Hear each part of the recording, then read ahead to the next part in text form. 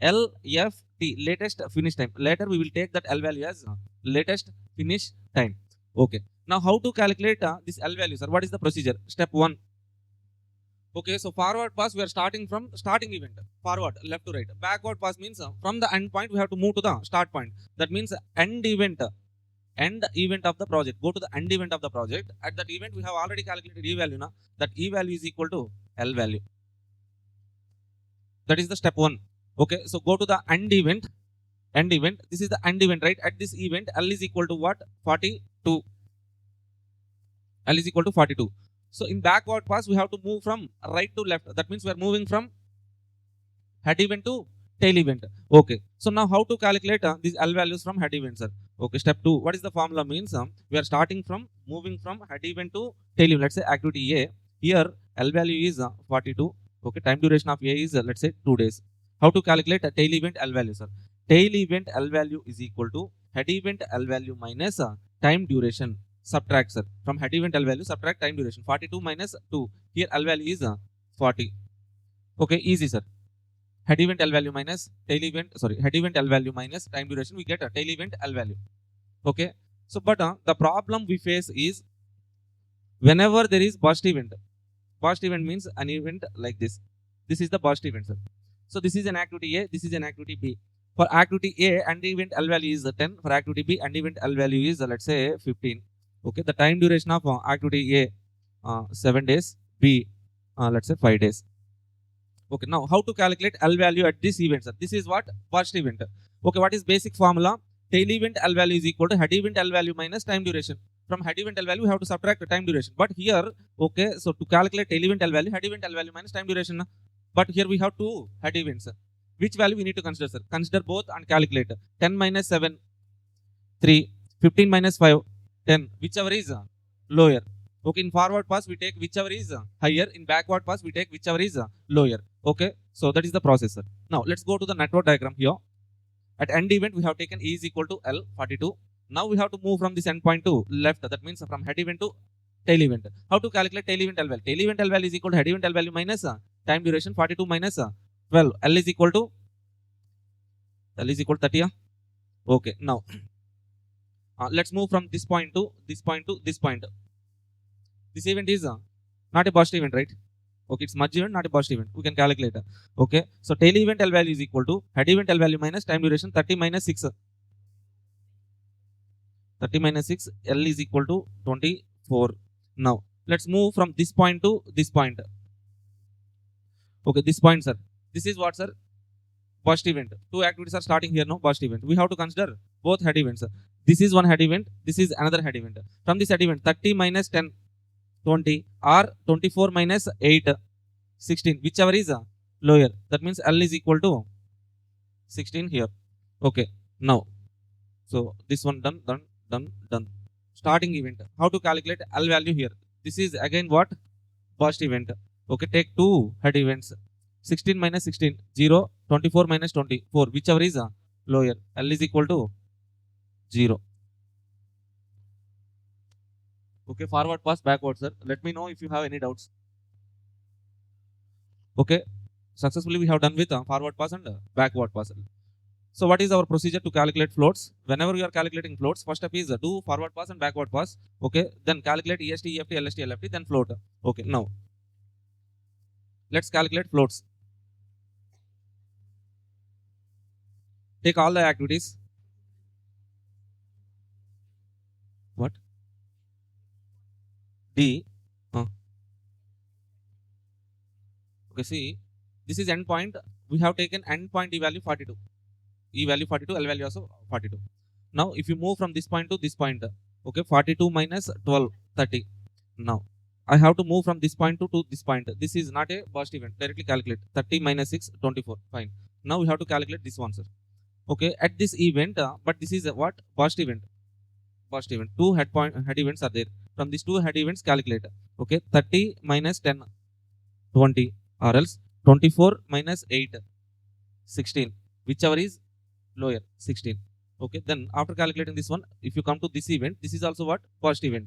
16 minus 16, 0, or else 24 minus 24, whichever is lower. Done. Okay. Now take We need to calculate floats. Now, to calculate floats, we need to calculate EST, EFT, LST, LFT values. Take activities respective time duration. Okay, we are doing question number 3, sir. How many activities are there?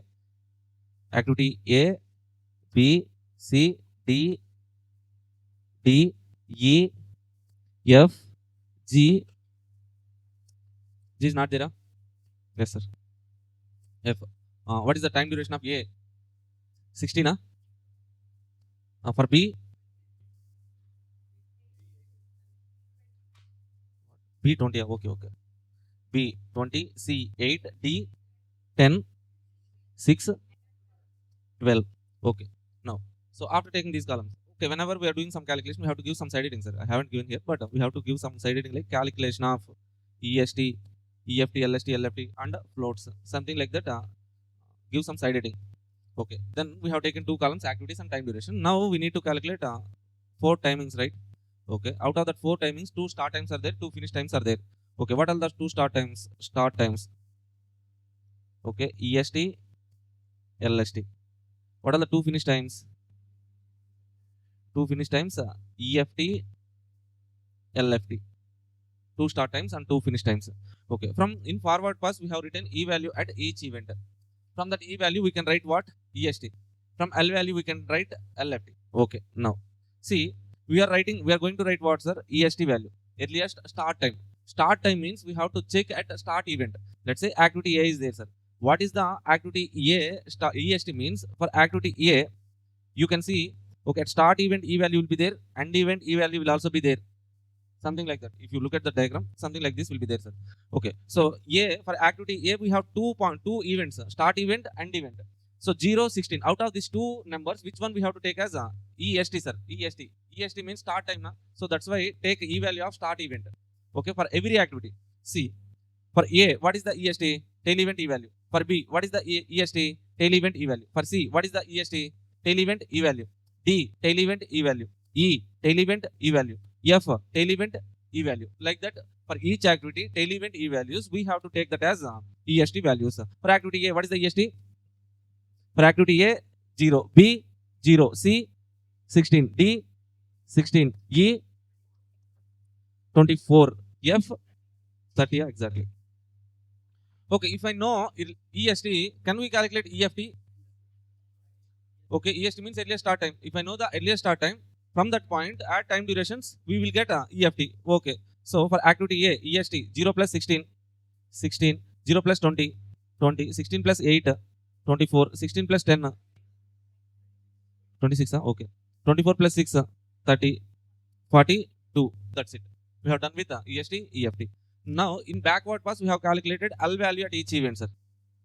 L value at each event. Let's say activity A. For activity A, so tail event L value is there, head event L value is there. Tail event L value is equal to 0, head event L value is something like 16. Okay, now for activity A, we have 2 L values, sir. Out of these 2 L values, which one we have to take it as LFT? Means LF means finish time, right? Okay, this finish time means we have to take head event L value. Okay, for each activity, head event L value, we have to take that as latest finish time. Okay, now go to the diagram. So what is the LFT for activity A?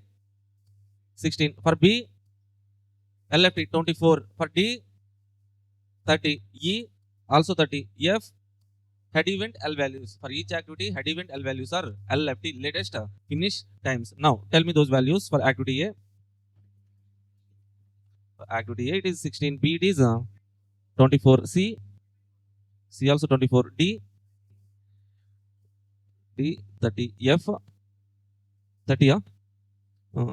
F 42. If I know the LFT, finish time if I know, start time, latest finish time if I know, means I can calculate LST. Okay, deadline. This is some kind of deadline, sir. Okay, activity A should be completed by 16 days.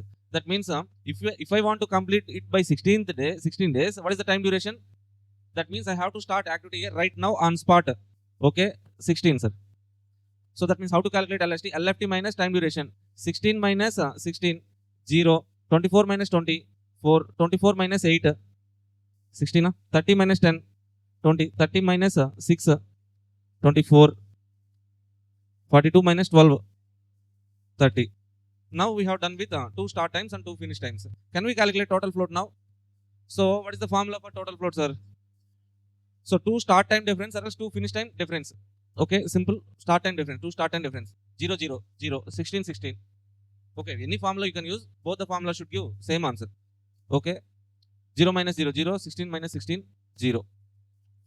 Activity B, 0 to 4, 4 minus 0, 4, 24 minus 20, 4 only. For activity C, 16, 16, 24, 24, 0. Activity D, 4. Activity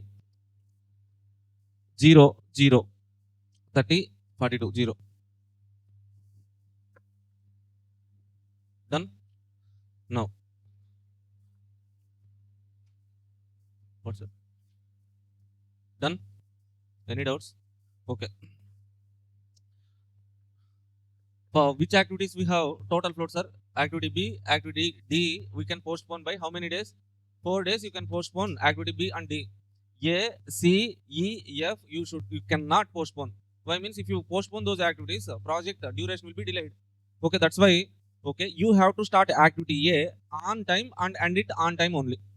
If you are not starting on time and not ending on time means project duration will be delayed. So that's why these activities A, C, E, F are called as critical activities.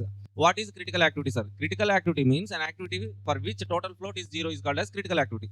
Okay, we cannot postpone. Start on time, complete on time. That's why those are called as critical activities, most important activities. Okay. So the path in which all activities are critical activities is called as critical path. Okay. So A, C, E, F. This path A, C, E, F is there. Na? A, C, E, F is there. So in this path, all activities are critical activities. So that's why this is called as a critical path. If you look at this first path, A, D, F, we can postpone D by 4 days. That's why this is not a critical path. B, E, F, we can also postpone B, float 4 days. Yes, B by 4 days. That's why this is not a critical path. Are you getting that point? That means for any for critical path definition, we can define critical path in 2 ways. Okay, the path which is having higher duration is called as critical path, as well as the path in which all activities are critical activities is called as critical path. Simple. But so if in any question, if they're asking us to calculate critical path, we won't go for this approach. In this approach, you have to say path as a critical path. You have to calculate total float. To calculate total float, forward pass, backward pass, time duration, EST, EFT, LST, LFT, then float. So even if you calculate float, finally, so this is lengthy process. No, we should not follow this process directly in the problems. We can follow this approach. Identify all paths. Highest duration path is called critical path. Simple. Done. No. So we haven't completed with floats, sir. Floats are of 3 types. Floats.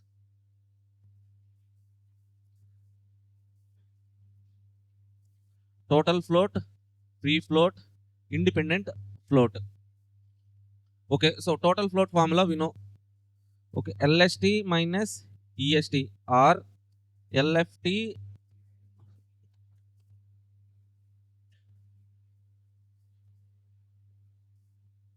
okay, these 2 formulas we can use. Now, how to calculate? So, what does it mean by total float, sir? How many days we can postpone an activity without affecting project duration? Okay, the days by which we can postpone an activity which will not affect project duration is called as total float. Now, coming to free float, sir. What is, so first of all, let's see how to calculate free float and independent float. Then later we shall try to understand. Okay, how to calculate total free float means the formula for free float is total float minus head event slack. Okay, how to calculate independent float, sir? Independent float, the formula to calculate independent float is total float free float minus independent float. Wow, nice, sir. Okay. Let me complete, sir, please. You're right only, but please. You're right, sir. But I will tell. Okay, how to calculate independent float, sir? Independent float, total float minus head event slack minus tail event slack. Okay, this total float minus head event slack is nothing but what, sir? Free float only. Then we can write free float minus tail event slack. Now we have to understand what is slack, sir. Slack. Okay, slack is also some kind of float only. Okay, so now there is some small difference between float slack.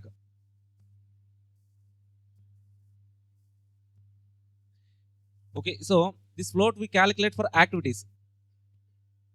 If you calculate okay, so float for activities, that is nothing but float.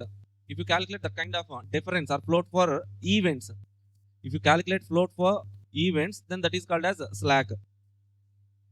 More or less, slack are also some kind of float only, but we calculate the slack for event. How to calculate slack at an event, sir? This is an event, let's say.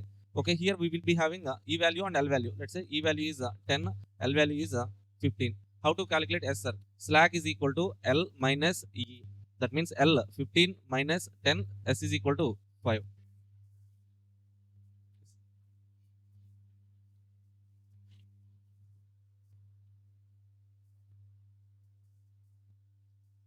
Okay, now for this particular diagram, we can calculate slack, right? Okay, so what is the slack at this event, sir? L minus E value. Okay, how much? 0. Here, what is the slack?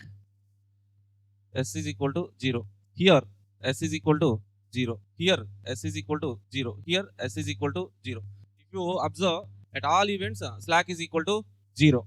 Now, so for this question, if I have to calculate free float and independent float.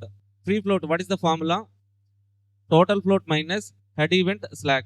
Okay, activity A, total float 0 minus head event slack. Slack is also 0 for all events. Slack is 0 na. Okay, so 0 minus 0, 0, 4 minus 0, 4, 0, 4, 0, 0. Can you tell me independent float? 0, 4, 0, 4, 0, 0 only. Why, sir? Slack is 0 for all events. Slack is 0. So that's why there won't be any change. Total float is equal to free float is equal to independent float. Okay, see once again. For B, how to calculate free float, sir? Head event slack minus, total float minus head event slack. Total float 4, head event slack 0, 4 minus 0, 4.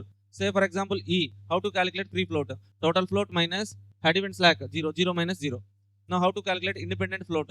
Independent float for A, free float minus tail event slack. Tail event slack anyway 0, 0 minus 0, 0, 0, 0, 4, 0, 4, 0, 0. Same, sir. Now let's try to understand some free float and independent float. 2 minutes. We will complete this one. Then we go to the vector. Okay, so what is total float, sir? How many days we can postpone an activity by, so without affecting project duration, deadline of the project. So that is total float. What is free float, sir? Free float is also a part of total float. But by using that which will not affect succeeding activity float. Okay, so free float means this is also a part of total float, which will not affect succeeding activity float or else succeeding activity earliest start time. So that's why we are subtracting. So from total float, we are subtracting what? Head event slack. Head event slack. Succeeding activity float, it should not affect. Sir, what is independent float, sir? Independent float. Independent float means it is also part of total float, which will not affect succeeding activity float or else preceding activity float. That's why we are subtracting from total float. We are subtracting head event slack as well as tail event slack. Okay, simple meaning, sir. This is enough. This meaning is enough. We cannot go even into the deeper. So to understand deeply this kind of free float and independent float, that much problems are not there, sir. This is enough. What is free float means? Which will not affect succeeding activity float. What is independent float? Which will not affect succeeding preceding activities float. Okay. In some MCQs, free float is which will not affect succeeding activity EST. EST. Sometimes EST word will be used. EST or float. Okay, independent float means which will not affect succeeding activity, preceding activity, earliest start time. Okay, that's it. These points are enough. From this concept, MCQs are being asked, sir. That's why we have discussed. Okay. Now, our next target is program evaluation review technique and CPM. Break. Okay. Shall we take break? Okay, sir. Till now, are you guys okay with all these concepts? Any doubts? Let's take a break.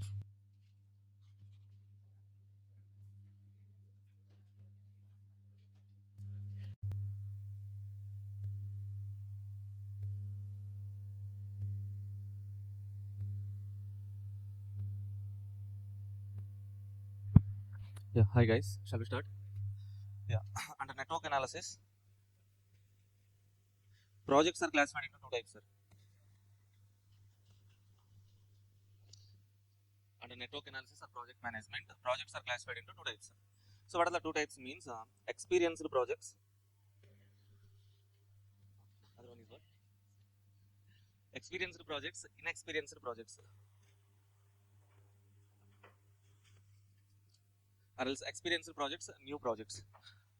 Okay, uh, so what is experienced projects? What is inexperienced projects means? The project in which we are having some years of experience means experienced projects. Let's say, for example, for SCM, I have some experience. Okay, so if I have to teach SCM, I know how much time it will take for each and every chapter. Okay, if I have to teach SFM, I don't know. So how much time it will take for portfolio analysis or else derivatives? I don't know the timings and all. Okay, so here experienced projects. So something like examples are construction kind of projects. Sir. Inexperienced projects means examples R&D projects. Okay, what is the basic difference between experienced and inexperienced means?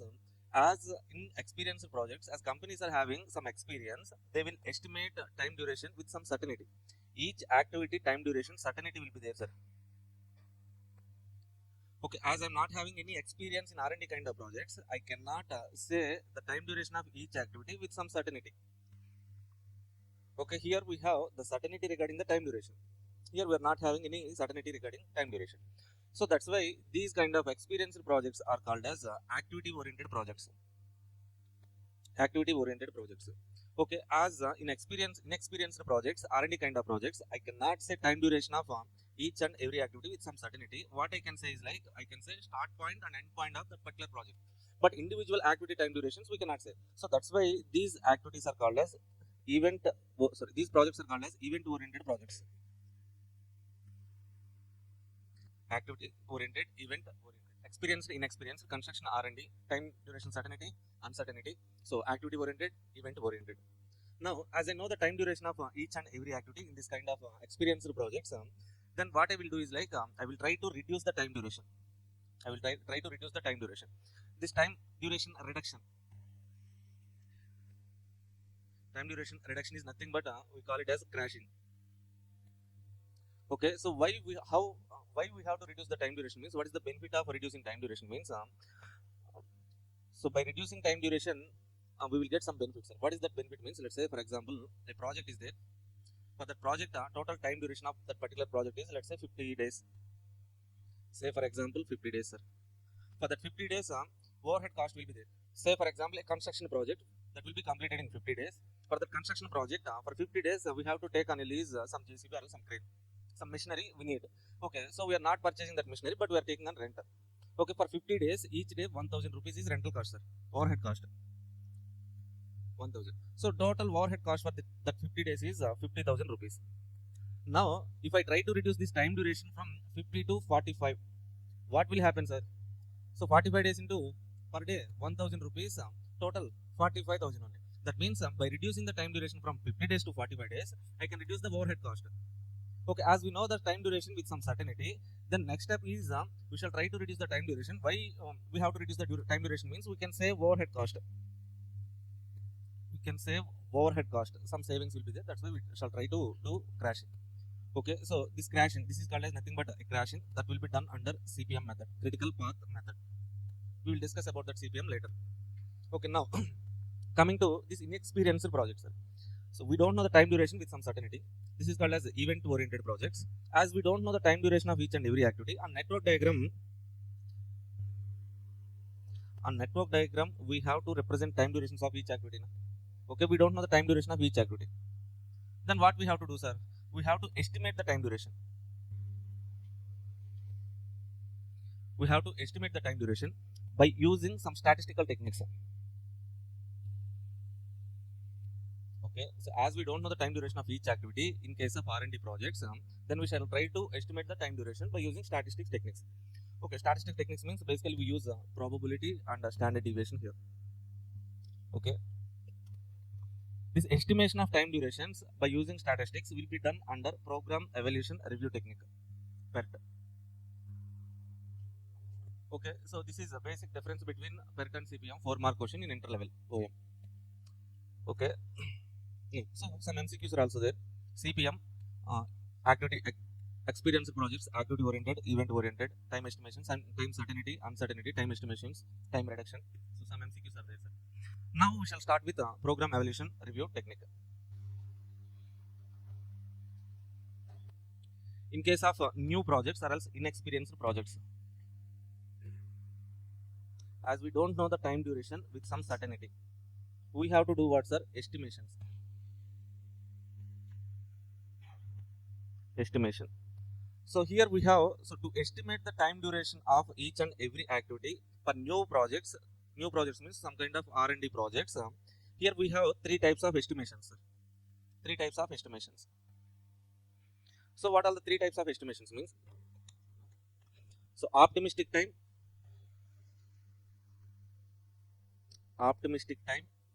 most likely time, pessimistic time. So this optimistic time is represented with the TO, most likely time with the TM, pessimistic time with the TP, sir. So what is the meaning of this optimistic pessimistic means? Okay, we know from economics, optimistic people, pessimistic people. Okay, so pessimistic people means what, sir? Negative minded people. Okay, so they will estimate like whenever we start a project, there will be some hurdles or some problems we have to face. Okay, due to that problems or hurdles, we have to take a higher time or maximum time to complete the project. So that's why, okay, so pessimistic people will always estimate the time duration as maximum time. So pessimistic time is maximum time. Optimistic time means positive mindset people, highly confident people. Okay, as they are having high level confidence, they will estimate a low or minimum time to complete the project. Okay, again MCQ. Pessimistic time is a maximum time, optimistic time is a minimum time. In between, what is this most likely time, sir? Most likely. So most likely occurred. That means, say for example, an activity A is there. Okay, so let's say for example, if I repeat, even though that is a new activity, new project. So assume like I have repeated this activity for 5 times. 5 times I have repeated, sir. First time I have completed that particular activity in 5 days. Second time 4 days. Third time 5 days. Okay, so fourth time 4 days. Fifth time 4 days. Okay, what is the what is the most likely time? Most occurred time means 4. Okay, we got 4 repeated for 3 times. That means 4 is called as most likely time. The time which has highest frequency. Okay, that is called most likely times. Okay, so our concept here is like, as we don't know the time duration of the project, we have to estimate the time duration of each activity. For that, we have 3 estimations here: optimistic, pessimistic, most likely. Out of these 3 timings, which one we have to write on network diagram, sir? Okay, we don't know, so we will not write any of these timings on network diagram. But based on these 3 timings, we have to calculate a new time called as expected time. We calculate expected time. So what is this expected time? This is represented with TE. So this expected time is nothing but weighted average. Weighted average of optimistic time, most likely time, pessimistic time. We know weighted average formula. What is the weighted average formula, sir? Weighted average, that is equal to sigma Wx divided by sigma W. Okay, that means for each time we need weights. Okay, so under program evaluation review technique, the technique itself is providing some weights. What are the weights means? Okay, here for minimum time, less probable to occur. Maximum time also less probable to occur. So that's why they are giving weight as 1 and 1. Okay, most likely time means most repeated time. So that's why they are giving weight for most likely time 4. 1, 4, 1. These weights are given by technique itself, program evaluation review technique itself. Now, how to calculate weighted average, sir? So this TE, weighted average, that is equal to this weight into time. Total of weights into time divided by total weight. How to calculate that one, sir? 1 into TO plus 4 into TM plus 1 into TP divided by total weight. How much? 6. Okay, now. So what is that formula means? T is equal to TO plus 4TM plus TP divided by 6. This is first basic formula under program evaluation review techniques. Okay. So this is nothing but average. Whenever we estimate the time durations based on the average, there will be some deviations. Deviation means what? Let's say for example, for particular project, we have estimated expected time based on the formula and all. We have total project duration. Let's say we have estimated like 100 days by using the formula or whatever it is. We have calculated 100 days. This 100 days is nothing but what? Average. Okay. So in reality, exactly within 100 days we may not complete the project. So what is the probability of completing the project within this 100 days? Means 50% probability only. 50-50 chances are there. That means there will be some deviation. Deviation means what, sir? We may complete the project more than 100 days. It may take so 105, 110, so 120, something like that. More than 100 days we can take, or else less than 100 days, 90, 95, something like that we can complete it. That means there will be some deviation. More than 100 also we can take, or else less than 100 also it may be completed. Okay, some deviation will be there now. So now to estimate the time duration somewhat with some accurately, we have to calculate this deviation as well. Deviation. To calculate these deviations in statistics, we have many techniques. Okay, so measures of dispersion are there, sir. Range, standard deviation, mean deviation, okay, quartile deviation, something like that. Techniques are there. But most popular technique is standard deviation, sir. Now we have to calculate a standard deviation of the particular project or activity. Say for example, how to calculate standard deviation, sir. The standard deviation formula and all, you know, from SFM portfolio analysis, sigma x minus x bar divided by n. Okay, sometimes weights we use it as a probability. If you take probability as weights, sigma p into x minus x bar by sigma p, total p will always be 1. No? So that's why we won't write a denominator there. Portfolio analysis, you might have learned this formula. Okay. Here, what is x, sir? X is nothing but TO, TM, TP. What is x bar, sir? Average. Weighted average is nothing but TE. Now, if you substitute these values in that particular formula and derive, finally you will be getting the standard deviation formula TP minus TO by 6. Okay, so direct formula we are discussing, sir. Okay, how to calculate standard deviation of a particular activity means TP minus TO by 6. TP means what, sir? Maximum time. TO means what? Minimum time. Maximum time minus minimum time divided by 6. Okay. Now we have calculated TE as well as standard deviation. Okay, so we can calculate one more value, that is variance. We know variance, right?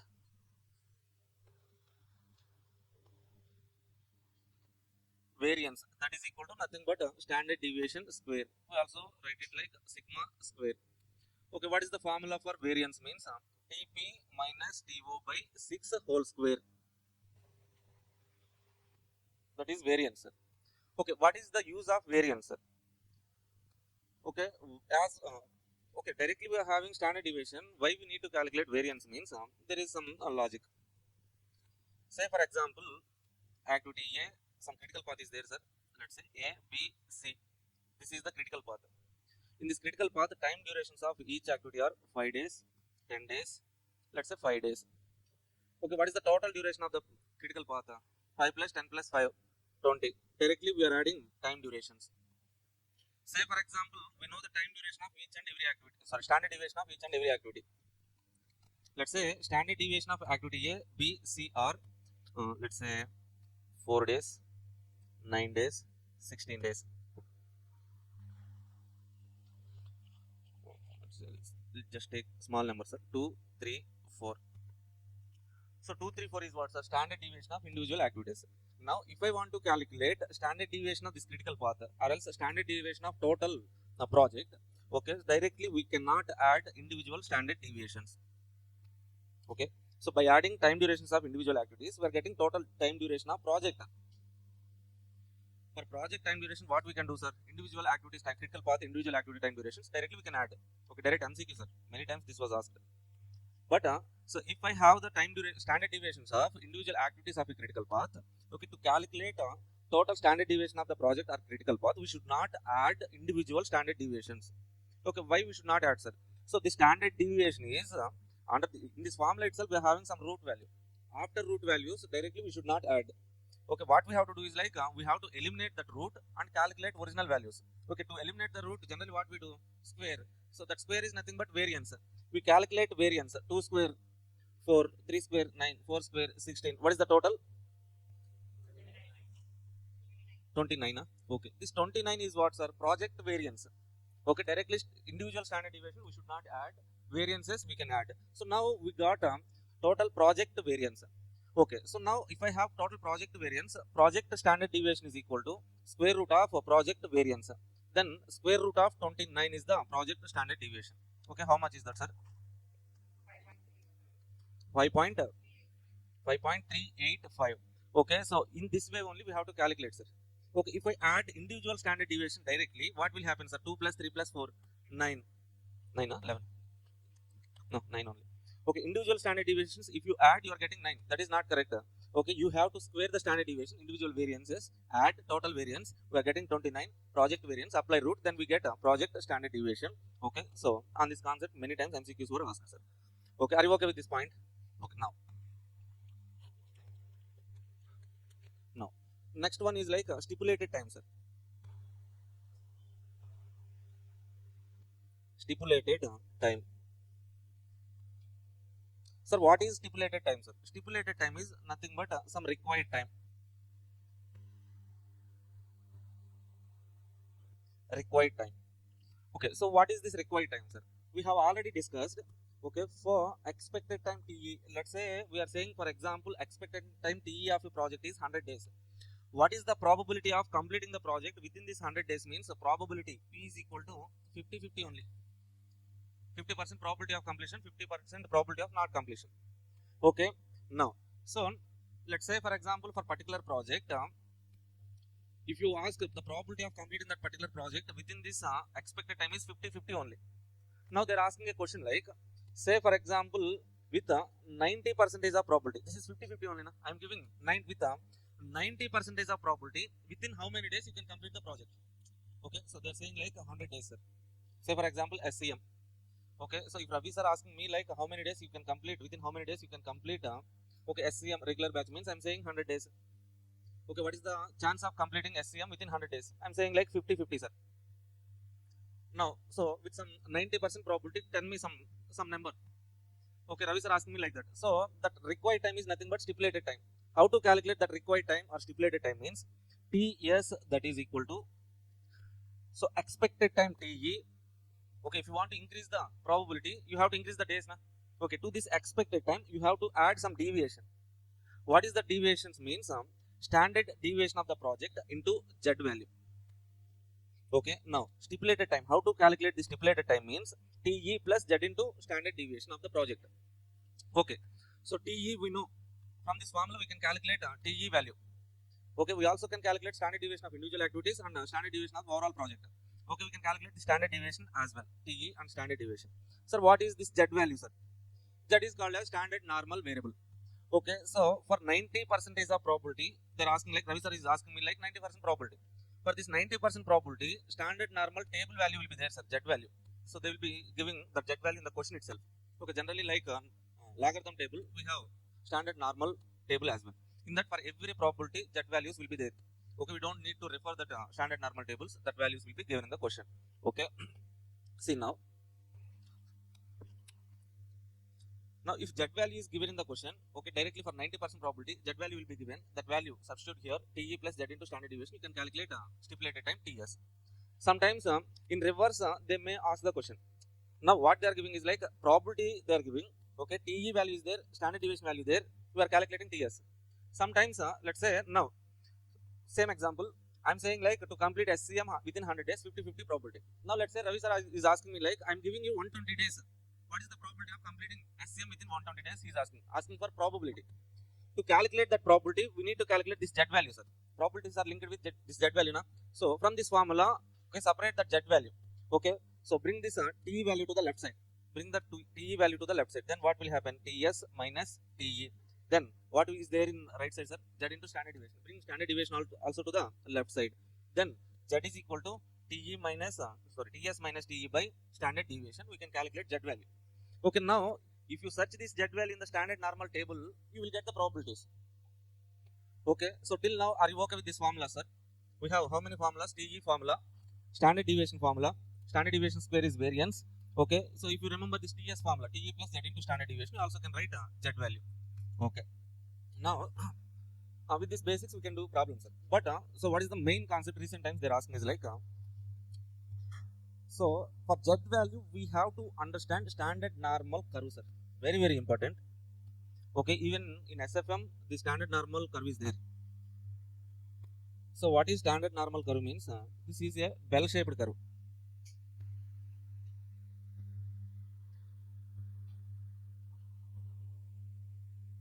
So just imagine this is a bell-shaped curve. Okay, this peak point is there now. Let's say this is a x-axis. On this x-axis, some curve is there. Some midpoint or peak point is there. At this peak point, if you draw a vertical line that is touching x-axis. Okay, so what values we have to take on x-axis, horizontal axis means we will take time durations. Okay, so this peak point, from this peak point, if you draw vertical line that is touching this horizontal axis now, there we have TE value. TE means what, sir? Average. So standard normal curve peak point. So if you draw vertical line, that is nothing but average point. So in our example, that average is 100.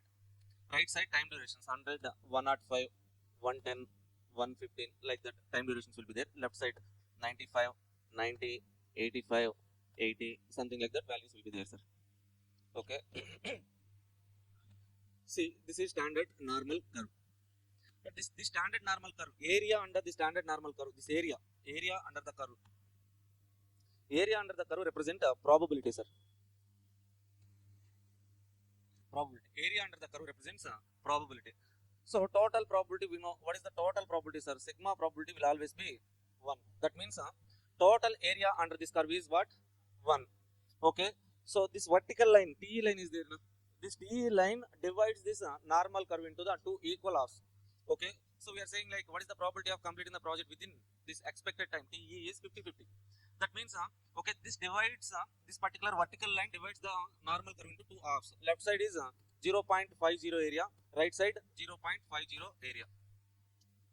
Okay. See now, what is the probability of completing project within 100 days? Within 100 days, we know the probability 50-50 expected time. Okay, this left side area represents probability of completing the project. Right side area represents probability of not completing the project. Say for example, what is the probability of completing project within 110 days? Okay, we have to draw some vertical line here. This total left side area represents probability of completing, right side area represents probability of not completing. Okay, if in the question they're asking like what is the probability of completing project within 90 days, we have to draw some vertical line. Left side area represents probability of completing, right side area represents probability of not completing. Okay, now, so some standard deviation values will be there. Okay, now let's say for example, question is asking like what is the probability of completing project within this 90 days? This 90 is what, sir? Now this 90 is our stipulated time, required time. So T is 100. Okay, we have already let's say imagine like we know the standard deviation value. If you know standard deviation TS, TE, what we can calculate, sir? Z value. To calculate probability, we need to calculate Z value. So see, Z is equal to what is the formula? TS minus TE divided by standard deviation. Say for example, TS is 90. Okay, here TS is 90, TE is 100. Okay, 10. Let's say standard deviation is something like 5, sir. I'm taking, for example, I'm taking 5. Then what is the Z value? Z is equal to minus Z value minus 2.00. Okay, so now we have to go to the standard normal table. At Z equal to 2, what is the table value? Let's say the table value is something like okay, I don't know exact value, but roughly I'm taking, sir, 0.30 or else 0.3125. Okay, so what is this 0.315 represents means okay, at this 90, this is our required time now. Draw a vertical line. So draw a vertical line. At this vertical line, TS Z is equal to 2. This is Z equal to 2 line or else TS 90 line. Okay, so what is the standard normal table value? Z value they are giving. So Z value 0.3215. So that means this area represents 0.3215. Okay, what is the probability of completing project within 90 days means 0.3215. Okay, now the question is what is the probability of not completing the project within this 90 days? 1 minus. So this total left side area represents probability of completing. So probability of not completing means this total right side area. We know this total area is 1. From this 1, if you subtract, you will get right side area, right? Okay, that's it. That is how we can calculate probability of completing, probability of not completing. Okay, the point is like Z values will be given in two ways, sir. Z values in the question itself they will give in two ways. Direct Z value is given without giving any without mentioning anything. They will give direct Z value sometimes. Sometimes they will give 0 to Z. They will mention like 0 to Z. 0 to Z respect to table values they will give, sir. Okay, if direct Z value is given, we have to understand it like total left side area, take the probability. If 0 to Z is given in the question, okay, see from the beginning, we need to calculate Z value, sir. We have to calculate probability of completing the project within 90 days.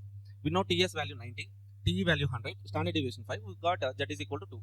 At this Z is equal to 2, so in the table, so in the question, let's say they are giving for Z is equal to 0 to Z, 0 to Z, okay, 2, table value is 0.31, let's say I'm taking another value, 2500. Let's say for example only, okay, in the question, Z value for 2, 0 to Z, they are giving table value 0.2500. Okay. Now, how to understand this 0 to Z means? That means for 0 to Z means they are giving table value. 0 means this line, sir.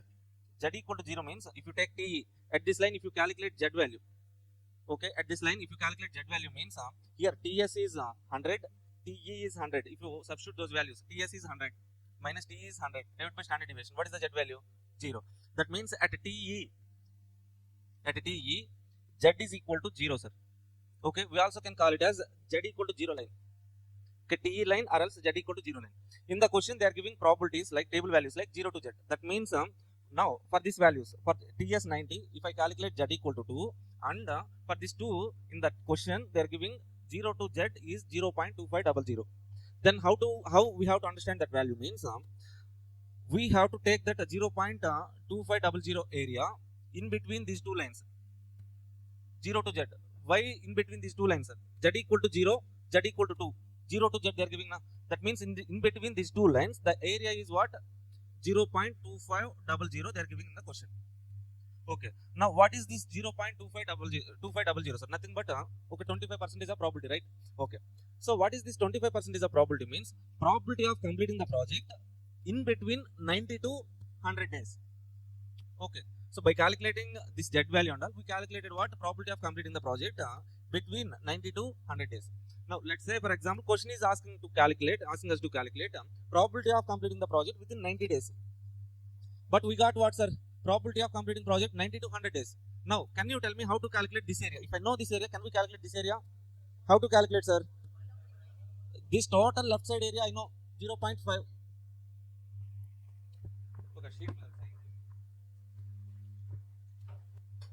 Okay, this total left side area I know 0.50, 50%. Okay, this particular area also I know 0.25. Now we can calculate this area. How to calculate this one? 0.50 minus 0.25. Again 0.25. What is the probability of completing project within 90 days means 0.25. Now can you tell me what is the probability of not completing the project within 90 days? 0.75. Excellent, sir. Are you okay with this particular calculation at all? Okay, if you understand this one means program evaluation review technique is over, sir. Okay, this curve is only the most important point here. Okay, so కొంచెం అర్థం కానట్టు ఉంటుంది, అర్థం చేసుకుంటే బాగుంటుంది. Okay, once again, one more example, sir. This is standard normal curve. This vertical line, peak point vertical line is what? TE line. TE vertical line. This is TE. At this TE, Z is equal to 0. Okay. Say for example, our required time TS is here, sir. TS. We have calculated Z value at this TS. Z equal to something. For that something, probability value is given. 0 to Z is given, sir. Then 0 to Z value is given means we have to take that area in between these two lines. Now let's say for example, this TS is equal to something like 110.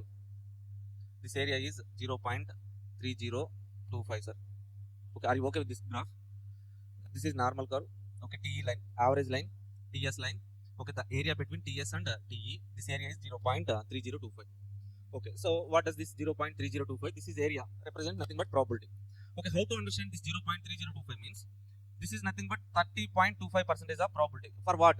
Completing the project within So TE to TS, TS 110, TE is 100, let's say.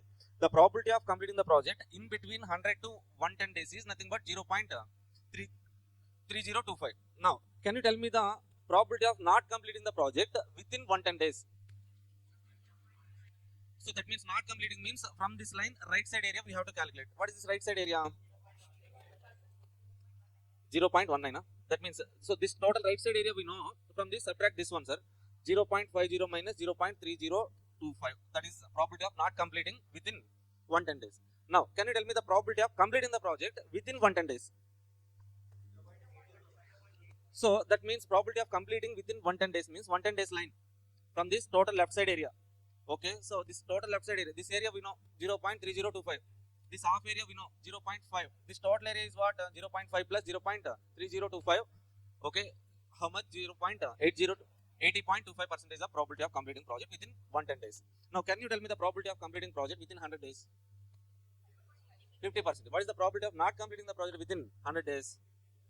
Okay, what is the probability of completing project in between 100 to 110? 3025. Excellent, sir. Now, if you have some basic understanding about this curve means, we have to do one problem, sir, that is June 24 attempt question. Okay, all the adjustments are covered in that particular problem. So try to understand this one problem. You can do any program evaluation review technique. Okay, so first of all, read this question and try to draw network diagram, sir.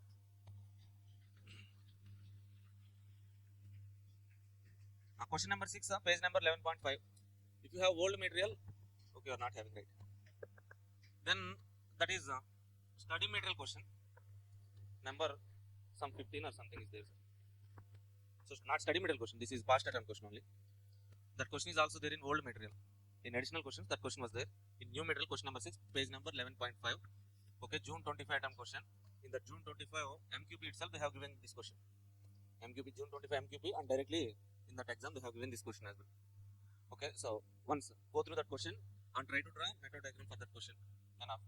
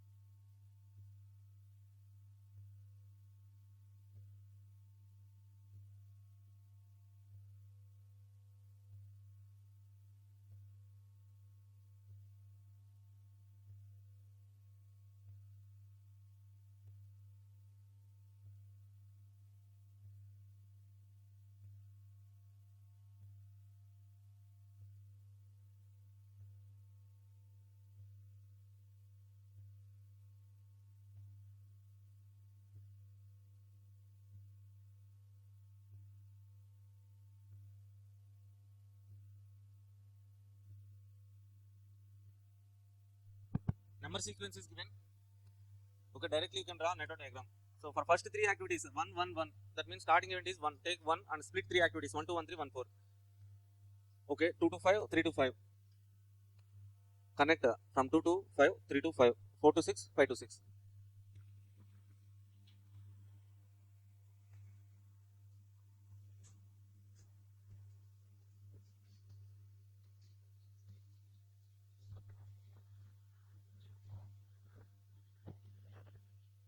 Answer diagram చూడొద్దు, direct try చేయాలి.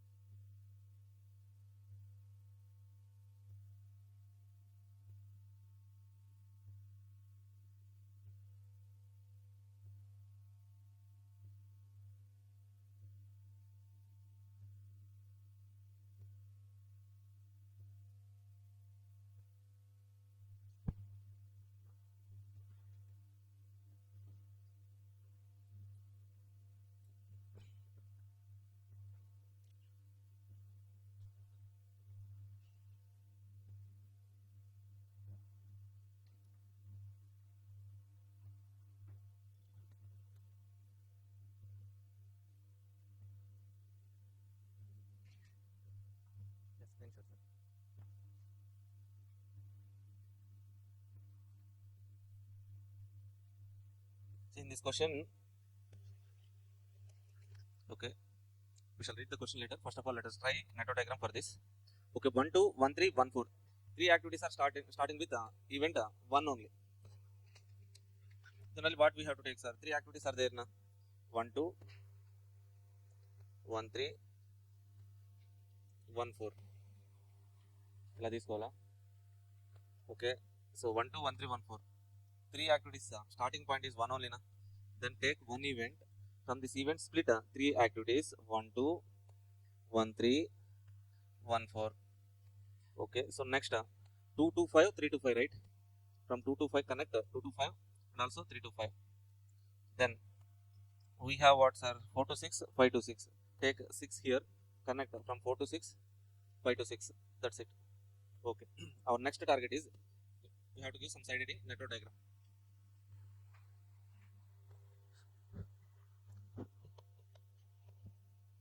Now let's read the question, sir.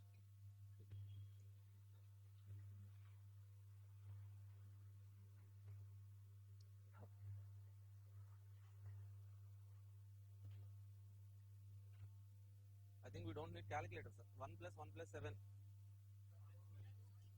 4 into 1, 4 plus 7 plus 1, 12. Directly we can calculate. 7 minus 1, 6, we know. Okay, see, once let's read the question, sir, then we go to the calculation part and all.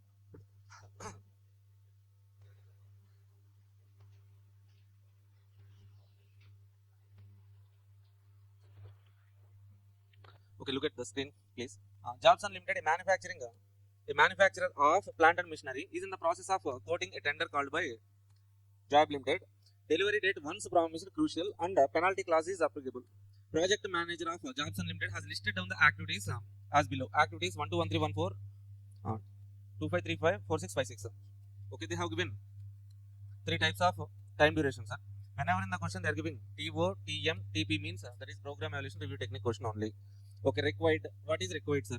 So for point number 1, design the project network and indicate all paths through it. Okay, we have drawn network diagram and we can identify the paths through it.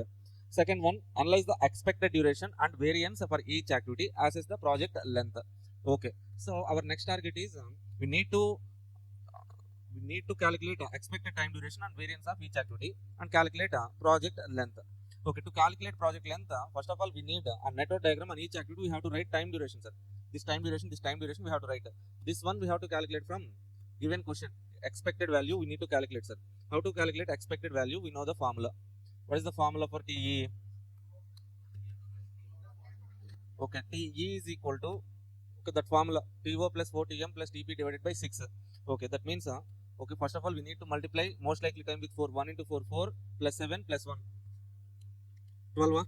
12 divided by 6. Expected time TE. How many days? 1 2. TE 2 days. So next one, second 1 3 4 into 4 16 plus 7 23 plus 1 24 by 6 4. So 2 into 4 8 8 plus 8 18 by 6 3. Next one 4 plus 1 plus 1 6 by 6 1. 5 into 4 20 plus 36 by 6 6. Next one 5. Last one 7. That means we got expected time. Then we have to calculate standard deviation or variance. Directly we calculate variance, sir. What they are asking the question? They are asking for variance only, na? Okay, so we can directly calculate variance. Variance TP minus TO by 6 whole square. TP 7 maximum time minus minimum time. 7 minus 1 6 6 by 6 1 1 square 1. Okay, 7 same 1. 8 minus 2 6 by 6 1 1 square 1 1 minus 1 0. 14 minus 2 4. 4. Next one 1 4. Okay, now we got expected time and variance of each and every activity. Now so indicate the time durations here. 1 2 time duration is expected time. How much, sir? 1 2 2 1 3 4 1 4 3 2 5 3 5 4 6 4 6 5 5 6 7. Okay, so now in the question what they are asking, calculation of expected time, variance of each activity. Okay, we have done. Okay, identify all the paths and calculate the project time duration. Identify all the paths, sir. Okay, how can we reach from 1 to 6? How many ways are there? 1 to 5, 1 to 5, 6, 1 to 5, 6. Next one, 1, 3, 5, 6. Next one, 1, 4, 6. Okay, so calculate the time duration. 2 plus 1 plus 7, 10, 17, 8. Okay, so what is the critical path? 17 is what, sir? Critical path duration. What is critical path means? 1, 3, 5, 6. Okay, so 1, 3 duration is 1, 3 duration 4 days, 3, 5 duration 6 days. Okay, 5, 6 duration 7 days. This is time durations. Okay, so if I add time duration of critical path, I will get a project time duration, right? For project time duration, what is the time duration? 17. Okay, 17 is a project expected time TE. Project TE is 17. Okay, now let's calculate variance of project. What is the variance of 1, 3? 1, 4, 4. Okay, if I add total variance is 9 is what, sir? Project variance. Okay, now if I want to calculate project standard deviation is equal to project standard deviation, that is equal to square root of project variance. Project variance, square root of 9, that is 3. Now we got project expected time is 17, project standard deviation is 3 days. Okay, so that is enough, sir. Have you guys completed till now? No. Point number 1 completed, point number 2 completed, sir. Next 2 points are very, very important.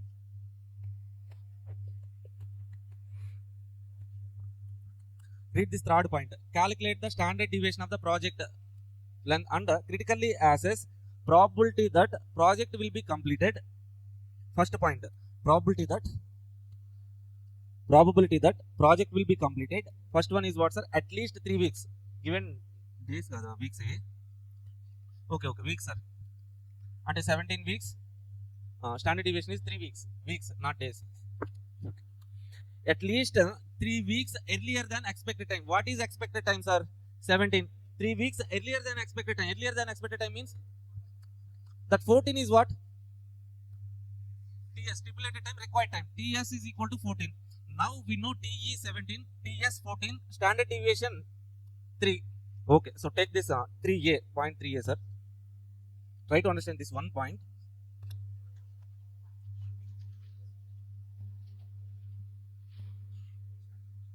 In, sir.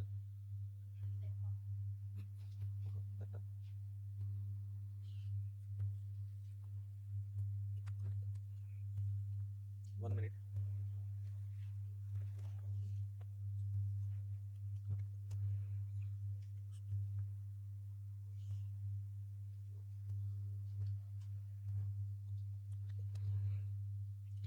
Three A.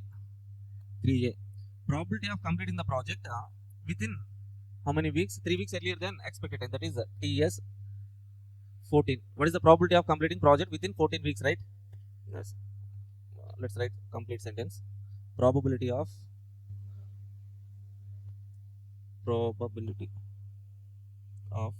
completing project within 14 weeks. Now that means we need to calculate what? Probability. To calculate probability, TS is 14. TS is 14. T is 17. Standard deviation is 3. Okay, to calculate probability, we need to calculate what? Z. Z is equal to TS minus TE divided by standard deviation. TS 14 minus 17 divided by 3. That is equal to minus 1. Z. Okay, so we got Z value, sir, minus 1. Now let's go to the standard, question. In the question, Z values are given, sir. Okay, Z value 1 is where, sir? Okay, whether it is plus or minus, whatever it is, Z is equal to 1. At this value is 0.3413. But the most important point you have to observe is direct Z values are not given. Z is equal to 0 to Z they have mentioned, sir. So that means how to understand this 0.3413 means, okay, for that understanding and all, we have to draw standard normal curve. That is standard normal curve. Okay, that vertical line is what, sir? TE. T is equal to how much? T is equal to 17. At the 17, Z is equal to 0. Okay, TS is 14. 14 means less than 17. So take TS somewhere like this. Okay, here vertical line TS. TS is equal to 14. At this Z is equal to 1. Okay, so at this Z is equal to 1, they are giving table value 0.341. 3413. 3413, but they have mentioned in the question 0 to Z. That means this 0.3413 is in between Z equal to 0, Z equal to 1. This area they have given, sir. How much? 0.3413. Okay, what is this 0.3413 represents? Means the probability of completing project in between 14 days to 17 days. But what they are asking in the question? Probability of completing project within 14 days. So days are weeks, whatever it is, sir. Okay, weeks. Okay, whenever I say days, replace it with weeks. Okay, now, so probability of completing project within 14 weeks. What is that area, sir? Total left side area. That means we need this area. How to calculate this area? 0.5 minus 0.5 minus 0.3413. How much? 0.1587. Okay, that means probability of completing project within 14 weeks is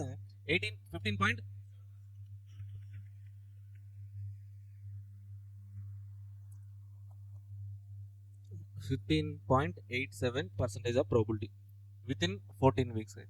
So between 14 weeks to 17 weeks, how much, sir? 34.13% of probability. Okay, not completing within 14 weeks. Can you tell me the probability of not completing project within 14 weeks? Probability of not completing the project within 14 weeks. Not completing within 14 weeks. 14 line total right side area not completing.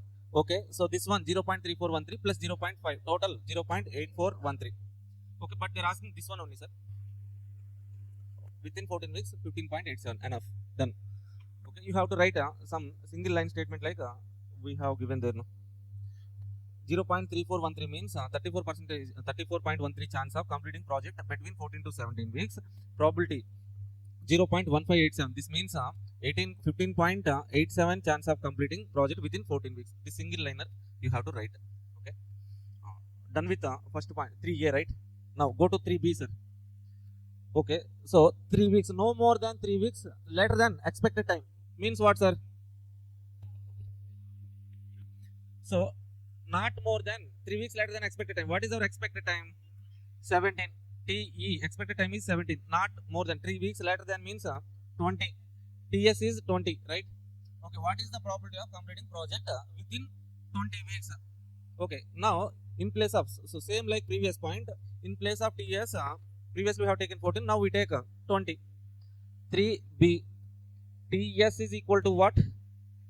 TS is equal to 20, TE is equal to 17, standard deviation equal to 3, Z is equal to 20 minus 17 divided by 3, that is equal to 1. Okay, now again draw this diagram, normal curve, standard normal curve. Okay, draw vertical line TE, that is equal to 17. Here Z is equal to 0. Okay, 20 days means right side, no? Okay, so take a TS here, that is 20. Okay, what is the Z value at TS? Z is equal to 1. Okay, at this Z value 1, what is the table value? 0.3413. Okay, what is where we have to take 3413, sir? So Z is equal to 0 to Z. Where is 0, sir? 0 line and TS line. Between these two lines, 0 to Z means between these two lines 0.3413. Okay, now so from this information, can you tell me the probability of completing project within 20 days? So this is 0.5 plus 0.3413, 84.13. Okay, so can you tell me what is this 0.3413 represents? Probability of completing the project in between 17 to 20 weeks. That's it. Okay. Calculate that probability, sir. 0.5 plus 0.3413, that is equal to 0.8413. Probability of completing project within 20 weeks. Write that single liners. Okay, that liners are there in our workbook.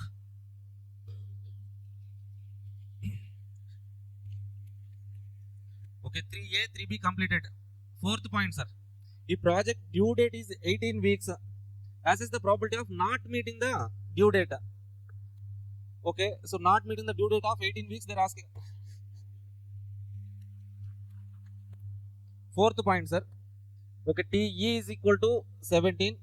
Can you tell me the TS value? Required time is 18.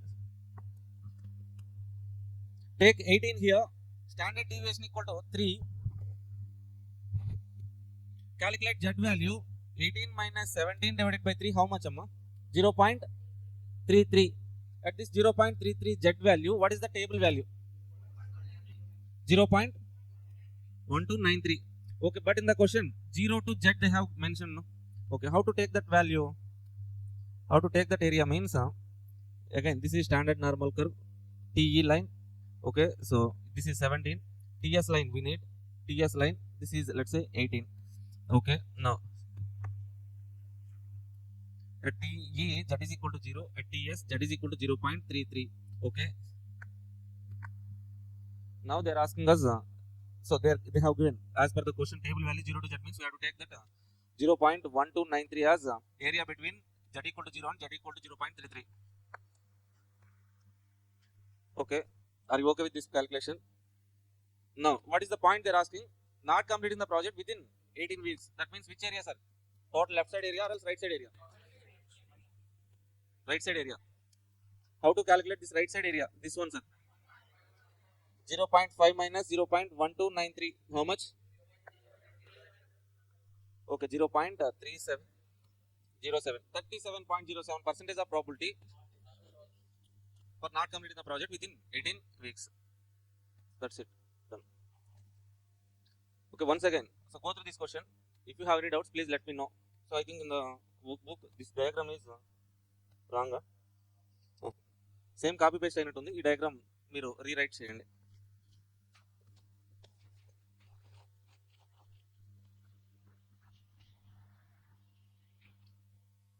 Diagram correction చేయండి. Calculation అంతా correct, diagram కొంచెం అంటే previous ఇక్కడ copy paste అయింది అంతే.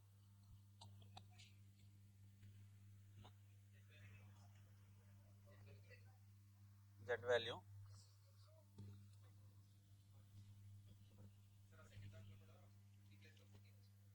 అవునా 20 ఇక్కడ 18 ఉంది కదా, ఇదే కదా 18 minus 17/3 సరే.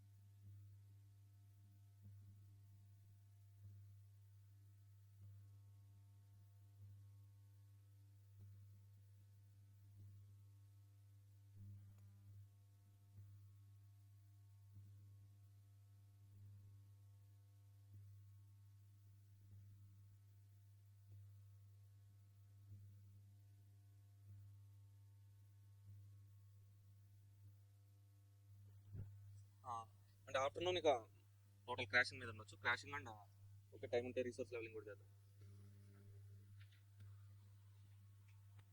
Now read this question, sir. Read this question number 7.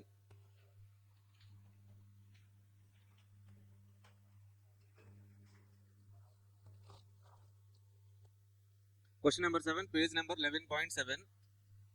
Read that question, try to understand and then try to draw network diagram.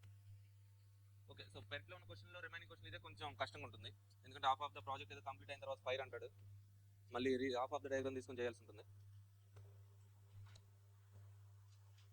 ఇది అర్థమైతే మిగతా క్వశ్చన్స్లో అడ్జస్ట్మెంట్లు అయ్యి అర్థమైపోతాయి. ఇది ఒకటి small 2 times network diagram draw చేయాల్సి ఉంటుంది మనం. ఒకసారి క్వశ్చన్ చదివేయండి. ఒరిజినల్ డయాగ్రామ్ డ్రా చేసేయండి దానికి. So read that question and try to draw network diagram for this particular original question, original table activities.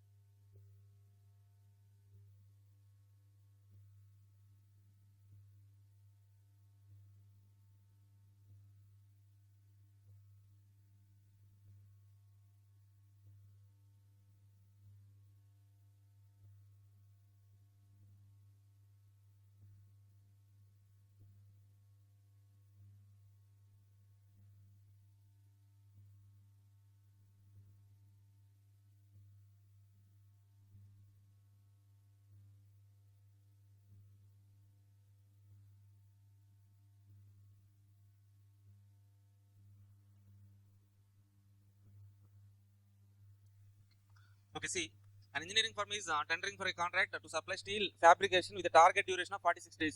The target to complete that particular project is 46 days. The tasks have been analyzed as follows. They have given activities. See, 1 minute.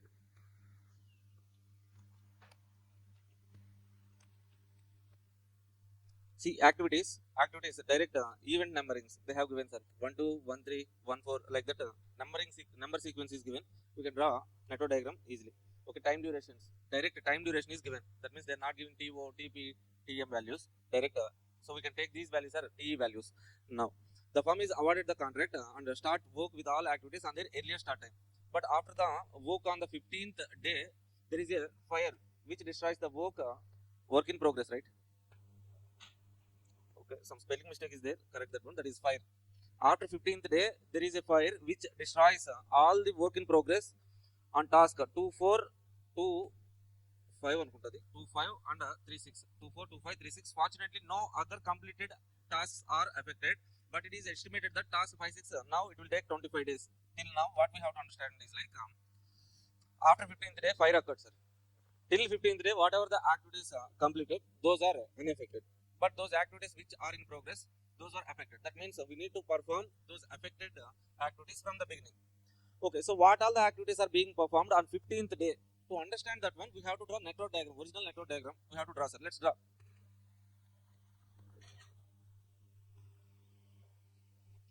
We draw chesara. Oh, nice.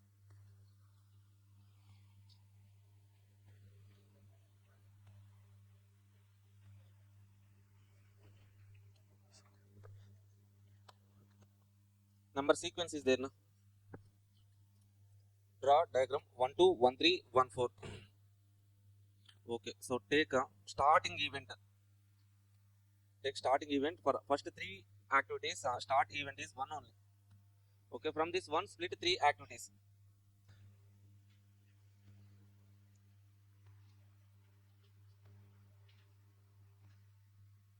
Okay, let's say for example I am taking 1, 2, 1, 3, 1, 4. Okay, then 1, 2, 1, 3, 1, 4. Then 2, 4, 2, 5. 2 to 4, I have to connect 2 to 4.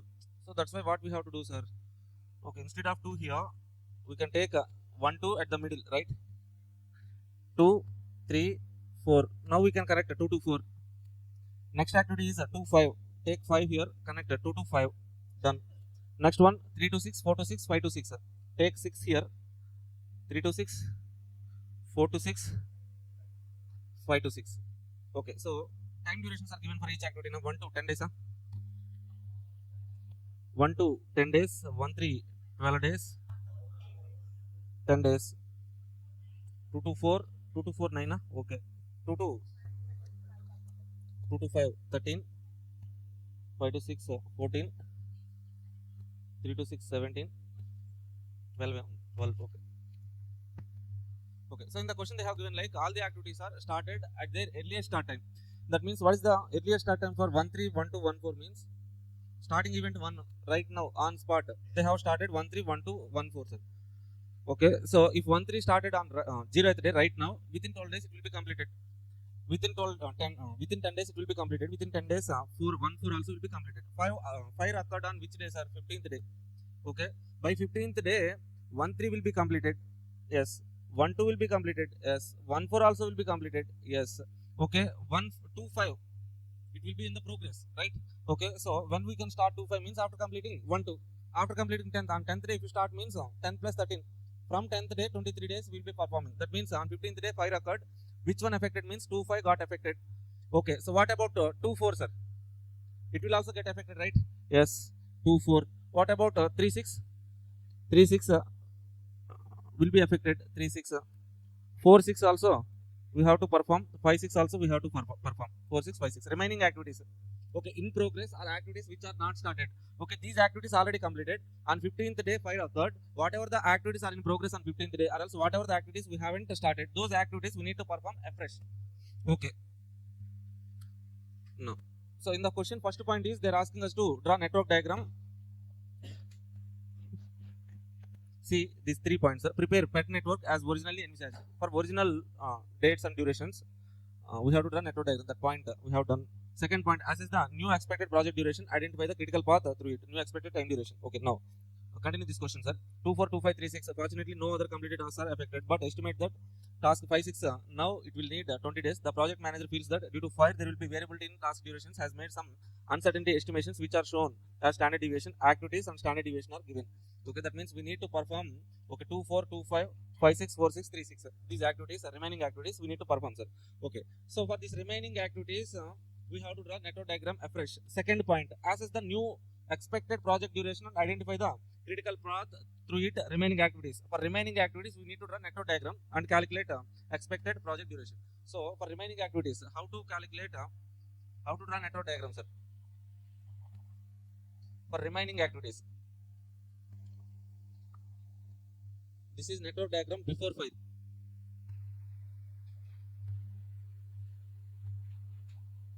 Now let's draw network diagram after fire.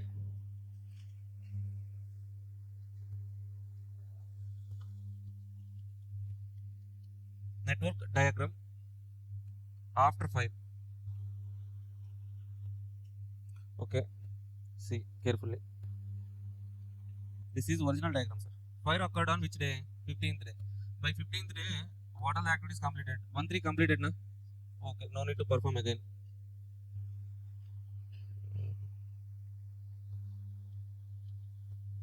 1 minute.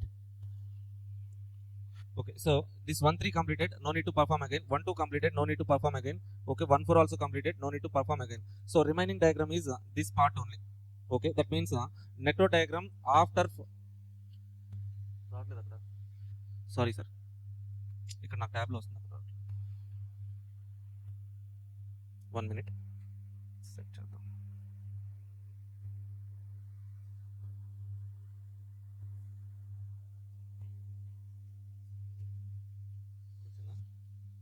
Okay, this is original diagram after fire. So how to draw network diagram after fire means okay, this 1 3 1 2 1 4 already completed, na? Okay, so remove those activities. This is a remaining diagram after fire. Simple. Okay, so these are the activities we need to.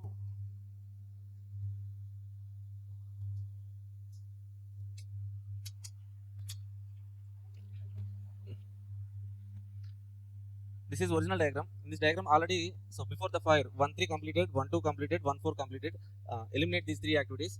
Remaining diagram, draw this remaining diagram. This is a network diagram after fire. Okay, network diagram after fire.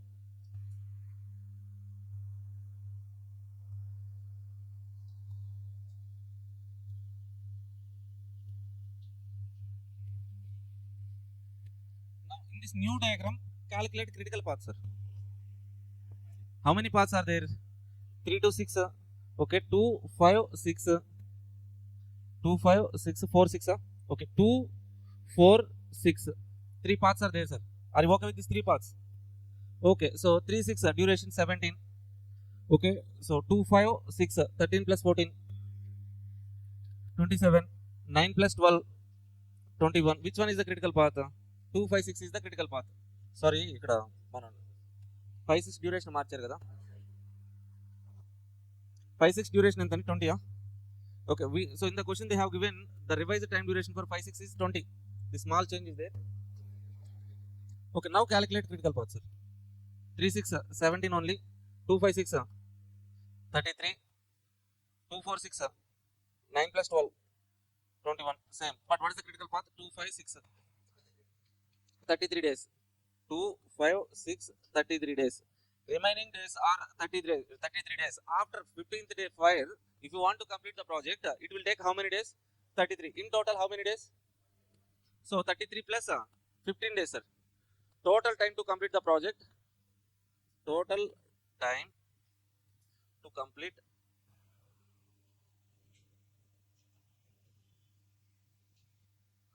post fire.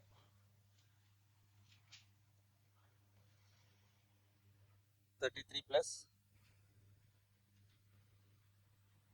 14, that is equal to 47 days. Sorry, 15 kada, 48. 33 plus 15, that is 48 days.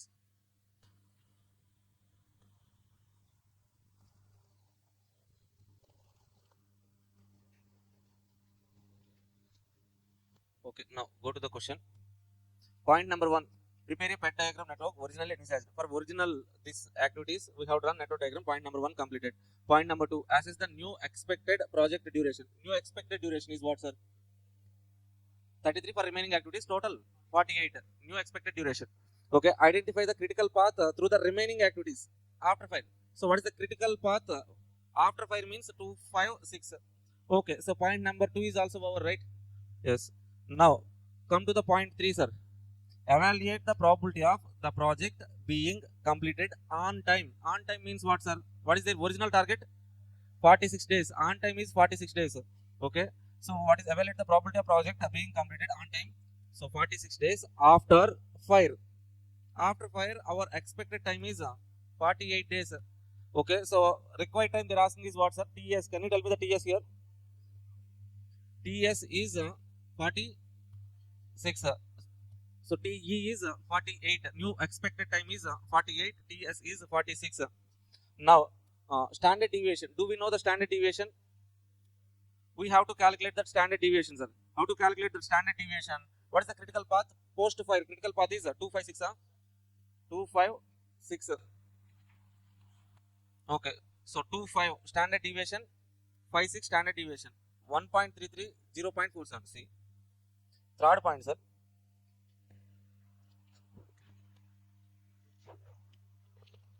Third point, critical path is 2, 5, 6 after fire. Total duration is for this particular duration is 33, but already 15 days over. Total 48 days. Now TE is 48 days. In the question they are asking us to calculate probability of completing the project within original time duration. That means 46 days. Now we need standard deviation of the project. How to calculate standard deviation of the project, sir? Critical path standard deviation we need to calculate. Okay, so which critical path we need to take, sir? On original diagram or new diagram? Already original diagram some activities are completed now. Okay, we don't need to consider standard deviation of original critical path. This is a new critical path. For new critical path 2, 5, 6. Okay, what is the standard deviation of 2, 5 given in the question? 1.33, 1.33, 0.47. Okay, so how to calculate standard deviation of the project, sir? Calculate variance. Variance 1.33 whole square, 0.47 whole square. So if you add these two, you will be getting variance of the project. Can you calculate and tell me that particular value? 1.9889. 989. Okay. Okay, can you tell me the standard deviation now? Project standard deviation square root of 1.989. 1. 4106 standard deviation, sir. Now we know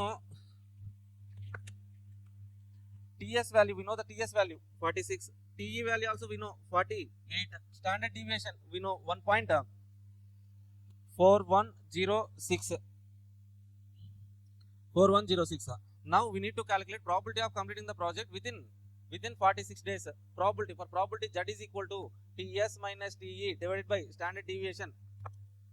TS 46 minus 48 divided by 1.4106, that is equal to how much? 1.4178. Okay, for this Z value, what is the table value given in the question? Yes, 1.4178. Round figure చేసి మనం 42 చేయొచ్చు కదా. అంటే so Z is minus Z for minus 4.12 0.4222. Table value 0.4222. But if you observe in the question, what they have given, Z is 0 to Z. Okay, so to understand that 0 to Z, draw. So standard normal curve, draw this curve. Okay, vertical line, mid vertical line, TE is 48, Z is equal to 0 here. Okay, 46, TS 46 now left side, take that TS left side, TS 46 days. Z here it is 1.4178. In the question they have given like Z is equal to 0 to Z. That means between these two lines they have given Z value 0.4222.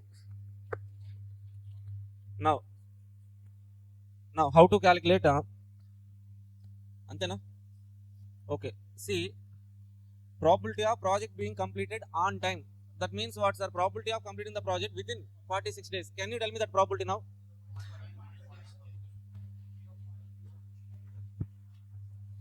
For completing within 46 days means left side area. This area we can calculate. This total area 0.5 minus this particular area.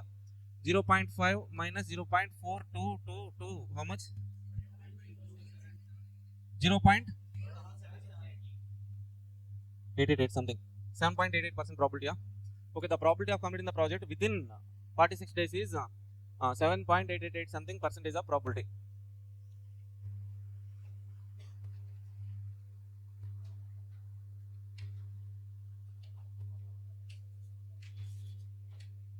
Done? Completed, right? Yes.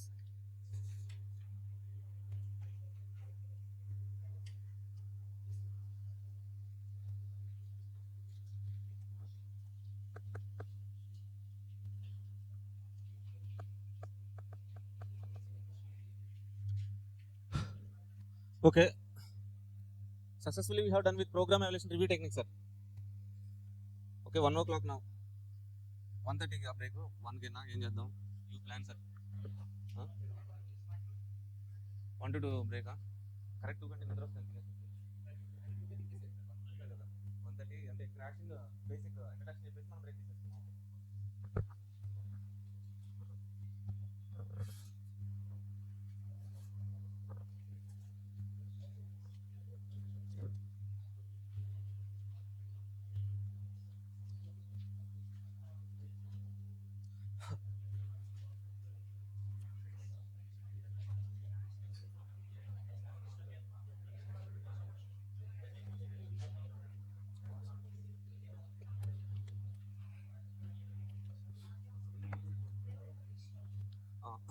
Next concept is CPM, sir.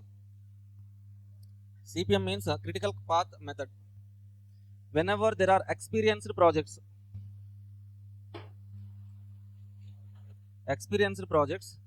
okay, so for experienced project we can estimate the time duration with some certainty. As we know the time duration, then our target is to reduce the time duration.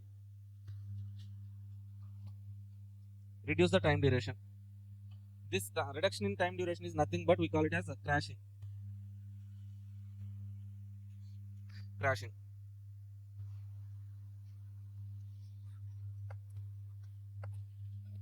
Okay, so this crashing will affect the project in two ways, sir. Just by doing crashing, why we have to do crashing? So some benefit will be there. Okay, so if you do crashing, you will get some benefit as well as you will incur some cost, sir. Two-way effect will be there. So what benefit we can get means, so we can reduce overhead cost saving. How and why, sir? So same example, project time duration is 50 days. Let's say project A is there, for the total time duration 50 days. So overhead cost per day, okay, same. Let's say for construction of building, total project duration is 50 days.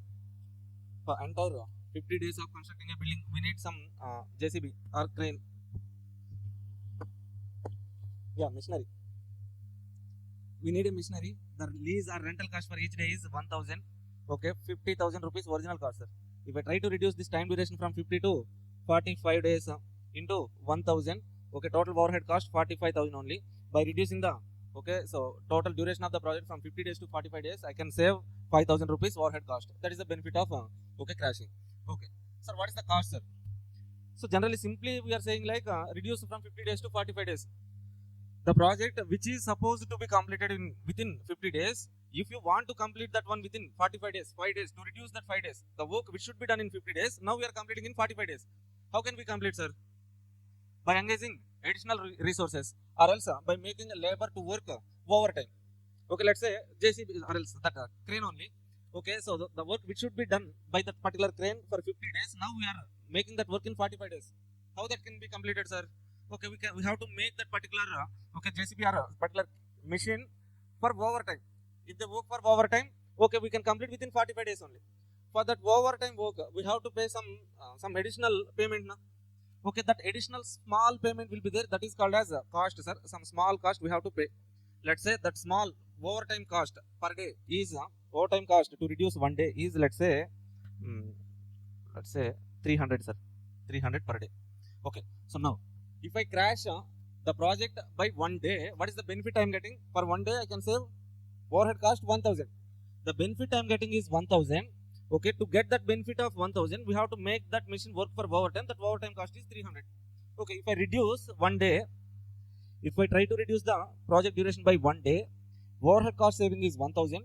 For that, okay, additional cost is 300. Benefit only, na? Surplus I will get a benefit of net benefit 700. Okay, we can do crashing. We can crash one day. Let's say our benefit is 1000 only. Let's say crash cost, overtime cost is 800, sir. Benefit enough? Okay, definitely it will be beneficial. If I crash one day, overhead cost saving is 1000 and crash cost is 800 rupees. Net benefit is 200. We can crash. Okay, so for one day, overhead cost saving is 1000, but crash cost to reduce one day is also 1000. Okay, anyway, we are not getting any benefit. But if you want to reduce the time duration, you can go for this one. But financial or else monetary benefit you are not getting. To reduce one day, benefit is overhead cost saving 1000, but you have to spend 1500 plus. So that means as long as this benefit is greater than or equal to this crash cost, this small cost we are incurring, this we can call it as crash cost, sir. As long as this benefit is greater than or equal to crash cost, we can crash the project. Okay, once the benefit is less than crash cost, we cannot crash the project. Why? Means even if you do that crashing means you won't get any monetary benefit. That's why. Okay, this condition we know that point out into the marginal cost. As long as marginal cost greater than or equal to marginal revenue, continue the production. Economics same. Our condition lanti idi kuda. Okay, so based on this condition, we can divide the project durations into three types of duration, sir. First one is normal duration. Normal duration. Second one, optimal duration. Optimal duration.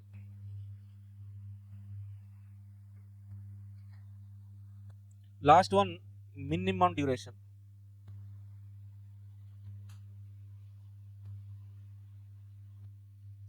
Normal duration, optimal duration, minimum duration, sir. Sir, what is this normal duration, sir? Normal duration means the time duration before crashing. Okay, so this normal duration is before crashing. This optimal duration, if you crash the project, as long as benefit is greater than or equal to crash cost, then you will get some time duration. At the time duration, total cost of the project is minimum. Project cost, total cost of the project will be minimum at this point, sir. Okay, so once the crash cost to crash cost is greater than benefit, even the crash cost is greater than benefit, if you do further crashing, okay, you will reach some minimum duration. Okay, minimum duration means lowest duration you may reach, but at this point your total cost will not be the minimum. This is the maximum cost you will reach. Are you getting this point, sir? Okay, so once again, see from the beginning, in experienced kind of projects, we know the time duration. Okay, to reduce the time duration, we do crashing. Okay, what is the benefit of crashing means we can say overhead cost. But to reduce one day, so some small cost we need to incur, that is called as crash cost. As long as benefit is greater than or equal to crash cost, we do crashing. Otherwise, if crash cost is greater than benefit, we won't do crashing. That is basic concept. Now, based on that particular relation, we divide the project durations into three types: normal duration, optimal, minimum duration. Normal duration means what, sir? The duration before crashing is normal duration. Okay, once we start crashing, so if you crash, as long as the benefit is greater than or equal to crash cost, that is the optimal duration. At that optimal duration, total cost will be minimum. అంటే నీకు benefit అనేది crash cost కన్నా ఎక్కువ ఉన్నప్పుడు నువ్వు crash చేస్తూ వెళ్తే you will reach sum total cost minimum point. ఆ మినిమం పాయింట్ తర్వాత అంటే టోటల్ కాస్ట్ ఇలా రిడ్యూస్ అవుతూ వచ్చిన తర్వాత ఒక పాయింట్ ఇలా ఇంక్రీజ్ అవుతూ ఉంటుంది. ఈ పాయింట్ వరకు నువ్వు రిడ్యూస్ చేసావు అనుకోండి, this is optimal duration, the best duration at which we get minimum point, total cost minimum point. If you do further crashing, total cost will be increased, total cost increase అవుతూనే ఉంటుంది, but you will be getting minimum duration. Time duration minimum reach అవుతావు, but cost increase అవుతుంది. Okay, so this is not necessary for crashing problem, but MCQ point.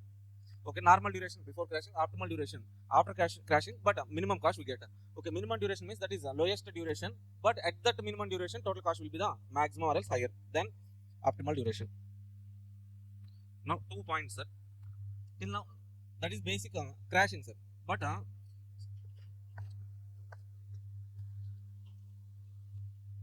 the basic question is how to do crashing.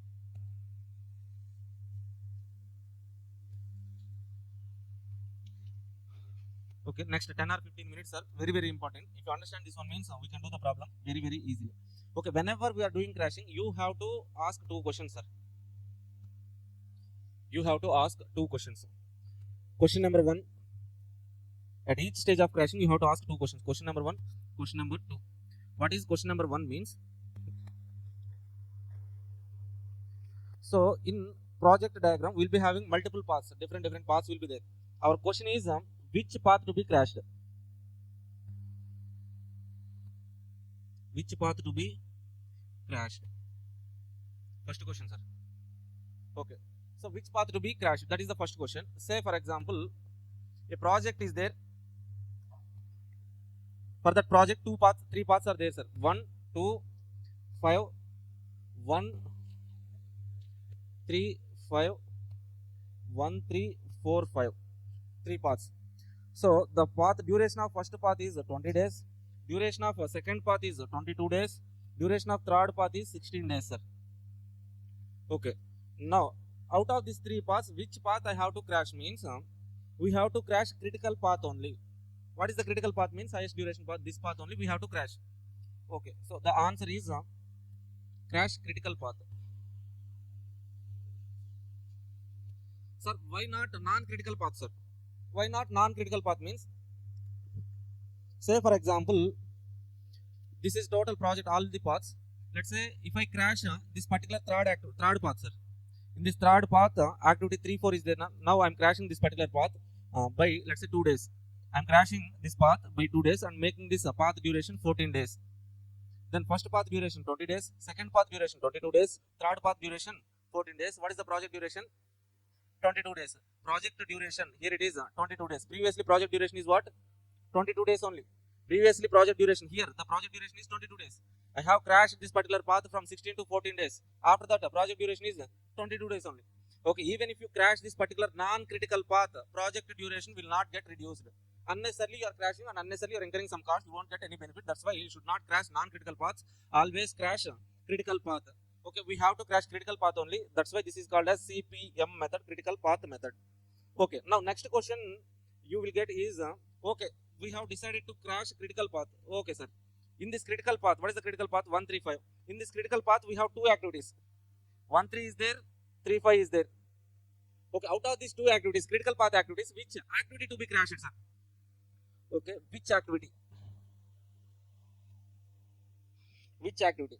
Say for example, if I crash the project by 1 day, 1 day crash cheste, so if I crash the activity, so project by 1 day, overhead cost reduction is 1000 rupees, sir. Okay, and so if I have to reduce activity 13 by 1 day, the crash cost is you will incur 500. So to crash 35 by 1 day, you will incur crash cost of 200. This is cost, this is benefit. Now which activity we will crash, sir? 35 we will crash. Why, sir? If I crash 35 200 days, what is the net benefit? 1000 minus 200, 800 benefit I will get. Instead of crashing this 35, if I crash 13, okay, 1000 benefit, 500 cost, net benefit I will be getting is 500 only. That means which activity we need to crash means activity with least crash cost.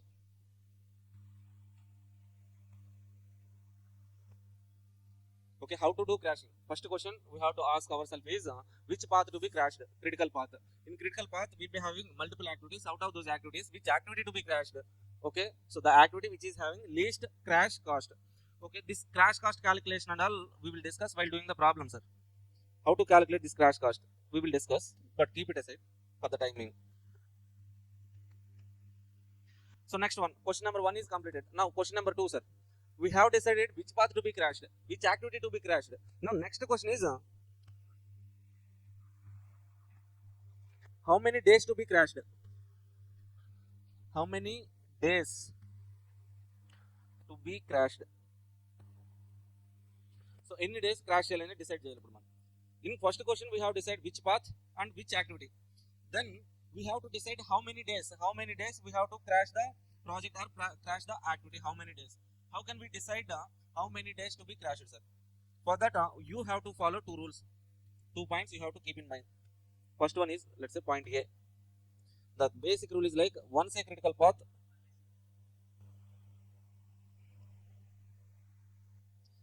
always a critical path.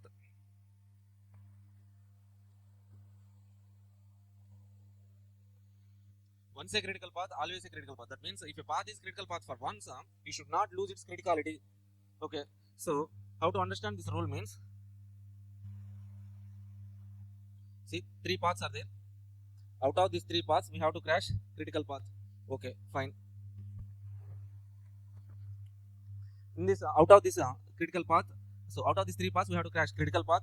In this critical path, we have 2 activities, 3 5. Let's say 3 5 cost is minimum. We have decided to crash 3 5. Okay, how many days this particular 3 5 activity should be crashed, sir? So how many days it should be crashed means okay, let's say for example, if I crash this particular 3 5 by 3 days, sir, what will happen? If I crash 3 5 by 3 days, okay, so first path duration will be how much? 20 days. Second path duration 19. Third path duration 16. Okay, now which one is the critical path? Okay, previously which one is the critical path? 135. So project duration here it is 22 days. Okay, after we have crashed 3 days. After crashing, we got these time durations. What is the project duration post crashing? 20 days. That means by crashing 3 days, we could able to reduce the project duration from by 2 days only. Even though we are crashing 3 days, we could able to reduce the project duration for 2 days only. Unnecessarily we are crashing 1 more day. We are incurring so crash cost for 1 more day. So that's why we don't need to incur that additional cost. Once a critical path, always a critical path. If you observe here, the critical path losing its criticality. Previously it is critical path. Now it is non-critical path. To avoid that one, what we have to do is like we have to crash till next highest days. Okay, this is 22, sir. Next highest days are 20. That means how many days we can crash means maximum 2 days. If I crash 2 days, 20, 20, 16. 2 critical paths will come, sir. Are you getting this point? Okay, మనకి ఇలా multiple paths ఉన్నప్పుడు ఎన్ని days crash చేయాలంటే it should not lose its criticality. అంటే next highest 20 ఉంటుంది కాబట్టి ఇక్కడ వరకే క్రాష్ అయ్యాను. So that previously project duration 22 days, next 20 days అవుతుంది, ఇక్కడ 2 డేస్ రిడ్యూస్ అవుతుంది, ఇక్కడ 2 డేస్ క్రాష్ చేస్తున్నాం. డేస్ క్రాషింగ్కి బెనిఫిట్కి మ్యాచ్ అవుతుంది అన్నట్లు. Okay, once a critical path always a critical path, sir. Next point B, we have to check crash days available.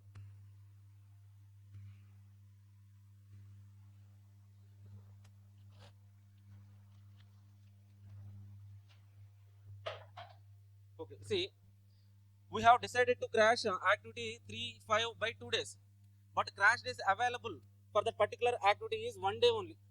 We cannot crash 2 days, na. Okay, this crash days available will be given in the question, sir. And a activity any days crash cheyagalam anedi question lo istadu. How many days we can crash a particular activity, that will be given in the question. Okay, so if we could able to crash 3.5 by 1 day only, then how can we crash by 2 days? Maximum we can crash 1 day only.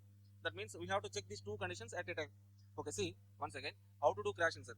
Question number 1, which path to be crashed? Critical path. Which path to be crashed? Critical path. Which activity in critical path? Activity which is having least crash cost. Question number 1 done. Now coming to question number 2, how many days to be crashed? So first rule is like once a critical path, always a critical path. That means what we have to check is like next highest days of path, other path highest days is 20. Okay, maximum you can crash 2 days. That we have to check, sir. Okay, another one is like we also need to check crash days available, whether for the particular activity crash days available or not. By checking these two, whichever is minimum we can crash. Okay, this is basic points we need to keep in mind. So if you observe here, sometimes we may get two critical paths at a time. If there are two or more than two critical paths, then how to do crashing, sir? How to do crashing means we have to crash both the paths at the same time.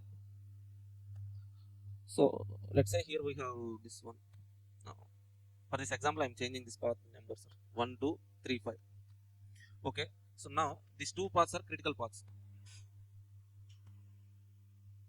20 days, 20 days. After first stage of crashing, we got two critical paths. Let's say now at this point of time, if you are getting two critical paths, you have to crash two critical paths simultaneously. What are the two critical paths? 1, 2, 3, 5. 1, 3, 5. These two critical paths you have to crash simultaneously and equally. Okay. So how to do crashing simultaneously and equally when there are two critical paths means you have to identify common activities and uncommon activities. What are the common activities in these two paths? 3, 5 is common activity. Uncommon activities are there. Common activity 3, 5. Uncommon activity from first path, uncommon activities are 1, 2, 2, 3. From second path, uncommon activity 1, 3. Okay. So what are the alternatives we are having is either you can crash common activity. If I crash 3, 5, both the paths will be crashed equally, right? Then 3, 5 one day crash చేశాను అనుకోండి, ఈ path crash అవుతుంది, ఈ path crash అవుతుంది, problem ఉండదు. Okay. So this is first alternative. Or else we can crash, if I crash one activity from first path, you have to crash another activity from second path. That means I can crash 1, 2 and 1, 3. Then 1, 3, 1, 2 one day crash చేశాను అనుకోండి, 1, 3 కూడా one day crash చేయాలి. ఎందుకు? Two paths equal గా crash చేయాలి మనం. ఎందుకంటే once a critical path always a critical path, right? Okay, so as these two paths are critical path, these two paths should not lose its criticality. So that's why we need to crash these two paths equally simultaneously. So one thing you can do is crash common activity or else uncommon activity. Uncommon activity means from first path one activity means crash in second path another activity. So that means the alternatives are combinations. Combinations are 1, 2, 1, 3, one alternative, or else from first path 2, 3, second path 1, 3. Like this also we can crash this combination, E combination or else E combination. Okay, if you crash first path 1, 2 by 1 day, crash 1, 3 also by 1 day. 1 day, 1 day. Project will be crashed by 1 day. Okay, or else crash 2, 3 by 1 day and 1, 3 by 1 day. 2, 3 by 1 day, 1, 3 by 1 day. Both the paths will be crashed. Once a critical path, always a critical path rule will be satisfied. These points are enough, sir. Okay, to solve crashing problem, these points are more than enough. You will get some better clarity while doing that particular problem. Okay, see, the basic 4 rules are there, sir. 4 rules. Which path to be crashed? Which activity to be crashed? Once a critical path, always a critical path. Check crash days available.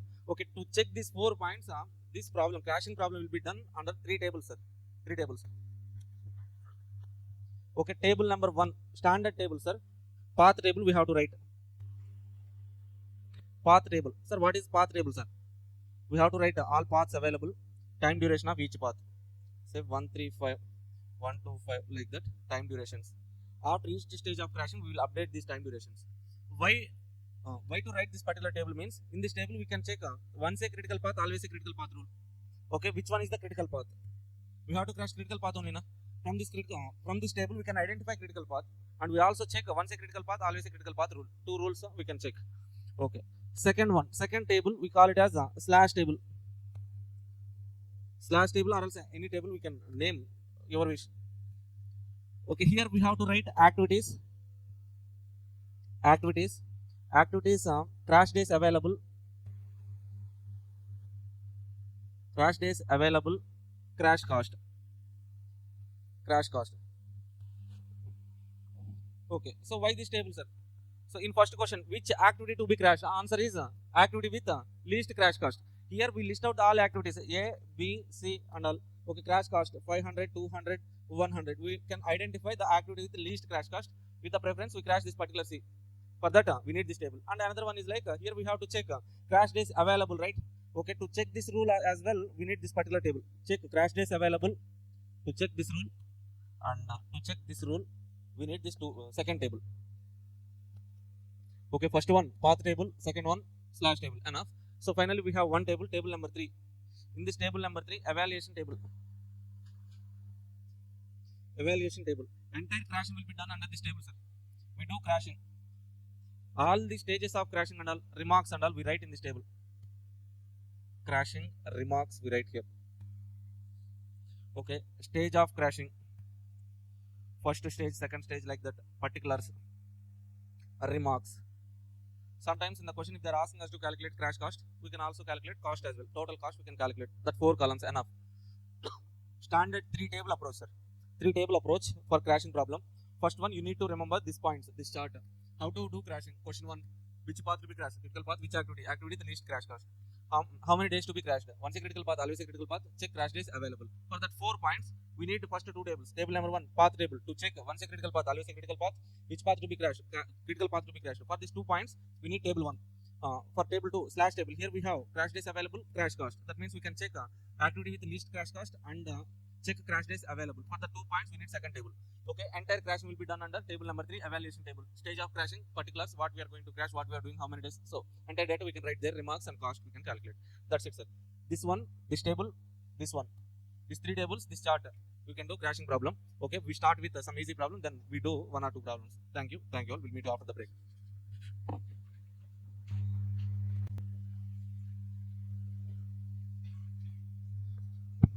Yeah, hello all, welcome back. See guys, this is a December 24 attempt question, recent attempt question only.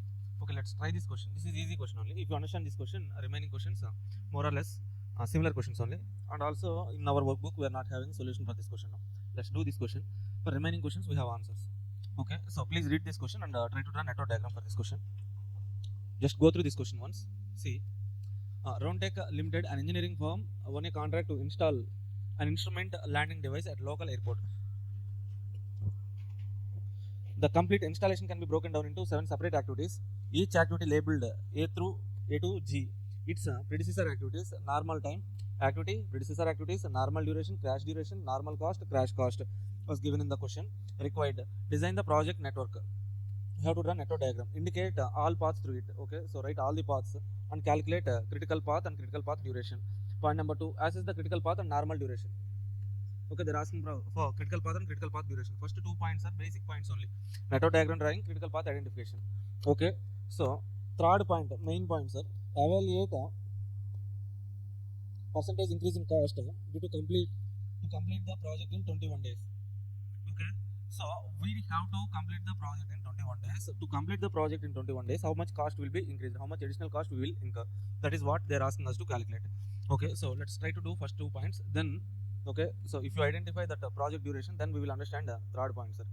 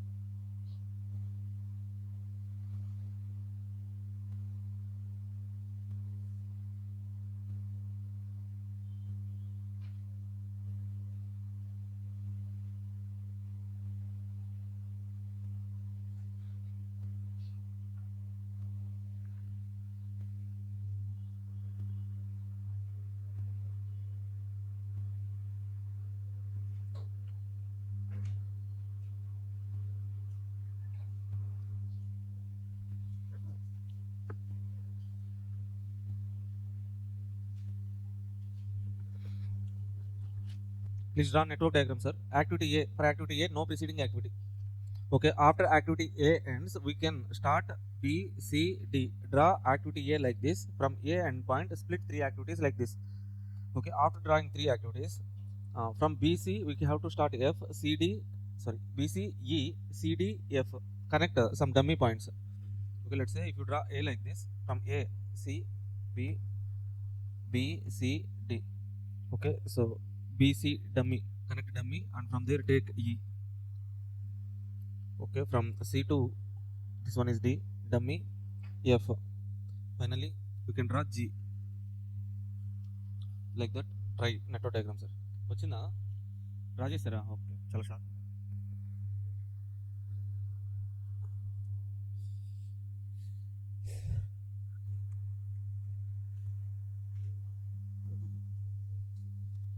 Okay, see, first activity is activity A. Okay, I'm taking activity A.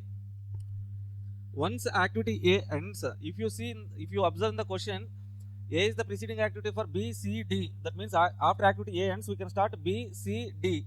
Okay, so take 3 activities, split 3 activities from here. 3 activities, B, C, D. B, C, D. Okay, so 3 activities drawn. Next, okay, E has the B and C as preceding activity. Let's say I'm taking E here. E here. Okay, we have to connect dummy from C to E. Done. Next one, F has the activity C and D as preceding. Let's say if I take F here, draw dummy from here. This is F. Finally, from E and F we have activity G, right? Okay, let's say if this is G, we have to connect some dummies, or else without dummies directly we can connect, sir. If you want to connect directly, yes, you can connect like this. G, F. G final activity, right? Okay. Now, so in the question they have given what, sir? In this table, activities, preceding activities, normal duration is given and crash duration is given. Okay, so here crash duration means not crash days available, sir. That means this represents minimum duration to complete the activity. Say for example, for activity A, what is the duration? Normal duration 7 days. Original duration 7 days. Okay, so we can complete at least we can complete within the minimum time of 5 days. We can complete. That means we can crash how many days? 2 days. Okay, so next one for activity B, original 4 days, crash days 5 days, -1. Okay, that means we cannot crash. C, 5, crash days available are 0. For D, 6, 4, crash days available 2, 7, 4, 3, 5, 2, 3, 6, 4, 2, like the crash days available we can calculate. Now what is crash cost, sir? Crash cost means normal cost is given 500. For activity A, 500 is crash cost, sorry, normal cost. That means to complete activity A in 7 days, originally we need 500 rupees cost. If you want to complete this project in 5 days, the cost will be 900. That means just because of reducing 7 days to 5 days, by reducing 2 days, our cost is getting increased from 500 to 900. 2 days reduction, 400 cost increased. To reduce 4 days, we are incurring 400. 2 days, 400. Per day, how much, sir? Per day, 200. 400 divided by 2. That means 200 is crash cost per day. Are you getting that point? Sir, how to calculate the crash cost, sir? Crash cost is also called as a cost slope. Cost slope. How to calculate the cost slope or else crash cost of an activity means change in cost divided by change in time. Change in cost. What is the change in cost, sir? Cost is getting increased from 500 to 900. That means change in cost is 400. So how many days are changing, sir? 7 to 5, 2 days. That means cost slope or crash cost per day is 200. That means to crash 1 day of an activity A, we need 200 rupees crash cost. Okay, for activity B, what is the crash cost, sir? For activity B, crash days available are -1 days. Okay, so cost getting increased by 200 by -1, -200. Okay, 0. Crash days are not available. We cannot calculate anything. 6 minus 4. Like that, we can calculate crash days available as well as cost slope we can calculate, sir. Okay, so first of all, point 1, design the project network. Done. Indicate all paths through it. Okay, we will write it. Assess the critical path and normal duration. To calculate critical path and normal duration, first of all, let us do identify, write normal duration on each activity. Okay, so take first activity A. What is the time duration? Normal duration, sir. Normal duration for A 7, B 4, C 5, D 6, E F G 6. Okay, so can you identify all the paths in this particular diagram? Okay, so from this point to this point, how many ways we can reach from start point to end point? A, B, E, G. So directly take heading table number 1, sir. Table number 1. Anyway, in crashing we need table number 1. Path table, right? Path table, right? Path table.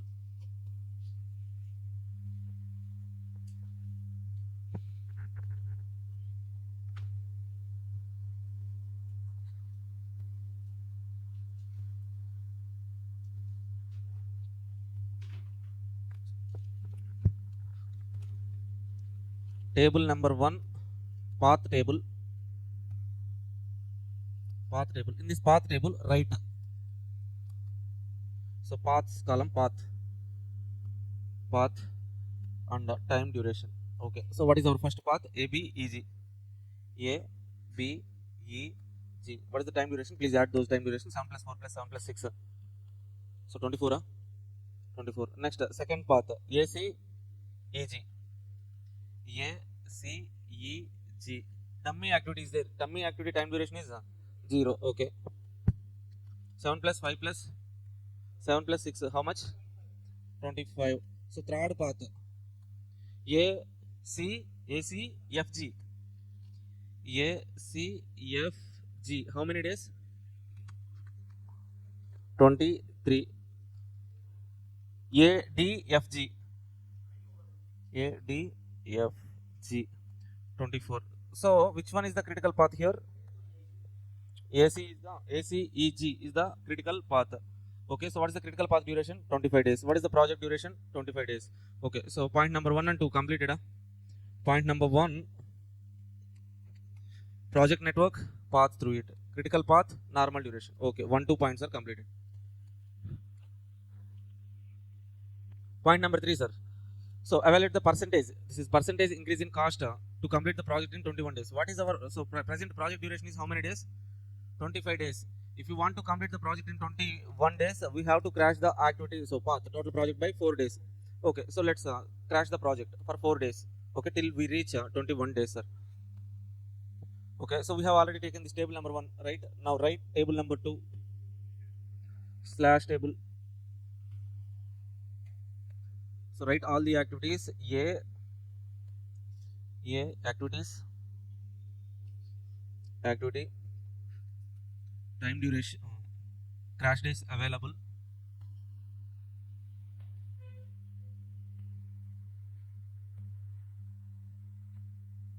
So leave some space, sir. Okay, this crash days available. We'll be updating this particular column. So that's why. Okay, so this one take somewhat wider. Next, last column, crash cost. Okay, now activity A, B, C, D, E, F, G, H. H is not there. Okay. G. Okay, so crash days available. Go to the question and calculate the time difference. That is crash days available. Normal duration minus crash duration. 7 minus 5, 2 days. Okay, for activity A, 2 days are available. For activity B, how many days? For activity B, minus 1. Okay. B minus 1. Activity C, 0. Activity D. For activity D, how many days available? 6 minus 4, 2. 2 days available. For activity E, 3. 3, 2. Crash days available. Now crash cost. How to calculate this crash cost means? So difference in cost difference divided by time difference. Okay, so what is the cost difference? So first of all, activity A, so 400 divided by 2, 200. Directly I am writing, sir. Sir, for activity B, what is the cost difference? 200. Time difference 1 day, 200 only, minus 200 actually. Okay, so next one, 0. D, for activity D, how much? 200. activity D 800 to so 100 cost difference 200 divided by 2 days available no. Okay, for activity E, so 300 divided by 3 100 again. Okay, next one activity F 200 okay, last activity G 400 okay, nice. Now we have done with table number 1 and table number 2. Okay, let's open the third table. Table number 3, evaluation table.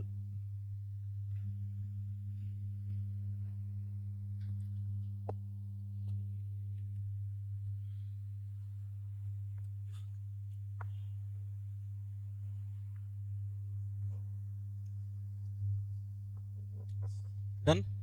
Okay, so in this evaluation table, column number 1, stages, stage of crashing, stage, particulars, remarks, and finally crash cost, sir. Take that 4 columns. In this question also we need to calculate cost column, so that's why maintain that column. They're asking us to calculate cost, that's why maintain this column, otherwise no need. Okay, shall we start the crashing? Yes, open table number 1, table number 2, table number 3, then start doing crashing, sir. Okay, so basically we need to ask 2 questions. First question is which path to be crashed? Which path, sir? Critical path. What is the critical path? ACEG. Okay. ACEG. In ACEG, 4 activities are there. Out of those 4 activities, which activity to be crashed? The activity with the least crash cost. ACEG. For A, what is the crash cost? 200. For activity C, crash cost 0, no? So that means crash days are available days are also 0. That means we cannot crash C. Okay, for E 100, G 400. Okay, so which activity to be crashed? E. So first question, which path to be crashed? Critical path. Which activity to be crashed? Activity with least crash cost, E. So from where we got this least crash cost, sir? We have calculated here. In table 2 itself we have calculated crash cost, that only. Okay, now so done with path activity. Now how many days to be crashed? Question number 2, how many days to be crashed? We have to check. Once a critical path, always a critical path. Okay, critical path duration is 25 days. Next, highest duration of a path 24. That means we can crash 1 day. Okay, so which activity to be crashed? E by 1 day. How many days available for E? 3 days available. Okay, can we crash 1 day? Yes. Let's crash activity E by 1 day. Crash E by 1 day. Okay, what is the crash cost for that 1 day? 100 rupees. Fine. Okay, that's it. Done. Stage 1 is completed. Okay, whenever we have done one stage of crashing, update table 1 and table 2, sir. Okay, so how to update means we have done with stage number 1 of crashing. Okay, we have crashed activity E. Okay, so whatever the path that is having E will be crashed by 1 day, right? Okay, first path we have E. This path will be crashed by 1 day. That means 23. Second path also we have E 20. So ACFG is not there. 23. ADFG is also not there. 24. Okay, also update table number 2. Activity E available days are 3. Now we have crashed by 1 day. Remaining available days are 2. Okay, so do after each stage of crashing we have to do what, sir? Update table number 1 and 2. Okay, updated. Now then go to step 2 stage 2 of crashing. Again repeat same process. Which path to be crashed? Critical path. What is the critical path after first stage of crashing? 2 paths are there, ACEG, ADFG. ACEG, ADFG. Okay, so as we have 2 critical paths at the same time, crash 2 critical paths simultaneously and equally. At the same time we have to crash both the paths as well as equally. Okay, now so for that what we have to do is like identify the common activities, uncommon activities. Common activities are F is common, A common activity, right? A, this is E na, okay. A, G are common activities. Uncommon activities are from first path C, E. Okay, so in second path D, F. The important thing is like we cannot crash C. Crash days available 0. We cannot crash. No, cancel that one. Okay, so now how many alternatives are available, sir? Alternative 1, we can crash activity A. If I crash activity A, both the paths will be crashed equally, both critical paths. Or else I can crash G. If I crash G, both the paths will be crashed equally. Or else third alternative, from this uncommon activities, from first path if I take E, second path take D. Or else from first path if I take E, second path F. That means E and F are, so fourth one E and D. E and D and E and F I can calculate crash. Okay, that means I have now at this situation I have 4 alternatives. Out of these 4 alternatives, which alternative I have to select, sir? So calculate crash cost. For activity A, what is the crash cost? 200. For G, 400. E and F. For E, how much? For F, 100 plus 200, 300. E and D, 100 plus 200. For E 100, D also 100, 200. Okay, so that means any alternative is fine. Which alternative, sir? Alternative 1 or alternative 4? Any one of these alternatives are fine, right? Okay, which alternative we shall proceed with, sir? Okay, so select activity A and crash. Right here, crash A. By how many days? Okay, once again in second stage, which path to be crashed? 2 critical paths should be crashed simultaneously equally. Which activity? Okay, as 2 paths are there, we have calculated. So written common, uncommon activities. I can crash common activities or else combination of uncommon activities. Okay, 4 alternatives we have written. Crash cost, alternative A 200, E and D 200, alternative 2 400, 3 300. So with the least cost alternative, I can crash A or E and D. We have selected A now 200. Okay, now how many days to be crashed? We have to check. So once a critical path, always a critical path. Okay, so now critical path duration is 24 days. If I crash A, all the paths will be crashed, right? Okay, so if I crash A, all the paths will be crashed. There won't be so any. Okay, what is that point? We call it as okay. If I crash A, all the paths will be crashed. So critical paths will be critical path only. అన్ని crash అవుతాయి కదా, critical path గానే ఉంటుంది, change ఏమీ ఉండదు. Once a critical path, always a critical path. How many days available for crashing? A, 2 days available. Okay, so crash A by 2 days. What is the crash cost? 2 into 200, 400. Now update the table, sir. Coming to the first table, after second stage of crashing, we have crashed activity A. Activity A is there in 4 paths. 23 minus 2, 21, 24 minus 2, 22, 23 minus 21, 22. Okay, come to table number 2. Originally for activity A, 2 days are available. We have used 2 days and available days are 0. Done. Any doubts?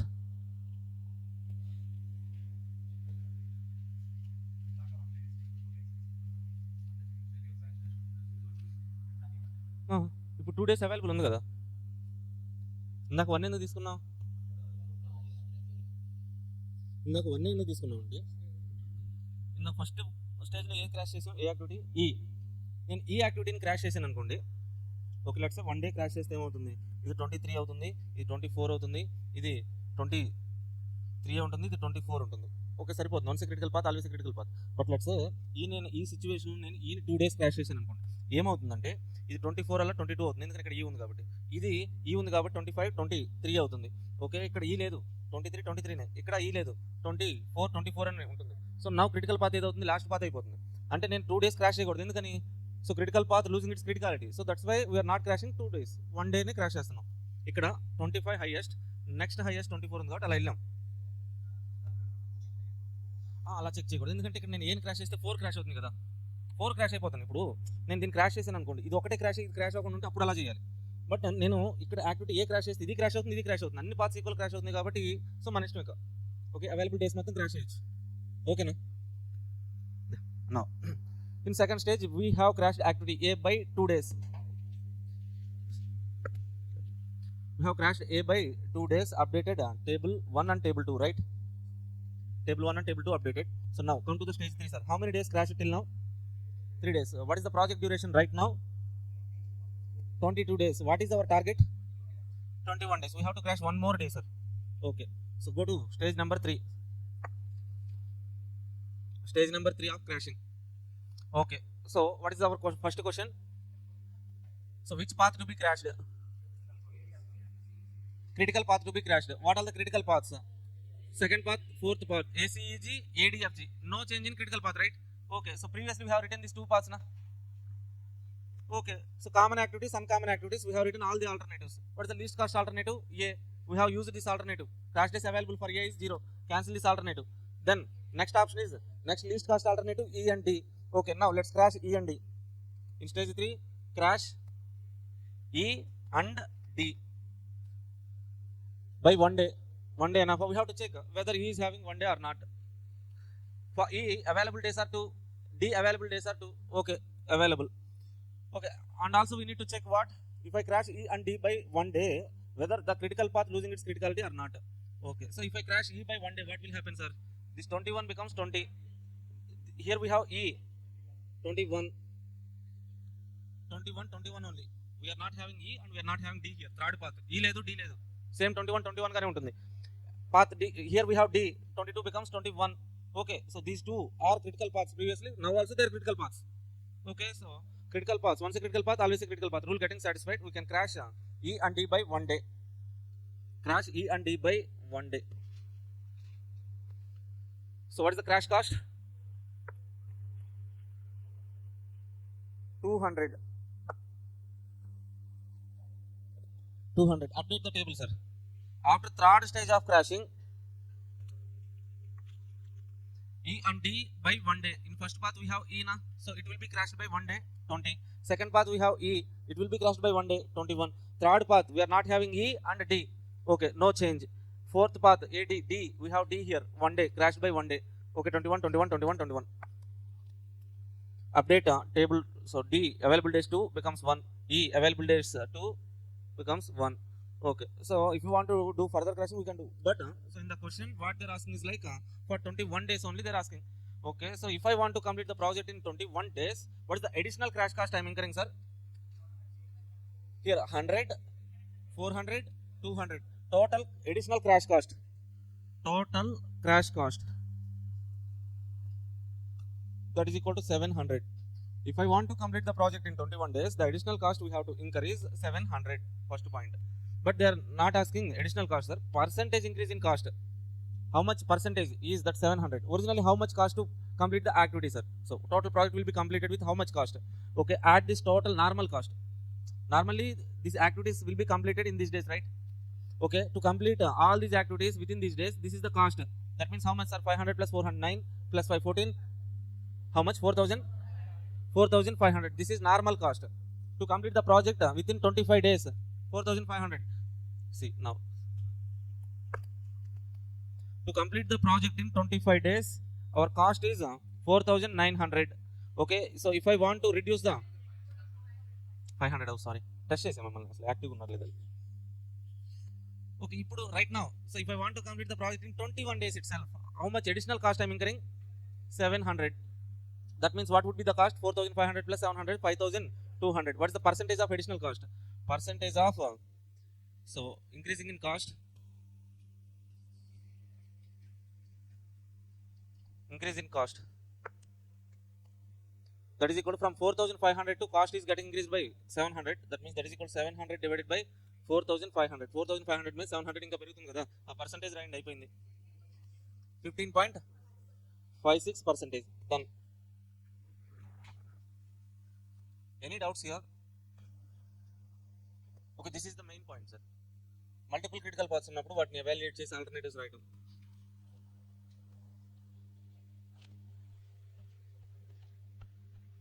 Okay, done.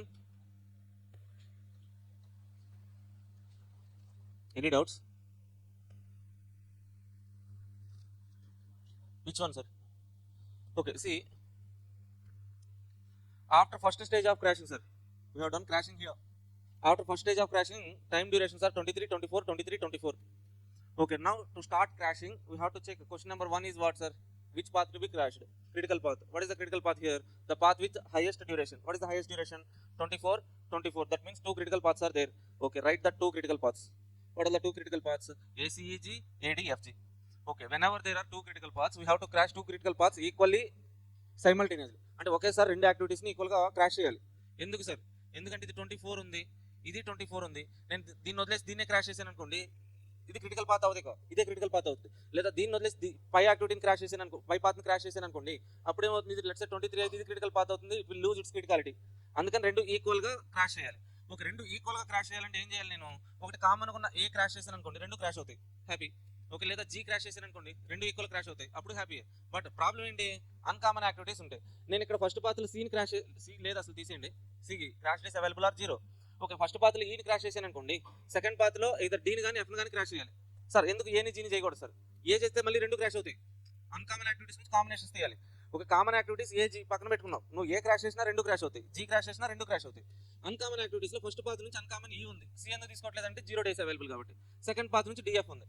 Okay, so ఇప్పుడు నేను రెండు paths equal గా crash చేయాలంటే first path నుంచి ఒక activity crash చేస్తాను uncommon, second path లో నుంచి కూడా అన్కామన్ లో ఒక యాక్టివిటీని తీసుకుంటా. ఎలా తీసుకోవచ్చు, ఇక్కడ రెండు ఆప్షన్స్ ఉన్నాయి కాబట్టి ఇక్కడ ఈ సెలెక్ట్ చేసి ఇక్కడ డి సెలెక్ట్ చేయొచ్చు, ఈ అండ్ డి ఒక ఆప్షన్. ఓకే, ఇక్కడ ఈనే ఇక్కడ ఎఫ్ని సెలెక్ట్ చేయొచ్చు, అండ్ అప్పుడు ఇది ఒక ఆప్షన్. ఓకే, సో ఇప్పుడు ఏ క్రాష్ కాస్ట్ ఎంత సార్ అంటే 200, జీకేమో 400, ఈ అండ్ ఎఫ్ని క్రాష్ చేస్తే 300 అవుతుంది, ఈకేమో 100, ఎఫ్కేమో 200, ఈ అండ్ డీకేమో ఈకి 100, డీకి 100, 200. ఓకే, 4 ఆల్టర్నేటివ్స్ లో మనకి least cost alternative either A or E and D. 200 ఉంది కాబట్టి ఫస్ట్ ఏతో వెళ్ళాం, తర్వాత ఈడీతో వచ్చేసాం. ఓకే, సో కంప్లీట్ 21 డేస్ వరకు క్రాష్ అంటే జస్ట్ 10 డేస్ క్రాష్ చేసాం, 4 డేసా, 4 డేస్ క్రాష్ చేసాం, అడిషనల్ కాస్ట్ 700 అవుతుంది, easy question. Okay, so just network diagram drawing sir, common.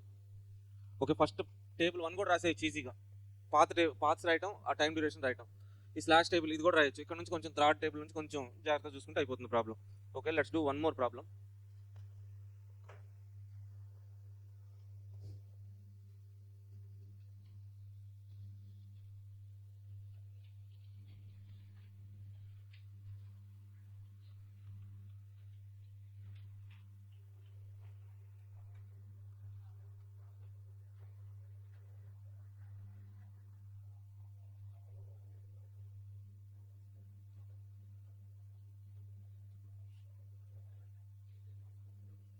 Come to this question, sir. Question number 10, June 23 attempt question.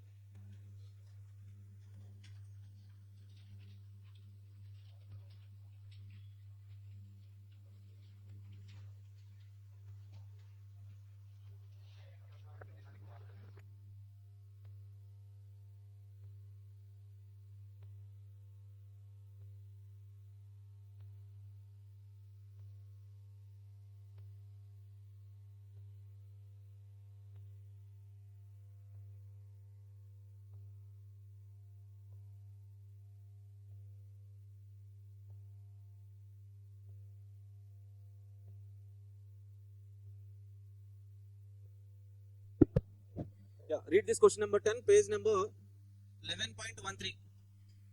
11.13. Activities A, B, C, D, E, F, G activities. Okay, preceding activities for A, B, C. No preceding activities. That means what, sir? From the beginning itself, we can start A, B, C. After A ends, D, E is there, B, E, F. After C, G. Okay, roughly try to draw a diagram. Even if you make mistakes, wrong diagram, fine. You will learn something now. Network diagram ఎప్పుడు ఒక రఫ్గా ఒకసారి try చేయాలండి, ఆ తర్వాత పర్ఫెక్ట్గా వస్తుంది. First time పర్ఫెక్ట్గా గీలేం మనం, నాకు కూడా రాదు.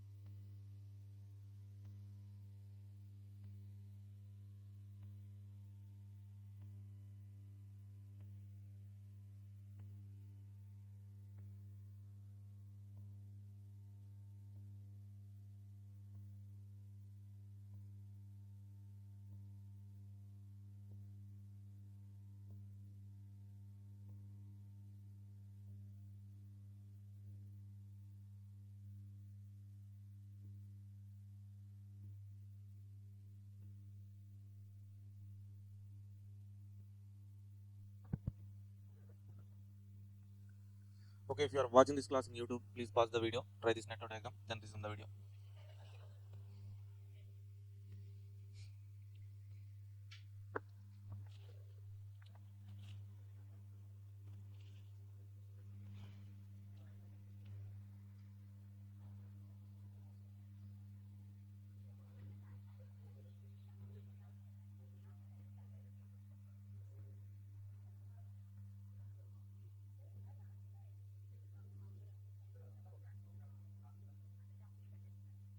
డమ్మీ పెట్టాలి కదా, రెండు ఎండ్ పాయింట్స్ ఉండకూడదు కదా.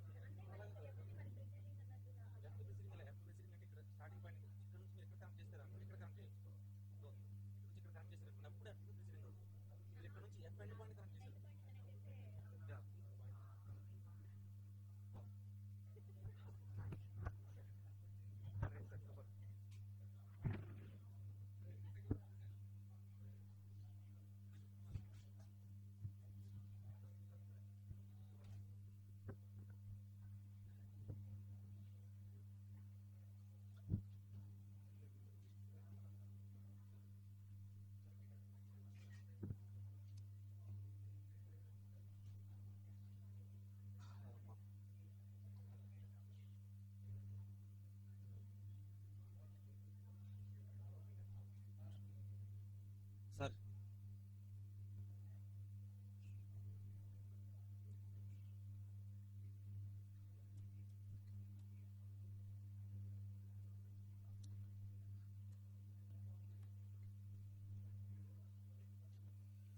okay, see, I'm drawing network diagram, sir.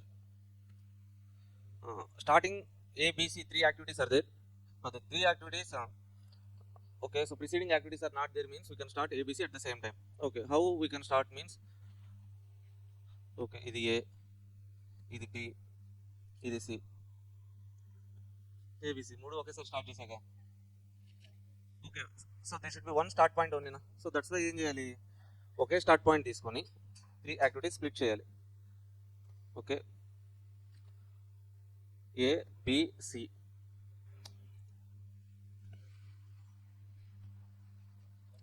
A, B, C, right? Top one A, B, C. Next one A done, B done, C done. Next, after A ends, D and E can start. Okay, now split two activities like this. Rough అలా try చేద్దాం, ఏమవుతుందో చూద్దాం. Okay, D ఒకటి ఈ ఒకటి తీసుకుందాం. D ఇక్కడ తీసుకుని నేను ఈ ఇక్కడ తీసుకున్నాను అనుకోండి, what will happen. Okay, next one we have to connect B and E. From there we have to draw F. From C we can draw G. Let's draw this one first. From C, G. Okay, so next one, so which one, B and E, F. B is here, E is here. Okay, we can do one thing, directly connect E here like this. From here we can draw F, right? Okay, here we have D, right? D. Okay, how many endpoints are there? 3. What we can do, connect dummies like this. Okay, one way we can connect with dummies, or else direct ఒకటి ఏం చేద్దాం, మూడింటిని కలిపేద్దాం ఇలా ఒకటి. అంటే ముందు రఫ్గా draw చేసాం అనుకోండి, అప్పుడు ఒక ఐడియా వస్తుంది, మల్టిపుల్ ఆల్టర్నేటివ్స్ వస్తాయి మనకి. అప్పుడు you can use dummy, or else directly you can draw like this. G, F, this one is D. Okay, now write original time durations. Original time durations are planned original duration 12, 14, 8, 5, 4, 9, 10. Okay, now tell me these durations for activity A. What is the time duration? Activity A 12, B 14, C 8, D E F 9, G 10. That's it. Okay, I have drawn network diagram, sir. Take heading network diagram. Okay, now let's read this question.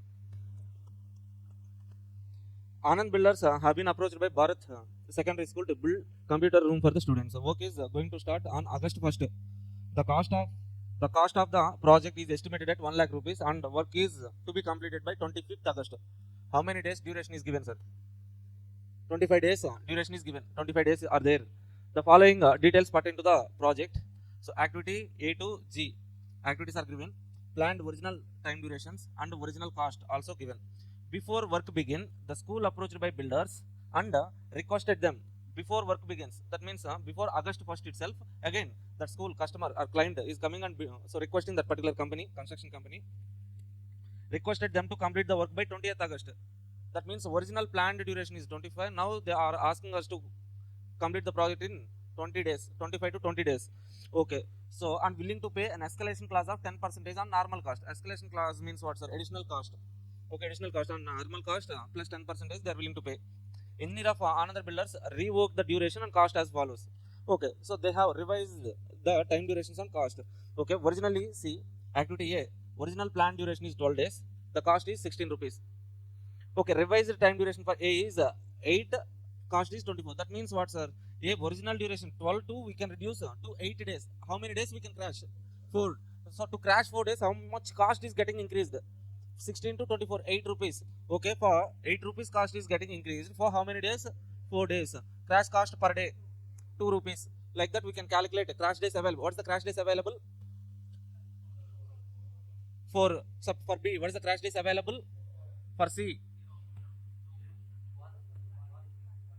Okay, so like the crash days available we can calculate and crash cost per day also we can calculate. Okay, now point 1, draw the network diagram and check whether it is possible to complete the work by 25th August as originally planned or not. First point answer, to write that answer what we have to do, sir? Network diagram drawn, right? Okay, now identify the critical path. Write all the paths and identify critical path. Write the project duration. If project duration is 25 days or below that, if the project is getting started on 21st August, it can be completed by 25th, right? అంటే ఇది project duration మన 25 days వచ్చింది అనుకోండి, 25th August కల్లా complete చేయగలం. Otherwise we can not complete. Okay, so identify all paths and calculate critical path duration. Please do that one.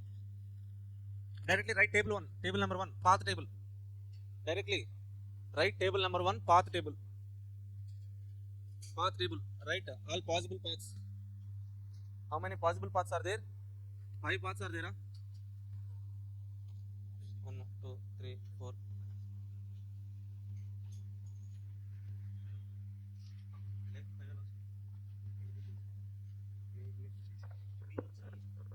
Direction తీసుకోవాలనుకున్నాను.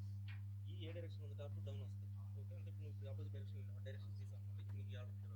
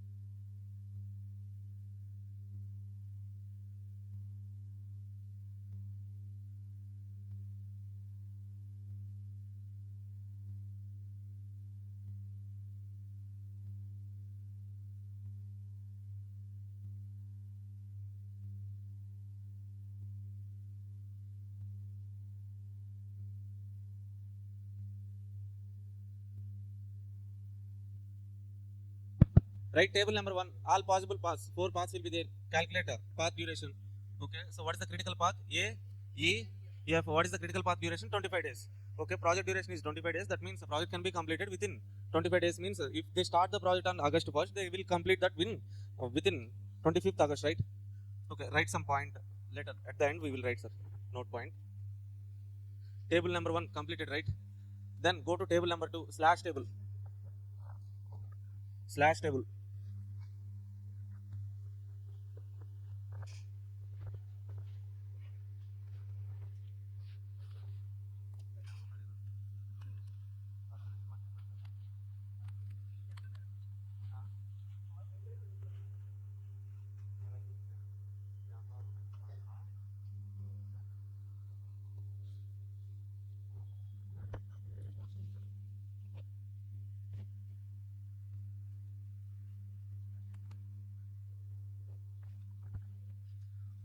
Okay, right. Table number 2 as well, slash table, sir. Take in slash table, first column, activities column. Okay, second column, crash days available. Third column, crash cost.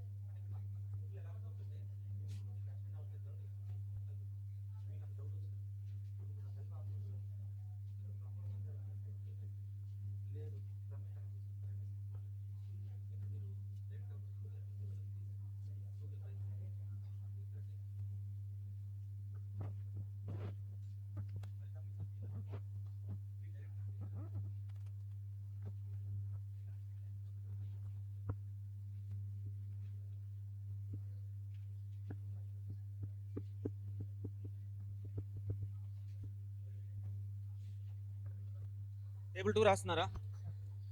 Table 2 completed.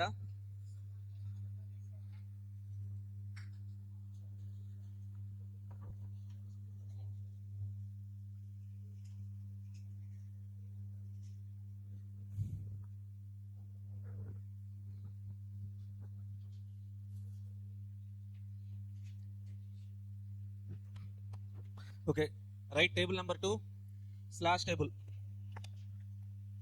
Slash table. Take activities A, B, C, D, E, F, G. Okay, normal duration is given in the question, revised duration is given in the question. Normal minus revised duration. We will get crash days available. Okay, directly you can write crash days available. For activity A, 4, 4, 0, 2, 1, 1, 2. Okay, next we need to calculate crash cost per day. How to calculate crash cost per day means difference in cost divided by difference in time. Cost difference by time difference. Okay, check whether you are getting this number. For A, per day crash cost is 2. For B, 1.25, C, 0, D, 2, E, 4, F, 6, G, 3. Done? Now, if you have done with that table number 2, attack table number 3. Completed, super. Okay, just 3 stages lo cheste. Man target enti ikkadi question lo 25th కి project complete అవుతుందని original agreement 20 కల్ complete చేయమన్నారు. అంటే ఎన్ని days crash చేయాలి? 5 days. 5 days crash చేయడానికి చేయండి. Okay, 5 days crash అయితే సో ఆపేయచ్చు మనం క్రాషింగ్. ఓకే, ఫస్ట్ స్టేజ్ లో which path to be crashed. Okay, table open చేశారా? Have you guys open that third table, evaluation table. Stage 1, which path to be crashed? Critical path. Sorry, which path to be crashed? Critical path. Which is the critical path? AEF is the critical path. Okay, in that AEF, A crash cost is 2, for E 4, F crash cost 6. Okay, which activity to be crashed? A. Why A, sir? For A, crash cost is least 2. Okay, so in stage 1 of crashing, crash A by how many days? 2 days. What is the crash cost per day? So 2 days into 2000. So that means crash cost in thousands, right? Crash cost 4000. So మనం check చేయాలి కదా 2 days అయినా ఎందుకు 2 days? How many days to be crashed? Okay, for A, crash days available are 4. Okay, so next highest is okay, A is there in first path, second path also we have A. If I crash A by, what will happen, sir? A by 2 days. Next highest 23 ఉంది కదా, 2 days try చేయండి ముందు. So if I crash A by 2 days, 25 becomes 23. Then this 17 అనేది, sorry, this 17 becomes 15. 25 becomes 23. 17 becomes 15. In BF we are not having A, right? 23 only. CG 18 only. After first stage of crashing you will get 23, 15, 23, 18, right? Okay, after first stage of crashing we got 2 critical paths.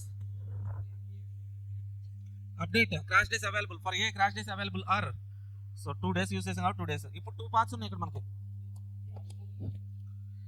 So first critical, so after first stage of crashing we are having 2 critical paths, A, E, F and which one? BF, BF. Okay, so what are the common activities here? Common activities are F, uncommon activities are, okay, from second path we have B, first path we have A and E. What are the combinations? First combination, first alternative we can crash F. 2 critical paths will be crashed. Okay, uncommon activities, ఒక path లోంచి B crash చేస్తే first path లోంచి A or E చేయాలి అంటే ఎన్ని alternatives వస్తాయి? B and A, B and E. Okay, so what is the crash cost for F? 6000. 6. F crash cost 6. Next one BA, B kanta 1.25 plus 2 3.25. B alternative, BE alternative 5. Okay, 3.25 least. We can go with which alternative? BA. Crash days available for B is 4 days available undi, A ki 2 days available undi. That means maximum 2 days. So check, if I crash by 2 days, whether will there be any change in critical paths? Once a critical path, always a critical path or not? Adhan check cheyandi. Sorry. After second stage of crashing, if I crash by 2 days, 23 becomes crash చేసేది A, B na? We are crashing A and B. So this becomes 21. This becomes 13. This one 21. Last one 18 only. Okay, so once a critical path, always a critical path. For A, crash days available becomes 0. For B, it would be 2 days use చేసిన 2 ఉంటుంది. Next 2 stages అయిన ఇప్పుడు ఎన్ని days crash అయింది? ఇంకొక day crash చేయాలి. Okay, so critical పాత్లో ఏమైనా change ఉందా? సేమ్ క్రిటికల్ పాత్స్, మళ్ళీ అదే క్రిటికల్ పాత్స్ కదా. Okay, we have 3 alternatives. One alternative, second alternative we have used. Third alternative, next least cost alternative B and E 5.25 days. Now check, we have to crash B and E. How many days, sir? B కి మాత్రం ఎన్ని days available ఉంది? మనకు కావాల్సింది ఒకటే కదా, 1 day కదా. 4 days, 25 days crash చేయాలి. 4 days చేసాం, 1 day క్రాష్ చేసేయండి అయిపోతుంది. Crash 1 day and update the tables. Okay, so after that calculate cost. What is the cost? 15.75.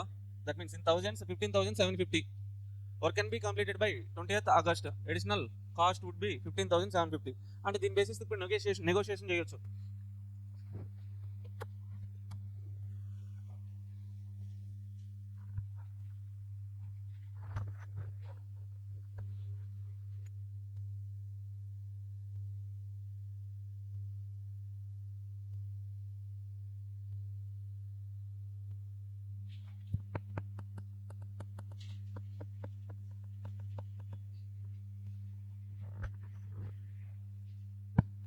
Done?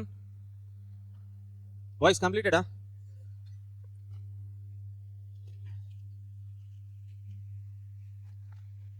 Okay, so if you want to try later, you can try this question number 9, sir.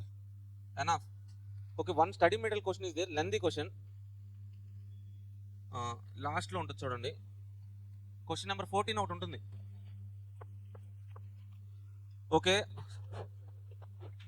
question number 14 ఒకటి ఉంటుంది. అది maximum ఇవ్వడు, ఎందుకంటే చాలా time taking question అది. At least 45 minutes 1 hour పట్టేస్తుంది. ఎందుకంటే ఈ క్వశ్చన్లో మనకు 7 స్టేజెస్లో చేయాలి. క్రాషింగ్ చేస్తూ చేస్తూ వెళ్తూనే ఉంటాం, టైం వేస్ట్ అయిపోతుంది. సార్ ఈ ప్రాబ్లం వస్తే ఏంటి సార్? ఓకే, లాస్ట్లో పెట్టుకోండి. ఇక మిగతా ట్రై చేసి మనకి ఏది లేదన్నప్పుడు ట్రై చేయండి అంతే. ఇక మ్యాక్సిమం రాదు. మీరు అబ్జర్వ్ చేస్తే మనకి ఫాస్ట్ అటెంప్ట్లో వచ్చిన క్వశ్చన్ ఇది. ప్రీవియస్గా ఈ December 24 3 స్టేజెస్ క్రాషింగ్తో ఆన్సర్ వచ్చేసింది. December 23 3 స్టేజెస్ క్రాషింగ్తో ఆన్సర్ వచ్చేసింది. అంటే వాడి మీనింగ్ ఏంటి? Time.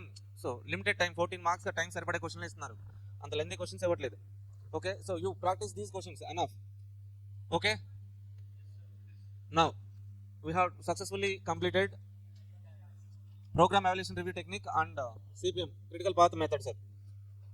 Okay, so we have one more method in this particular chapter, resource leveling. That is new chapter, new syllabus question. అక్కడ అంత పెద్ద కాన్సెప్ట్ ప్రాబ్లం ఏమి ఉండదు, డయాగ్రామ్స్ డ్రా చేయడం ఎక్కువ ఉంటుంది. టైమ్ స్కేల్ డయాగ్రామ్ అని అది ఇప్పటివరకు ఎప్పుడు అడగలేదు, నేను MQPలో కూడా అడగలేదు.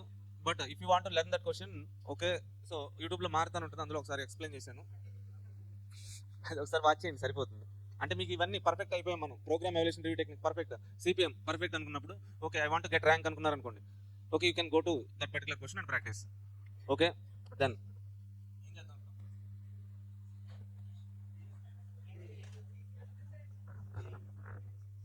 MCQs. మీ దగ్గర మెటీరియల్ లేకుండా MCQs PDF ఫైల్ తెచ్చుకోండి. Maxima minima. Okay, see standard question అది లెంతీ చాప్టర్, టైం పడుతుంది. ఏది reconciliation standard question. Okay sir, okay, if I have to discuss reconciliation I have to start from material cost variance, labour cost variance, అవన్నీ step by step వచ్చి రికన్సిలేషన్కి వస్తే directly you cannot attack reconciliation sir. Game theory. So C question number 8. Question number 8 7 completed, right? Okay, question number 6 is what? 1 is simulation question, easy question, step 1 step 2. 6 A is either LPP, transportation, assignment. Assignment is easy question only, row operation, column operation, some 6 steps are there, learn those 6 steps. Okay, one of the important model is traveling salesman అని ఒకటి ఉంటుంది, ఇంకోటి ఏం prohibited assignment అని చెప్పేసి hotel managers rooms అని చెప్పి ఒక ప్రాబ్లం ఉంటుంది, అవి ప్రాక్టీస్ చేయండి. ఓకే, అసైన్మెంట్ అయిపోయింది, పక్కన పడండి. నెక్స్ట్ ట్రాన్స్పోర్టేషన్, ఒక ప్రాబ్లం చేయాలి, ఏదైనా ఒక ప్రాబ్లం తీసుకోండి, స్టేజ్ 1 స్టేజ్ 2 స్టేజ్ 3 అంటే ఒక ప్రాబ్లం, అది కూడా పక్కన పడండి. LPP linear program planning, LP model writing sir, అదొకటి కొన్ని ప్రాక్టీస్ చేయాలి మనం. అది చూద్దాం. మీరేం చేస్తారంటే ఈరోజు క్లాస్ అయిన తర్వాత LPP కానీ లేదా అసైన్మెంట్ ట్రాన్స్పోర్టేషన్ క్వశ్చన్స్ ఆల్రెడీ మీకు నాలెడ్జ్ ఉంటే కొన్ని ప్రాక్టీస్ చేసి రండి. మీకు ఏమైనా డౌట్స్ ఉన్నాయి అనుకోండి, రేపు మనం వాటి మీద అటాక్ చేద్దాం. Okay, so now we start with question number 8 sir. Okay, question number 8 మనం రాయాలంటే we have to learn 3 chapters. 8B is business forecasting, 8A maxima minima game theory. Okay, so మనం ఒక బిజినెస్ ఫోకాస్టింగ్ చెప్పుకొని మిగతా వదిలేసినా నో యూస్, మ్యాక్సిమా మినిమా చెప్పుకొని మిగతా 2 వదిలేసినా అలా ఉండదు కదా. క్వశ్చన్ రాయాలంటే పర్ఫెక్ట్ క్వశ్చన్ రాయాలంటే 3 చాప్టర్స్ నేర్చుకోవాలి మనం. So that's why we start with any one chapter, we shall try to complete 3 chapters. 3 chapters first కందాం, నెక్స్ట్ టైం బట్టి అప్పుడు వేరే క్వశ్చన్కి వెళ్దాం మనం.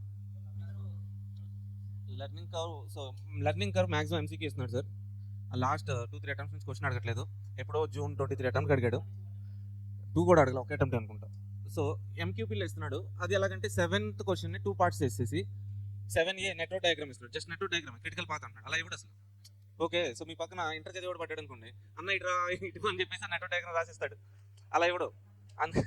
7Bలో లెర్నింగ్ కర్వ్ ఒక 7 మార్క్ క్వశ్చన్ ఇస్తున్నాడు, MQPలో ఇచ్చాడు కానీ ఇప్పుడు వరకు ఆ కాంబినేషన్ ఇవ్వలేదు.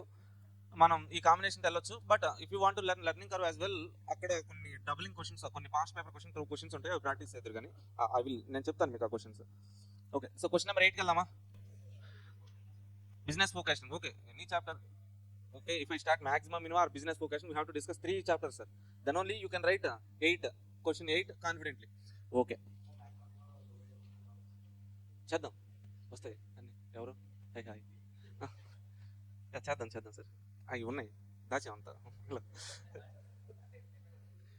Let's do some paper analysis sir. 8A question number 8A is from chapter number 13 maximum minima, chapter number 9 game theory. Okay, see December 25 MQP2 ఇక్కడ ఏ క్వశ్చన్ ఇచ్చాడంటే, ఎక్కడ డౌన్లోడ్ చేశాను నేను MQP2 ఇదేగా. December 25 MQP2కేమో 8A మ్యాక్సిమా మినిమా క్వశ్చన్ ఇచ్చాడు sir, easy క్వశ్చనే, total revenue maximization question అది. And now remaining question sir 8B చూడండి, రిగ్రెషన్ అనాలిసిస్, బిజినెస్ ఫోకాస్ నుంచి regression analysis, y = a + bx basic question, ఊఎంలో చేసి ఉంటాం. ఏంటది? Yeah. Okay, 8A, December 25, MQP2, we got maxima minima question, revenue maximization. December 25, MQP1, maxima minima, profit maximization, single variable only. June 25 exam, maxima minima, 2 market, 1 plant. That question, easy question, MC equal to MR1, MR2, that kind of equation we need to use. Okay, that is direct question from SPM, sir. SPM chapter number 3, direct question. Same question they have asked here. Okay, so on June 25 MQP1, maxima minima, total revenue maximization. June 25 MQP2, game theory, union versus management and a question ఉంటుంది మన game theory chapter లో. అది direct study material question. December 24 exam, game theory question ఇచ్చాడు ఒకటి. And December 24 MQP1, equilibrium point, maxima minima, game theory, maxima minima, game theory, maxima minima, game theory. So in game theory, maximum we have 4 models, sir. 4 models means maxima, minimax, maximin calculation, and the principle of dominance, arts method. 3 methods. Okay, one graphical method is there. They are not asking that method, graphical method. 3 models. Okay, 3 or 4 questions enough. Easy chapter. 1 to 1.5 hour, maximum 2 hours. That's it. Game theory. Maxima minima. Okay, here maxima minima we have to learn. So basics of derivatives. Then we can do the problem. Single variable, 2 variables. Basic problems only, easy problems. But ఇక్కడ 2 variables problems అడిగినా కానీ ఒక అంత depth ఎక్కువ calculations ఉండే ఇవ్వట్లేదు. Easy question అదైతే యాక్చువల్గా మనకు కాన్సెప్ట్ ఐడియా ఉంటాయి. Then coming to 8B, sir. Question number 8B from chapter number 14, business forecasting. Okay, here we have 4 models. See, first one is regression analysis. Regression analysis means y equal to a plus bx equation. Okay, see in how many attempts they have asked that question? 1, 2, 3, 4, 5, 6 times out of 11 papers. 6 times they have asked regression analysis only. Okay, moving average 2 times. 2 times moving average, easy. Okay, if you know the basic calculation, average calculations, you can do that particular question. After moving average, we have seasonal index calculation. Okay, here also just additions, subtraction వస్తే చాలు seasonal index calculate చేయొచ్చు. Exponential smoothing, just small concept only. that exponential smoothing అంటే ఏదో smoothing.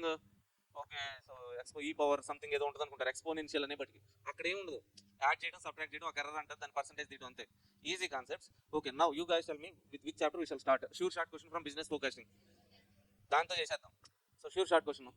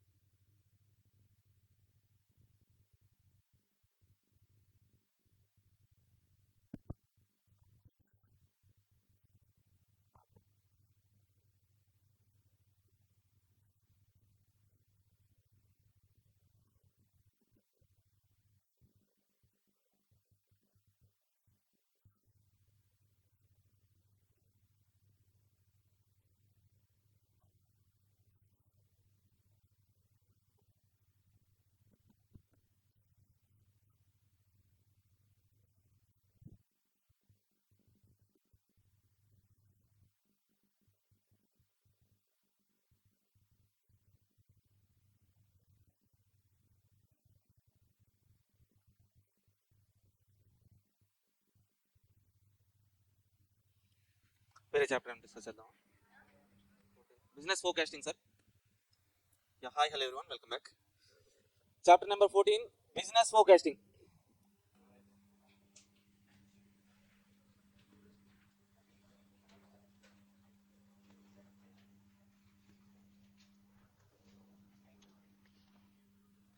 Business forecasting, here we have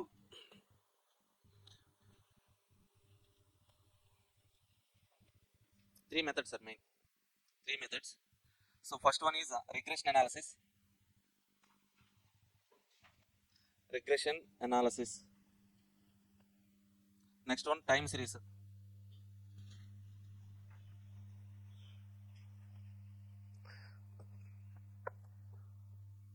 Next one, exponential smoothing.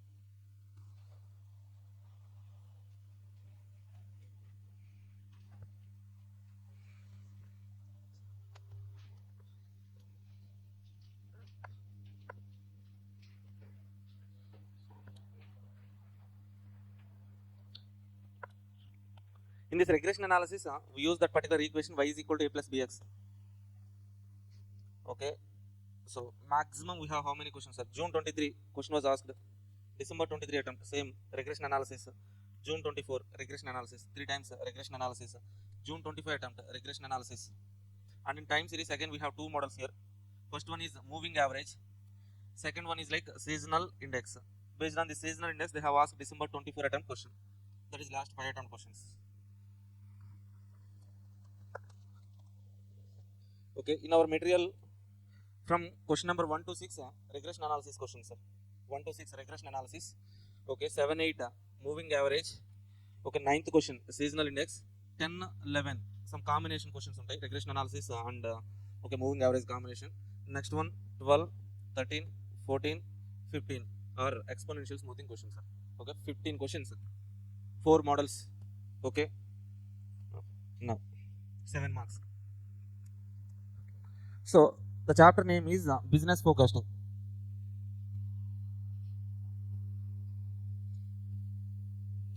Business forecasting. So forecasting means what, sir? Estimation, future estimation. Okay, so business related elements we are going to estimate. Why we have to estimate, sir? Why we have to estimate means, say for example, first thing, let's say a person A is there. A is starting a business, sir. Say for example, he is going to start a business. What are the things we need to start a business, sir?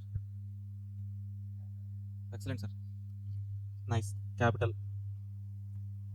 Inka we need labor. Okay, we need raw material, machines, building, land and building, machinery. Okay, all these things we need, right?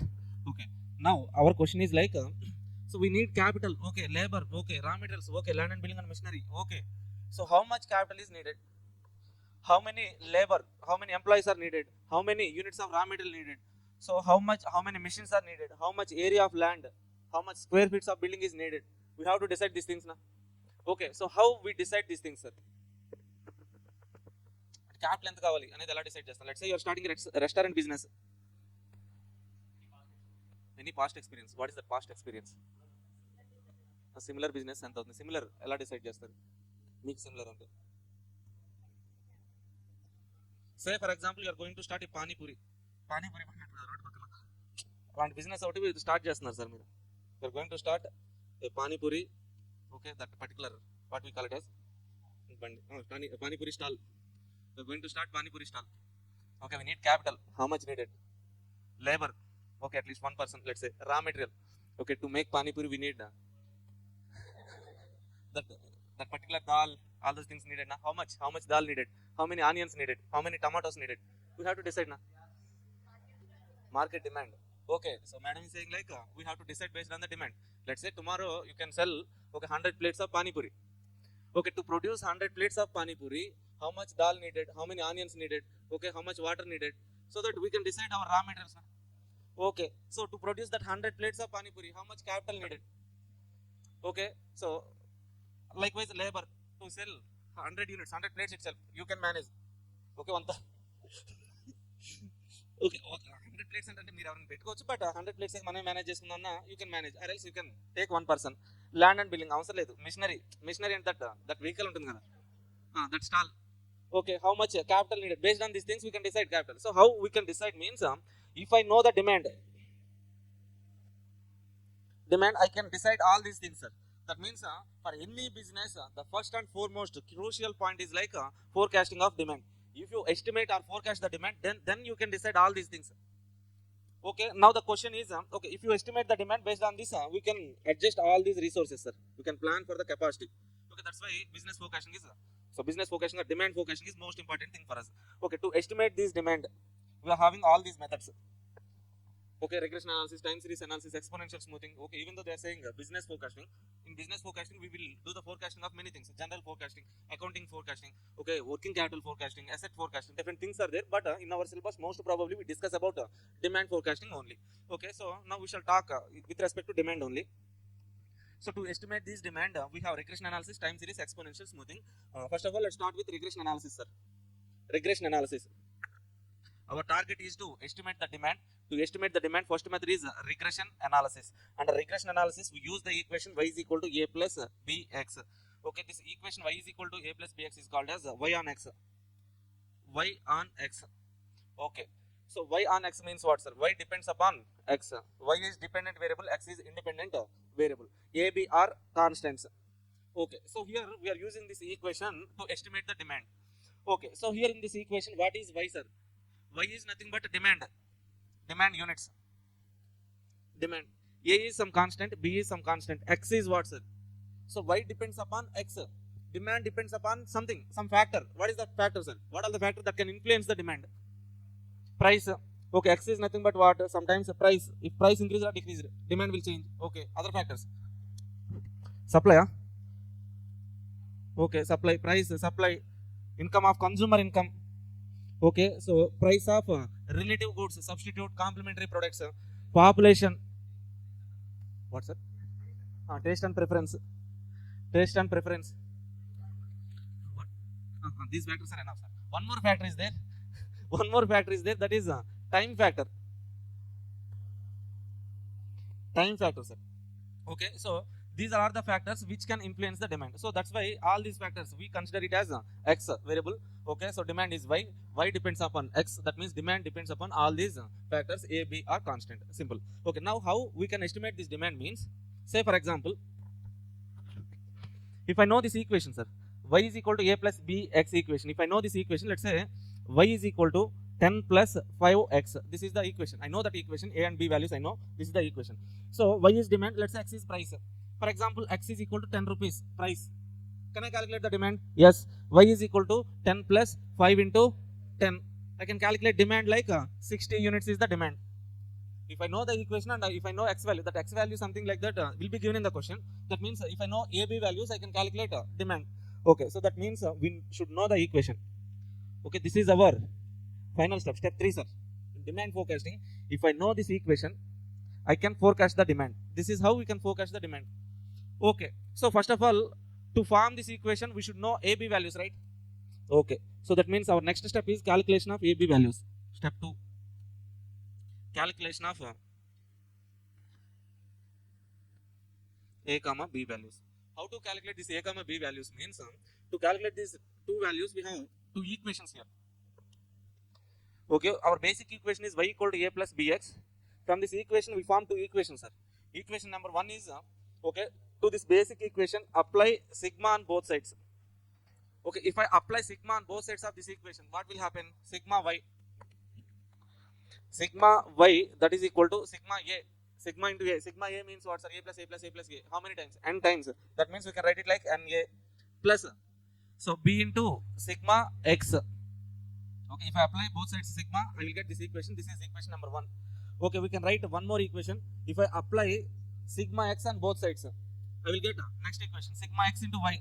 Sigma x y, that is equal to a into sigma x. A sigma x plus sigma x into bx. B sigma x square. Okay, so what are the two equations? First equation is sigma y equal to Na plus b sigma x. Sigma xy is equal to a sigma x plus b sigma x square. These two equations. Okay, so to solve this, okay, to get these AB values, we have to form equation number 1 and equation number 2, where A, B are treated as in these two equations. To get these AB values, we have to solve these two equations. Let's say x and y lo two equations solve this xy values vaste kada. Like that, here we have AB values. Okay, form these two equations and solve these two equations, we get AB values. But to form these two equations, what are the unknown variables here? sigma y n sigma xy sigma x square. That means we need to calculate sigma x, sigma y, sigma xy, sigma x square. That is our step 1. First step is calculation of sigma x, sigma y, sigma xy, sigma x square. That's it, sir. That is a 3-step approach. By using regression analysis to estimate the demand, we have to follow this 3-step approach. We start with step 1. What is our step 1? Calculate sigma x, sigma y, sigma x, sigma x square. Then we go to step 2, calculation of AB. Okay. So after getting AB values, step 3, we can form the equation and do forecasting. Okay. So first step 1, sir. This is a main thing, very very important one. Under the step 1,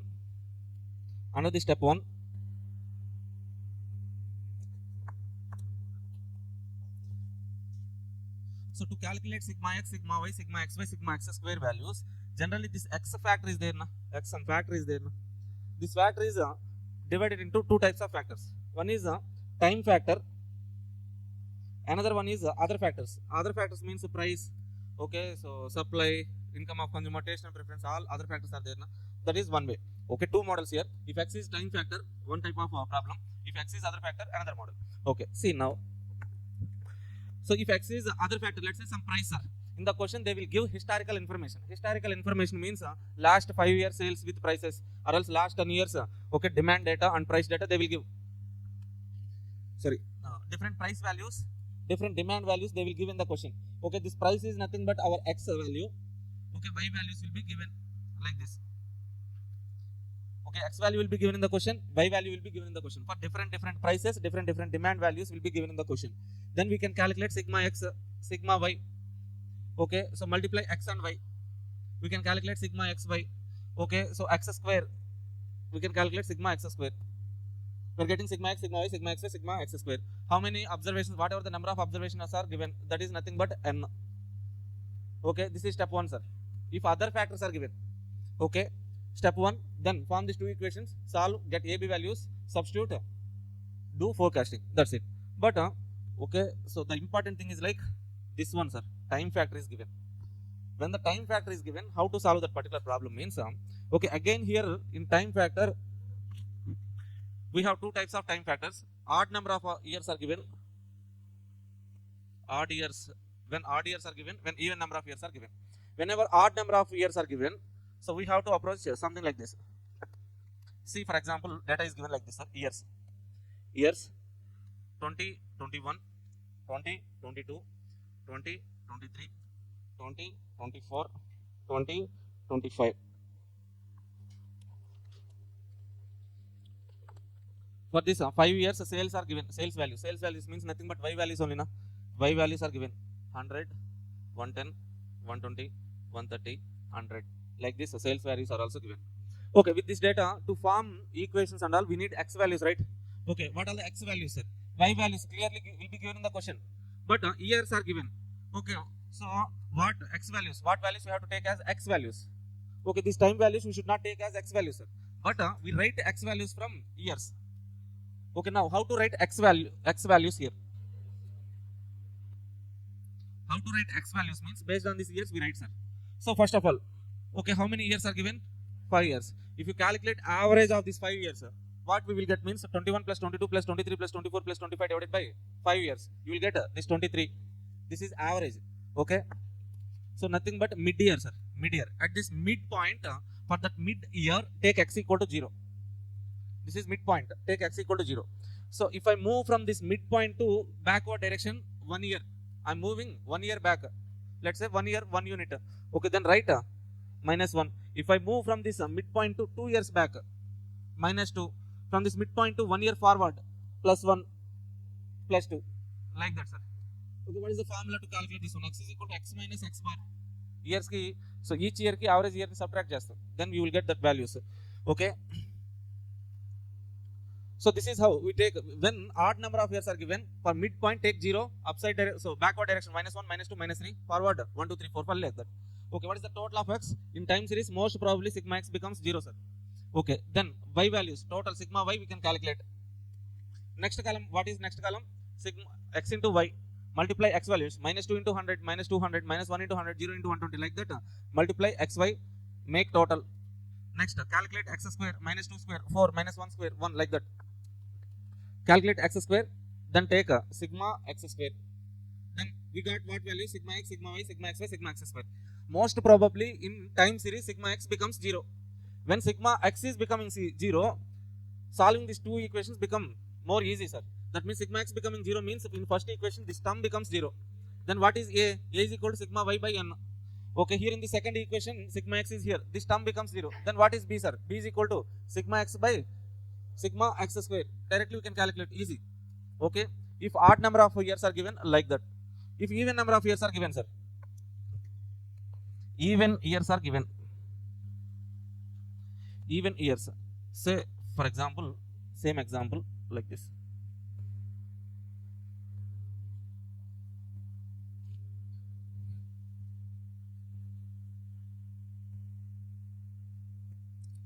Previously they have given 5 years. Now let's say assume like they are giving 6 years.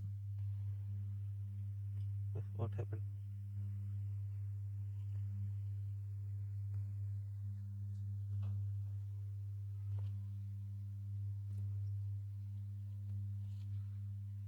An even number of years. See, years 20, 21, 20, 22, 20, 23, 20, 24, 20, 25, 20, 26. Okay, 6 years are given, sir.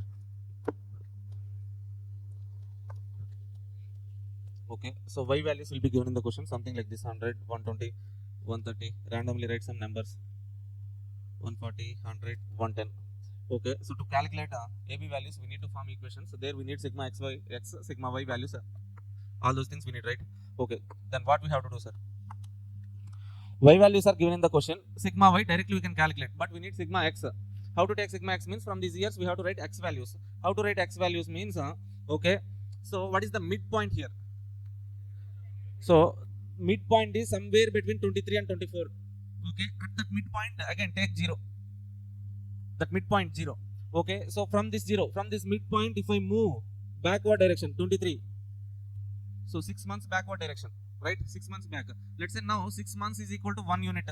I'm moving 6 months back at 2023 minus 1.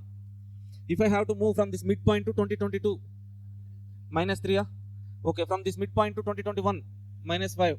Okay, here plus 1, plus 3, plus 5, right? Okay, that means whenever even number of years are given, for this mid 2 years, minus 1, plus 1, minus 3, plus 3, minus 5, plus 5, minus 7, plus 7, like that we have to take x values. Okay, total of x, sigma x will be 0, sigma y, then we calculate xy, sigma xy, x square values we will calculate. Sigma xy, sigma x square. Okay, this is our step 1, sir. In step 1, we have this many adjustments, sir. Okay, look at this page once.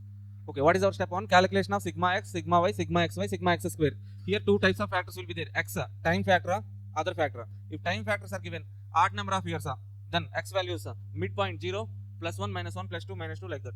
Okay, if years are even number of years, for mid 2 years, plus 1, minus 1, plus 3, minus 3, plus 5, minus 5, like that, odd numbers. Okay. Now, if other factors are given, okay, so x values directly will be given: total of x, total of y, sigma xy, sigma x square. Done with step 1. So then we go to step 2. Okay, we have already calculated sigma x, sigma y, sigma xy, sigma x square. Okay, now substitute those values in equation 1 and 2.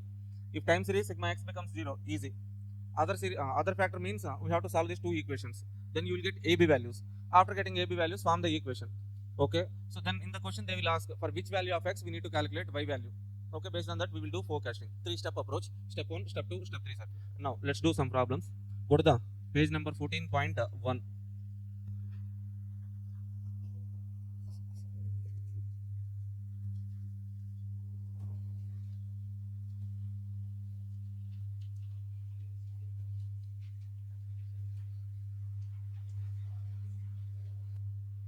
Okay, so look at this question number 1, sir. Question number 1. Okay, try to identify which model is that. Okay, first of all, so just by looking at that particular question, years are given, time series, how many years, sir? 7 years, odd number of years. Step 1, sigma x, sigma y, sigma xy, sigma x square. Okay, take the columns. Okay, so sigma x, sigma y, sigma xy, sigma x square. First step, what are the columns we need to take? Years, x column, y column, xy column, x square column. From years, okay, odd number of years are given now. Okay, can you tell me the values for this particular years? What is the midpoint? For 93, x value is 0, minus 1, minus 2, minus 3, plus 1, plus 2, plus 3. Okay, for which year they are asking us to estimate, sir? 2000 year. Okay, based on this, can you tell me the value of x for year 2000? 96 ki 3 aithe, 97, 98, 99, 2007. Okay, in this in step 3 we take that value 7 for 2000 years, sir. Okay, so do that step 1, sir. Write those values and do the basic calculations.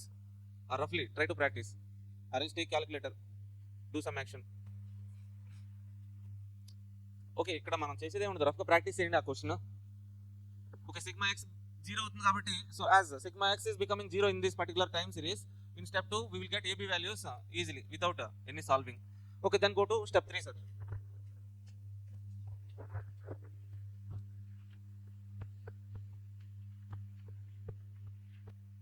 Okay, practice this question enough. Okay, take rough paper, pen. Okay, so look at that question, try to practice that question. Then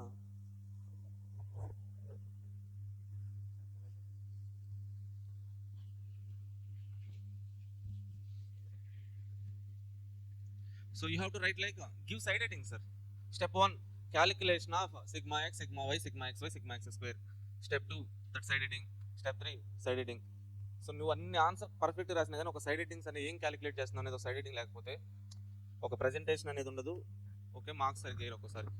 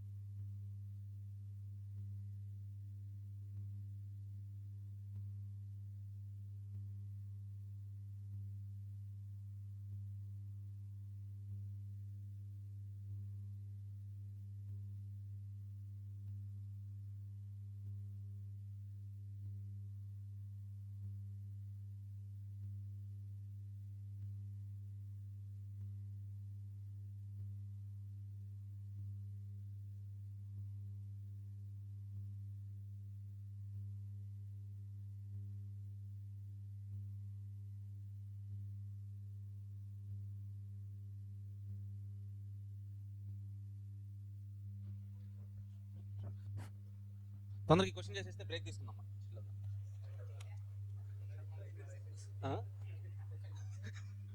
Okay, see, roughly I will try to explain, sir. So first of all, in this question, what is our step 1? Calculation of sigma x, sigma y, sigma xy, sigma x square. First of all, take years column. How many years? 7 years. For mid-year 93, take x equal to 0. Upside, previous years, -1, -2, -3. Forward, 1, 2, 3. That means x values are these values. Total, sigma x is equal to 0. Y values are, that means tourist arrivals. The tourist arrivals are nothing but y values. Total, y is, how much? Sigma y is equal to 160.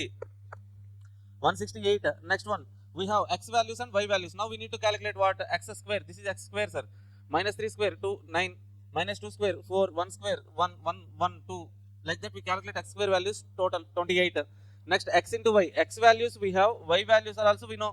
-3 into 18, -54, -2 into 20, -40. Like that calculate x into y total. Now done with step 1. Go to step 2, sir. Calculation of AB values. How to calculate AB values? Take equation number 1. Equation number 1 is what, sir? Sigma y is equal to a plus b, sorry, na plus n into a plus b sigma x. Okay, as sigma x we got 0, no? Okay, that means sigma y how much? 168. 168, that is equal to n. How much? Number of observations 7 into a is equal to 168 divided by 7. How much? 24. A equal to 24.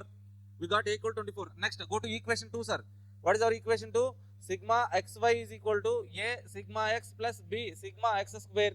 Sigma x already 0. Okay, so then b sigma x, what is sigma xy? 53. That is equal to b into sigma x square. How much?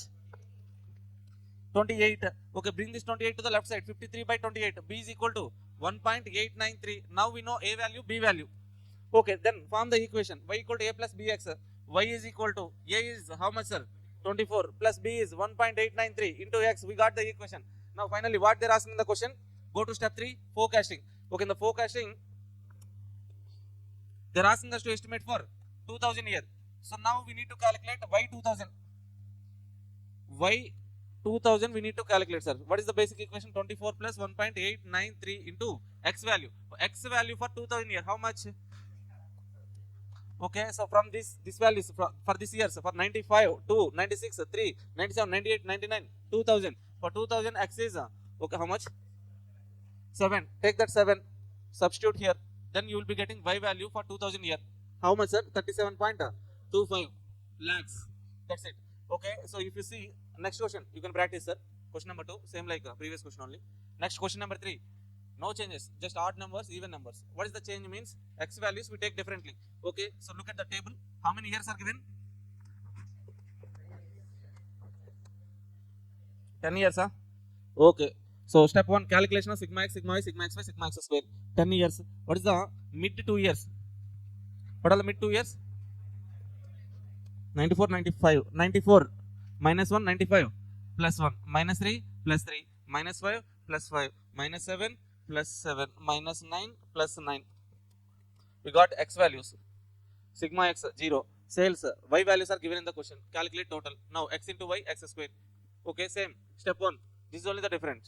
In step 2, same. Substitute. Sigma x becoming 0. You get AB values. Final step 3. What they're asking?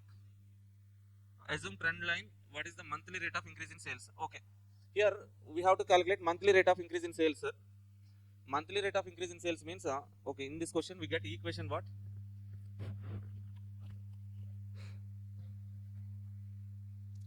Y is equal to 19.2 plus 0.536 x, right? Okay. So now tell me that equation once. Y is equal to 19.3 plus 19.2 plus 536 into x. Okay, let's say for example if x equal to 0, what is y, sir? 19.2. If x equal to 1, what is y? 19.736. Okay, so from if x value increases from 0 to 1, how much y value increases, sir? 0. Definitely this coefficient, right? 0.536. For 1 unit change in x value, y value will be changed by 0.536. X value 1 unit represents how many months? This is even number of years. Now, even number of years means 6 months. Odd number of years, 1 year. Okay, now for 6 months, x 1 unit means 6 months. What is the change? 536 is the change in demand. That means for 1 month, what would be the monthly rate of change in demand? Can we calculate that one? 0.536 divided by 6 months per month, 0.089. Okay, that's it. So here they use 12, sir, but not 12. 12 తీసుకొని calculate చేసి ఉంటారు కానీ 12 కాదు, అది 6 తోనే calculate చేయాలి. ఎందుకంటే మీకు తెలుసు కదా. ఓకే, 6 months 1 unit గా తీసుకుంటే ఇక్కడ ఈవెన్ ఇయర్స్ అయితే. That's it sir. Next one missing years question and okay other factor question will do after the break. Then we go to moving average. ఏం ఉండదు అసలు మూవింగ్ యావరేజ్ అంటే నీకు. So editions divisions వస్తే చాలు, calculate మీద టక్ టక్ మన కొడతాం వస్తే చాలు, ఈ చాప్టర్ చేసేయచ్చు. We will do those problems after the break. Okay.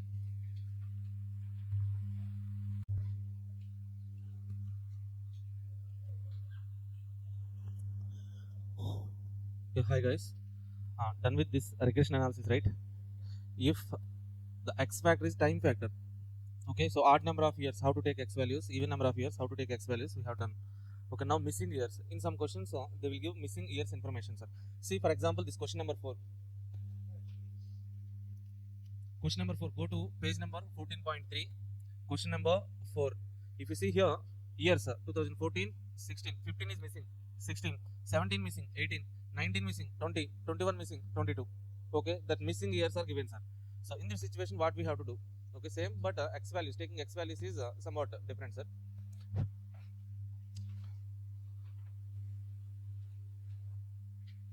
So total how many years are given? So in total 14, 15, 16, 17, 18, 19, 20, 21, 22. Okay, 15 missing, 17 missing, 19 missing, 21 missing. So let's say for example if all those years are there, so which one is the mid year? How many years are there, sir? Odd or even? Odd number of years are there. 18 is mid year. So take for 18 x value 0, minus 1, minus 2, minus 3, minus 4. Okay, plus 1, plus 2, plus 3, plus 4. Okay, so what is the x value for 2014? X values for 2014 minus 4, minus 2, 0, plus 2, plus 4. That's it. Okay, so in this kind of problems, what is the n value here? N means number of observation given in the question. How many observations are there in the question? 5. So n is 5. That's it. Okay.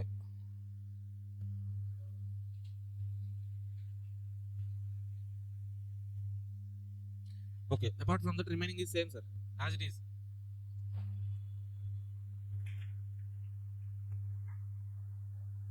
Done.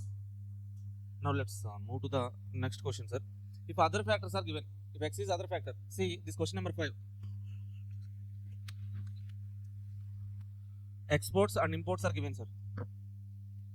Okay, so which one is demand, which one is x factor? We can take an assumption, take exports as x, imports as y. Based on the exports we can estimate imports. Okay, so as it is same. So step 1 is what, sir? Calculation of sigma x, sigma y, sigma xy, sigma x square. X values are there, y values are there. Calculate totals. X into y total, x square total. Okay, but we will get some big numbers here. See 446, 417, 31214, 27663, like that big numbers we are getting, sir. Okay, so in step 2, that is main complex part here. In step 2 we need to calculate AB values. To calculate AB values, form equation number 1 and equation number 2. Okay, substitute those values in equation 1. Sigma y is equal to NA plus B sigma x. How many observations are there? 7. N value is 7. Okay, sigma y 417, that is equal to A NA N7 A B into sigma x. How much, sir? Sigma x 446. Equation number 1. Next equation number 2. Sigma xy 27,663. Sigma xy is equal to, okay, A sigma x is 446, B sigma x square is 31,214. Now we got equation number 1 and equation number 2. So now we need to solve these two equations, sir. How to solve the equations? That is the point. How can we solve these two equations? Into 7. Okay, then okay, so that is also fine, sir, but you will get a big numbers. One of the easiest in this situation, if small numbers are there, okay, we can make A quotients equal. By multiplication we can do that part. Or else if some big numbers are there means, okay, from first equation separate A value, sir. Okay, so bring this B 446 B to the left side. 417 minus B 446 divided by 7. Okay, a equal to something. Okay, now substitute this a value in equation number 2. Okay, see here. They have substituted a value in equation number 2. Solve the equation, you will get b value. Then substitute b value in this a, you will get a value. That's it. Okay, so do practice this particular calculation. Okay, after getting a b values, same as it is, form the equation. In this question, what they are asking us to estimate?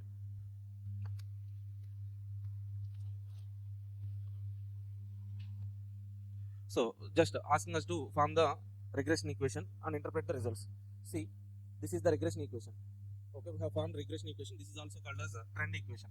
Okay, how to interpret the results means whenever they are asking us to interpret this y equal to a plus bx equation, y is equal to 34.72 plus 0.39 into x. How to interpret this one means same like so put x equal to 0, then y is equal to how much, sir? 34.72. Let's say if x equal to 1, then y is equal to, so how much? 35 point. Okay, so if x equal to 0 means what, sir? X is what? Imports or exports? Okay, so if x equal to 0 means even if exports are 0, okay, imports will be 34.72. Okay, if exports increased by 1 unit, imports will be increased by how much? 0.39. That is what the interpretation we have to write. That's it, simple. Okay, we have done with this regression analysis part. Okay, here, so based on that particular equations will be there. And ఈ equations మీకు ఇక్కడ SFM portfolio అనాలిసిస్లో ఉంటాయి. Okay, ఇది idea ఉందా? Correlation coefficient ఆ beta వాల్యూస్తో ఉంటాయి equations. మీకు idea ఉంటే ఈ క్వశ్చన్ ఎక్కడ ఇచ్చాడంటే మనకు వర్క్ బుక్లో ఇచ్చాడు ఆ question. Okay, regression analysis equation. Okay, byx is equal to r into sigma y by sigma y means standard deviation of y by standard deviation of x. ఈ ఫార్ములాస్ అక్కడ ఉంటాయి సార్, ఒకసారి ఆ ఫార్ములాస్ మీకు గుర్తుంటే క్వశ్చన్ ట్రై చేయండి, లేదంటే leave it. Okay, pure statistics base question, statistics base question. Okay, next one we shall move to the next concept, sir. Okay, regression analysis. Next concept is time series, sir. In time series, first one is moving average. Okay, easy one, very very easy problem model.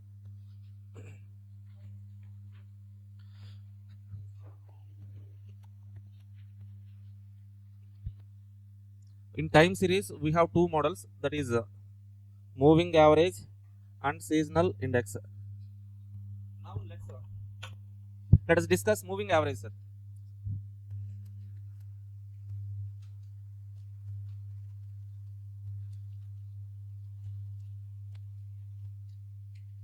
Moving average, sir. Moving average means what, sir? We have to calculate the average while moving 1 year, 1 year, 1 year forward. Okay, say for example,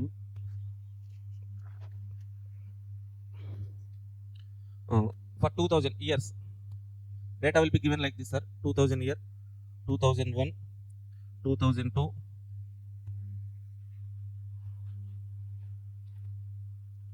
years, 2000, 2001, 2002, 2003, 2004, 2005, 2006, like that. Some years are given.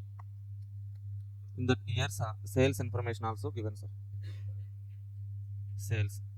So how much sales was happened in year 2000 is like so randomly I'm taking some numbers. Say for example 100 units. Next year 110 units. Next year 90. Next year 120. Next year 80.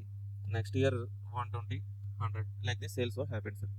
Okay. So by giving this information, sometimes what they will ask is like they will ask us to calculate a 3-period moving average. 3-period moving average. So first of all, let's see 3-period moving average. How to calculate the 3-period moving average, sir? Calculate the average of 3-period moving averages are, so take 3 periods, right? 3 periods means take first 3 years. Okay, 100, 110, 90 divided by 3. How much? 100. So that 100 where we have to write, sir? This 3 years midpoint just before. So just beside that mid year we have to write that 100. Next moving average, right? We have to move 1 year downside. That means leaving this particular year, take next 3 years. 110, 90, 120 by 3.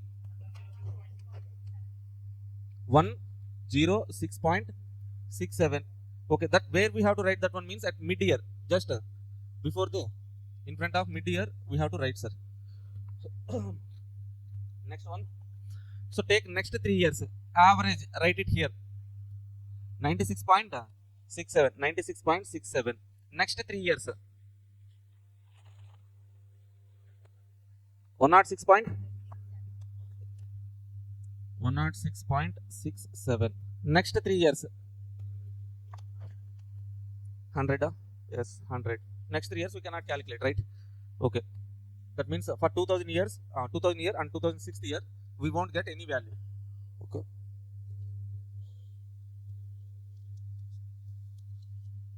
Okay, now this moving average values are there now. These values are called as trend values.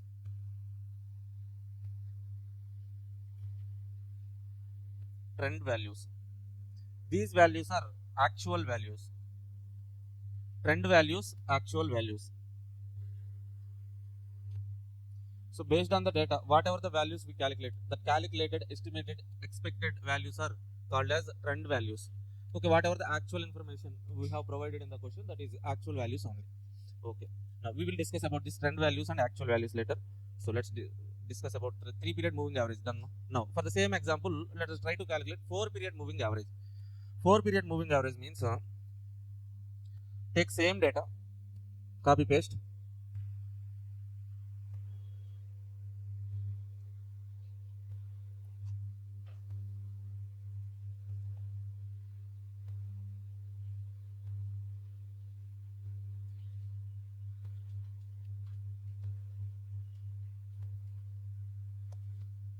take same data,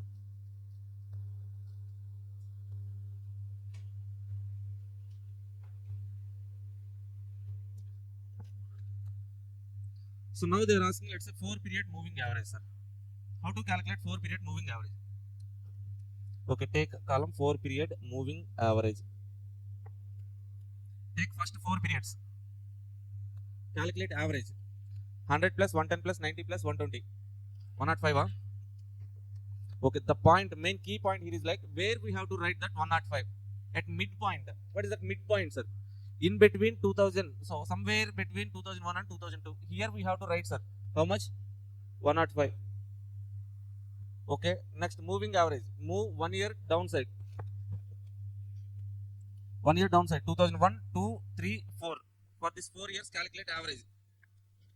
100. Where we need to write? In between 2002 and 2003. 100. Yes. Next 4 years. 105 point. 102.5. Okay, okay. Okay, okay, sir. Okay, so next 4 years. 105. Okay. So we have calculated 4 period moving average values. But these values, 105 represents the period between 2001 and 2. Okay, for some midpoints they are representing, but these values are not representing any particular year. So for that, what we have to do is like these values are 4 period moving average values only, but these are called as non-centered values. Okay, now we have to calculate centered values. How to calculate 4 period moving average centered values, sir? So while calculating these centered values, these 4 non-centered values are there now. From these non-centered values, take two numbers. 105, 100. What is the average? 102.5. That value we have to write in between these two values. That means that will be representing which year? 202. 2002 year. 102.5. Next two values. 101.75. 101.25. This value represent trend value for 2003. Next average 103 point something. Okay, so now these values, these 3 values are there. Now these values are treated as centered values. These values only our trend values. That means based on the provided information, we can calculate centered values for trend values for 2002, 2003, 2004. For these 3 years, these values are trend values. These values are actual values. Okay, for other 2 years, 2001, 2000 year, we cannot calculate trend values. Why means the method is like that only.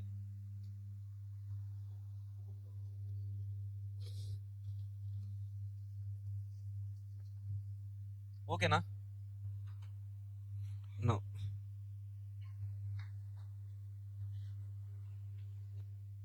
What is the workbook? There.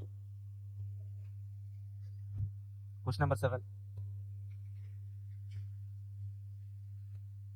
Question number 7. Okay, you don't need to write. Just take calculators and try to calculate those values. Just check whether you are getting the same values or not.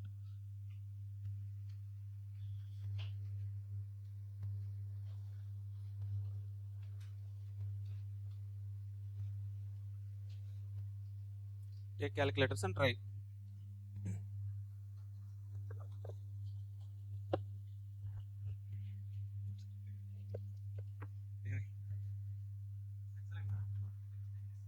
Okay, then. So if you have done with this question number 7, then go to question number 8. Okay, chala data ఉంటుంది sir ఇక్కడ. Okay, nearly some 10 years were given. Okay, here don't get confused, sir. What they have given here is like they have given totals one time and average one time. Here for yearly moving total. So this column we can eliminate. Okay, if you have this column, cancel this column, sir. Why to write totals one time and division, calculating average one time? Okay. Okay, for these years, these values are given. So they are asking us to calculate 4-period moving average. See, for first 4 years, these are the first 4 years, right? For these first 4 years, what is the average? So calculate average. That you have to write a midpoint. This one. Next 4 periods, these 4 years, average. This one. Okay, non-centered values. 4-period moving average, we get non-centered values. Okay, again, so averaging, calculating average of 2 non-centered values, you will get centered values. Okay, you can eliminate these 2 columns. Totals column you can eliminate. అది అర్థమవుతుంది కదా మీకు?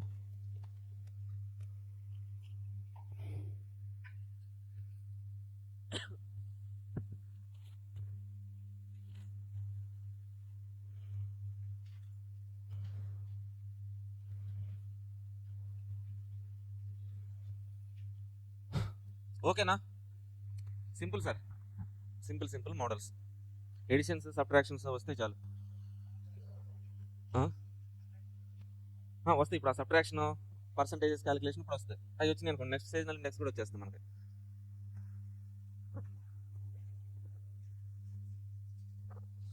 See, next one, seasonal index, sir. Seasonal index. See,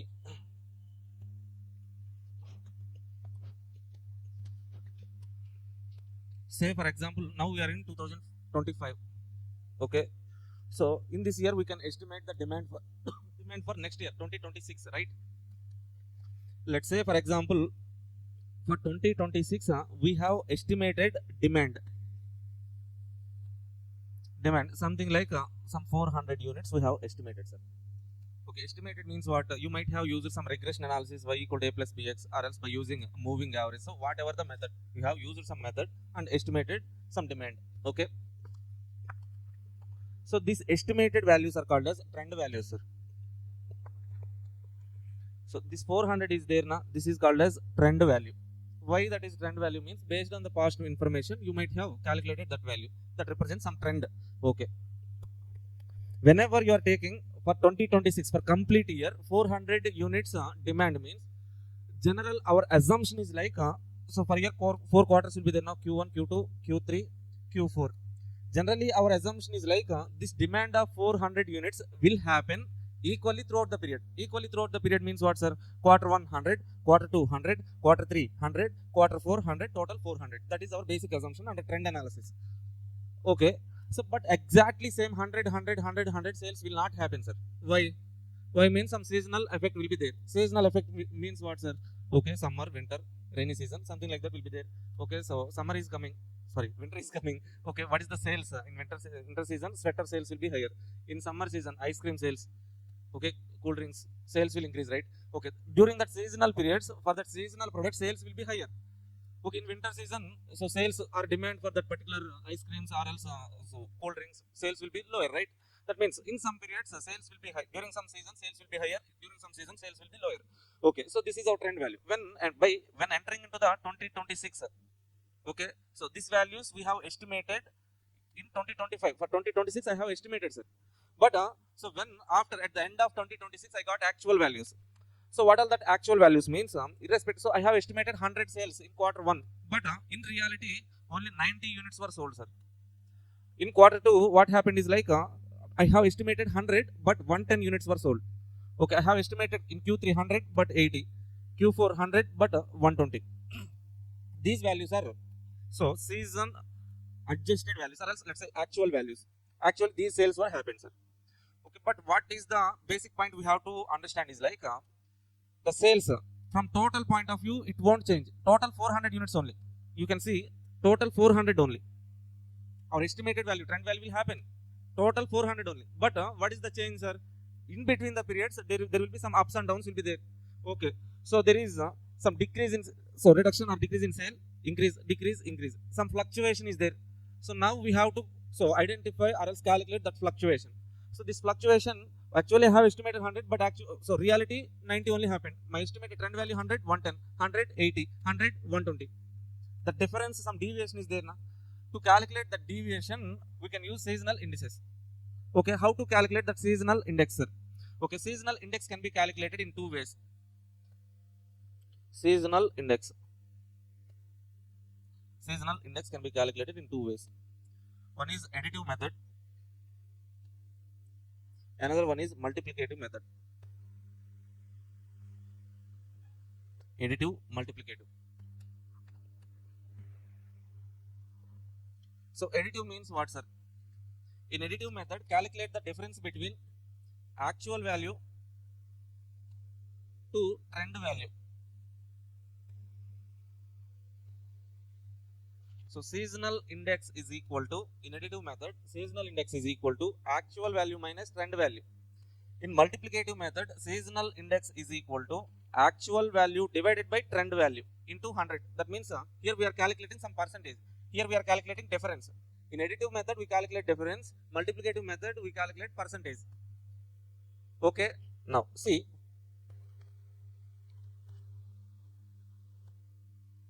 Let's calculate seasonal index, sir. Seasonal index. How to calculate seasonal index means, so let's say for example now we calculate in additive method actual value minus trend value. What is the actual value? Okay, this red color values are actual, blue color values are trend values, right? Actual minus trend, 90 minus 100 minus 10, 10 minus 20 plus 20. Yeah? Okay, so if you observe, total cumulative effect will be what, sir? 0.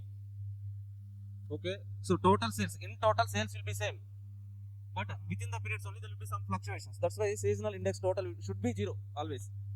Okay. In additive method, if you want to calculate seasonal index, in additive, multiplicative method, sir. How to calculate in multiplicative method? 90 by 100 into 100, 90 percentage, 110 percentage, 80 percentage, 120 percentage. Here 20 reduced, 10 reduced, 10 increased, 20 reduced, 20 increased. Okay, so ultimate effect will be 0 effect only. Okay, so in 2 ways we can calculate seasonal index. Okay, so how we can use this seasonal indices, sir? So see, for example,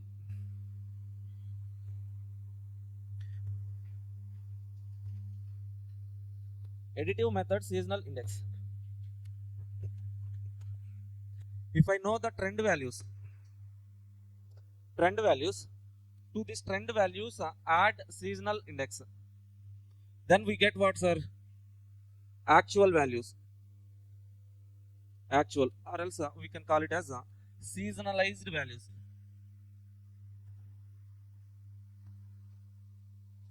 Seasonalized values. This process of adjusting seasonal index to trend values is called seasonalization.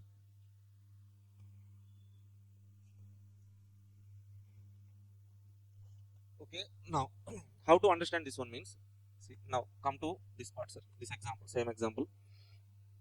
Say for example, I don't know that actual value, sir. What I know is like this trend values I know, this seasonal index I know, sir. Okay, if I know the trend value and seasonal index, can I calculate actual value 100 trend value plus seasonal index? Plus means minus 10, 90 only na. Okay, 100 plus 10, 110, 100 minus 20, 80, 100 plus 20, 120, same actual values. Okay, this process is called as what, sir? Seasonalization. If you have trend values, to the trend values add seasonal index, you will get seasonalized values. So, and if you have seasonalized values or actual values, now subtract seasonal index, you will get trend values, right? Subtract seasonal index, you will get trend values. This is called deseasonalization.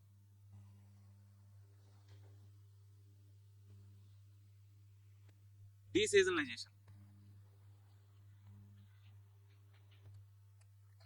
If seasonal index is some number, okay, so in additive method plus minus trend, to trend values add seasonal index, get actual or seasonalized values. To seasonalized values subtract seasonal index, you will get trend values. That's it. Okay, in multiplicative method, in this place we multiply with seasonal index percentage, na? We multiply, sir. Okay, now see here, so 100 into this is trend value.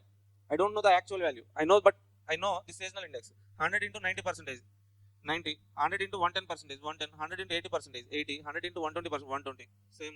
Okay, that means in case of multiplicative method, trend values multiplied with seasonal index, you will get actual divided with seasonal index, you will get trend. Additive method అయితే plus minus, for seasonalization plus, deseasonalization minus. If in multiplicative method, okay, for seasonalization multiply with seasonal index, deseasonalization divide with seasonal index, that's it.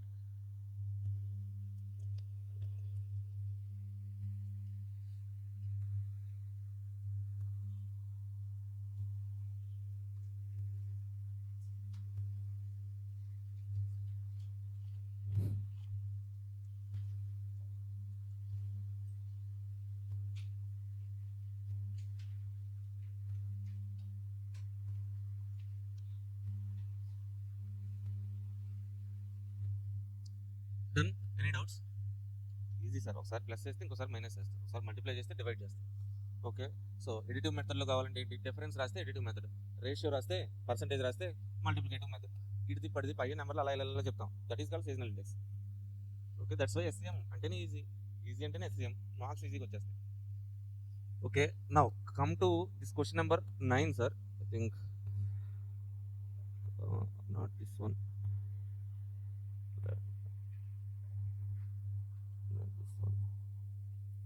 One seasonal index question is there, sir. Question number 9. Read this question, sir. Read this question once.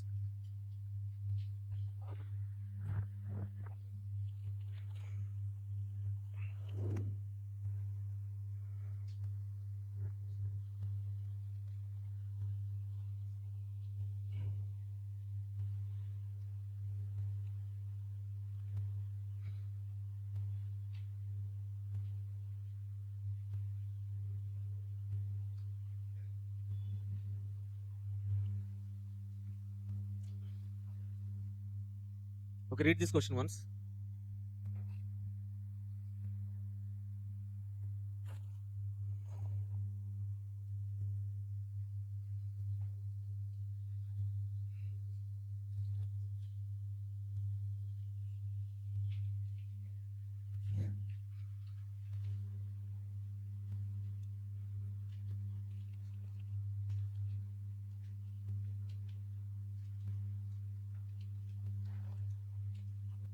Okay, see, calculate the seasonal indices for the following quarterly data in certain units. Appropriate method for finding the indices has to be decided by you with due explanation. Okay, so appropriate method means how many methods are there, sir, for seasonal index? 2, additive, multiplicative. Which one we have to use? Okay, whatever you want to use that method. For that, write one note point. Okay, see, what is the data given, sir? Data given for 1992, 93, 94, 95, quarter 1, quarter 2, quarter 3, quarter 4. Okay, so can you guys tell me whether this data is actual data or else trend values? Actual. Why actual, sir? Okay, we are in 2026. They have given which year data? 92, 93, 94, 95. That is already happened. Happened means actual data only. Okay. So for actual data, so we have to represent for quarter 1, we need one value, quarter 2, one value, quarter 3, one value, quarter 4, one value. But how many values are there for quarter 1? 39, 45, 44, 53 for quarter 1, quarter 2, 21, 23, 26, 23, third quarter 52, 63, 69, 64. Okay, if you observe in quarter 1, 1992, 39, 45 increased, 45 to 44 reduced, 44 to 53 increased. Okay, so definite trend is not there, sir. Increasing trend or reducing trend is not there. That's why what we can do is like calculate for each quarter, calculate simple average. Calculate the average. Well, take your calculators.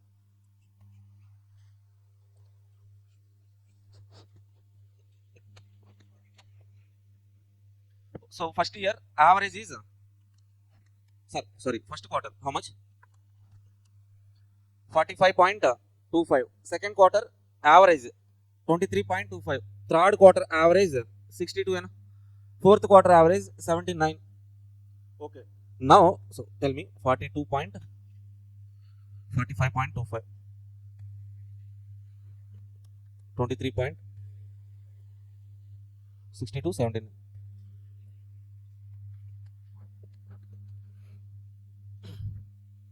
See these values. What is these values? Are actual value or trend value? Why we have calculated actual value? So that average, sir. For quarter 1, 4 actual values are there. We need one value only for quarter 1. That's why we have calculated average. So this average is nothing but actual value. Okay, to calculate seasonal indices, we need what, sir? Actual values and trend values, right? Okay. So what is the total of these actual values? 209.50 now. 95. 50. Okay. So what is the difference between actual values and trend values, sir? If you observe here, actual values and trend values, in total both are same. But what is the difference? Within the period only there will be some fluctuation. If you observe, for actual values 400 total, the same total 400 for trend value, but trend values are equally distributed. Now I know the total here, right? What is the total? 209.50. Can I calculate trend values now? Distribute the 209.50 equally for 4 quarters. 50, 52.37, 52.37, 52.37, 52.37, 52.37. Equally distributed means that is what value, sir? Trend values only, na? This is trend values, this is actual values. Okay, are you guys okay with this actual value and trend value calculation? So actual value adani, this trend value identify cheste chalu. Okay, so now from here we have actual values and trend values. To calculate seasonal index, two methods are there. Okay, so actual value minus trend value, additive method, we will get a seasonal index, or else actual value divided by trend value, you will get a seasonal index. Whatever the method you want to use, you can use. But here in this particular study material, they have calculated average, so percentage, sir. So tell me that percentage. 45.25 divided by 52.37. 86.4 percentage. That is percentage, sir. Okay, for second quarter, 44.4. 44.4 percentage, right? Third quarter, 118.4 percentage. Fourth quarter, 150.8.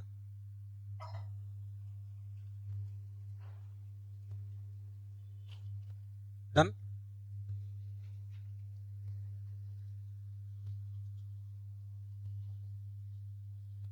That's it, sir. Or else, okay, if you want to calculate additive method, can you tell me the seasonal index?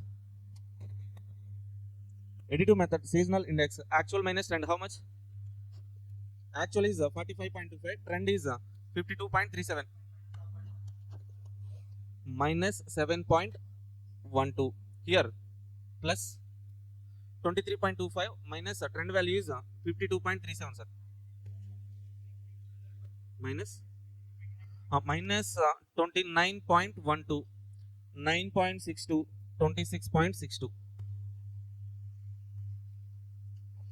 Okay, in between this arithmetic mean means actual values, and the seasonal index, you have to write one more row, sir, that is trend value.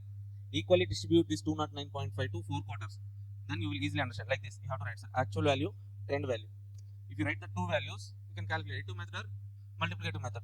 So you will get these two types of seasonal indices. That's it. Okay. So you can write one particular note point, sir. What we can write like, so if you are using a multiplicative method, here as in the question they are not providing any information, I have used multiplicative method. Okay, you can see there. multiplicative model, or else you can use additive method use చేస్తే additive method కి note point పైన ఉంది కదా దాన్ని బట్టి రాసేయటం additive అయితే additive అని multiplicative అయితే multiplicative యూజ్ చేసినని రాయటం that's it okay this is the question to understand seasonal index that's it simple only now so this is the important question sir question number 10 this is combination question regression analysis plus seasonal index December 24 attempt question now read this question once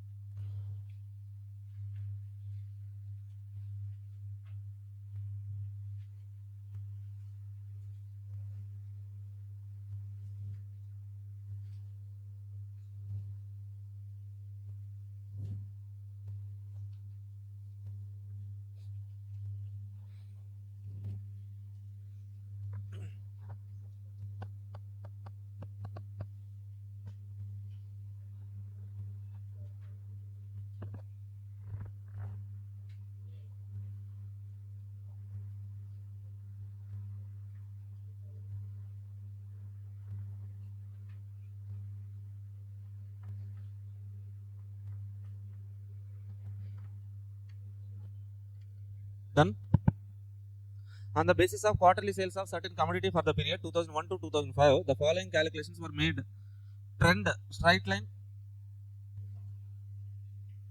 what happened yeah this problem only question number 10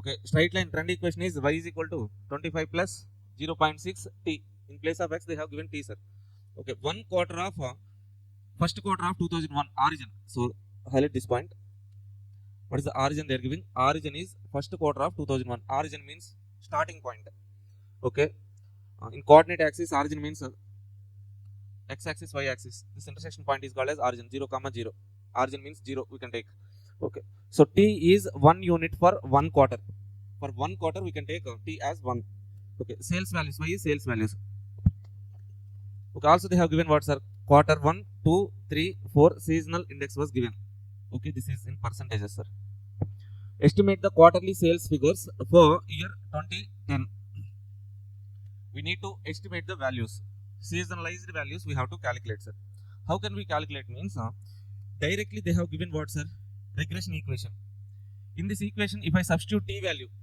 I will get trend values for 2010 okay so for 2010 how can we estimate means if I know the quarter 1 value quarter 2 quarter 3 quarter 4 for these 4 quarters if I know the t value I will substitute the t value in this equation I will get 2010 trend values okay now the point is like the calculation of q1 q2 q3 q4 of 2010 t values how to calculate means here they have given origin point see 2001 quarter 1 quarter 2 quarter 3 quarter 4 2002 quarter 1 quarter 2 quarter 3 quarter 4 origin is what sir 2001 quarter 1 is origin t 0 here origin means 0 only na okay then one quarter forward one quarter equal to 1 unit na one quarter is 1 unit t 1 2 3 4 5 6 7 like that so for 2010 q1 q2 q3 q4 will be how much sir so please do that calculation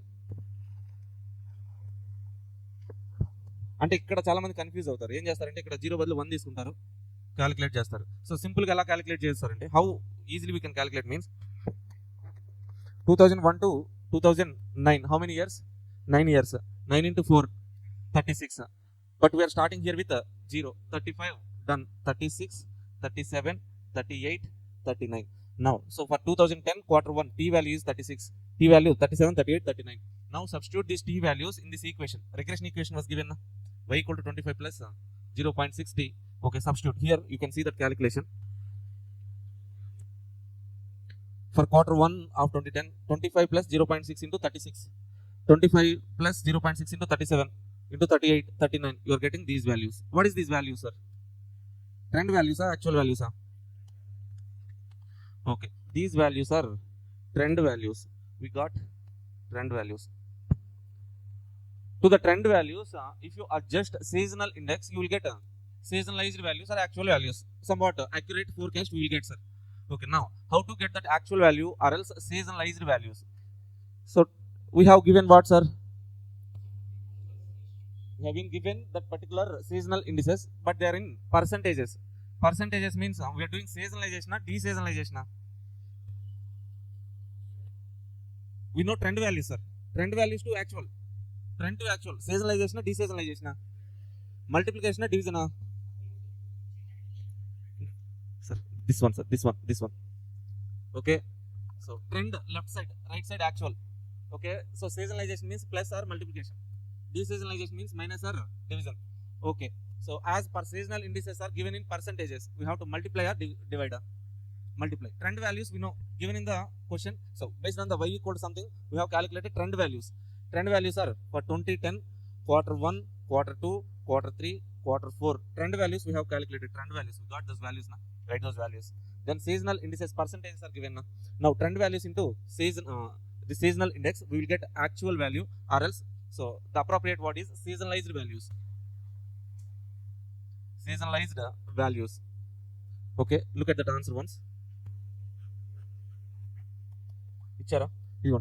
So these are trend values. So these trend values multiply with seasonal index 46.6 into 90%. How much?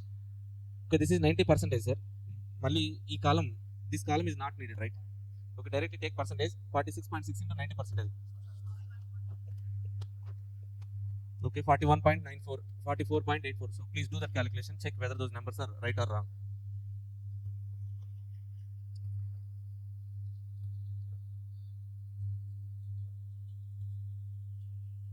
Okay, so once again, go to the question. In the question, what they have asked, sir? 2010 key figures estimate. Estimate means, okay, we have to write somewhat seasonalized values, let's say. By using regression equation, we can calculate trend values, right? To these trend values, adjust seasonal index, you will get seasonalized values. These seasonalized values are expected values, accurate estimation. Or else actually this is past data, we can call that as actual values. Okay, or else seasonalized values, or else estimated values. First one, we have to use that regression equation, calculate the trend values for Q1, Q2, Q3, Q4 of 2010. Then adjust seasonal index, we get values. That values are nothing but estimates or else seasonalized values. Are you okay with this problem? Okay. See, next one. 11th problem is there, sir. Some lengthy problem. So same concept. Trend value. By using the moving average, we calculate trend values. Trend values, actual values, differences, indices we calculate. By indices, we do that adjustments and all. Okay. So later you go through that problem. Okay. Finally, we have exponential smoothing. Till now, do you guys have any doubts?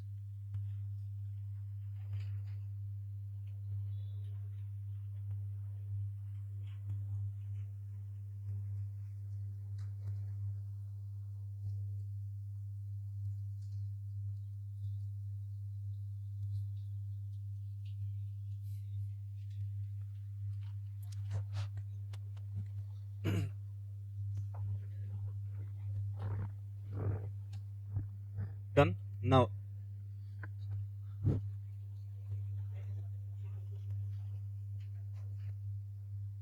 okay, exponential smoothing, sir. In exponential smoothing, they are giving some formulas, but okay, so try to understand one example. You directly can write the formulas. Okay.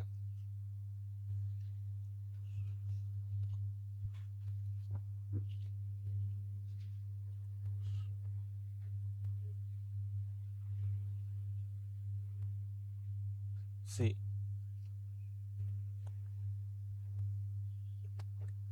exponential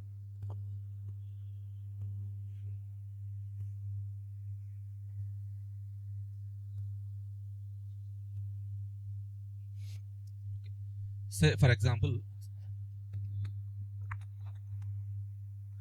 so now we are in 2025, sir. Okay, under business forecasting, generally what we do is like we estimate for the future. Say for example, in 2024 itself, I have estimated the demand for 2025. Estimated demand.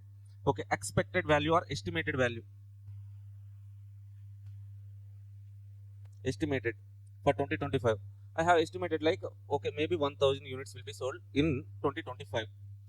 Okay, so at the end of 2025, what I will get, sir? I will get actual values, right? Okay, so after at the end of 2025, I got actual value. Actual value. I have calculated some estimated value. How to calculate this estimated value, sir? By using regression equation or else moving averages, whatever it is. You use those methods and calculate that estimated value. We have calculated that estimated values. At the end, we got actual value, actual sales are 900 only, sir. Okay. So now that means we have estimated 1000 sales, but actual 900 only. So that means there is some error in our estimation, right? How much error means? Okay. So our estimation 1000, actual 900 only. To make this estimation to 900, to bring that 1000 to 900, what we have to do, sir? Subtract 100, right? Okay, that means error is minus 100. Okay, how to calculate error, sir? Error is equal to actual value minus trend value minus expected value, estimated value. Actual value minus estimated value is error. Okay.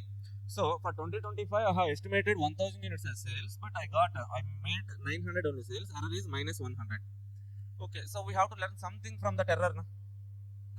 Okay, so now, so what I am learning is like, okay, so 100 error happened. Okay, so at the end, so while calculating this error, after calculating this error, so next year for 2026, I have to estimate again. Next period we have to estimate now. Okay, while doing estimation, okay, just for this year only this much error happened. My estimation is like this error may not be repeated for next year, but out of this error, some 10% may occur. Okay, that means 10% error will be continued for the next year. This 10% error will be there. That is called alpha. That is nothing but exponential coefficient, sir, or else smoothing coefficient. This alpha is called as smoothing coefficient. Smoothing coefficient. What is that smoothing coefficient, sir? Current year 100 error is happened, but my estimation is like for next year this much error will not happen, but out of minus 100 some 10% error may occur for next year. That means what is our error adjustment means? Error adjustment. Error adjustment is like minus 100 into error into smoothing alpha, smoothing coefficient, sir. That means minus 100 into 10%. How much? Minus 10. Now adjust this minus 10 to the previous estimate. Previous estimate is what, sir? 1000. Okay. So okay. So అంటే మీకు అర్థం అవుతుందా? 2025కి 1000 estimate చేస్తే 900 వచ్చింది. Error 100 వచ్చింది. But నేనేం feel అవుతున్నానంటే estimate చేసిన 1000 కరెక్టే, బట్ నెక్స్ట్ ఇయర్ కూడా ఇంతే అవ్వచ్చు, మహా అయితే ఒక 10% ఎర్రర్ అడ్జస్ట్మెంట్ ఉండొచ్చేమో అనుకుంటున్నాను అంతే. అప్పుడు ఏం చేస్తాను? Then what I will do is like I will do this error adjustment 10%. How to calculate estimate for next year? 1000 minus 10, 990. Are you getting that point? Adjust this error to the previous estimator. Next period estimate is 990. Okay. So at the end of 2026 also I got actual value 1100. Okay, I have estimated for 2026 I have estimated 990 unit sales, but I made 1100 sales. What is the error? Minus plus 110. What is the error adjustment? Maybe out of that 110, 10% will be continued. Error adjustment is 11. What adjustment we have to do? This 11 add subtract add to the 990. 2027 our estimate will be like, how we got this 990? 1000 minus 10. Okay, for next year I will do 990 plus 11, 1001. Okay, so in 2027 at the end of 2027 I got actual value. Tell me some random number, sir. 1050. Okay, so estimated value 101, actual 1050. What is the error? 40 plus or minus? Actual value minus trend value. So, okay, positive 49. What is the error adjustment? 4.9. What is the next period estimation? 1000, 5.9. Okay, in this 2028 also we got actual value, some value, sir. Tell me some value. 980. Okay, 980. What is the error? Minus 25.9. What is the error adjustment? 2.59 minus 2.59. Sorry. Okay, now add this error adjustment. Okay, like that. Okay, we can estimate for next year by using error adjustment. This concept is called as exponential smoothing, sir. Okay, here. So if we have to write some formulas, these estimated values are represented with UT. These actual values are represented with YT. Okay, so error. How to calculate that error, sir? Error is represented with ET. ET is equal to actual value minus Actual value minus estimated value. That means what, sir? Yt minus ut. Okay, what is this error adjustment? Error adjustment is equal to alpha into et. Okay, how to calculate next period adjustment, sir? Previous estimate ut plus alpha into et. Okay, you may get confused with these formulas. If you don't want these formulas, remove these formulas. Okay, we don't need. Okay, what is actual value, estimated value, actual value? Difference is called as error. So, but this one is important, sir. Error calculation, actual value minus estimated value only. If you write estimate minus actual, gone to a sum. Sum marks gone. Okay, actual value minus estimated value. Remember that one, sir. While calculating seasonal index in additive method, we calculate what? Actual minus trend, na? Seasonal index, actual value minus trend value. Actual value divided by trend value, seasonal index. Okay, here error is what, sir? Actual minus estimated value. That estimated value is nothing but trend value only. How we estimate? If I use regression equation, that is nothing but trend value only. Okay, that is nothing but so we can there in seasonal index we can take that as seasonal index. Here we are calling it as error. Okay, are you okay with this concept, sir? Now we have to discuss something about this alpha, sir. Alpha is called as a smoothing coefficient, smoothing index. Smoothing index or smoothing coefficient. Okay. So this alpha value will always lies between 1 to 0. 1 to 0, sir. Okay. So here in this example, I have taken alpha as 10. Alpha 10 means what, sir? Out of error minus 100, 10% error will be continued for the next year. Okay. Now, let's say for example, now alpha is 0, sir. What does it indicate? Alpha equal to 0 means, okay, error adjustment will be 0. That means error effect will not be continued for the next year. Antena? A error edaithe undo adi next year asalu raadani anukuntunnam man. Okay, if alpha equal to 1, what does it indicate? 100% of error will be continued for the next year. What is the error adjustment? Let's say alpha equal to 1, sir. Okay, so that means minus 100 into 1. Error adjustment will be minus 100. Entire adjustment we have to do adjust for previous estimate value, right? అంటే మనం ఏమనుకుంటున్నాం అంటే so the error ఏదైతే ఉందో that error will be continued, complete 100 error will be continued for the next period as well. Okay, MCQs are there, sir. If I have to give higher weightage to recent actual values, higher importance, higher priority to these actual values, what alpha value we need to take? దీనికి importance ఇవ్వాలనుకుంటున్నాను నేను, estimated కన్నా దీనికి importance ఇవ్వాలనుకుంటున్నాను. So then we have to take alpha equal to 1. If I take alpha equal to 1, error adjustment will be 100, next period adjustment will be, next period estimate 900. Are you getting that point? If I want to give higher priority to recent actual values, we should take alpha equal to 1, MCQ. Okay, so if I have to give lower priority to actual values, we should take alpha equal to 0, 2 MCQs, done. Okay, alpha value lies between 0 to 1. Okay, alpha is called as the smoothing coefficient.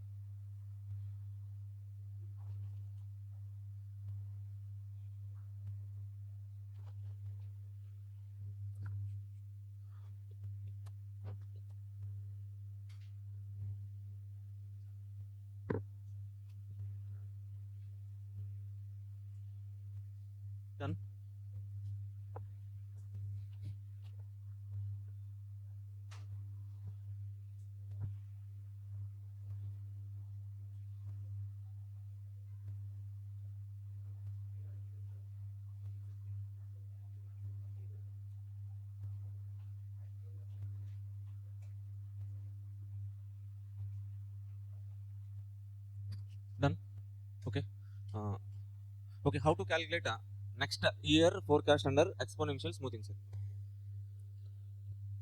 To previous forecast, add error adjustment, right? Okay, so this is a previous forecast. Let's say to estimate, where is that? Okay, to estimate 2027 estimated value, what we have to do, sir? To previous year forecast, add error adjustment. Okay, write this one. Next year forecast is equal to previous year forecast plus error adjustment.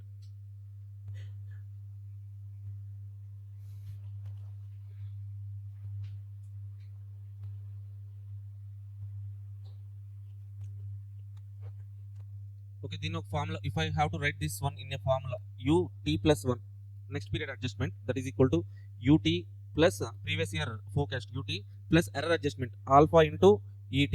How to calculate this et, sir? Et is actual value minus forecast value.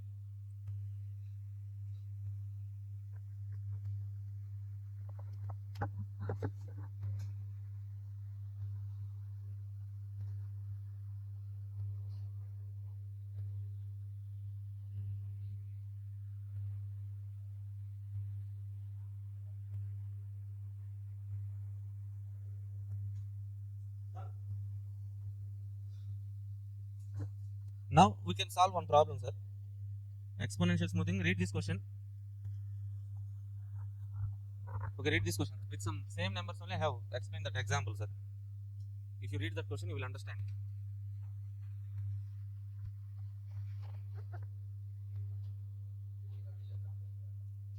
Okay వెళ్దాం ఇచ్చేస్తే అక్కడికి వెళ్తాం ఒక్కోసారి వెళ్ళాలి స్లోగా step by step వెళ్ళాలి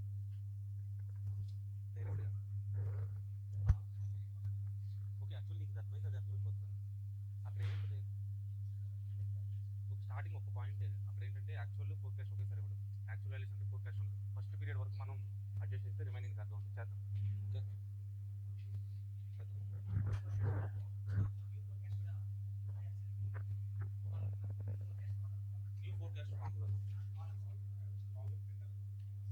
లేదు so ఈ కాలమ్స్ మెయింటైన్ అంటే సేమ్ అక్కడ ఉన్నలాగే ప్రెజెంటేషన్ అంటే అవసరం లేదు కదా న్యూ ఫోర్కాస్ట్ రాసి ఇక్కడ అంటే ఇక్కడ ఎస్టిమేటెడ్ న్యూ ఫోర్కాస్ట్ కదా ఈ column okay why to write 2 forecasting columns 1 column only I maintain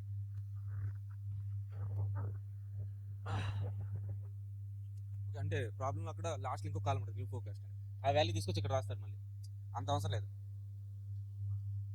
లేదు ఓకే సో ఈ ఫార్మాట్లో మనం చేద్దాం I'm here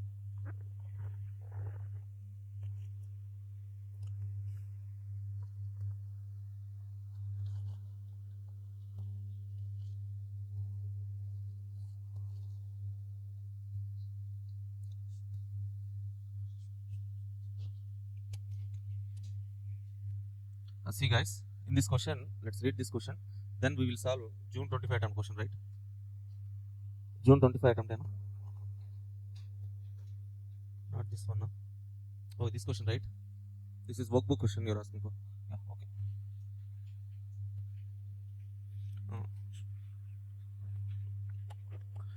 So question number 12.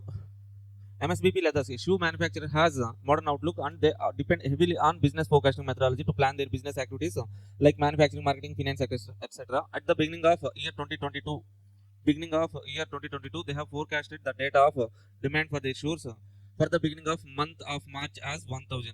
March beginning. So for the first week of March, they have estimated forecasted value is what, sir? 1000. Okay, but the actual demand turned out to be 900. Actual 900 only. Using smoothing coefficient 0.1 means what, sir? 10% only, right? Yes, 0.1 10%. Okay, forecast the demand for the beginning of second week. So next period where they're asking us to estimate for next week. Okay, also forecast demand using exponential smoothing technique at the beginning of each week till mid-April. Okay, so March first week beginning, second week, third week, fourth week. Okay, April first week, April second week, like that we need to do forecasting, sir. Okay, at the beginning of second week of March. Okay, also forecast demand using exponential smoothing at the beginning of each week till mid-April when the actual demand, actual values are given, sir. Actual demands for second week, third week, fourth week, fifth week, sorry, 5th week on first week of April, second week of April, like that they have given, sir. Now take beginning of first week, second week, third week, fourth week, fifth week, sorry, first week, second week of April. Now see, this is forecasted values, this is actual values, sir. In reverse they have taken columns here. This should be first column, this should be second column. Why that one first, this one second means, first of all, first we do forecasting, then we get actual, right? So that's why. Okay, if you want to write in any order you can write. Okay, first period forecast is 1000, actual value is 900. Okay, actual minus forecast value, that is called error, minus 100. What is error coefficient? So alpha, smoothing coefficient 0.1, 10%, 100 into 10%, minus 10. Okay, now we have to do this adjustment to previous forecast. What is the previous forecast? 1000 minus 10, 990. So remove this column. So next, the second week forecast is 990. They have given second week actual value, third week actual value, fourth week, fifth week, sixth, so next week, like that they have given actual values, right? You can see there in the question they have given actual values. First of all, fill this actual value column. Okay, so based on the first forecast and actual value difference, you have calculated error adjustment. Adjust this minus 10 to forecasted value 990. Okay, 1010 990. Difference is 20. 10% 2. Adjust this to 990 plus 2, 992. Okay, అర్థమవుతుందా? That's it. Simple. Just go through that answer once. Then we go to the next problem. Okay, ఇక్కడ so actual values ముందు forecast value తర్వాత ఎందుకు రాశారంటే error calculate చేసేటప్పుడు first column minus second column. But you should remember like actual value minus forecasted value. In any way you can take columns.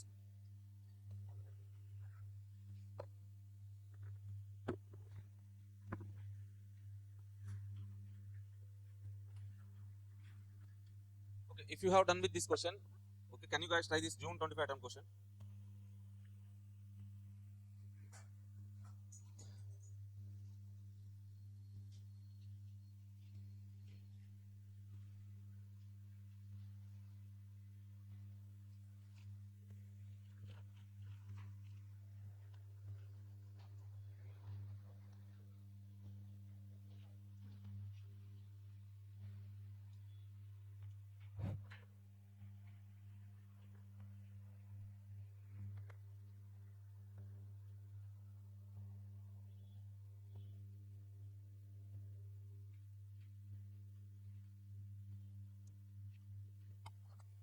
Okay, read this question once. Thanip Limited dealing in logistics business has a business wing named ship unloading. During the year 2023-2024, they have following quarterly figures: tons of material unloading from the ships. 23 quarter 1 200, quarter 2 188, quarter 3 quarter 4, quarter 1 of 24, quarter 2 quarter 3 quarter 4, like that they have given material unloading values. What is this values, sir? Actual values, right? Okay, so how actual values, sir? Clearly they have given here. Okay, in the question itself they have given, right? If forecast for the first quarter of 23 is 195, that point is enough for us. Okay, first quarter starting point, they have given that starting point for first quarter. Okay, what is the first quarter? First quarter 23, first quarter, this is 200 is okay, actual value, 195 is forecasted value. Error adjustment. So here this part is missing, sir. Use alpha equal to 0.10, write that point. Actually in the question paper they have given alpha value, some printing mistake. Okay, so now how to take the column, sir? So we have to take one side heading, forecasting, using exponential smoothing. What are the columns we need to take? First, time period.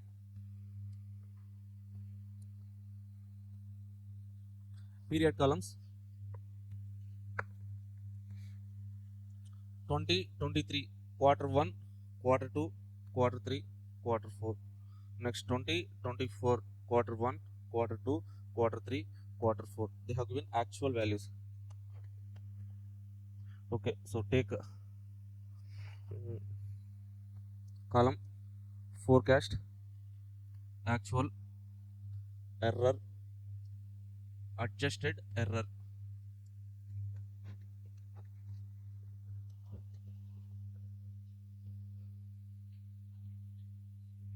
Okay, for first quarter, what is the forecasted value? 195. Actual values are 200. So let's write this column.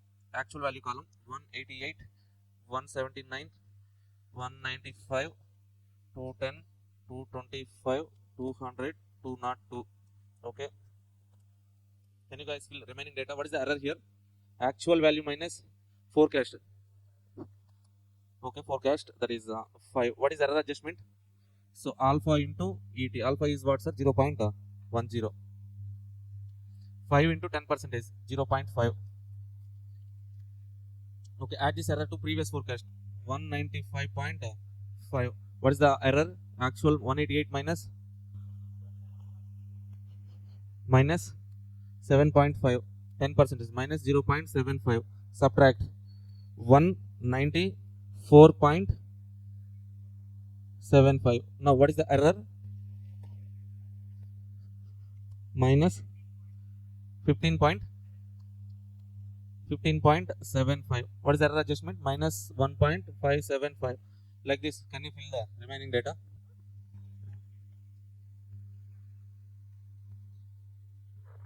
Okay, so concept అర్థం అవుతుందా మీకు? Formulas ఏమవుతుంది మనకి? Just try to understand that particular format or else procedure. Okay, you can definitely solve this question.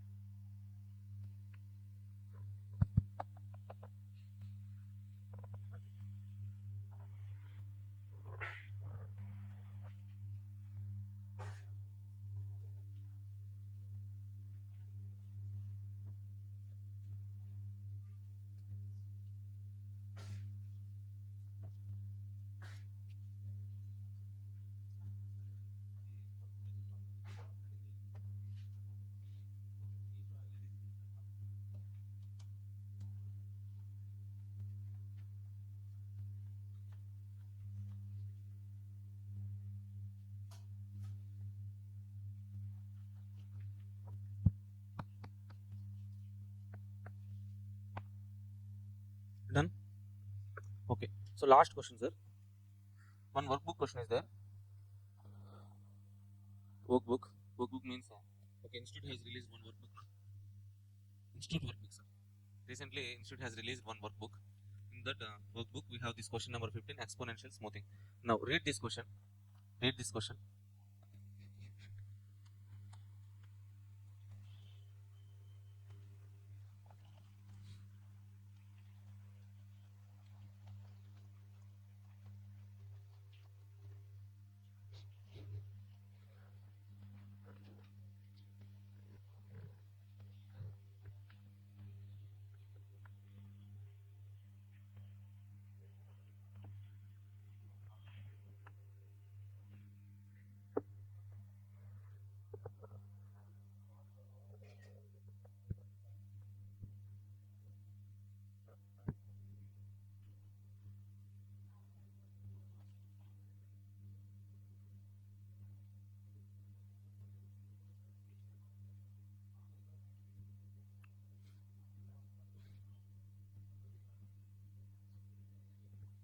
Okay, see, last 10 minutes, sir.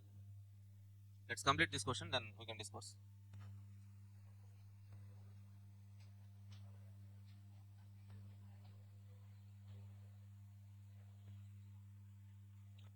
Okay, use exponential smoothing technique to compute forecast for the following time series data under two situations: when smoothing coefficient, smoothing index is 0.3, and when smoothing constant 0.7.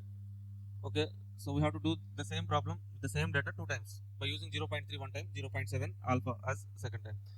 Which forecast will you accept and why? Okay, we have to say, sir. Now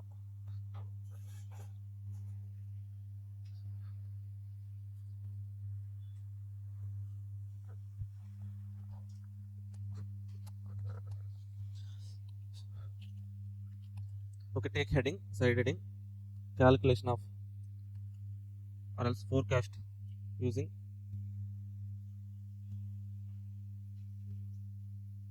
exponential smoothing.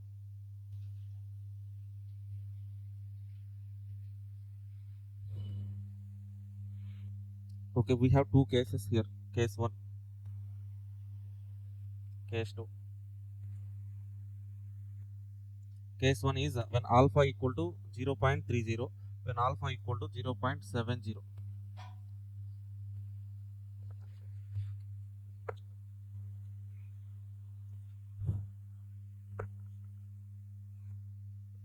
Okay, so what are the columns we need to take, sir? First one, serial number we need to write, right? Periods are serial number. Period 1 to 10 they have given. Period 1, 2, 3, 4, 5, 6, 7, 8, 9, 10. Here also take periods.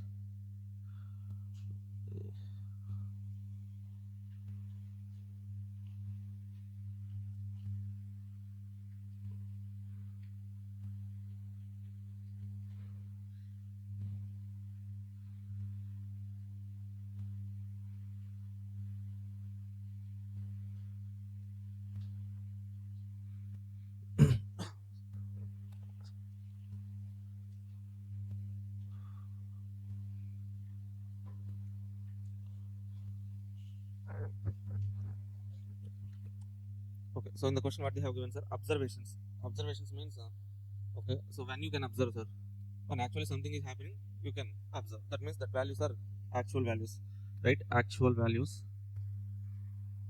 Actual values. Take same values.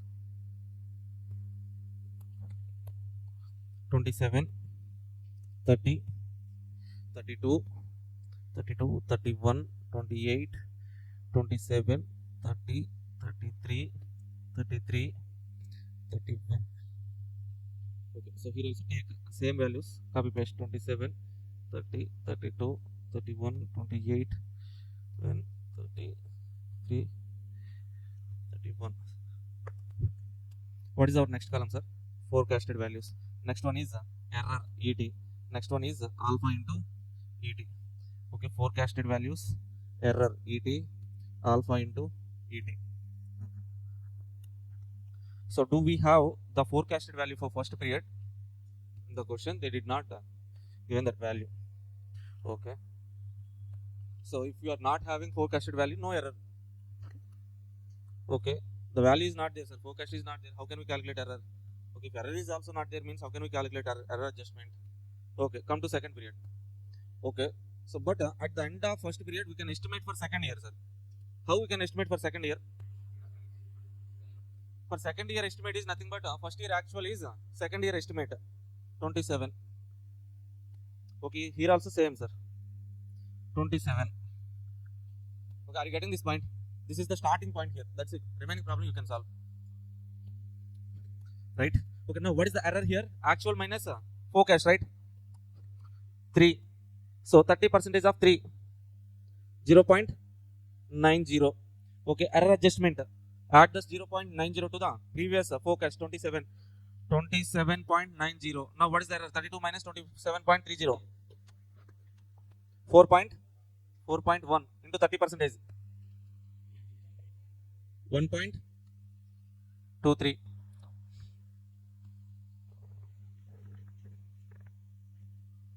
Okay, like that we can calculate, sir. Same clerical procedure. Now come to case 2, sir. Okay, here what is the error? Same 3. What is the error adjustment? But here quotient is 70, no? 3 into 0.70, 70%. 2.10. Okay, error adjustment. Add this 2.10. 29.10. Okay, what is the error? 32 minus 29.10. 2.9. Okay, so into 70%. 2.03. Like that, we can write the forecasted values. We can fill that data. Okay, this forecasting, smoothing and all we can do, sir. But one more additional point they have given. So out of case 1 and case 2, which one is okay? Which alpha value is better value? Which value we should take? That one they are asking, sir. Which forecast will you accept and why? Which forecast will you accept and why means okay, we have to calculate variance, risk. Actually, we need to calculate risk, sir. Risk. Okay, in SFM to calculate risk, what we calculate, sir? Standard deviation, right? Okay, so here, so in place of standard deviation, we can calculate variance. Why variance, sir? Okay, 10 periods are there. 10 periods, standard deviation we cannot add. Directly standard deviation values we should not add. So variance values we can add, no? So that's why. Okay, variance values. How to calculate variance, sir? Variance is nothing but variance means generally standard deviation or variance means what, sir? Standard deviation means what? Difference. Deviation. Difference. What is the difference? Here we have calculated ET. Error is the difference. That is nothing but standard deviation. Okay, so now what is the variance? ET square is nothing but variance. Okay, if you calculate ET square first period, no, 3 square 9, 4.1 square something. So like that we can calculate, we can get that value, sir. See here, we are getting these values. ET square, here also ET square. Okay, so if you have some space, maintain that column. If you are not having that space, also fine. At the end, directly calculate, sir. Okay, variance, total variance, sigma ET square is equal to, in first case, how much, sir? ET square 63.47 something is there, 27. Here sigma ET square, that is equal to 53.58. Okay. So this variance represents what, sir? Risk. Okay, so will you accept higher risk or lower risk? Okay, that means which alternative is better? Case 2, taking alpha 70. That's it, simple, right? As in case 2, okay, total variance, that means total risk is minimum when compared to case 1. Okay, so take case 2 alpha equal to 0.70. We will accept lesser risk, that's why take alpha equal to 0.70.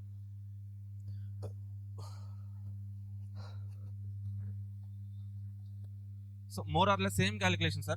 That columns అటు ఇటుగా ఉంటాయి, columns కొంచెం అటు ఇటుగా ఉంటాయి, but మీకు కొంచెం clarity కావాలంటే కాలమ్స్ ఇలా మెయింటైన్ చేయండి. వీటితో పాటు ET square, so try to maintain the columns like this, and try to maintain one more column ET square to calculate variance or error. Okay, that ET is nothing but standard deviation. Okay, ET square is nothing but variance. For 10 period variance, directly if you add, so total period 10 periods variance we will get. Okay, the period, so the alternative which gives the lesser risk is the best alternative. Okay, that's it, guys. With this we have done with exponential smoothing. We'll meet you with the next chapter. Until then, keep smiling. Bye bye. What's that? Yes. Hi, hello everyone. Welcome back. So our next chapter is chapter number 9. For question number 8A, from this particular chapter, June 23 attempt, December 24 attempt, they have also 7 mark question. Now, what is game theory, sir? Game theory is also called as decision theory.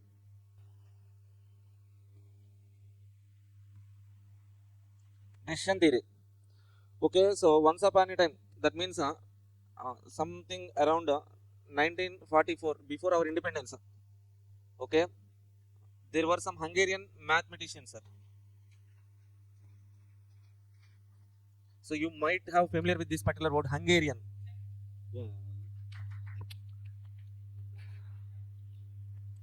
Yeah, Hungarian method assignment. Okay, so here Hungarian mathematicians, sir. Mathematicians. They used to go to some recreation clubs, means gambling clubs, sir. There they will be playing some gambling games. Okay, while playing games, as they are mathematicians, they thought like calculating the probability of the winning.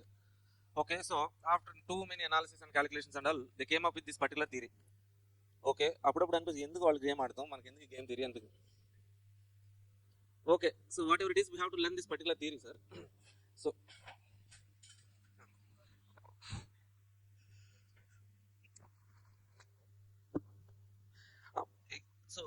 problem, doing the problem under game theory is very easy, sir, but understanding that concept is somewhat crucial here. See, I will try to explain this particular game theory with an example. The same example you might have seen that in marathons lo చూసుండొచ్చు, అదే చూద్దాం మనం. అదే మళ్ళీ once again అదే discuss చేద్దాం మనం.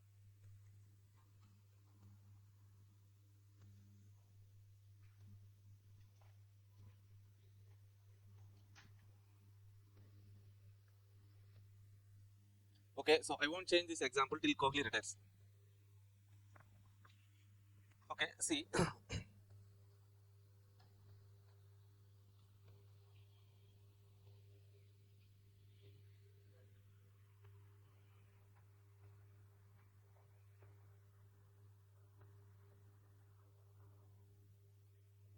Okay, see guys, what is the ultimate theme of particular chapter? Game theory means here we are trying to calculate what will be the most probable outcome of the game. If 2 persons or more than 2 persons are playing a game, okay, what would be the most probable outcome of that particular game? To calculate that particular outcome, we can use game theory. Or else, okay, if a player is having multiple strategies, multiple options, multiple alternatives, okay, with how much probability which player will select which probability. So to calculate that probabilities and all, this game theory will be useful, sir. Okay. Now let us take an example in a particular cricket match between Mumbai Indians and RCB. Okay. So in particular over, Kohli is batting and Bumrah is bowling, sir. Okay. So Kohli batting means always a batting team. Batting team objective will be what, sir? To get maximize the runs. Okay. Bowling team objective will be what? Minimizing the score. Okay. So that means Kohli is maximizing player. What maximizing?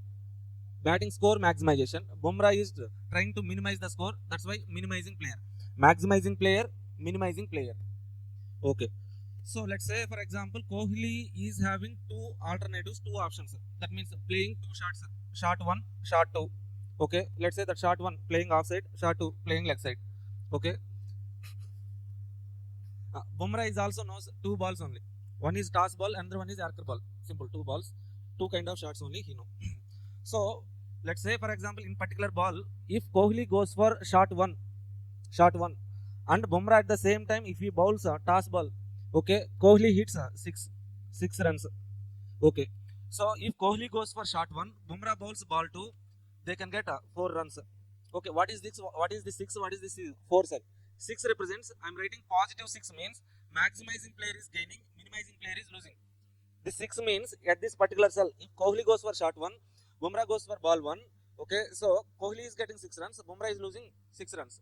Okay, here 4 means positive 4. From maximizing player point of view, 4 means he is getting, minimizing player is losing. Okay, if Kohli goes for shot 2, Bumrah bowls ball 1, let's say 4 runs. Okay, shot 2, ball 2, 2 runs. Okay, 6, 4, 4, 2. This is called 2 by 2 matrix. Okay, so this matrix is called as a payoff matrix. Payoff matrix. Okay, in this matrix, row strategies, row alternatives, row options are for maximizing player. Column strategies, column options are for minimizing player.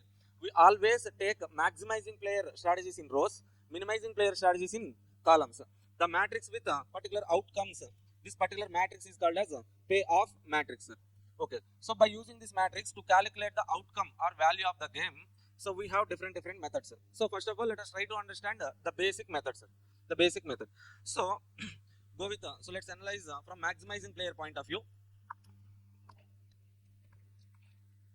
Let's say Kohli, if Kohli goes for shot 1, maximum he will get 6. At least he will get 4. That means his worst outcome means how much, sir? 4. Worst, at least 4 runs he will get. If Kohli goes for shot 2, how many runs he can score means maximum 4, minimum 2. At least 2 runs he will get. Right? So what is the minimum values of maximizing player strategies? Minimum values 4, 2. Out of these minimum values, which one is the maximum value, sir? 4 is the maximum. Okay, this 4 is called as maximin.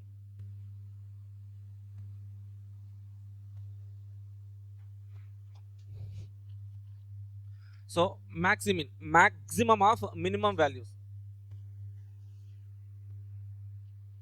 4, 2. This 4 is called as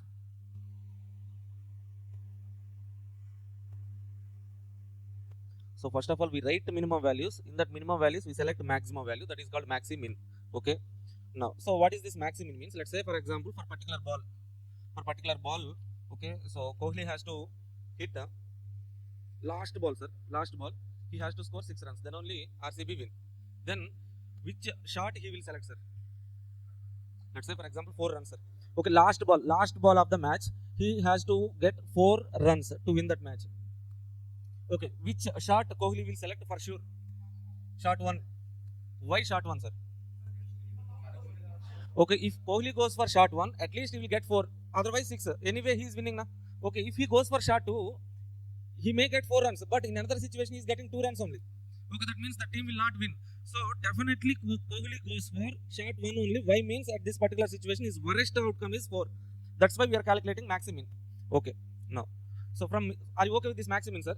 Maximin and nothing but each row maximizing player rows click minimum values calculate chesam. Out of those minimum values we have selected maximum values, that is called maximin.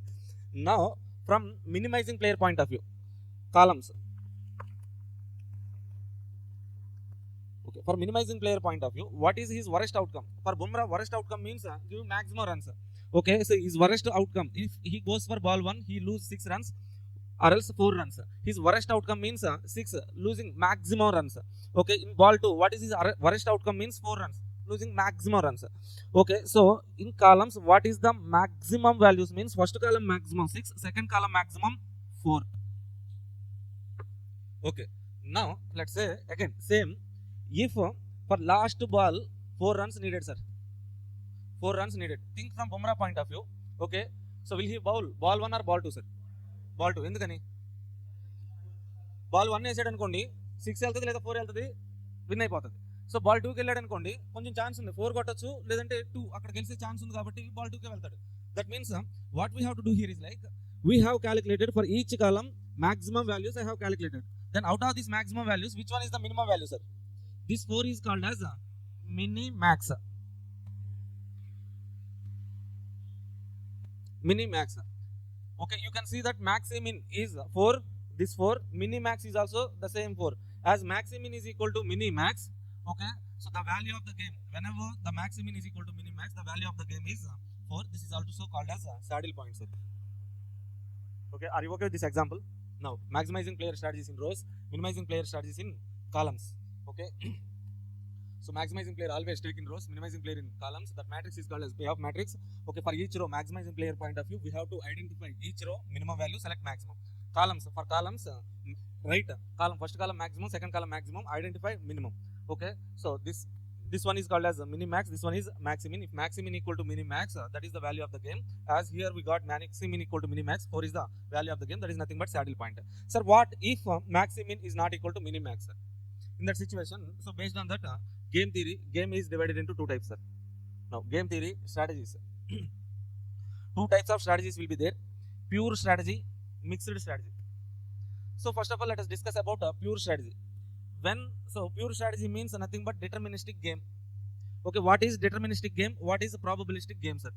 See here in this particular example, as mini-max is equal to maximin, Kohli always goes for shot 1, Bumrah always goes for ball 2. Okay, any repetition jarina for how many number of repetitions we are making, for any repetition Kohli goes for shot 1 only. Why? Okay, ఇక్కడ 4, at least 4 వస్తుంది. ఇక్కడ వెళ్ళాడంటే ఒకవేళ 2 కూడా రావచ్చు, తగ్గిపోవచ్చు. So definitely Kohli goes for shot 1, Bumrah always goes for ball 2.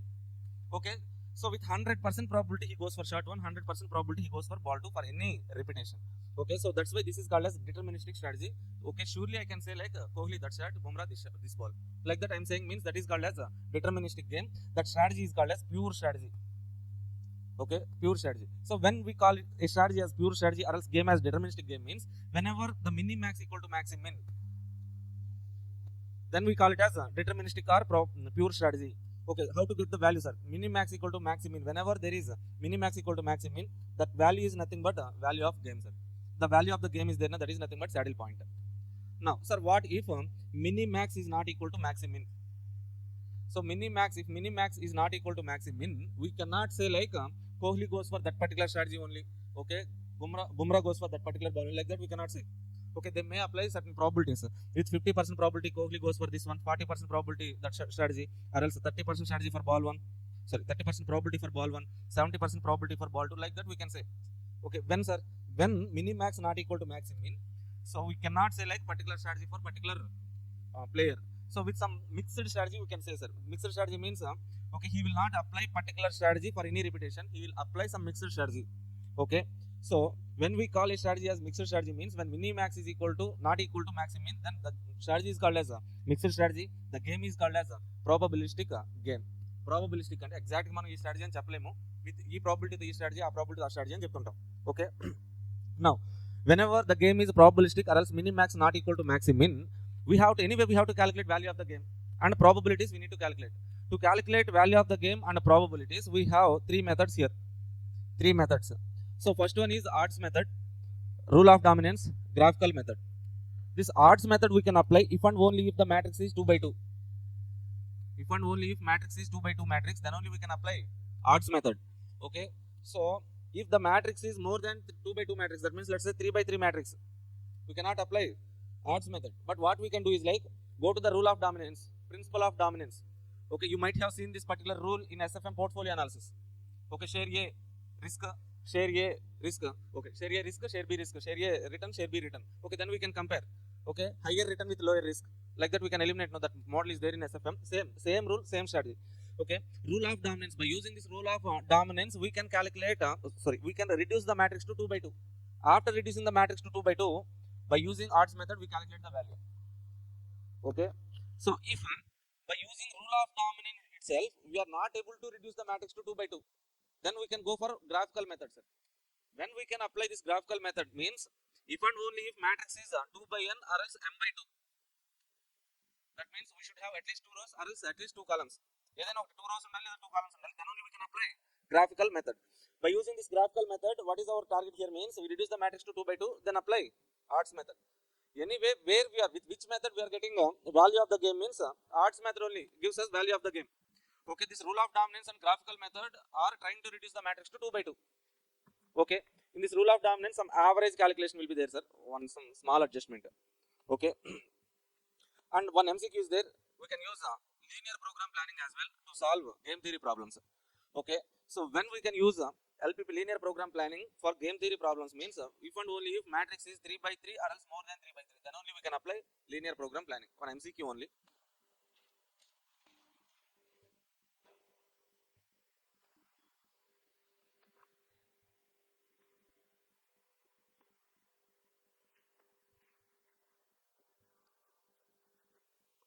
Okay, na? So whenever a game theory problem is given, first of all we have to check what's our minimax, maximin. How to calculate minimax, maximin? Row minimum, maximum of minimum values. Column maximum, minimum of maximum values. Minimax, maximin. If that is equal, okay, value of the game, fine, problem is over. If that is not equal, then the game is okay, mixed strategy game or else probabilistic game. Then we have to go for odds method. If the matrix is 2 by 2, directly apply odds method. If matrix is not 2 by 2, go to the rule of dominance. Okay, if you are not able to reduce the by using rule of dominance, you are not able to reduce the matrix to 2 by 2, then go for graphical method. This rule of dominance, graphical method reduces the matrix to 2 by 2, then apply odds method. See, let's say this is a flow chart, a game theory. Problem is given. First of all, check whether minimax equal to maximin or not. Yes, value of the game over. No, minimax not equal to maximin. Okay, then check whether the matrix is a 2 by 2 matrix. Okay, so directly first of all check minimax, maximin. Yes, value of the game, problem over. Minimax not equal to maximin. No, check whether the matrix is 2 by 2. Okay, if the matrix is 2 by 2, yes, odds method, value of the game over. If matrix is not 2 by 2, okay, then use rule of dominance or graphical method to reduce the matrix to 2 by 2. After using these methods, 2 by 2, then yes, odds method, value of the game. Okay, let's do some problems, sir. Basic introduction, enough. Okay, but we have to learn how to use that odds method, how to use principle of dominance, how to do graphical methods and all. Now go to workbook, page number 9.1, I think. Page number 9.1.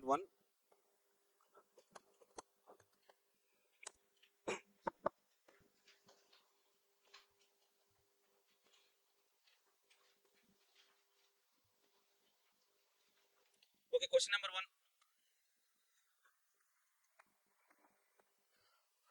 Solve the game with payoff matrix 1542. That is not 1542, sir. 1542. అక్కడ కొంచెం space ఉండాలి, ఆ space లేదు, create చేసుకో. 1542. Take that matrix, sir. Matrix is 1 5 4 2. This is the matrix. So to calculate answer, for answer, first one we need to apply what, sir? Check minimax, maximin criteria. Okay, so give side heading, checking minimax, maximin. Okay, so whatever we are calculating, for that we have to give some side heading, sir. Okay, so A subject అయినా ఎక్కడైనా కానీ ఇది మర్చిపోవద్దు, ఒక side heading పడేసి అక్కడ ఏదో calculation చేయాలి. See, now we are checking minimax, maximin criteria 1542. 1 5 4 2. So here rows and column names are not there. Randomly I am taking some names, sir. Let's say row strategies. Row strategies are for player A. He is a maximizing player A1, A2. Column strategies are for player B. Okay, his strategies are B1, B2. Okay, now let's calculate minimax, maximin. How to calculate minimax maximin, sir? What? First one, for each row calculate minimum value. First row minimum value. First row minimum 1, second row minimum 2. Out of these minimum values, which one is the maximum? 2. This is called as maximin. Next, minimax. First column maximum 4. Second column maximum 5. Out of these two maximums, minimum is this is called as minimax. Okay, maximin is not equal to minimax.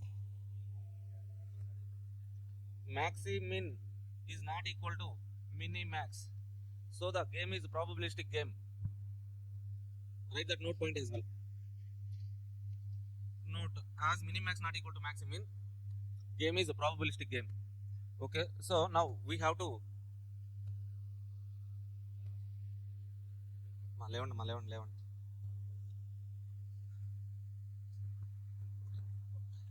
Okay, so as the game is probabilistic game, we have to go for odds method. When we go for odds method means if and only if the matrix is 2 by 2 matrix. As matrix is 2 by 2 matrix, we can go for odds method. Odds method. 1, 5, 4, 2. Sir, how to calculate odds, sir? Okay, again take P1.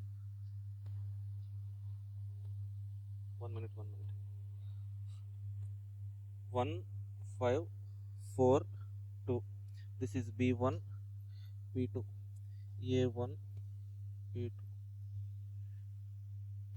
Okay, in odds method we have to calculate odds. Sir, how to calculate odds, sir? For each row and each column, we need to calculate odds. Sir, how to calculate odds? Odds means in first row 2 values difference. Calculate this 2 value difference. What is the difference? 4. Okay, so sir, 1 minus 5 minus 4. Okay, odd means magnitude, sir. Okay, that's why I'm saying difference. Magnitude, that means modulus will be there. Whatever, if there is negative value, also we need to take positive only. Okay, so 1 5 difference, 1 minus 5 or else 5 minus 1, we take 4 only. Okay, so first row 2 values difference, write it in front of second row. Second row 2 values difference, write it in front of first row 2. Okay, so try to understand the procedure, sir. Okay, formula is not needed. So formula ido untundi, A1 B1 A2 B2 ardham kaadu. Okay, try to understand the procedure. Okay, what we are doing is like first row difference in front of second row difference in front of first row. Now first column difference 3 in front of second column difference first column. Okay, now done. Odds, sir. 2 4 3 3 are called as odds. Even though those numbers are negative, we have to take positive only. That's why those are called as odds. Odds means magnitude. Now we got the odds. Sir, how to calculate probabilities and how to calculate value of the game, sir? See, first of all, let us try to understand how to calculate probabilities. What is the probability that player A will apply strategy A1? Let's calculate. Probability of A1, sir. Simple. What is the probability formula? Favorable outcomes divided by total number of outcomes. What is the favorable odds of A1 means 2 is the favorable odds. What is the total odds of player A? 6. That means probability of A1 is 2 by 6. That means how much percentage? 33.33 percentage. That means with 33.33 percentage, player A will apply strategy A1. Next, probability of A2. What is the favorable odd of A2? For A2 odd is 4 na. Okay, 4 divided by 6. 4 divided by 6, 66.67 percentage. Probability of player B applying strategy B1, that is equal to, can you guys tell me? 3 by 6, 50 percentage. Probability of player B applying strategy B2, this is also 3 by 6, 50 percentage. Okay, that's it. We have calculated what, sir? Probabilities. How I have calculated probabilities means respect to odd, total odd. Respect to odd, total odd. Okay, favorable odds divided by total odds. For B2, favorable odd number divided by total odds. Okay, now, so we have to calculate value of the game, sir. Value of the game. See, value of the game we always calculate from maximizing player point of view. Okay, so maximizing player point of view, whenever we have to calculate the value of the game, there will be two parts, numerator part and denominator part. Okay, in denominator part, we need to take total odds of maximizing player. What is the total odds of maximizing player? 6. 6 is what's the total odds. How I got this 6 means 2 plus 4. Okay, in numerator. Okay, what is the value of the game means? Value of the game v is equal to this total denominator 6.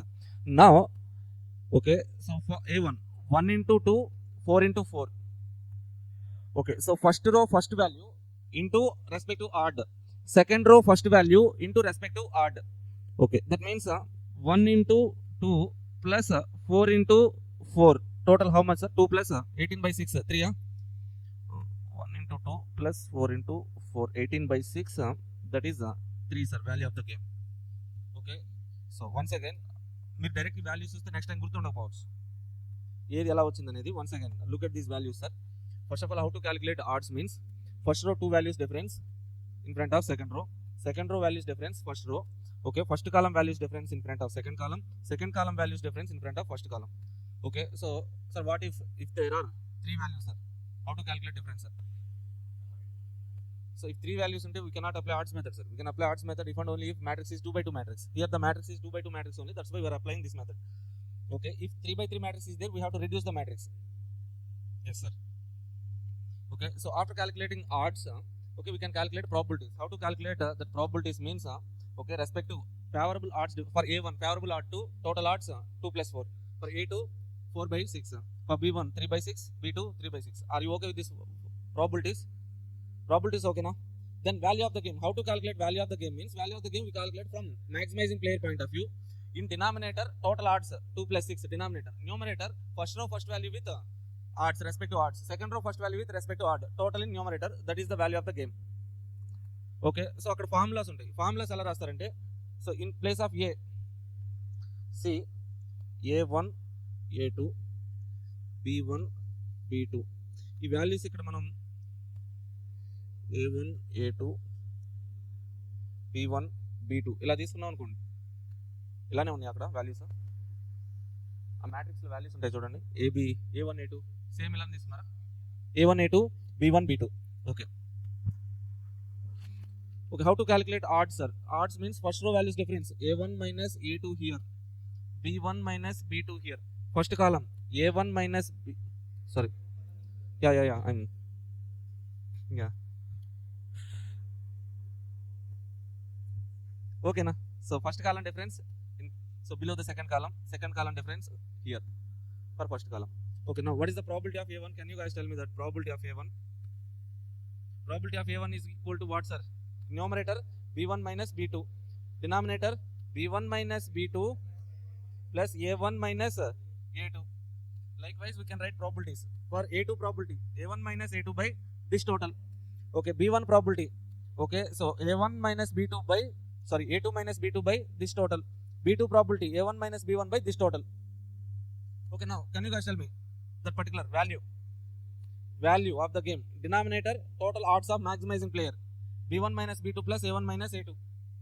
B1 minus B2 plus A1 minus A2. Numerator part, sir. A1 into B1 minus B2 plus B1 into A1 minus A2. If you want to write these formulas, write.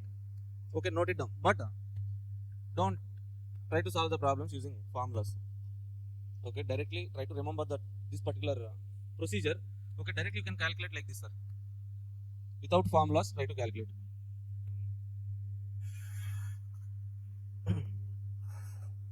Done, completed. Any doubts?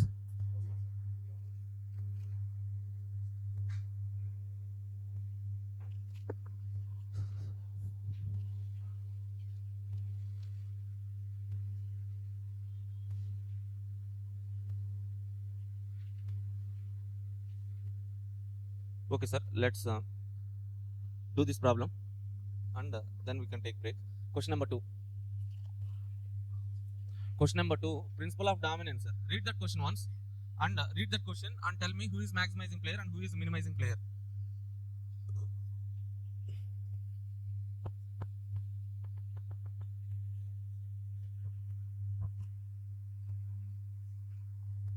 So read this question and tell who is maximizing player and who is minimizing player.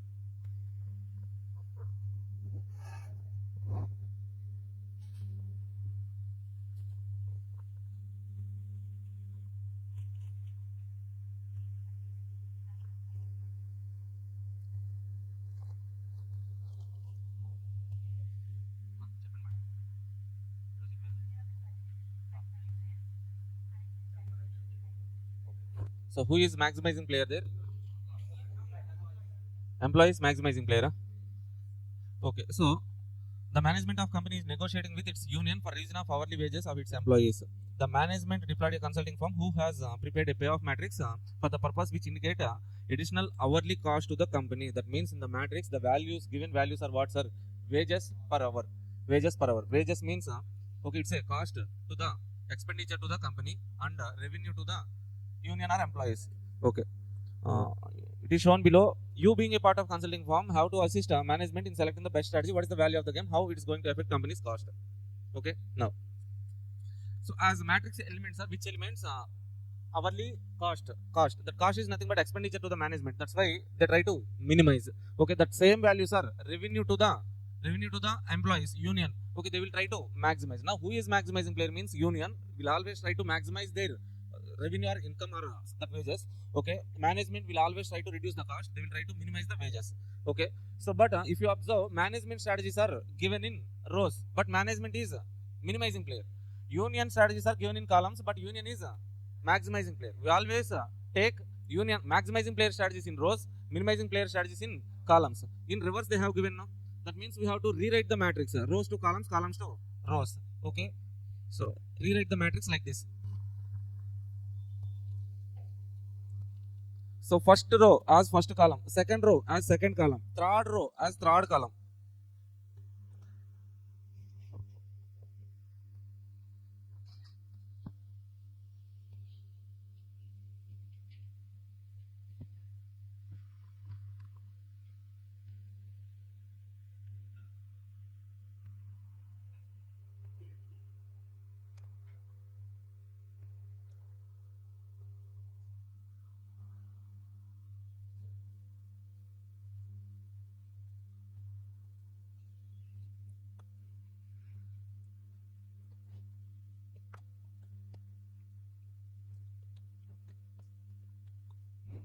See, we have to rewrite the matrix. Payoff matrix is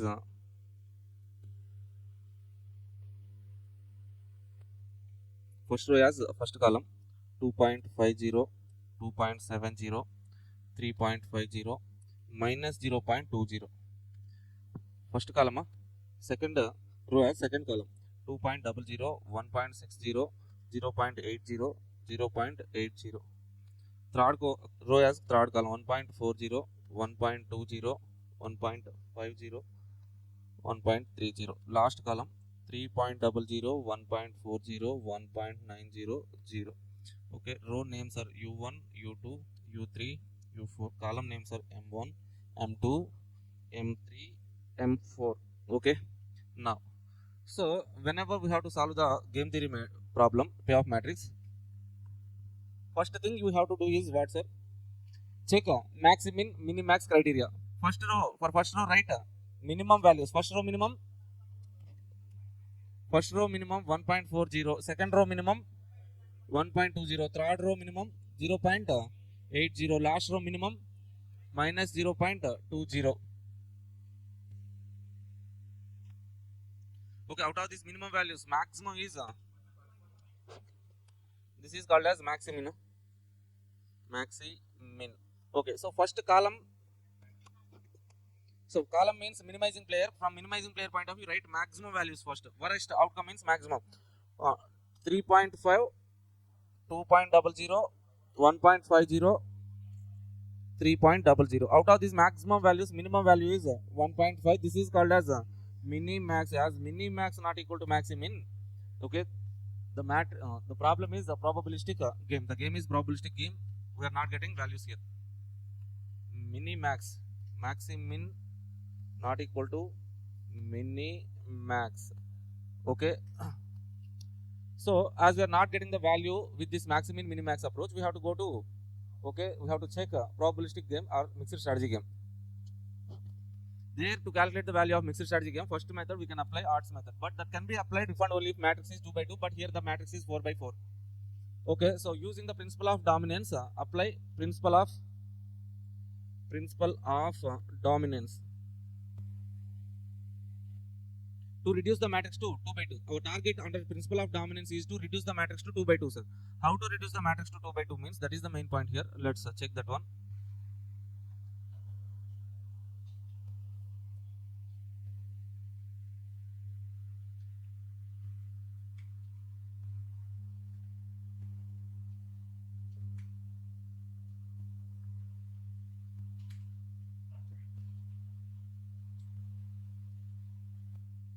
Principle of dominance.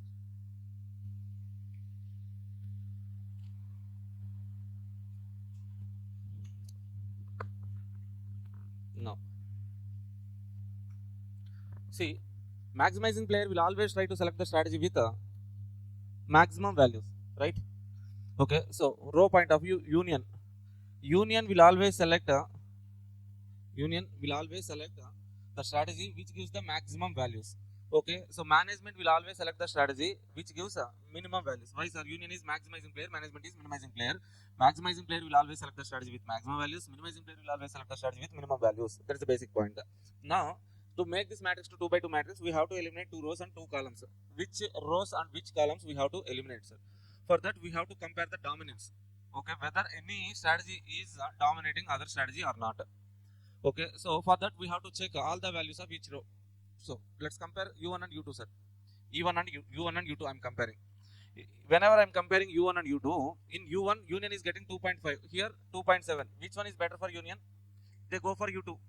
Okay, 2.00, 1.60. 2. Okay, they will go for this one. One alternative they are going for U2, another alternative they are going for U1.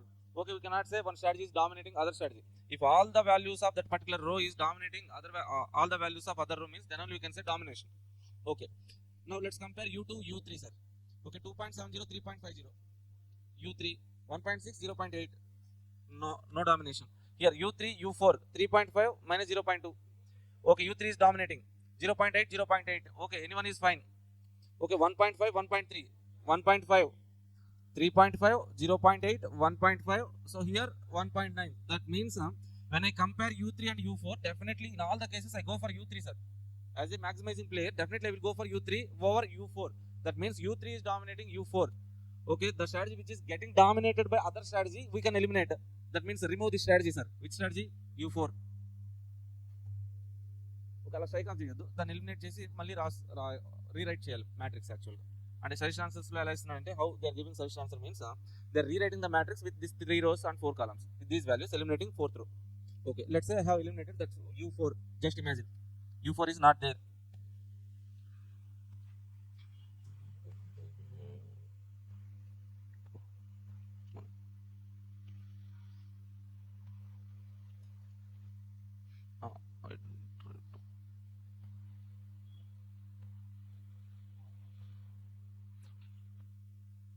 After first stage of elimination, after eliminating U4, we got this matrix, sir.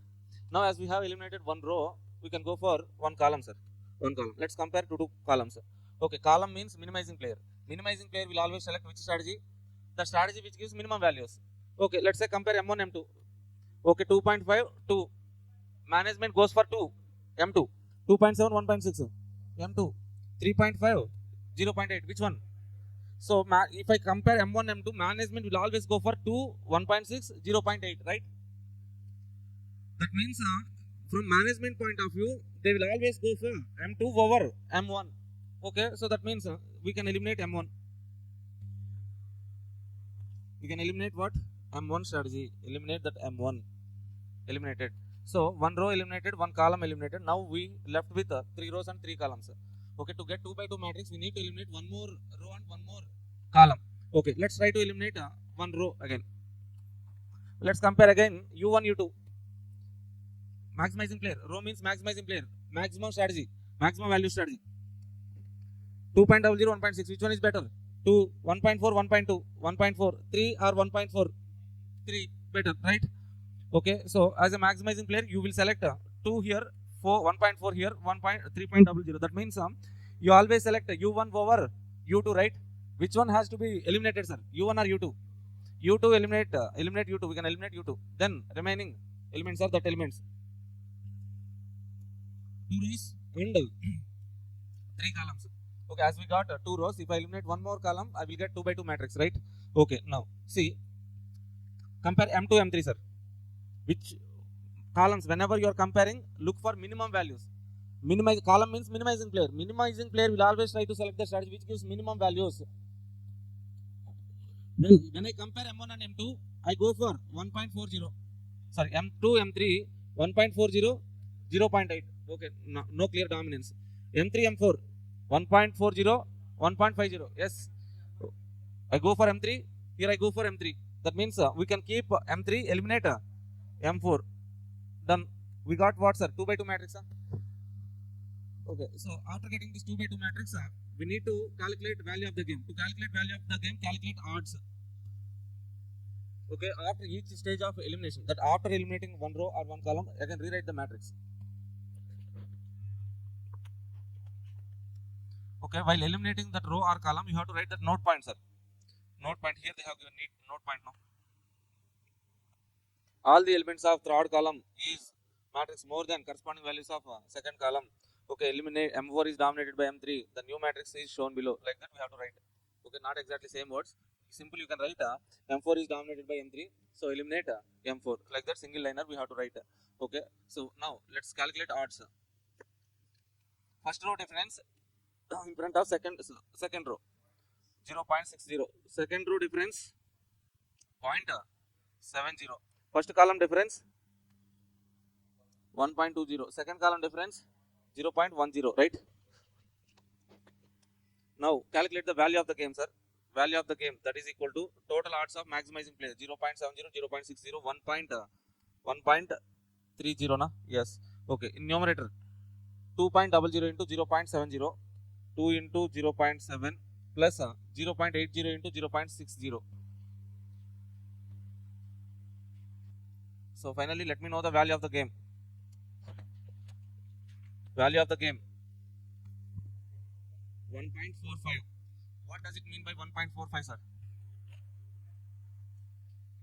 Maximizing player will get 1.45. Minimizing player will lose 1.45. Here the value is nothing but represents cost.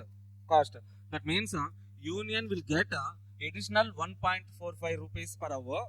Management will lose, or else they have to pay extra cost expenditure 1.45 per hour. They are losing, management is losing, union is getting. That's it. Okay, so we have done with minimax maximum criteria, then successfully completed principle of dominance. Principle of dominance okay na meeku? Chala sharp unnaru sir meeru, chala fast ga artham chestunnaru. Okay, then we have that particular one past attempt question we will solve. This is also, I think, similar question was asked for December 24. Next one problem, graphical method. Okay, so 2 problems are there. I will discuss the 2 problems, then we can complete with game theory. Okay, so thank you all. We'll meet you after break.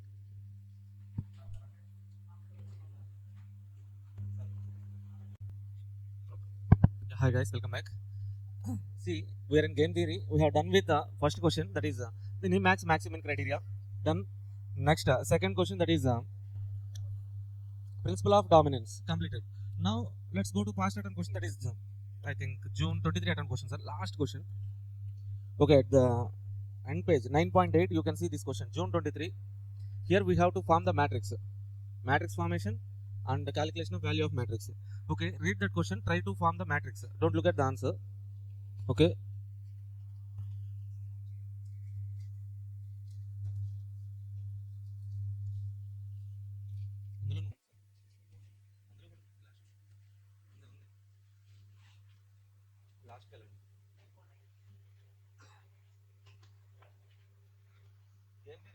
changes same old and new book, both are same.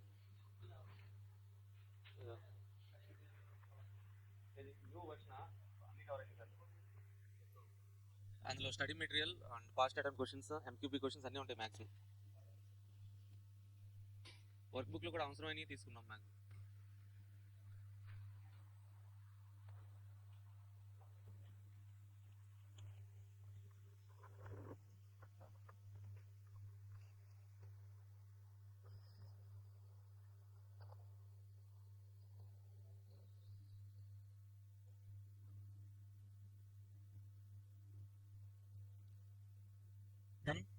చదివారా క్వశ్చన్?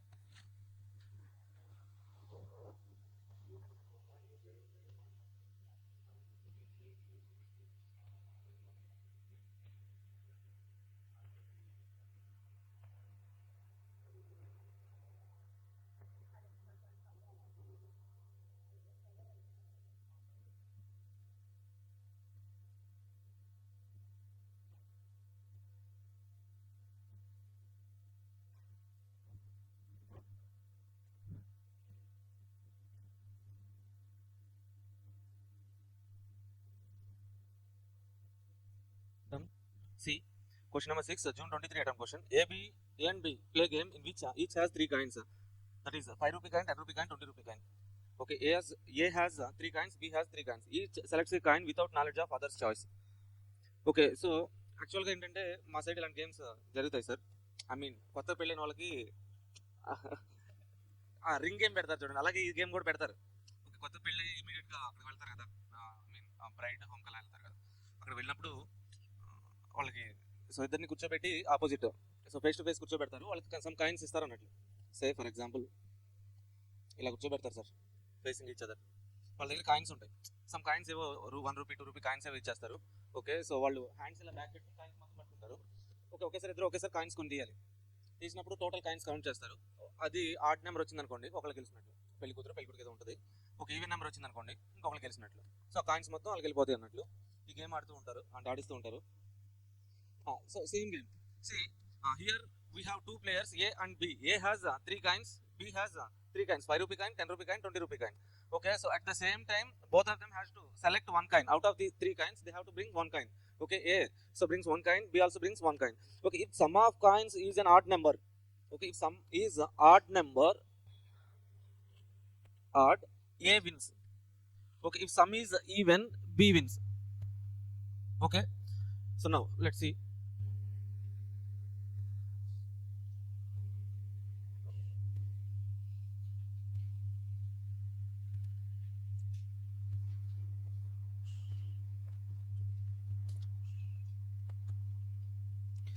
See, here we have 2 players, sir. Okay, we don't know which player is maximizing player, which player is minimizing player. So that's why I'm assuming A as a maximizing player, B as minimizing player. A has 3 options, sir. While playing game, A can select 5 rupee coin, or else 10 rupee coin, or else 20 rupee coin. Okay, B also having 3 options, sir. Okay, B can select 5 rupee coin, 10 rupee coin, 20 rupee coin. Say for example, at one repetition, A has selected 5 rupee, B also selected 5 rupee. 5 rupee coin. What is the total of coins, sir?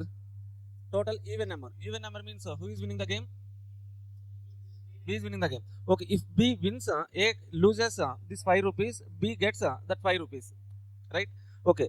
A is losing means we have to write the matrix from A point of view, maximizing player point of view. A is losing now. So that's why I'm writing 5 rupees here. 5 rupee. Okay. Next, let's come to this particular cell, sir. Particular cell. A has selected 5 rupee, B has selected 10 rupee, total 15 rupees. Okay, odd number. Odd number means A is winning. Then A is getting how much? This 10 rupees will go to A. That means A is getting 10 rupees. Okay, next one, 5 rupee, 20 rupee. 25 odd number, A is winning, B is coin. Okay, A is getting 20, B is losing 20. As A is getting now, A is getting 20 rupees, that's why I'm writing positive number. Okay, so now come to second row. So this particular cell, sir, 10 rupee, 5 rupee, total 15. Odd number, A wins, B coin, how much? A will get 5 rupees, that's why I'm writing positive number. B will lose, right? Now come to this cell, 10 or 10 even, B wins, that means A is losing, how much? 10 minus 10. Okay, so this cell, 10 or 20, 30, even number, B is winning. Okay, A is losing, minus 10 only.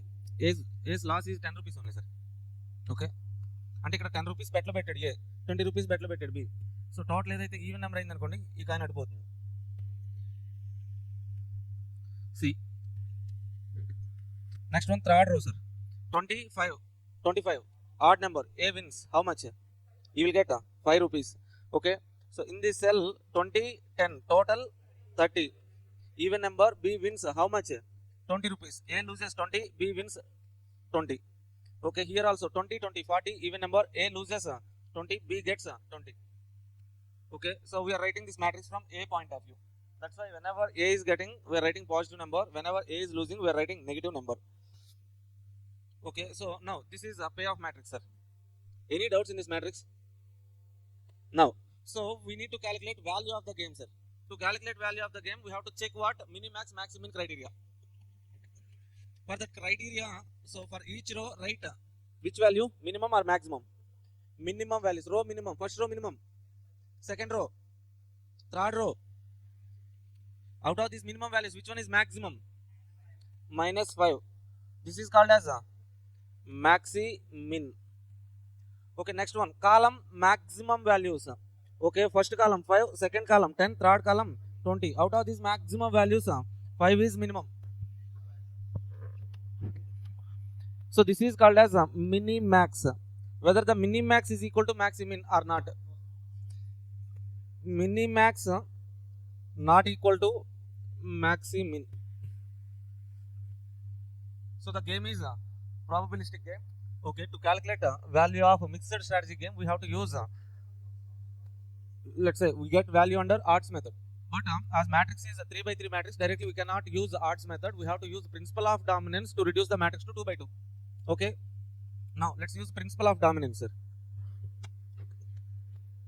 So you can write one note point here. The problem is a probabilistic game. To solve the matrix, to solve the problem, we have to use the odds method. But the matrix is 3 by 3. We have to reduce the matrix to 2 by 2 by using principle of dominance. That single liner. Principle of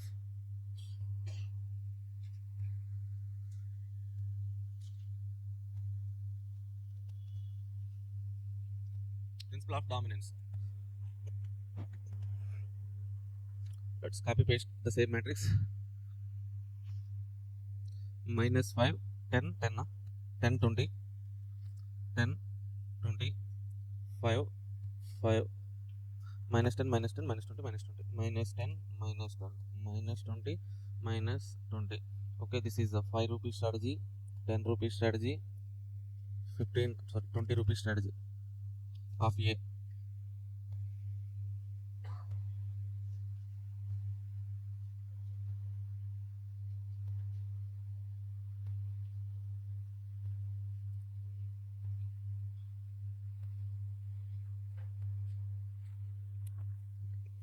Now, so by using principle of dominance, we have to reduce this matrix to 2 by 2 matrix, sir. That means we need to eliminate one row, one column. Okay, let us try to eliminate one row. Okay, so let's compare rows, two rows, sir. A is rows means A strategies. A is maximizing player. Maximizing player will always select the strategy which gives maximum values. Okay, let's compare 5 rupee strategy and 10 rupee strategy. This 5 rupee row, 10 rupee row. Okay, so -5 or 5. A will select 5. Why, sir? He is getting higher amount here. Okay, so 10 no -10. A will select 10. That means no one particular strategy is dominating other strategy. Okay, now compare 10 rupee, 20 rupee. 5, 5. Okay, anything is fine. -10, -20, -10. Okay, so -10, -20, -10. That means okay, when we compare 10 rupee strategy and 20 rupee strategy, okay, A is getting 5, -10, -10. These values are higher than, better than 20 rupee strategy. That means A will never select 20 rupee strategy. Okay.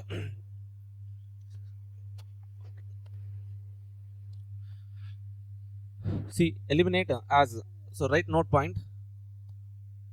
20 A, for A, 20 rupee strategy is dominating 10 rupee strategy. So eliminate 20 rupee strategy and keep 10 rupee strategy.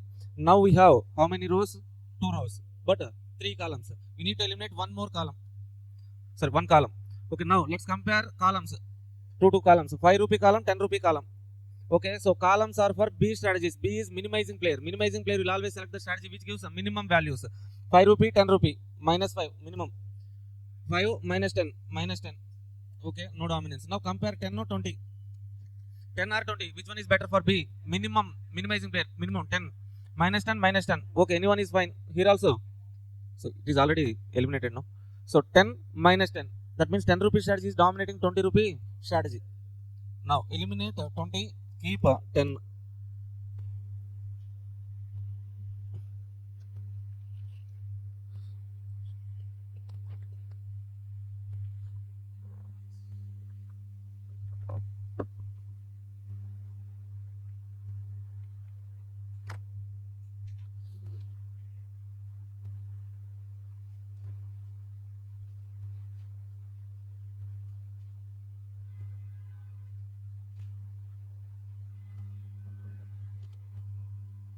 Write that one, sir. So eliminate 20 rupee column. Then finally you will be getting this matrix, sir. Minus 5, 10, 5, minus 10. This matrix, right? Okay, now the matrix is 2 by 2 matrix. To calculate value of this matrix, we need to use odds method. Okay. So while calculating odds, first row difference in front of second row. First row values difference. Can you tell me the difference how much? Minus 5, minus 10, minus 15. That means 15 is the difference. Don't say like 5 rupees, sir. Or else, okay, minus 5, minus 10. Total minus 15. 15. Or else 10 minus half minus 5. In that case also it is 15. The difference is 15. Okay, write it where here? In front of second row. Second row difference 15. First row front. Next one, first column difference how much, sir? Minus 5, 5. 10. So, below the second column. Second column difference 10 minus 10. 10 minus half minus 10, 20. Okay, below the first column. Now we got 15, 15. Rows odds, column odds are 20, 10. Now, so we have to calculate what they're asking the question. Prepare the payoff matrix. First point they're asking, prepare the payoff matrix for 2 players. Okay, we have already prepared. Find the best strategy for each player. To calculate the best strategy, we need to calculate probabilities. Okay, player will select the strategy which gives higher probability of winning. So let's calculate the probabilities. Okay, so probability that A select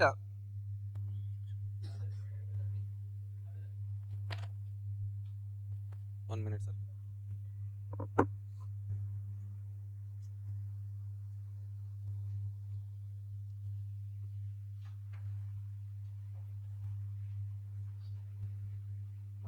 Okay, see, this is the matrix minus 5, 10, 5, minus 10, odds 15, 15, 20, 10. Okay, now let's calculate the probability of A selecting 5 rupee strategy. Okay, 5 rupee strategy. What is the odd, favorable odd for 5 rupee? 15 rupees. Divided by total 15 plus 15, 30. 50% probability. Okay, the probability that A will select 10 rupee coin. So again, what is the probability, sir? For 10 rupee coin, favorable odd is 15 divided by total 30. 50%. Okay, coming to B point of view, probability that B will select 5 rupee coin. Probability of 5 rupee coin for B is okay, favorable odd how much, sir? 5 rupee column odd how much? 20 divided by total odds 30. 20 by 30 means 66.67. Okay, probability of B selecting 10 rupee coin 10 by 30, 33.33%. Okay, so now which strategy A will select, sir? Okay, 5 is giving 50% probability, 10 also 50. Okay, anything is 50, 50, 50 equal probability. A will select 5 rupee or 10 rupee with equal probabilities. Okay, coming to B. Okay, which one is most preferable for B, sir?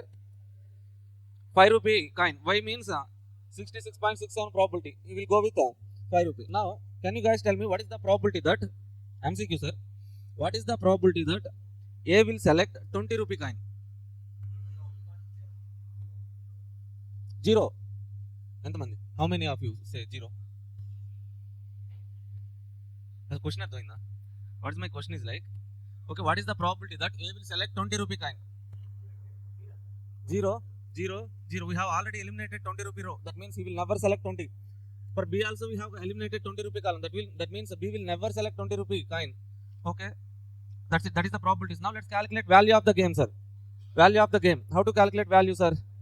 From A point of view, what is the total of odds? In denominator, total of odds 30. In numerator, minus 5 into 15 plus 5 into 15. Minus 5 into 15 plus 5 into 15. Numerator becoming 0. That means value of the game is 0.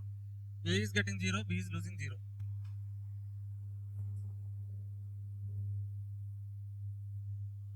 So whenever the value of the game is equal to 0, that game is called as a fair game. No one is getting, no one is losing. Okay, samanyaya antaru kada.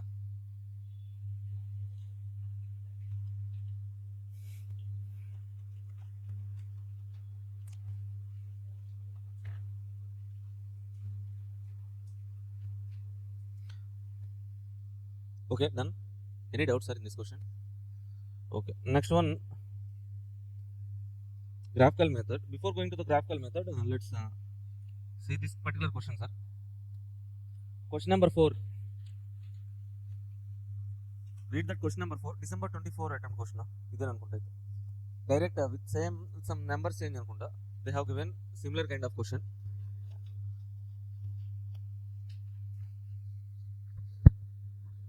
Question number 4. Then we go to the principle of dominance. Sorry, the graphical method. Graphical method, last question. Next question only. That means we are doing all the questions in game theory. Oh, fine. Joy Givers and Milan Toys are the two toy manufacturers who always compete with each other to increase their respective market shares. For both the companies, the marketing team work with close coordination with the design team and always come out with attractive toys which are normally in great demand. To meet the demand, they have various strategic options like working 8 hours, 12 hours, 16 hours a day, 24 hours a day, subcontracting, which will ultimately increase the market share. Joy Givers have decided to not to go for all above mentioned options and set up the following payoff matrix in which percentage of increase in market share is given against the strategies of Milan Toys. Okay, so we have read this question now. Now, which one? Who is the maximizing player? Who is minimizing player? Who is maximizing player, sir? Both are companies only. Joy Givers maximizing player. Why, sir? They only form the matrix. Okay, so they have formed this matrix with respect to increase in their market share. So that's why they only form that matrix. No, Joy Givers maximizing player, Milan Toys minimizing player. Okay, maximizing player strategies in rows, minimizing player strategies in columns. Okay, fine. What they have given is like they are having some strategies. Joy Givers have 3 strategies working for 12 hours, 16 hours, 24 hours per day. Milan Toys has 4 strategies working for 8 hours, 12 hours, 16 hours a day, subcontracting option. Okay, so now this is a payoff matrix, sir. So first of all, to calculate the value of the game, we have to check minimax maximin criteria, right? Okay, let's check minimax maximin criteria there. Okay, right? For each row, minimum values, maximin. For each column, maximum values, minimax. Tell me the minimax maximin value.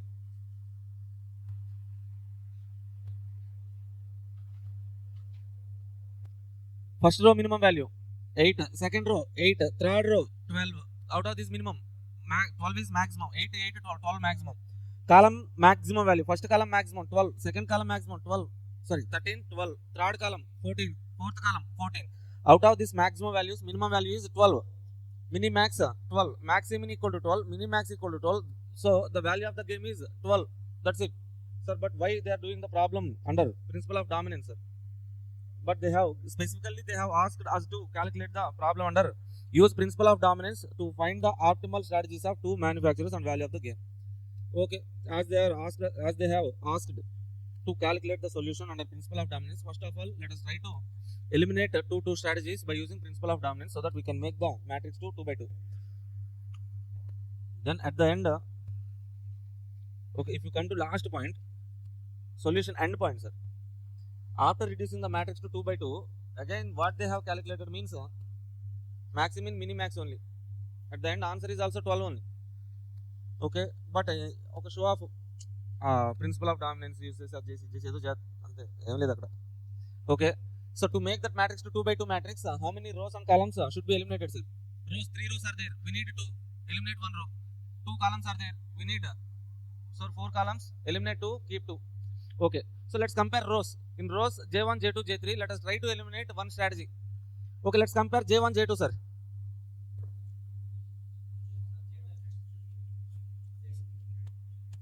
J2 eliminate, okay, J1, J2, if I compare J1, J2, 10, 11, here 10, here 11, here 9.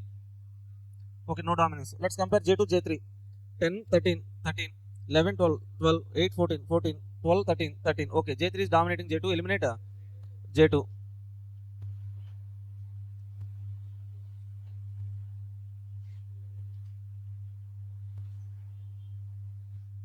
Okay, J2 eliminated, sir.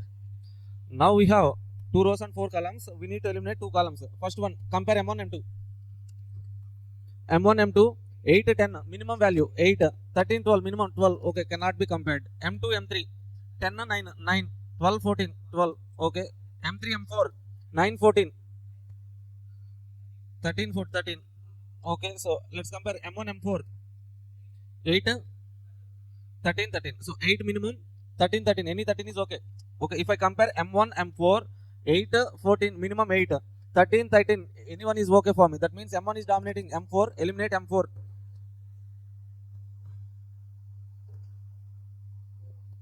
Okay, M4 eliminated. Now we have 3 columns. Let's try to eliminate one more column. So compare and let me know, sir, which one we can eliminate. M3 na? How? M1, M3 ah? M1, M3, 8, okay, 13. Eliminate M1, M3. Keep keep M1, eliminate M3. What, sir? Test kaad, sir. By mistake chippa. M1, M2. Okay, now we have 2 rows, 2 columns. So in this situation, if you calculate minimax, maximin, okay, anyway you will be getting this 12 only. Answer is 12.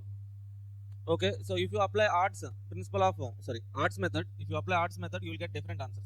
You won't get this 12. Okay, here the game is which game, sir? Deterministic game, pure strategy game. For this particular game, we get 12 only the value of the game. Okay, we don't need to go for odds method actually.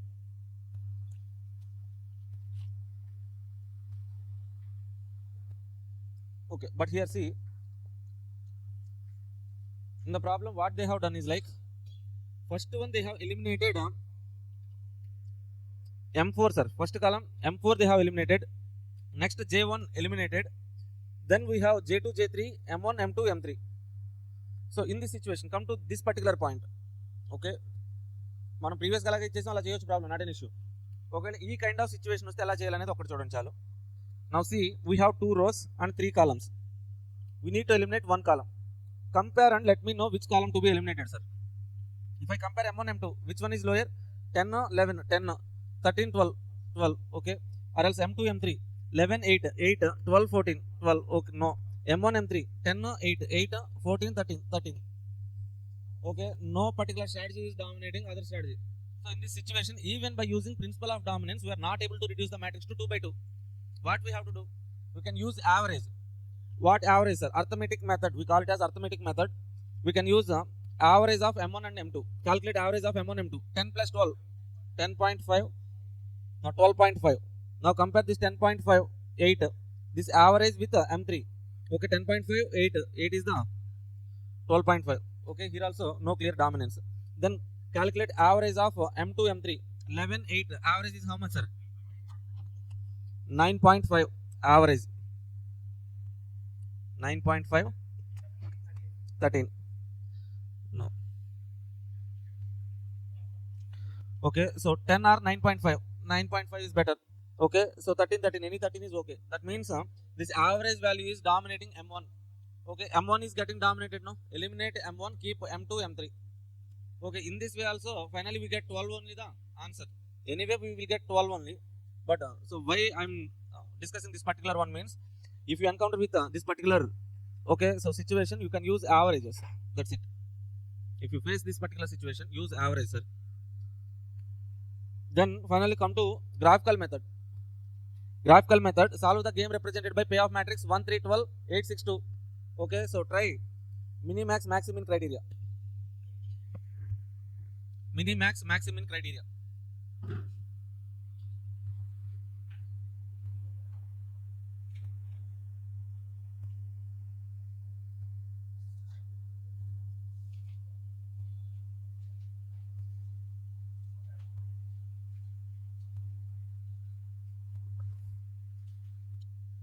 First row minimum 1, second row minimum 2, maximum is 2, maximum 2.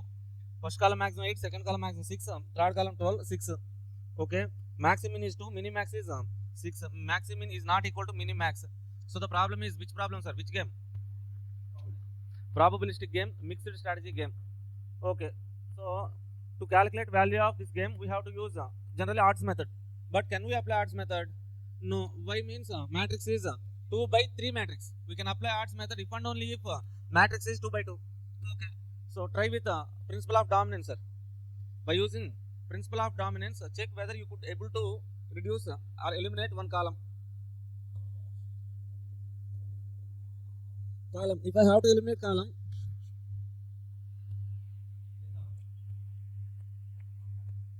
okay. So now, ఒక కాలం eliminate చేయాలి. Now let's say దీన్ని B1 అన్నాం, P1, P2, B3. Let's call column names are B1, B2, B3, A1, A2. If I compare B1, B2, okay, columns, minimizing player will select minimum value strategy. If I compare B1, B2, 1 or 3, 1 is better, 8, 6, 8 is 6 is better. So no dominance. B1, B2, okay, 3 is better, 2 is better, no dominance. Okay, B1, B3, B1, B3, sir, 1, 2, no clear dominance. Even if you calculate average, you won't get any specific dominance. In this situation, okay, as the matrix is 2 by 3 matrix, we have to reduce one column, but we are not able to reduce the matrix to 2 by 2 by using principle of dominance or else arithmetic average. So we have to use graphical method. Can we use graphical method means, as when we can use graphical method means, if and only if the matrix is 2 by n or else m by 2. That means at least 2 rows should be there. There should be 2 rows or else there should be 2 columns.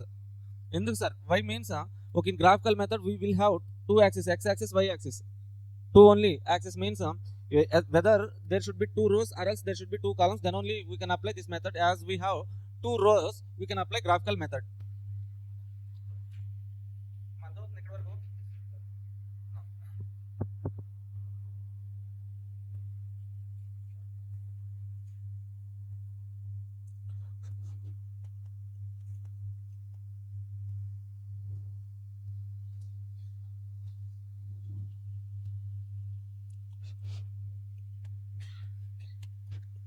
Now we have to draw matrix, sir. Sorry, graph.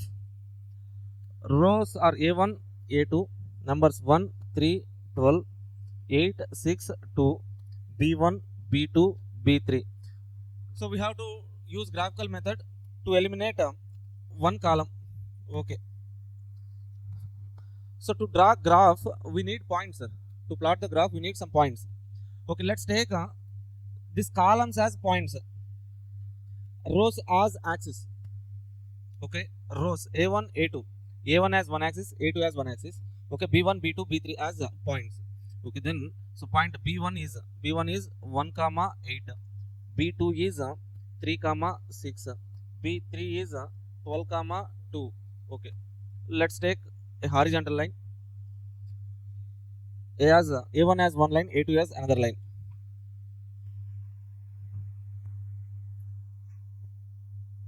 Okay, two parallel vertical lines I am taking. This as A1, this as A2.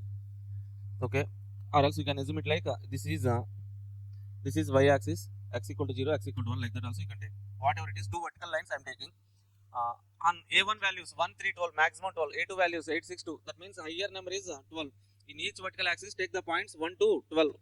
1, 2, 3, 4, 5, 6, 7, 8, 9, 10.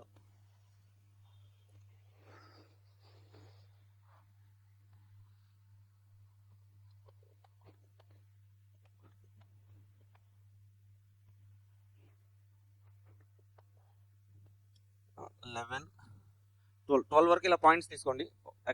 A1 axis, A2 axis మీద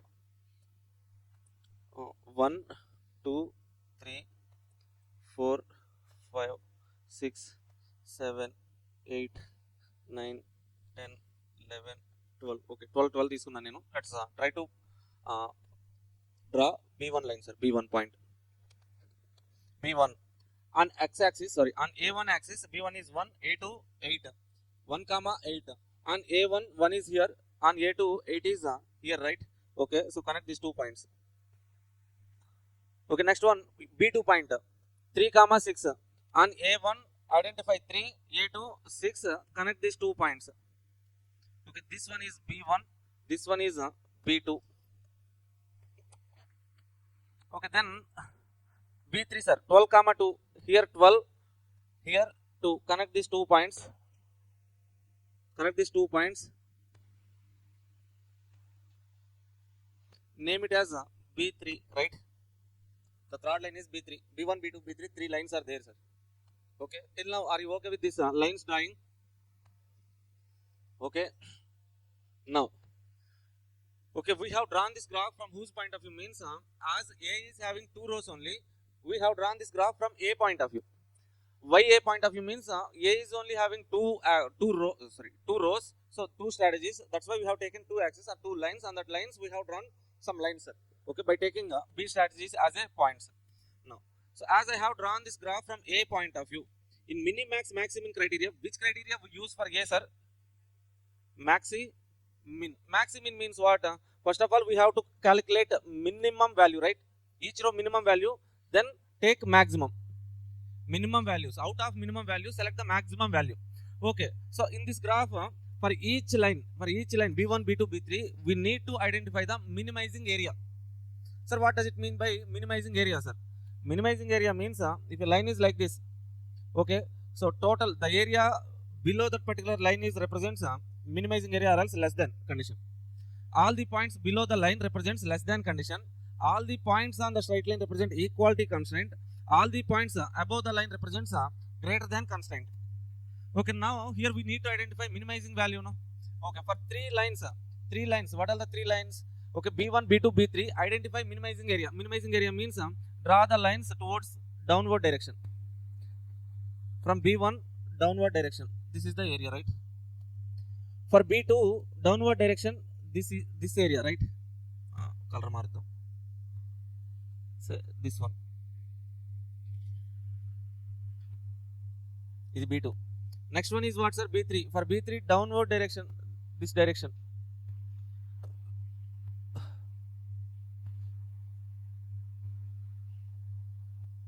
Now I need to know the common area of three lines. Common area of three lines. Common area is, sir. Common area means let's say this area. Only B3 line points are covered. Okay, B1 and B2 lines are not covered here. Okay, this area is not covered. Okay, if you see this area, only B1 lines are covered. If you see this particular area, here we have B1 lines, B2 lines. If you see this area, here we have okay B2 lines and B1 lines. Okay, but this is the area. Okay, which one, sir? This is the area. This one, where all the drawn downward direction lines of B1, B2, B3 are covered, right? Common area. అంటే three colour lines intersection అన్ని కలిసి ఉన్న area ఇదే sir. అర్థమవుతుందా మీకు అది? Okay, that means సింపుల్గా అయితే ఇలా రాయొచ్చు.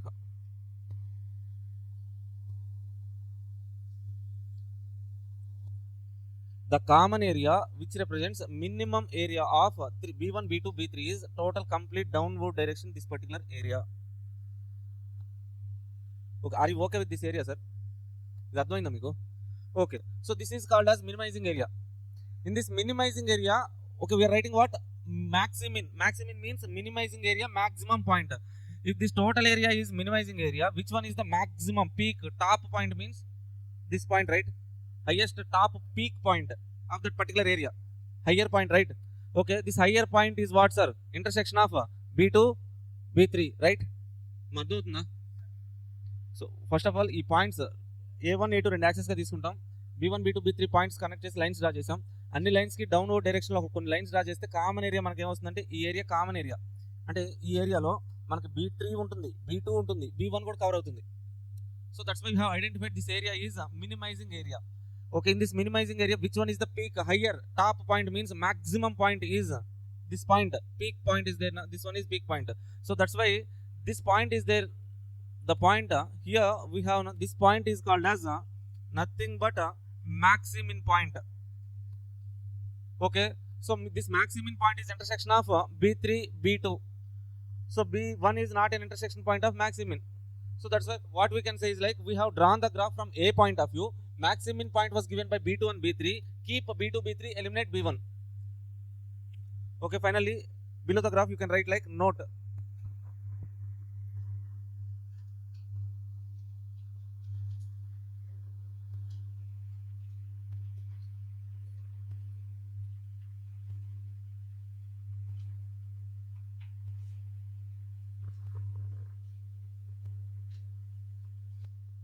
Okay, finally you can write what? As maximin is the intersection of B2 and B3, eliminate B1, keep B2, B3. By keeping B2, B3, A1, A2, then can we calculate the value of the matrix? Yes, calculate odds and calculate the value of matrix. Okay, graph అర్థమైంది కదా మీకు? Common area down side, minimising down side area తీసుకుని అందులో peak point తీసుకుంటున్నాం. ఎందుకని minimising area తీసుకొని peak point తీసుకోవాలి sir అంటే గ్రాఫ్ మనం ఎవరి పాయింట్ ఆఫ్ వ్యూలో రాసామంటే ఇక్కడ ఒక యాక్సిస్ తీసుకుని ఇక్కడ ఒక యాక్సిస్ తీసుకుని అంటే A1 A2 యాక్సిస్ గా తీసుకున్నాం కాబట్టి ఏ పాయింట్ ఆఫ్ వ్యూలో రాసాం. ఏ పాయింట్ ఆఫ్ వ్యూలో నువ్వు రాసేది మాక్సిమిన్ క్రైటీరియా కాబట్టి maximin means minimizing area maximum point. Okay, that's why I have taken. Say for example ఈ ప్రాబ్లమ్ లో మనకి మ్యాట్రిక్స్ అనేది 2 rows 3 columns కాబట్టి ఇలా లెట్స్ సే ఒకవేళ 3 rows 2 columns ఉంటాయి. Player B is having 2 strategies. Then we have to draw the graph from B point of view, minimizing player point of view.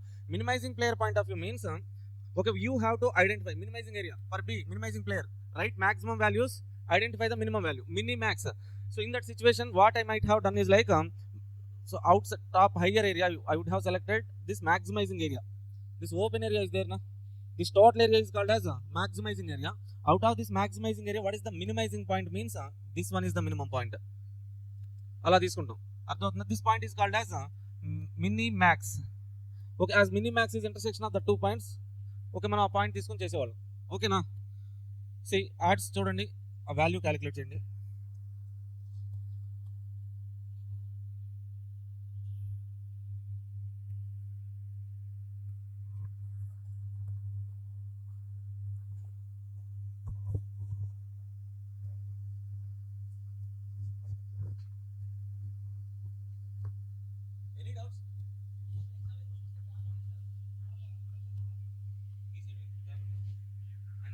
బ్యాక్లో graph ఉంటుంది అంత యూజ్ చేయొచ్చు అంతే కదా. గ్రాఫ్ బుక్లెట్ ఇవ్వడం, బుక్లెట్ లాస్ట్ పేజ్ గ్రాఫ్ ఉంటుంది కదా, లేదా ఇవ్వట్లేదా? అవ్వకపోతే మన టాలెంట్ యూజ్ చేస్తాం.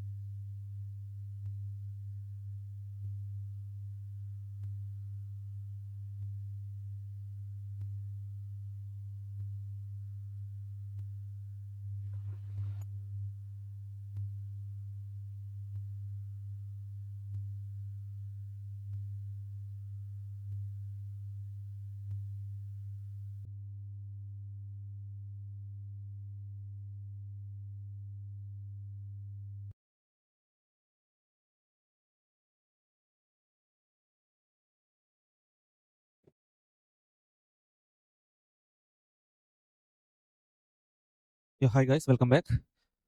So for question number 8A, our next chapter, target chapter is, so one is game theory completed. Next one, maxima, minima. Okay. So,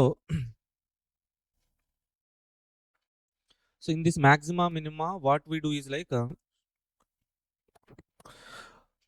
so what is maxima, minima, sir? Calculation of maximum point or else minimum point. Okay. So this complete DM decision making is all about either maximization or else minimization. What we maximize, sir? What we maximize means profit will be maximized, revenue will be maximized. What we minimize, sir? Cost will be minimized. Okay, so here this maxima minima chapter, either it is maximization or else minimization. Okay, so what is the process means? We form a function. We form a function something like f of x. We form a function for revenue or else cost or else profit. Okay, then we calculate maximum point or else minimum point of that function. Okay, for every cost element, total cost or total revenue, total profit, average cost, average revenue, average profit, marginal cost, marginal revenue, marginal profit, whatever it is, for that we form a function. That function, from that function we try to calculate maximum point or minimum point by using derivatives. That is the concept here. Okay, so first of all, how a function will be formed, sir? For that, let us try to understand how to form a cost function. Okay, let's say for example, so to produce 1 unit, so variable cost to produce a product is, let's say for example, 5 rupees, sir. To produce 1 unit, 5 rupees is the cost. So fixed cost, total fixed cost is 1000 rupees, let's say rent. Then how to calculate total cost? Say for example, units of production. If units of production is 0, variable cost per unit is 5 rupees. If I produce 0 units, what will be the total variable cost? 0 only. Okay, so fixed cost 1000. What is the total cost? 1000. Okay, if I produce 1 unit, what is the total variable cost? For each unit 5 rupees. Now 1 into 5, 5 plus 1000, total 1005 rupees. If I produce 2 units, 2 into 5, 10, 1000, 1010. If I produce 100 units, so 5 into 100, 500 plus 1000, 1500, 1500. If I produce 101 units, 505, 1000. That's it, right? Okay, now, so what is the marginal cost means? Let's say, for example, so we will discuss about that later. Uh, say, for example, now I'm producing X number of units, sir. What is the variable cost? So variable cost 5 rupees, 5 into X, 5X plus 1000. What is the total cost? 5X plus 1000 is total cost. Our total cost is 5X plus 1000. That 5X plus 1000 is there, na? 5X plus 1000. This is called as cost function. Okay, if I don't know how many units to be produced. Whatever we don't know, that we can assume as X. If output is unknown to us, we are assuming that as X. Okay, based on that X, we are forming one function that is called as the total cost function, represented with Cx. In this function, this variables part is there, na? Variable part. So X is variable. This variable terms are there. This is called as a variable cost. This constant term is called as a fixed cost. Let's say, for example, a cost function is like this, sir. 5x square plus 20x plus 200. So can you tell me variable cost here? 5x square plus 20x is called as variable cost. This is nothing but fixed cost. Okay, simple. Now, so this is about how to form a cost function. Now, so what is marginal cost? Marginal cost means incremental cost to produce one more additional unit, let's say. Okay, so if I have produced already 1 unit, to produce one more unit, second unit, what is the incremental cost? If I produce 1 unit, 1005 is the cost. If I produce one more unit, what is the additional cost I'm incurring? 5 additional cost. That means how to calculate marginal cost means marginal cost is equal to change in total cost divided by change in units. That is marginal cost generally. Okay, now, so remember this formula. We will discuss about that later. Now, coming to cost. So cost function, we have total cost. Total cost C of X, that is equal to total variable cost plus total fixed cost. That will be represented with C of X. C of X total cost. Okay. Now let's say, for example, we have to write variable cost. Okay, so leave it that variable cost. This is there. No? Let's say average cost, sir. AC means average cost. How to calculate average cost? Average cost means per unit cost that we can calculate by total cost. Total cost divided by number of units. Okay, so next one, marginal cost. Marginal cost of X. So generally we calculate change in total cost by change in units. But here, in this particular chapter, we have to apply derivatives. D by dx of total cost is called as marginal cost. Now we shall try to understand what is marginal cost and what is the derivative. Okay, generally, what is that marginal cost means? Marginal cost is equal to change in total cost divided by change in units. For a small change in output, for a small change in X value, how much change will happen in cost? For a small change in X value, that means output, how much change will happen in total cost? That is only the marginal cost concept. Okay, now derivatives. What is derivative means? For a function f of x, how to calculate a derivative? D by dx of f of x means that is equal to limit x tends to 0. Okay, f of x plus h minus f of x divided by, so h, sir. So what is this one means?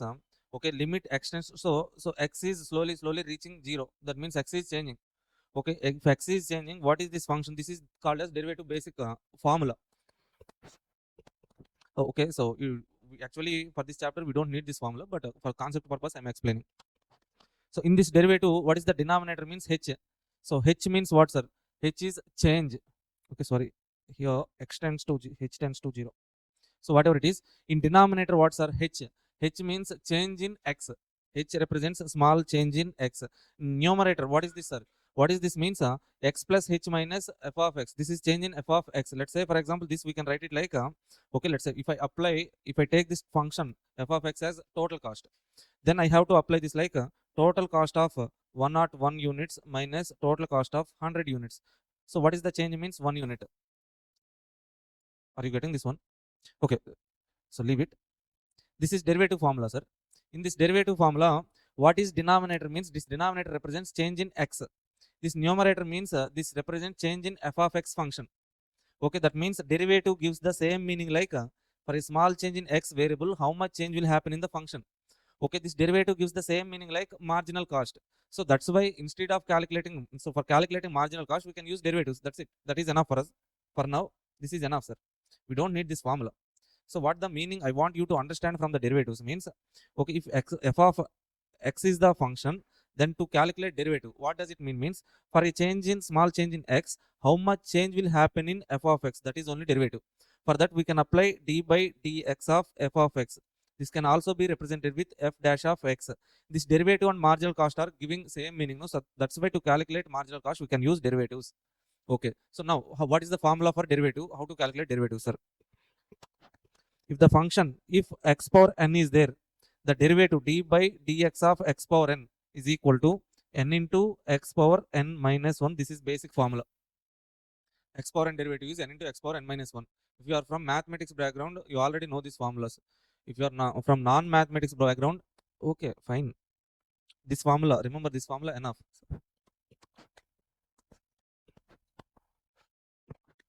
This single formula, we can manage this entire chapter with this single formula. Okay. Let's say, for example, x power n derivative n into x power n minus 1. Let's say x power 5 derivative. If in place of x n there is 5, sir, how to calculate derivative? 5 into x power 5 minus 1, 4. Okay, so x derivative. X derivative means x power 1 derivative. So 1 is there, sir. 1 into x power 1 minus 1. That means 1 into x power 0. X power 0 means 1. That becomes 1. That means x derivative d by dx of x is equal to 1. Okay. Now, see, coming to this function. So x means what, sir? Units. Whatever the change happens in number of units, does the fixed cost change? There is no change in fixed cost. No. So d by dx of 1000 constant derivative is what, sir? 0. Why, sir? Okay, so d by dx represents change in x. Whatever the change happens in x, there won't be any change in fixed cost. Fixed cost will not change, no. So that's why change in fixed cost for change in output 0. Okay, so this formula and what all the other formulas we need means constant derivative 0. So that means d by dx of some k constant equal to 0.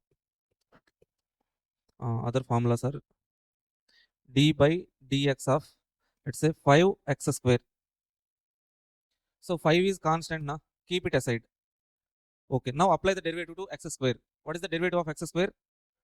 2x. In total, 10x. Okay, that means d by dx of k into x power n, that is equal to, k is constant now. Keep it aside.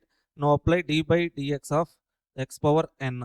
Okay, x power n derivative, k into n into x power n minus 1 is x power n derivative. K into n into x power n minus 1. K is constant. K into n into x power n minus 1. K into n, 10 x power n minus 1. Okay, not okay. So leave this formula, sir. Are you okay with this one? Okay, one more.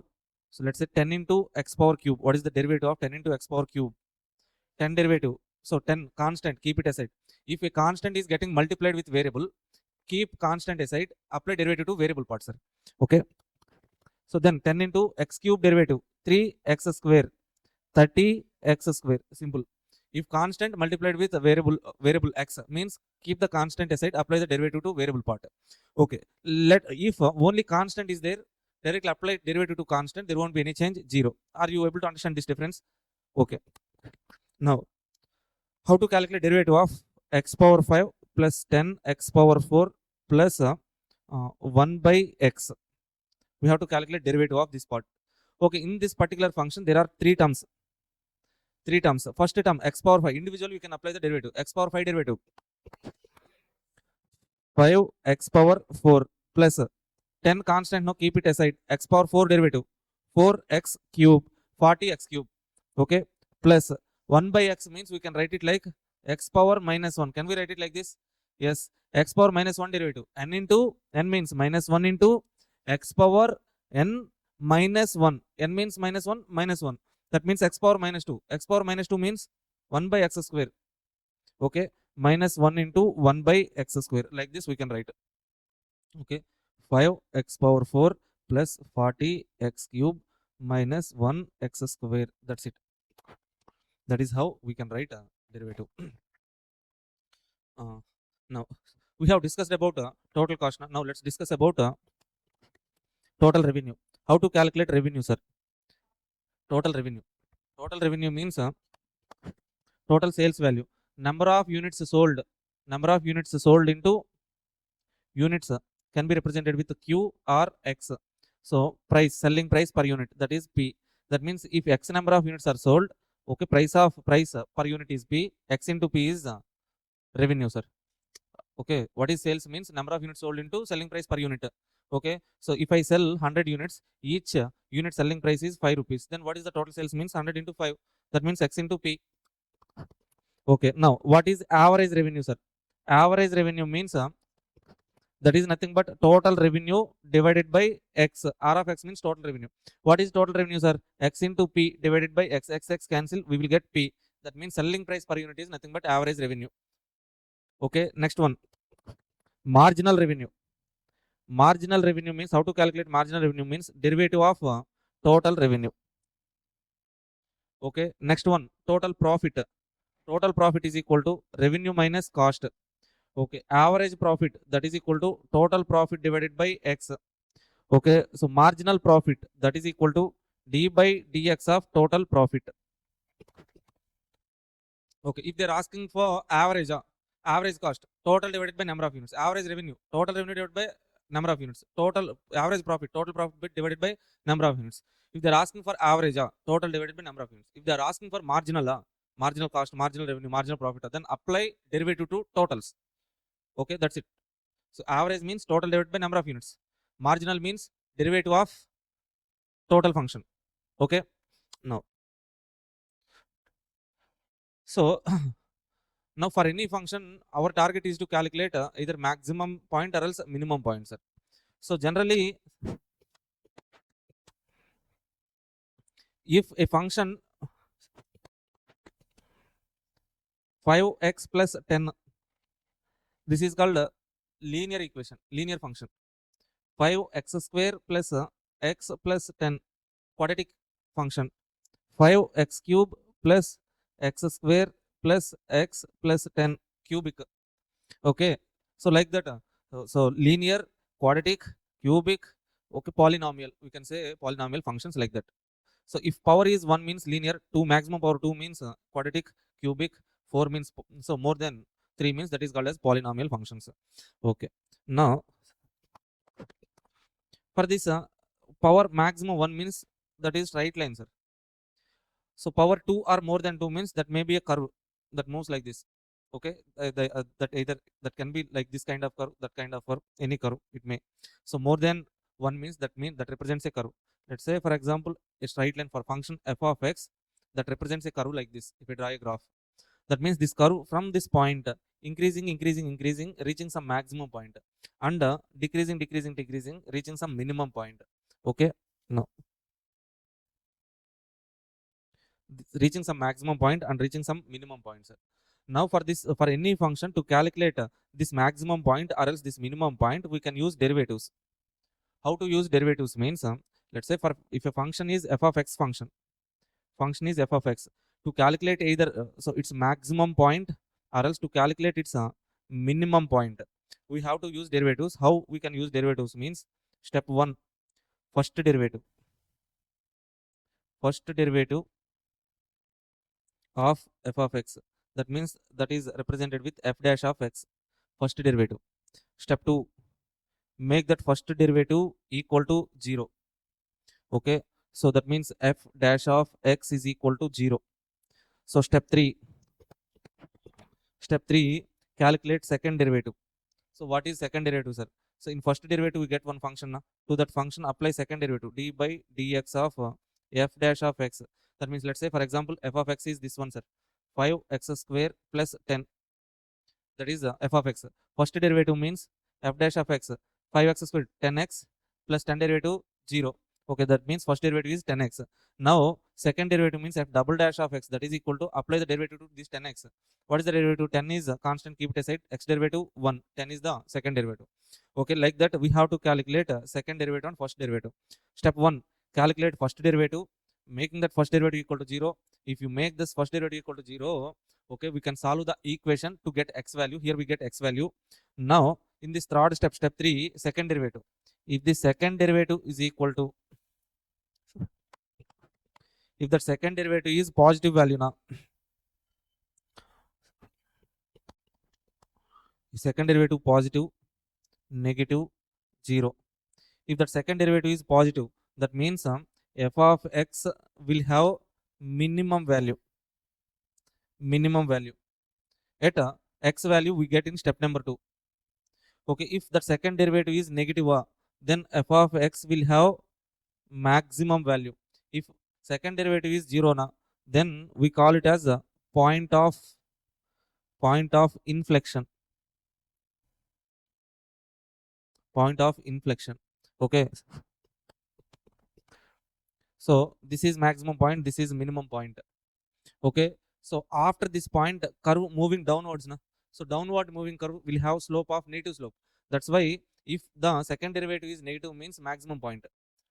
Okay, so second derivative represents uh, slope of the curve. Second derivative represents slope of the curve. So from this point, if curve is moving downwards, negative slope means this is maximum point. From after this point, curve moves upward direction. That means positive slope. Positive slope represents this point is minimum point. Okay, that is the concept.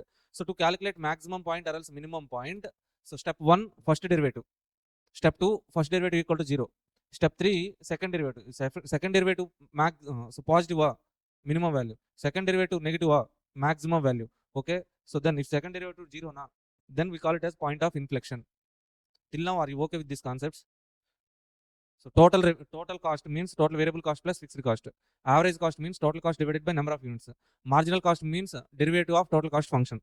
Okay, so next one, total revenue means number of units sold into selling price, x into p. Average revenue means total revenue divided by number of units. Marginal revenue means derivative of total revenue. So total profit means total revenue minus total cost. Average profit means total profit divided by number of units. Marginal profit means derivative of total profit. Now, so the derivative formulas, x power n derivative n into x power n minus 1. Constant derivative 0. That's it, enough. Next one, 3-step approach. To calculate maximum point or else minimum point, we have to follow this 3-step approach. So calculate first derivative, f dash of x. Second step, make that first derivative equal to 0. If you making that equal to 0, you are making some function equal to 0, you will get equation. Solve that equation, you will get x value, keep it aside. So calculate second derivative. If second derivative is a positive, f of x will have minimum value. At a second step, we get x value. At that value, function will have minimum value. If second derivative positive, if second derivative negative, f of x will have maximum value. 0 na point of inflection. Okay. See, here we get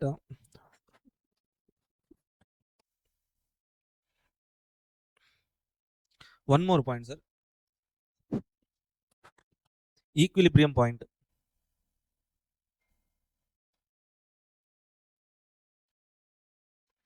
Equilibrium point. Sir, what is equilibrium point, sir? We have already discussed about this equilibrium point. Where, sir? Somewhere we have discussed.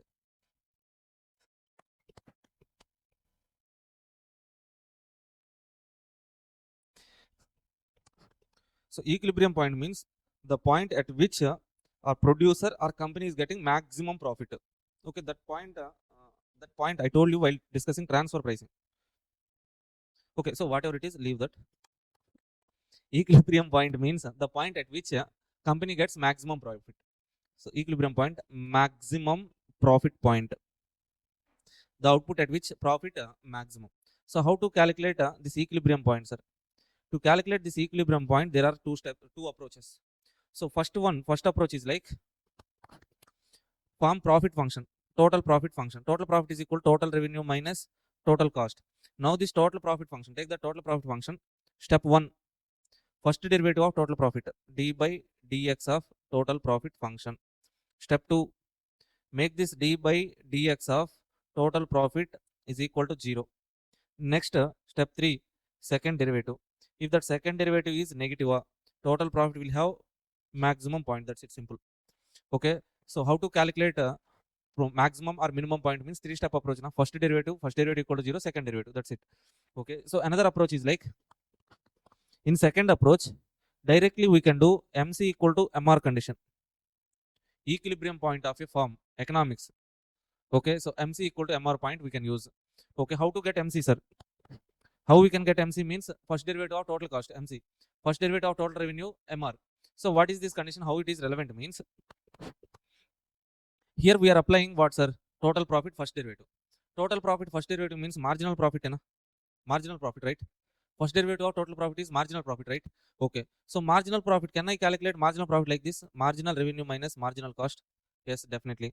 Here we are making first derivative of total profit equal to 0. That means we are making marginal profit equal to 0. Marginal profit means marginal revenue minus marginal cost equal to 0. Then marginal revenue is equal to marginal cost. Directly we are taking that condition. Apply that condition. So MC is equal to MR. Solve the equation. You will get X value. That is equilibrium point. Okay, na? 2 points. Now, so what are the total overview? What is the overview of this particular chapter means? Let's see the overview of this particular chapter. Here, this is handwritten note, sir. So here, the maximum point or minimum point f of x is called as maxima minima. So f of x function is there, sir. To that function, if you are calculating maximum point or else minimum point, that process is called as maxima minima. The process of calculation of this maxima or minima is nothing but optimization. MCQ, sir. What is optimization means? The process of calculation of maximum point or minimum point. How to calculate maximum point or minimum point? First derivative. Second step, first derivative equal to 0. Third step, second derivative. So calculate second derivative, that is positive minimum, negative maximum, 0 point of inflection.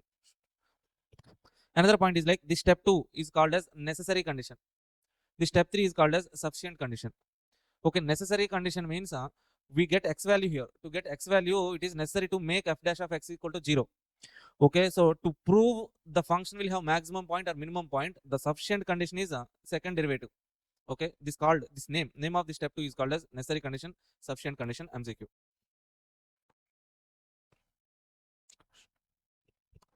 So next one, sir, after this equilibrium point. So the point where we get maximum profit is equilibrium point. Okay, so to calculate equilibrium point, profit will be represented with 5. So first derivative equal to 0, second derivative, or else directly MC equal to MR. Now, so what is the overview of this particular chapter? Overview of chapter number 13. Maxima minima means nothing but optimization. Here we have two types of optimization: unconstrained optimization, constrained optimization. Constrained optimization means one objective function will be there, some constraints will be there, as like LPP, linear program planning, LP model, objective function constraints are there. Na? Okay, that kind of function. For this one question is there, that one is some lengthy question that is not needed, sir. Even that should be asked for 14 marks or more than 14 marks. That much lengthy question, that is not needed. Unconstrained optimization, no constraint, only one function is given. So in this unconstrained optimization, univariate, multivariate function. If univariate function is given, univariate means single variable. If single variable function is given, okay, so we have to calculate univariable. So how to calculate for univariate function? Optimization means first derivative equal to 0, second derivative positive minimum, negative maximum. That's it. Question number 1 to 8. For multivariate function, multivariate means in the function we will have so two variables x, y, or else x1, x2, like that. Okay, in that functions, in this kind of functions, we have to use partial derivatives. How to use partial derivatives and all, I will explain later. So here we can calculate equilibrium point. Equilibrium point means MC equal to MR condition. Fine. Next one plant, two markets condition. Two plants, one market position. Okay. So first of all, let's do one or two problems on this concept. Let's move to this one. Okay. In this problems, we have some small questions that can be asked in the examination. Important. Okay. So for basic understanding, let's start with a easy basic question.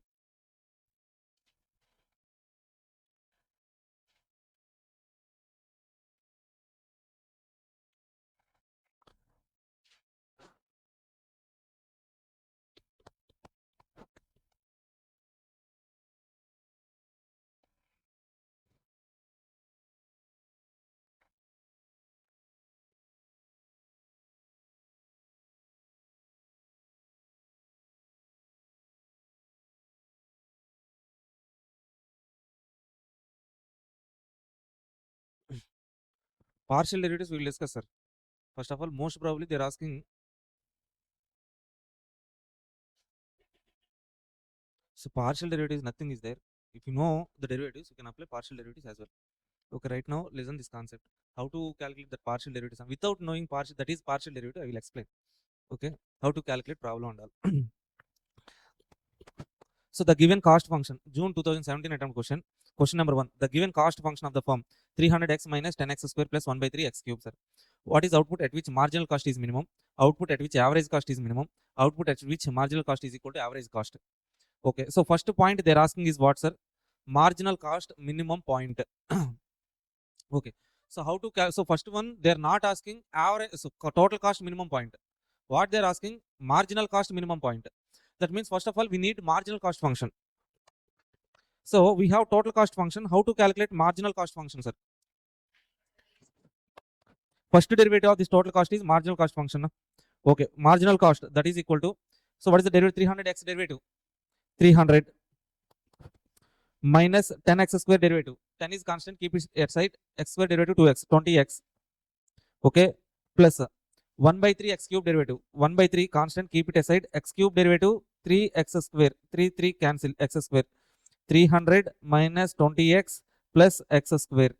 Now we want to calculate, if you want to calculate marginal cost minimum point, step 1, first derivative of this function.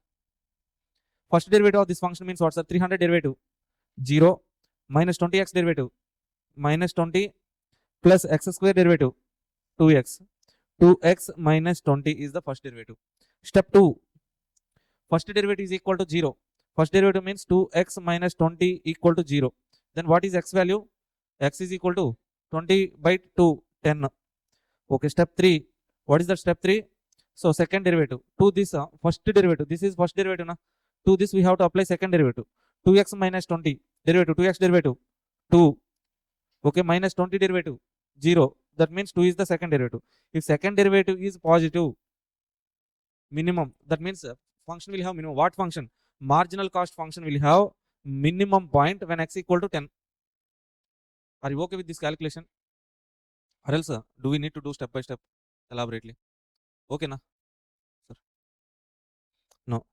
So first point, that one is the first point, sir. Same calculation. First derivative equal to 0. Second derivative. Now the second question is average cost minimum. So average cost minimum point they're asking, sir. So first of all, to calculate average cost minimum point, we need average cost function. How to calculate average cost function, sir? Total cost divided by x. That means average cost is equal to 300x by x. 300 minus 10x square by x. 10x plus 1 by 3 x cube by x. 1 by 3 x square. Now let's calculate first derivative. Step 1, first derivative. 300 derivative 0. 10x derivative minus 10 into x derivative 1 plus 1 by 3 constant, keep it as x square derivative 2x. Now what is the first derivative means? First derivative is equal to 2 by 3x minus 10. Step 2, make that first derivative equal to 0. 2 by 3x minus 10 equal to 0. Bring the 10 to the right side. 2 by 3x is equal to 10. If I bring the 3 to the right side, 30. X is equal to 30 by 2, 15. Okay, step 3, second derivative. To this first derivative, apply second derivative. 2 by 3x derivative. 2 by 3 constant, keep it aside. X derivative 1. Minus 10 constant, derivative 0. That means second derivative 2 by 3. Positive or negative? Positive. So average cost function will have minimum point when x equal to 15. Okay, that's it, sir. Simple. Next one. What they're asking is like output at which marginal cost is equal to average cost. So what is marginal cost function? So marginal cost function is equal to this one, sir. Marginal cost 300 minus 20x plus x square is marginal cost. That is equal to average cost. What is average cost function? Average cost function is this is 300 minus 10x. 300 minus 10x plus 1 by 3 x square. Okay. Now 300 cancel. If I bring this 20 to the right side, so x square. If I bring this 1 by 3 x square to the left side minus 1 by 3 x square. If I bring this 20x to the right side, that is equal to 20 positive x 20x minus 10x. Okay, now this is equal to 10x. So 3 into x square minus x square, 2x square by 3, that is equal to 10x. Okay, now we have to solve this one, sir. Let's solve step by step. So 2x square by 3 equal to 10x. Now bring that 3 to the right side. 2x square, that is equal to 3 into 10x, 30x. Okay, 2 15 times x square is equal to 15x. Okay, now bring this x square to the left, 15x to the left side. X square minus 15x is equal to 0. Take x as common. X into x minus 15 equal to 0. Either x equal to 0, or else x equal to 15. That means marginal cost will be equal to average cost when x equal to 0 or else x equal to 15. Okay, nothing I did, sir. What I have done is like make marginal cost equal to average cost, solve the equation. Then you will get x values. When x equal to 0 or else x equal to 15, you will get marginal cost equal to average cost. Okay, that is the first question. Next, go to this revenue maximization problem. See this question number 3, sir. Study material question number 1.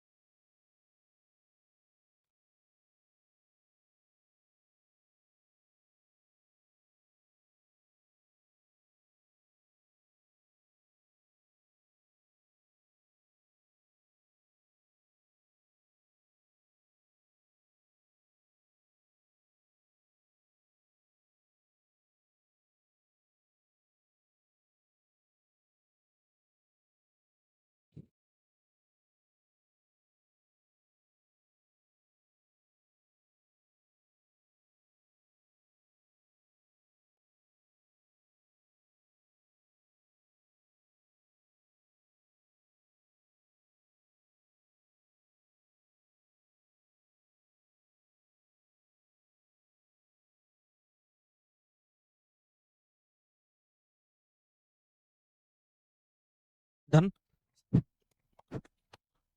The demand of roller coaster ride in an entertainment park in one of the metro cities is given by Q is equal to 450p plus 41,500. Okay, so what is that, sir? Demand function. They are saying like demand is equal to Q is equal to 450p plus 41,500. Here Q is so quantity or else x value. In place of x, they have given Q. P means price. Okay, where P is equal to price in the ride. So what price should have been charged to maximize the total revenue? They're asking like what price should be charged to maximize total revenue. So we need to calculate total revenue, sir. So total revenue is equal to, so price into quantity. So Q value already we know na. Okay, so we can, okay, minus is there, sir, sorry, minus 450p. Okay, so total revenue P into Q, we know the Q value, right? So then substitute P into Q value minus 450p plus 41,500. Okay, so then minus 450p square plus 41,500p. The point here is like in the question they're asking us to calculate price. That's why if you substitute Q value in this total revenue function, we get total revenue in P's. Say for example, if you want to calculate quantity, revenue maximization quantity, what we can do is like from this demand function, we can separate P value. P value will be something from this. So bring this 41,500 to the left side, 450 to denominator, you will get P equal to something. If you substitute P value in this function, you will get total revenue function in Q's. Are you getting that one? Or else, so whatever it is, they have given what, sir? So quantity they have given. They're asking total revenue maximization point. Total revenue is equal to price into Q. We know the Q value, no? Substitute, we got total revenue equal to something that is in P's. Okay, as we know, so as the function is in P, okay, apply the derivatives with respect to P. Okay. Step 1, sir, first derivative. What is first derivative? So 450 minus 450 is constant. Keep it aside. P square derivative. P square derivative is what, sir? 2P plus 41,500 P derivative is 41,500. Okay, that is equal to minus 900 P plus 41,500. Now step 2. Step 2, minus 900 P plus 41,500 equal to 0. Okay, that means if I bring 900 P to the right side, 41,500 is equal to 900 P. P is equal to 41,500 divided by 41,500 divided by 900. How much is P? 46 point. P is equal to 46.11. See, sir. Step 1, first derivative calculated. Step 2, first derivative equal to 0. We got P equal to 46.11. What is our step 3? We have to write second derivative. To this function, if I write second derivative, minus 900 P derivative minus 900. Okay, for 41,500 derivative 0. That means second derivative is minus 900. As second derivative is negative, okay, we'll have maximum point. What is that maximum point? So if I want to calculate revenue maximization quantity, how can we calculate, sir? Now I know the price. Okay, if they're asking quantity, how can we calculate? Substitute that price in demand function. This one.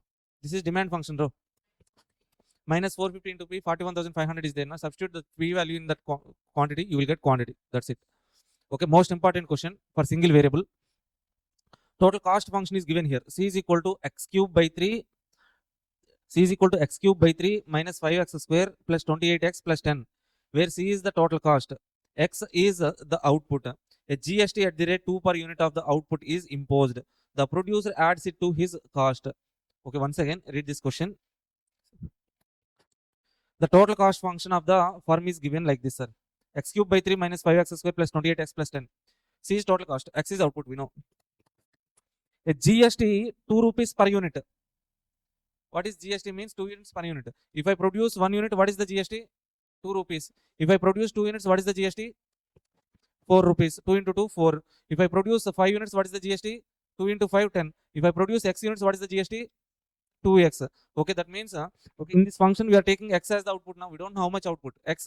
Okay, for that x output GST is 2x. Okay, so the producer adds this GST cost to his cost. That means then total cost is equal to, what is the total cost? X cube by 3 minus 5x square plus 28x plus 10 is original cost.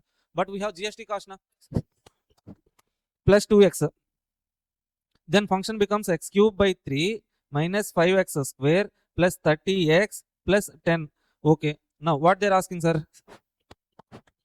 The demand function is given by D is equal to 25305x, where D is the price per unit of output required. Evaluate the profit maximizing output.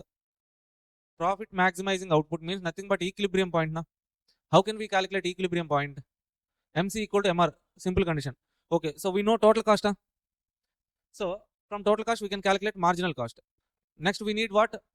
Marginal revenue. How to calculate marginal revenue, sir? Okay, this D means nothing but quantity here. Na? Total revenue is equal to quantity into price. What is that quantity means? Okay, D is price here, sorry. Given D is price here, X is quantity.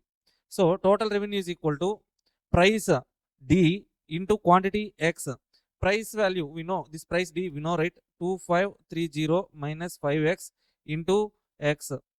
Okay, 2530x minus 5x square. This is what, sir? This is total revenue. Are you okay with this total revenue function? Okay, now we have total cost function, total revenue function. To the total cost function, if you apply first derivative, that is called marginal cost. What is marginal cost here? Marginal cost is equal to x cube by 3 derivative.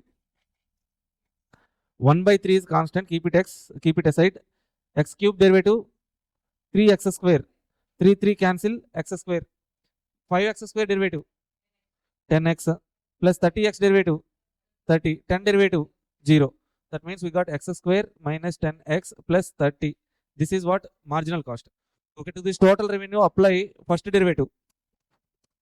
2530x derivative. Marginal revenue is equal to 2530 minus 5x square derivative 10x. Now this is marginal cost, that is marginal revenue. Make both equal. Marginal cost equal to marginal revenue. X square minus 10x plus 30 equal to 2530 minus 10x. Okay, now this side 10x, if this go to right side, plus 10x minus 10x cancel na. Okay, bring this 30 to the right side. X square, that is equal to 2530 minus 30. X square is equal to 2500. X is equal to square root of 2500. X is equal to how much? 50. So profit maximizing quantity is 50. But what they're asking in the question, at that profit equilibrium point, price they're asking. So what is the price, sir? D is equal to 2530 minus 5x. D is equal to 2530 minus 5x. 2530 minus 5 into 50. 550 is 250. 2530 minus 2280. Price is 2280. Okay, so if you observe, here this problem I have solved by using MC equal to MR condition. For total cost function, first derivative, MC. Total revenue function, first derivative, MR. I made MC equal to MR, so we got the answer. But so in the solution point, they have done what kind of approach means? So total revenue minus total cost, profit. To profit function, first derivative. So step 1, step 2, step 3. We get a profit maximization point. Same answer. Okay, so finally here, if you want to calculate total profit is equal to total revenue minus total cost. Na? Total revenue function is there. Total cost function is there. Right? Total revenue minus total cost. In place of x, substitute 50, you will get total profit, sir. Total revenue minus total cost, substitute x equal to 50, we will get a total profit. Okay, are you okay with this question? Now let's do this next question. A firm has cost function x cube by 3 minus 7x square plus 1 x plus 50. Demand function x equal to 100 minus p. Determine equilibrium output, price, profit. Equilibrium means what, sir? Point at which profit is maximum. Okay, so we can use what condition? Again, MC equal to MR, right? How to calculate MC, sir? Total cost function, first derivative. What is the total cost function, first derivative? X cube by 3, derivative. 1 by 3 into 3x square. Then 3 cancel. X square, x square minus 7x square derivative minus 14x plus 1 x derivative plus 50 derivative 0. So we need marginal revenue now. How to calculate marginal revenue, sir? So marginal revenue, so total revenue we need to calculate. Total revenue is equal to price into x. What is the price? Demand function x equal to something they have given. Okay, so that means from this demand function, price equal to 100 minus x. Okay, now total revenue is equal to price into x. What is price? 100 minus x. 100 minus x into x. 100x minus x square. This is total revenue. What is marginal revenue now? 100x derivative. 100x derivative. 100 minus x square derivative 2x. 100 minus 2x. Marginal revenue is equal to 100 minus 2x. Okay, now calculate. X square minus 14x, right? Bring the 2x to the left side. X square minus 14x plus 2x. Bring this 100 to the left side. We will get what? 111 minus 100, that is equal to 0. X square minus 12x plus 11 equal to 0. Correct? Huh? See now. This one we have to solve, sir. This equation we have to solve. How to solve that equation? Splitting the terms. Splitting terms means middle term we have to split, sir. Minus 12x. We need two numbers. Okay, the addition of which should be minus 12. Multiplication of which should be 1 into 11, 11. Two numbers. Add two numbers, minus 12. Multiply 11. Minus 11, minus 1. Adding minus 12, multiplying 11. Okay. Now let's split x square minus 11x minus x plus 11, that is equal to 0. Let's take common, x common, x minus 11. Here if I take 1 as common, minus 1, so x minus 11, that is equal to 0. 1 is now take x minus 11 common, x minus 11, x minus 1, either x equal to 11 or else x equal to 1. Okay, x equal to 1 or else x equal to 11. Which one is the profit maximizing point, sir?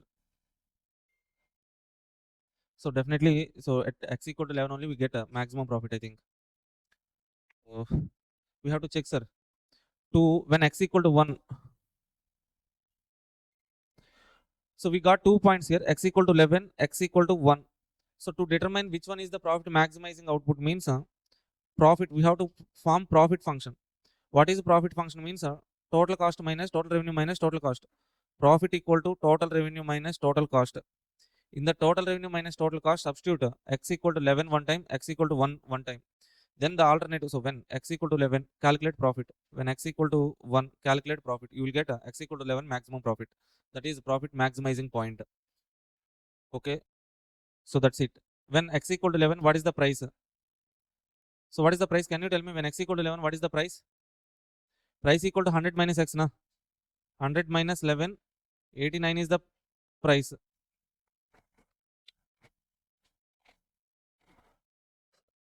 That's it. Equilibrium point. Even if you want to calculate profit, here we calculate profit enough. Price to quantity. So price equal to equilibrium price is equal to 89. Equilibrium quantity is equal to x equal to 11. Then equilibrium profit. We calculate here now that profit is equilibrium profit. So are you okay with this calculation, sir? Some basic mathematics only. Now, so with this single variable, if single variable is given like this, we can calculate optimization. Step 1, step 2, step 3 approach. Or else, if they're asking for a profit maximization point, MC equal to MR point. Okay, anyway, we can calculate. So when multivariate function is there, sir, how to calculate? Multivariate function means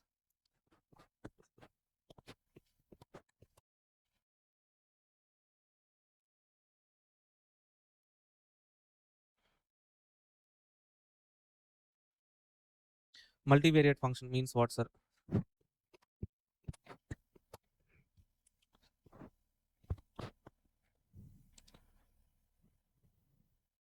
Single variable function, multivariable function. Single variable function means if there is single variable function, we use derivatives. If there is multiple variable function, we use partial derivatives. No separate formulas, same concept. Okay. Let's say, for example, f of x is equal to x square plus 10x plus 5. How many variables are there? One variable. That is called as single variable function. What is multivariable function, sir? If f is equal to x square plus y square plus 2xy plus 10, that is called a multivariate function. Here we have x, y, two variables. Na? Single variable function, multivariate function. In single variable function, how to calculate derivative? Directly apply the derivative. F dash of x, x square derivative, 2x plus 10x derivative, 10 plus 5 derivative, 0. So if for multivariate function, we have to apply partial derivatives. That means here we can calculate two types of derivatives. Okay, one time we can calculate the derivative with respect to x. One time we can calculate the derivative with respect to y. That is partial derivative. When we are calculating derivative with respect to x, all y variables we can assume that as constants. When you are calculating derivative with respect to y, all x variables becomes constant. Okay, now let's calculate f of fx. Fx means what, sir? Partial derivative of f with respect to x. Now see, we are calculating with respect to x, y becomes constant. X square derivative, we are doing with x, x is the variable, x square derivative 2x. We are calculating derivative with respect to x, but y square constant, constant derivative 0 plus 2xy, 2 is constant, y is constant. Okay, so when constant multiplied with variable, how, what is the derivative? 2y is constant, keep it aside, x derivative 1 plus 10 derivative, constant derivative 0. Are you able to understand or not? See,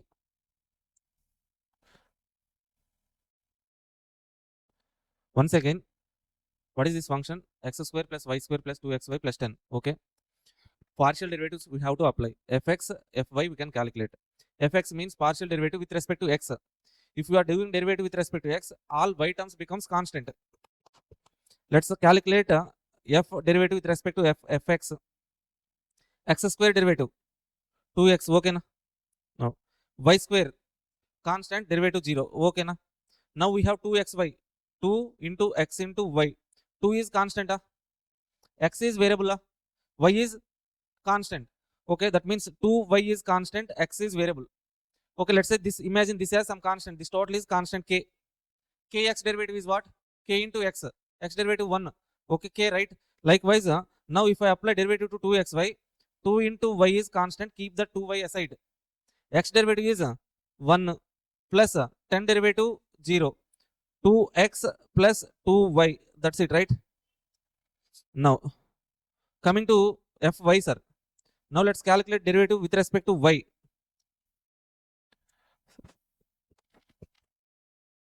Fy. So we are calculating derivative with respect to y. X terms becomes a constant. Now first one, x square derivative 0 na. Okay, super.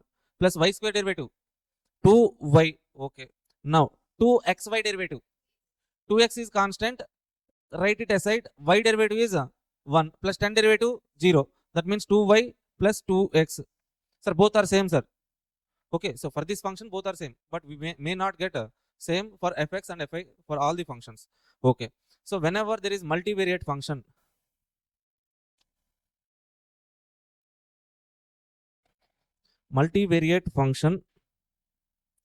so there are three types of problems for us, sir. So what are the three types of problems means? So first one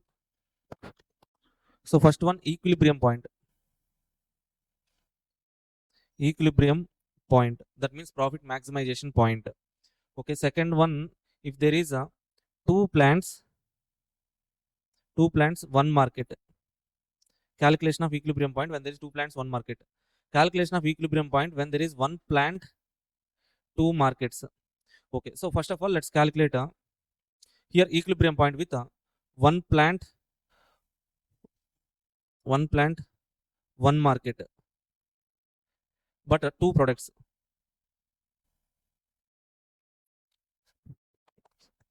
One plant, one market, but with two markets. Okay, as we are producing at one plant, we will have one cost function.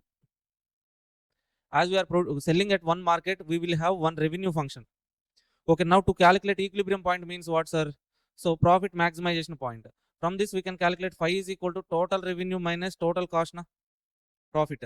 Okay, now to calculate to the maximization or else minimization point, step 1, first derivative. First derivative means d by dx of phi. Okay, so phi is okay, here phi will have profit. Phi means profit, sir. Profit function will have two functions na, two variables. Profit function will have two variables. Okay, the two variables we can write two first derivatives here. That means phi x, phi y. Are you getting this one? Huh? See, total cost is in x and y. Total revenue is also x and y. If I write total profit will also be in x and y, two variables. Okay, so that means here pi is having two variables x comma y. To calculate derivative of two variable function, here we got how many derivatives? 2. Phi x, phi y, fx, fy, like that phi x, phi y we will get first derivatives. Okay, so step 1, first derivative. Normal, what is our step 2? First derivative equal to 0. That means make phi x equal to 0, phi y is equal to 0. Okay, so then second derivative. Step 3, second derivative, sir. How to calculate the second derivative means first derivative phi x is there, first derivative phi y is there. If you want to calculate second derivative, we will get two second derivatives. If I apply the derivative to phi x with respect to x, that is called phi x x. If I apply the first derivative to second derivative to phi x with respect to y, that is called phi x y. For phi y, we can write two derivatives with respect to x, with respect to y. First derivative done with y. Second derivative, if you done with x, that is called phi yx. First derivative done with y. If you do second derivative with y, phi y. Are you able to understand this one? Little bit. Okay. This phi xx is, we can take it as a. This can be taken as c. This phi xy, phi yx will have same values. This is b. Now how to check whether the function will have maximum point or else minimum point, sir? For that we have to calculate okay, so some HB matrix we write, sir. HB matrix means A, B, B, C matrix. The determinant of this matrix is called as delta is equal to cross multiplication. Cross multiplication means what, sir? AC minus B square. If this AC minus B square, okay, are you okay till now? AC minus B square, this is the process. Just understand the process. Problem will be easy problem only. Okay. So delta is equal to AC minus B square. Okay, now to check whether the function will have maximum point or else minimum point, we have to check if delta equal to greater than 0, delta greater than 0 na, delta less than 0 na, delta equal to 0 na. If delta equal to 0, test failed.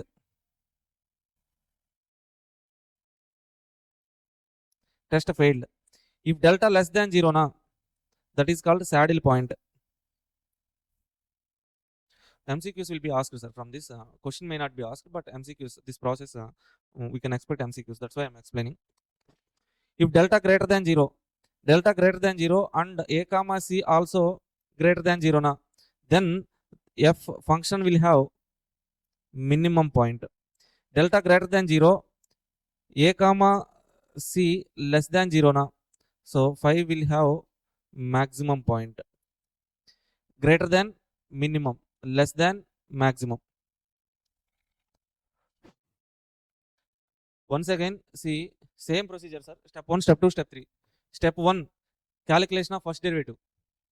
Step 2, first derivative equal to 0. Step 3, second derivative. Okay, till now, I think you are okay with this one. First derivative we can calculate. First derivative equal to 0 we can calculate. Second derivative, 4 derivatives we will get.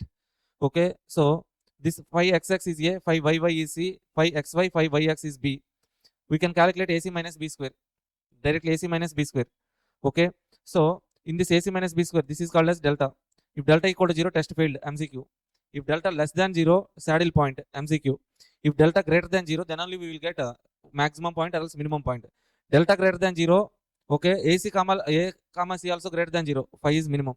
Delta greater than 0, A comma C less than 0, phi will have maximum, less than maximum, greater than minimum. That's it.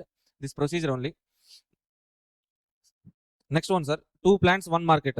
If there are 2 plants, 1 market, easy point. Try to understand.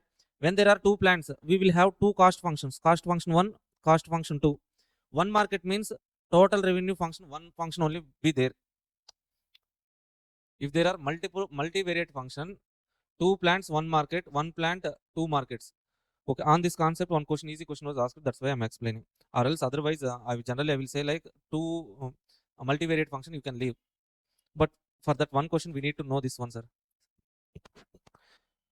So 2 plants, 1 market are there means 2 plants. 2 plants means 2 production plants. At 2 places, if you are producing means 2 cost functions will be there. At 1 market only you are selling means only 1 revenue function. Okay, so if this condition, you are producing at 1 plant only, that means 1 total cost function. But selling at 2 markets. Selling at 2 markets means you will have total revenue function 1, total revenue function 2. Okay, now in this situation, how to calculate equilibrium point, sir? How to calculate equilibrium point means we have TC1, TC2, TR na. Step 1, first derivative. Generally, what is our step 1? First derivative. TC1 first derivative. What we will get? Total cost first derivative.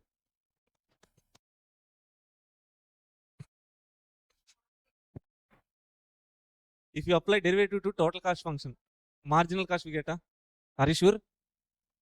Sure?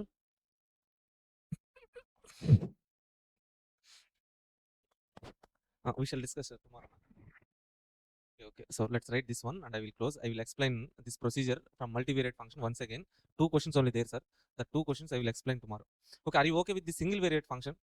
Single variate function. Step 1, first derivative.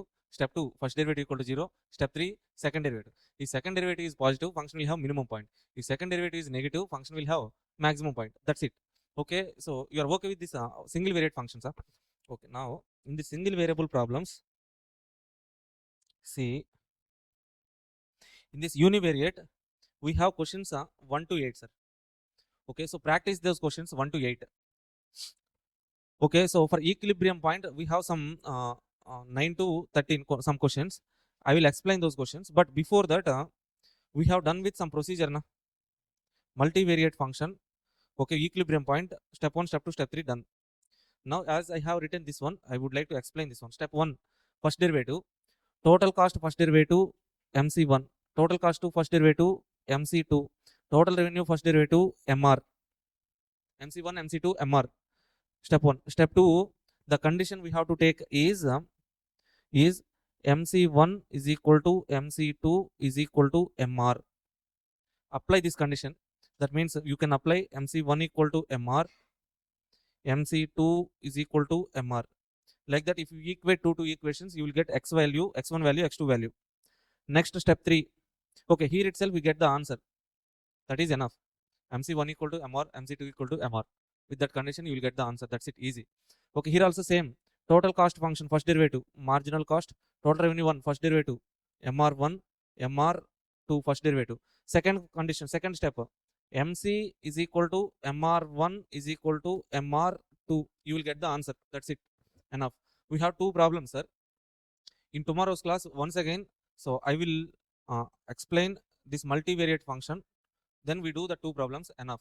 Okay, so thank you all guys, bye.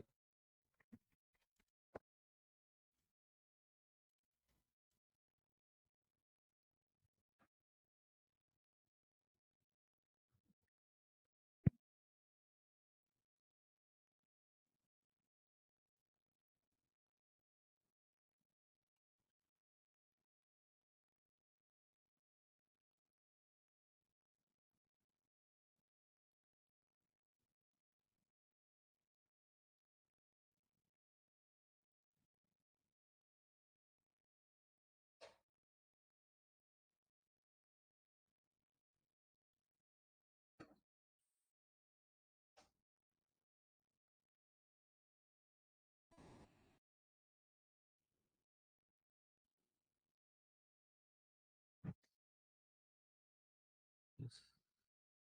Yeah, hi, hello everyone, good morning. In previous class, we started maxima minima. In maxima minima, question number 8, A. So the probable chapter is maxima minima. So out of last 5 attempts, 3 attempts they have asked maxima minima question. That's why we have to learn this maxima minima chapter. Okay, so under this, first of all, we have to learn how to form a function. So let's say total cost function, that is total variable cost plus total fixed cost, C of x. Okay, average cost, total cost divided by number of units. Marginal cost is nothing but we have to apply first derivative to total cost. Okay, so we need to learn some basics of derivatives. D by dx of x power n. X power n derivative is n into x power n minus 1. X power 5 derivative, 5 into x power 4. X derivative is 1. Constant derivative is 0. So whatever the change in output, fixed cost will not change.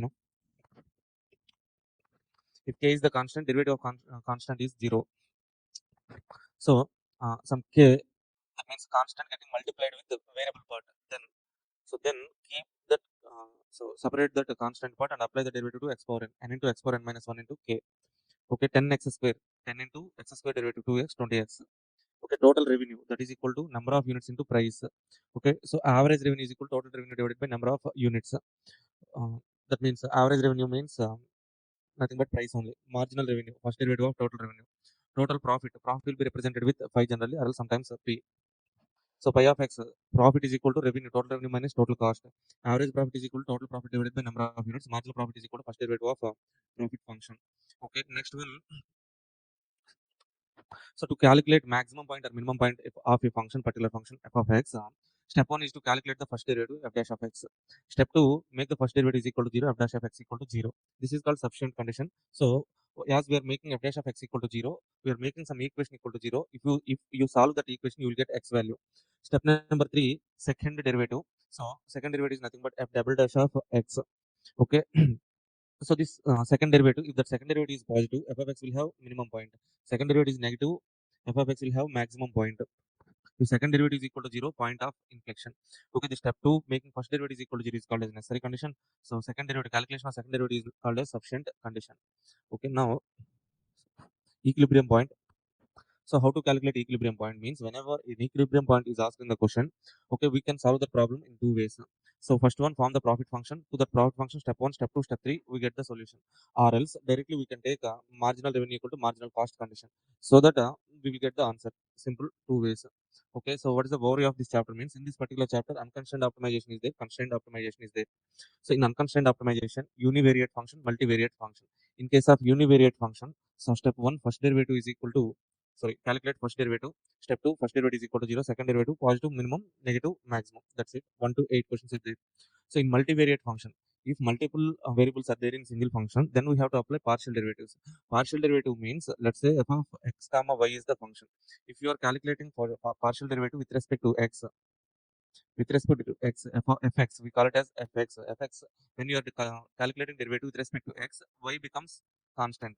If you are calculating partial derivative with respect to y, x terms becomes constant. Okay, here we have three types of problems. First one is equilibrium point calculation. One plant, two markets, two plants, one market. Okay, so here we have written some notes actually in yesterday's class. In case of multivariate function,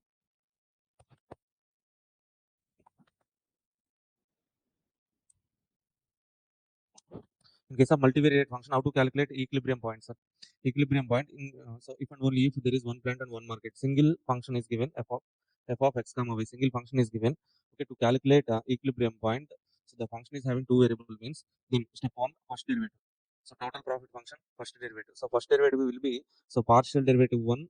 So that means partial derivative with respect to x, partial derivative with respect to y. Then making first derivative equal to 0. That means pi x equal to 0, pi y is equal to 0. So then we have to calculate step 3, second derivative. So pi x with first derivative pi x, we can calculate two second derivatives, pi x x, pi x y, pi y x, pi y y. Like that we can calculate. So two second derivatives, four second derivatives. So pi x. So if you calculate this first derivative, this is first derivative. If you calculate second derivative with respect to x, pi x x, second derivative with respect to y, pi x y. So pi y is the first derivative. To this first derivative, we calculate the derivative with respect to x, second derivative, pi yx, pi yy. This pi xx, pi yy will be taken as a, c. So pi xy or pi yx, both will give same value. That's why we are taking it as b. Then, so calculate delta value. What is this delta value means? Delta represents a determinant of HB matrix. This is called as Hessian borders matrix. Okay, in this matrix, okay, so cross multiplication AC minus B square. Delta is equal to AC minus B square. If delta value is greater than 0, less than 0, equal to 0. Three alternatives are there. If delta value greater than 0, so and AC also greater than 0 means pi will have minimum value. Okay, if delta greater than 0, AC is having less than 0 values means then pi will have maximum value. Okay, delta less than 0 means saddle point, delta equal to 0 means test failed. This is the condition. Okay, on this particular point, we shall try to solve one problem. Okay, I think question number 9 is there in our workbook.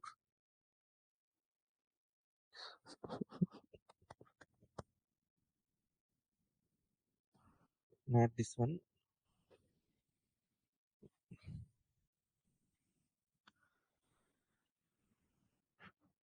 Okay, so question number 12, study material question number 3. Study material question number 3 in our new version of material 13.10 page number, question number 12. In bold material, that means 2.0 material, study material question number 3.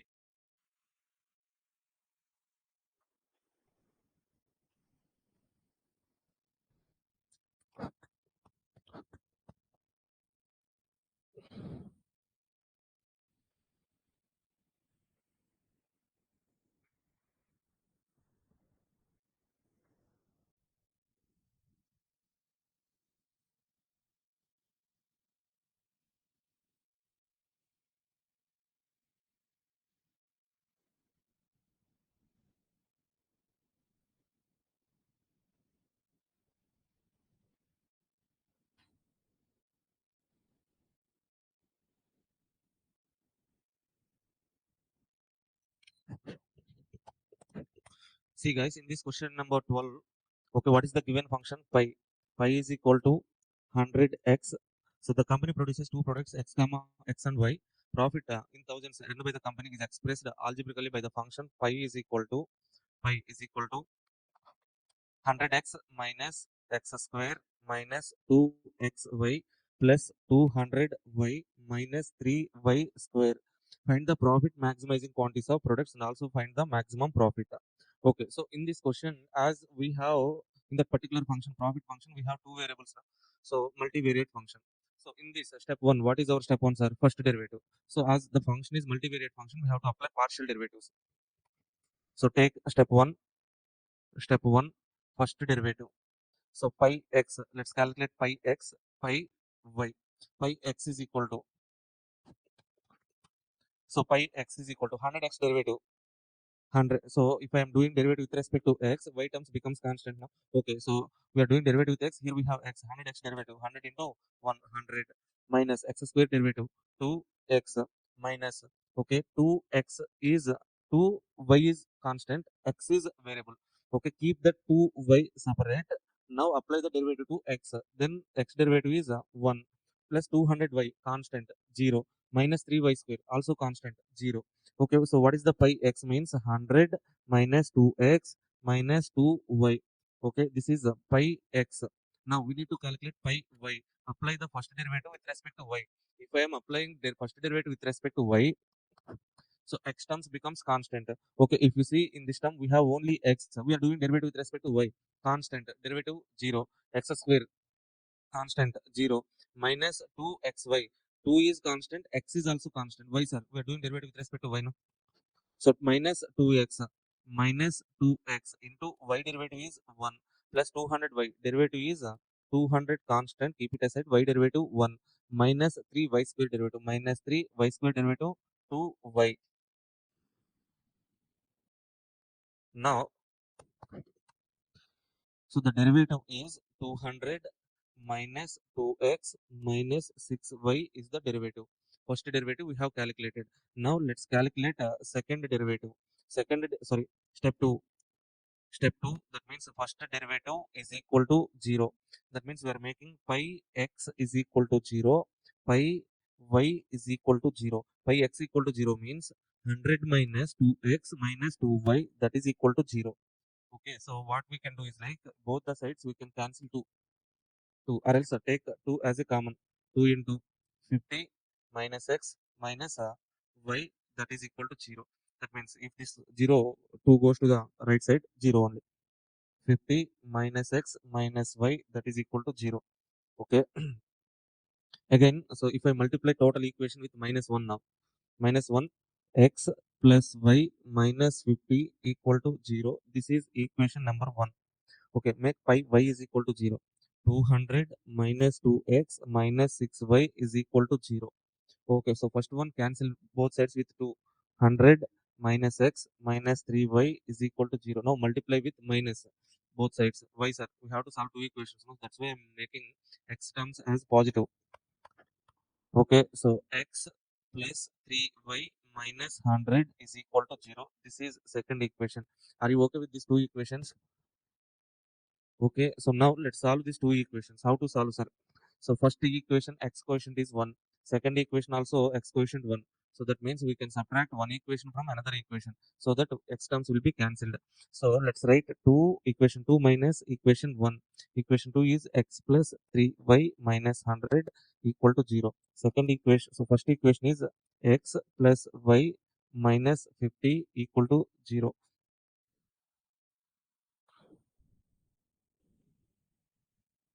Okay, so whatever it is, we can do. If I'm subtracting one equation from another equation, what will happen, sir? Some signs will change. Minus, minus, plus x minus x. Cancel. Y to 3y minus y. 2y. 100 plus 50. Minus 100 plus 50. Minus 50 equal to 0. So then 2y is equal to 50. Y is equal to 25. Okay, if y is equal to 25, from equation number 1, x plus y 25 minus 50 equal to 0. 25 minus 50 minus 25. If that goes to the right side, x is also equal to 25. X 25, y 25. The point is 25 comma 25. This is called as a critical point. We call it as a critical point. Okay, so now, so first step one done, step two also done. We got the answer, but in step three we have to show. So we have to calculate AC minus B square value. Now go to the step three, second derivative. Step three, second derivative. So how to calculate that second derivative, sir? Take that first derivative values. These two are first derivative values. Na?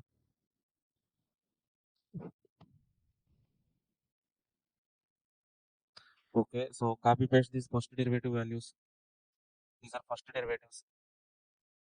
Pi x, pi y are first derivatives. Now, for this first derivatives, we have to apply second derivative. Okay, to that first derivative pi x, if I apply second derivative with respect to x, then what will happen, sir? We will get a pi x x. Okay, to this first derivative, now I am applying second derivative with respect to x. All y terms becomes constant. 100 constant 0 minus 2x derivative minus 2 minus 2y. Okay. Now pi xx is equal to minus 2. Now pi x with respect to y, that is equal to, if I am doing second derivative with respect to y, first x terms becomes constant. Already 100 constant 0 minus 2x constant 0 minus 2y minus 2y derivative minus 2y derivative 1, as we are doing second derivative with respect to y. Now pi y. So to this pi y first derivative, if I apply the second derivative with respect to x, we get pi y x, that is equal to 200 constant 0 minus 2x derivative minus 2 minus 6y constant 0. So pi yx is equal to minus 2. Okay. Next, pi y y with respect to second derivative with respect to y.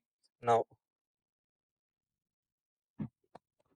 so as we are doing second derivative with respect to y, x terms becomes constant. 200 constant 0 minus 2x constant 0 minus 6y derivative minus 6. Now we got pi xx, pi xy, pi yx, all these values, pi xy or pi yx. This can be taken as b. This is c. This is a. Now let's calculate delta. Delta is equal to ac minus b square. Okay, ac, a minus 2, c minus 6, minus 2 into minus 6 minus b square minus 2 whole square. Okay, minus 2 minus 6 plus 12 minus of minus 2 square means 4. That is equal to how much? 8. That means delta value is greater than 0 and a value and c value are less than 0, no, are greater than 0. AC values are less than 0. Delta is greater than 0. AC value is less than 0. If AC value is less than 0, okay, pi will have less than 0 now, maximum point at x comma y, that is equal to 25 comma 25 at so x units 25 units, y units 25 units, profit function will have maximum point. So that's it, this is the calculation. And in the question what they have asked, sir, what they have asked is like profit maximizing quantities. As step 2 itself we got profit maximizing quantities, but we have to show some sufficient condition, like at that 25 25 we will have a maximum point. That's why we have to do step 3. Okay, in step 3 we have proved that at 25 comma 25 function will have maximum profit. Now so we need to find out maximum profit. How to calculate maximum profit, sir? That question, can we calculate maximum profit? We are saying at 25 25 maximum profit will be there. So what is that maximum profit? How to calculate?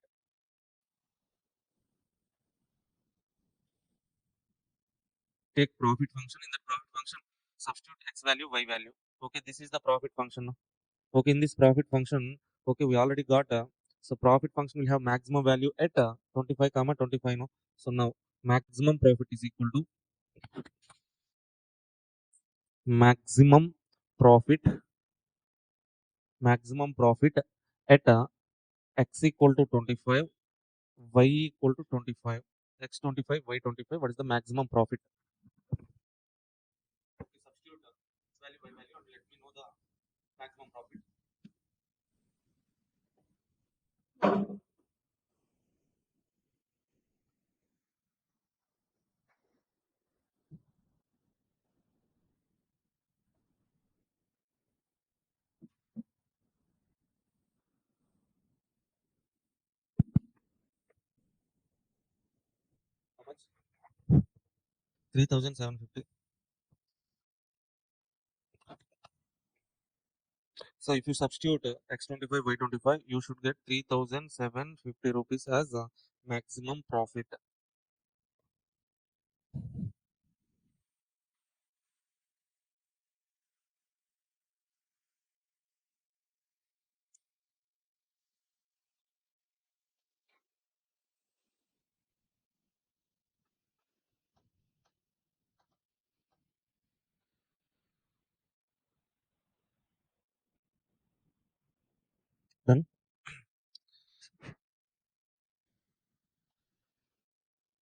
Any doubts? So if the function is multivariate function, what is the process? Step 1, first derivative, two derivatives will be there. Step 2, first derivative is equal to 0, two derivatives equal to 0, two equations equal to 0. You have to solve two equations. You will get x value, y value. Step 3, second derivative. Four second derivatives will come. Pi xx is nothing but a. Pi xy or pi yx b. Okay, so pi y c ac minus b square. If delta value is greater than 0 and ac value less than 0, then we call it as a maximum point. If delta greater than 0, ac also greater than 0, minimum point. If delta equal to 0, test failed. If delta less than 0, saddle point. Excellent, Amma. Excellent, excellent. Nice. Okay, now our point is okay, this one. Whenever there are two plants, one market, one plant, two markets. Okay, on this point only, June 25 attempt question was asked. Even in SPMBV also, they're asking on this point only. But some small questions, easy question. If you know this concept means you can easily solve.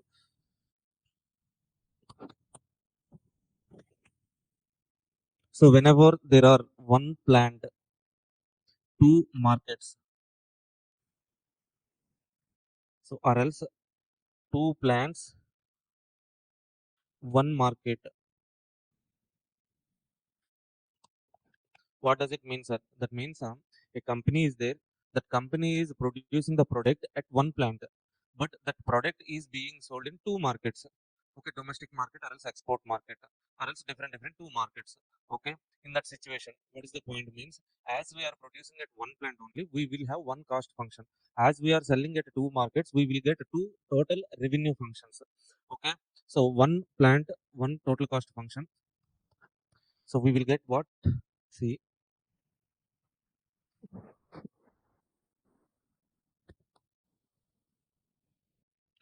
one plant, two markets. One plant now, so we will get a one total cost function. Let's say that is TC, simple TC. Okay, two markets now, two total revenue function, total revenue one, total revenue two. Okay, so to calculate equilibrium point of this particular situation, what we have to do is like same process. Step one. What is our step one? First derivative. Okay, so we have three functions now. To the three functions, we have to calculate first derivative. So first derivative, total cost function, first derivative, marginal cost, total revenue one, first derivative, marginal revenue one, total revenue two, first derivative, marginal revenue two. Like that, we will get a marginal cost one, marginal revenue one, marginal revenue two. Okay, next up. What is our step 2, sir? Step 2, generally making first derivative is equal to 0. But here in this situation, okay, we make all three first derivatives equal. Okay, that means we make MC is equal to MR1 is equal to MR2. This is the condition.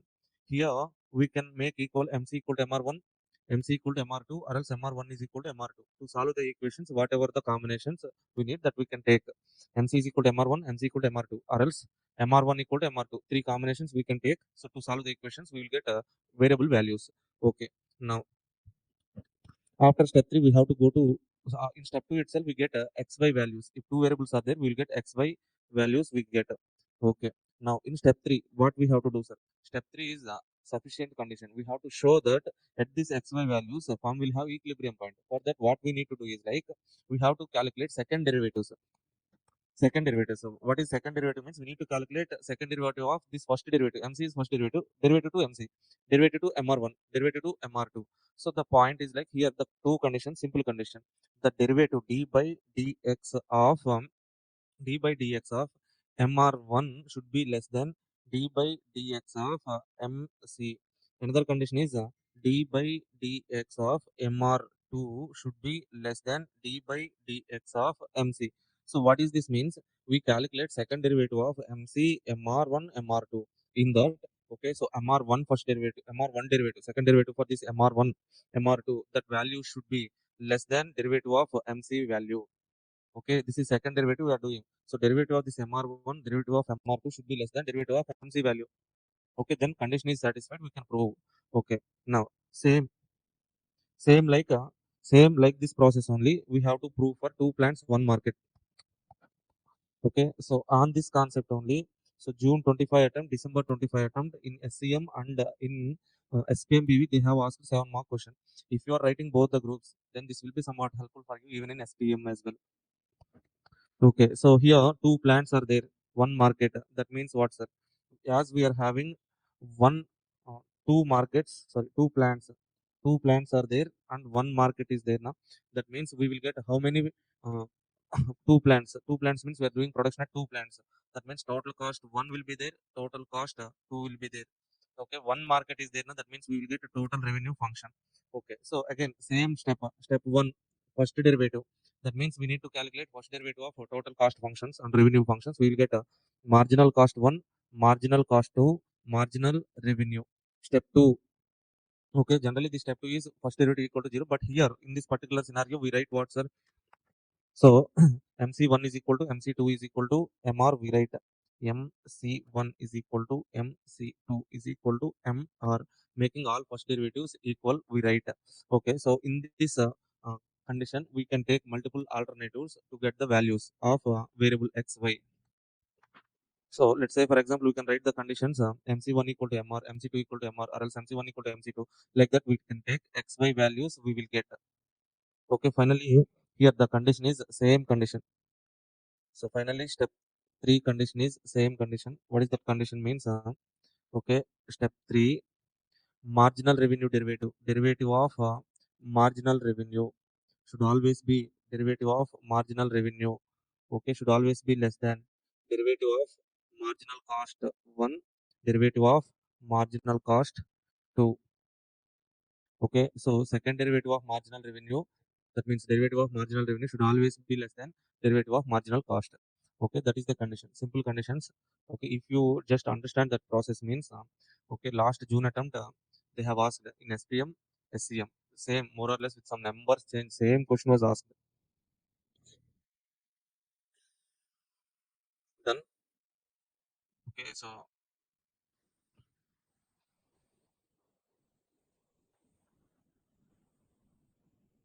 next one, we shall solve this question number 11 first. Then question number, where is that 11? Question number 11.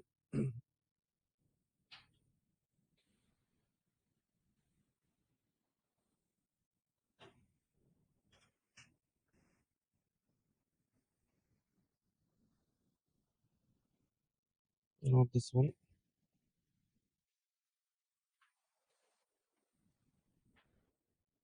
Okay, let's do this question number 10.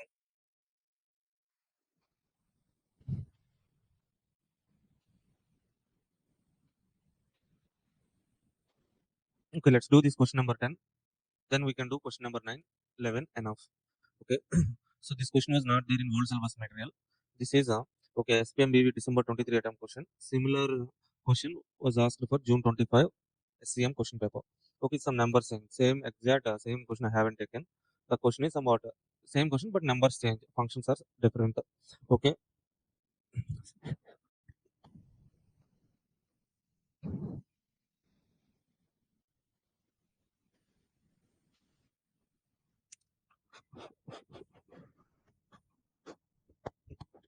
okay, please read this question once. Bajaj Limited, a monopolist, can effectively segment the market into two submarkets with the demand function P1 equal to 300 minus 2Q1, P2 demand, second market demand P2 is equal to 100 minus 2Q2. If the price discrimination is allowed, what does it mean, sir? Price discrimination allowed means what? Monopolist can do price discrimination means he can sell at one market one price, another market another price. That is called discrimination. Okay. So, what is maximum possible profit that can be earned by monopolist by considering cost function as C is equal to 3000 plus 50 Q? Okay. So, this is the question, sir. So, if you observe, that means they are producing products at one plant only. That's why we have one cost function. They are selling at two markets. That's why we have two demand functions. In demand functions, they have given price. Okay. So, how to calculate revenue, sir?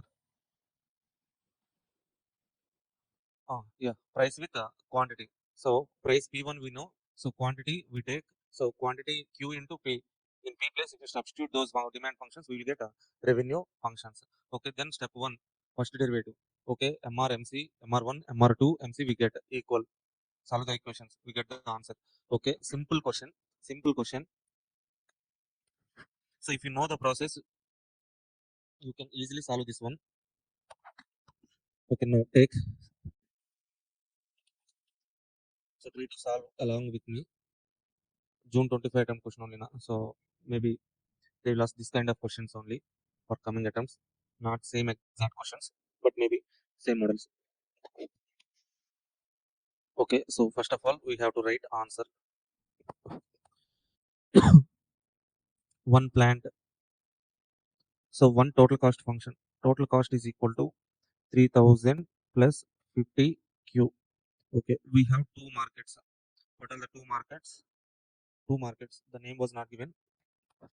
Let's say market one. Market one total revenue is equal to total revenue one is equal to price one into quantity one. We know the price one. What is the price one, sir? P1 is equal to 300 minus 2Q1. Okay, so in place of P1, substitute that 300 minus 2Q1 into multiplied with Q1. Then we get what? 300 Q1 minus 2Q1 square.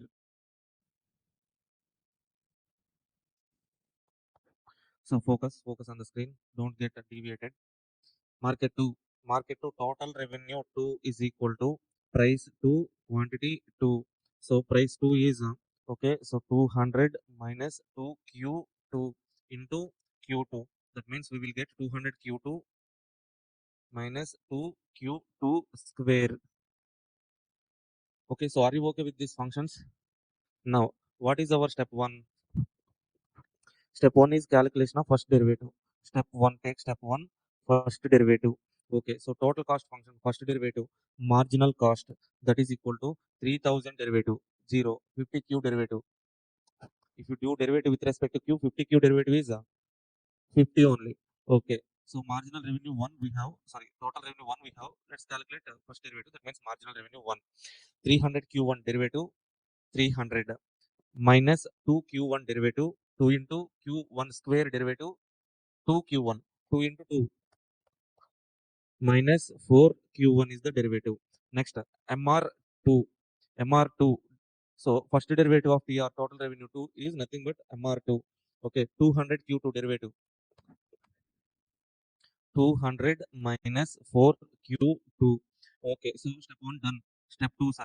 What is the step 2? What is our condition? MC is equal to MR1 is equal to MR2. MCQ, sir. MCQ. If a monopolist is having, so he is producing at one plant and selling in the two market, what is the necessary condition? So like that they will ask MCQ. Okay, so necessary condition means step 2. Sufficient condition means step 3. So necessary condition for two markets, one plant is MC equal to MR1 equal to MR2. Okay, so direct MCQs are there. That kind of MCQs are also given in SCM MCQ booklet by institute. Okay, so in this, as we have directly MC is equal to some constant now. So we can apply what, sir? MC equal to MR1 condition, MC equal to MR2, MC equal to MR1, MC equal to MR1, MC is equal to MR2.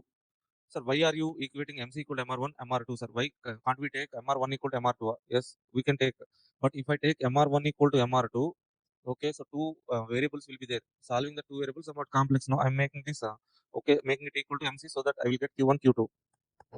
What is MC, sir? 50 is equal to MR1, 300 minus 4Q1. Bring that 4Q1 to the left side, 50 to the right side. 4Q1 is equal to 300 minus 50, 250. Okay, now Q1 is equal to how much? How much? 62.5. Okay, so next one, MC is equal to 50, MR2 is equal to 200 minus 4Q2. Okay, now bring that 4Q to the left side. 4Q2, that is equal to 150. Q2 is equal to 37.5. Nice. 37.5.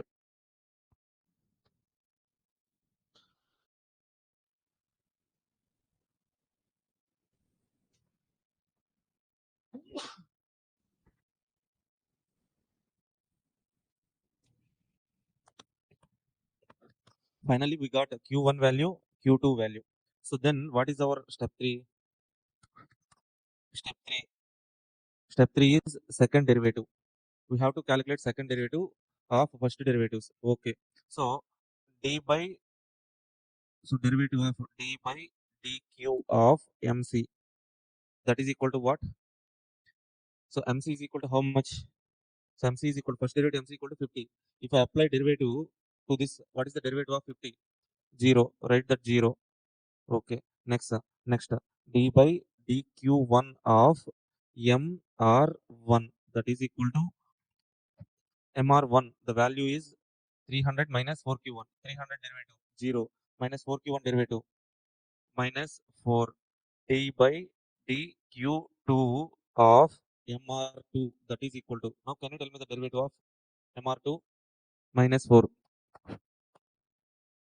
minus 4. Let's so we can clearly see mr1 derivative mr2 derivative are less than mc now. Okay, therefore d by dq1 of mr1 less than d by dq of mc. Second condition, d by dq2 of mr2 is less than d by dq of mc. That is the condition satisfied. Therefore firm will get maximum profit where, sir? When q1 is equal to 62.5, q2 is equal to 37.5. Okay, so here we can do round figures. Exactly 62.5 units they will not produce now, so that's why we can make it 63.38. Okay, or else if you leave like that also fine.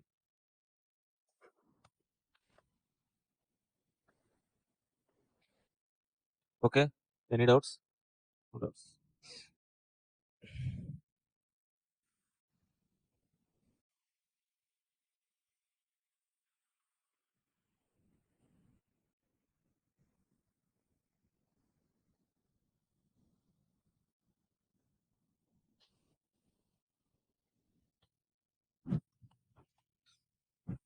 Okay, so even sometimes we don't need to show this condition. Actually process is we have to apply step 1, step 2, step 3. In some MQP suggestion answers, they are not showing this third condition. Directly calculating step 1, step 2 and showing that values. Okay. Now,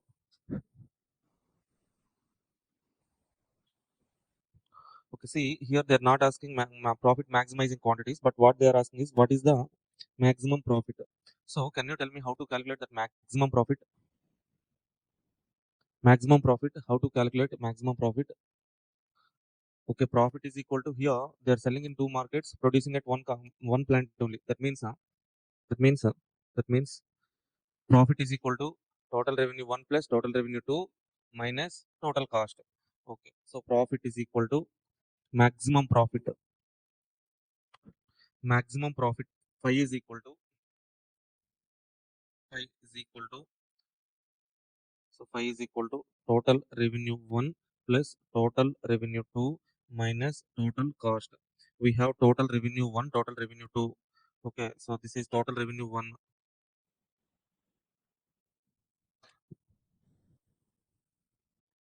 Okay, this is total revenue 1 plus total revenue 2 is 200q minus 2q2 square.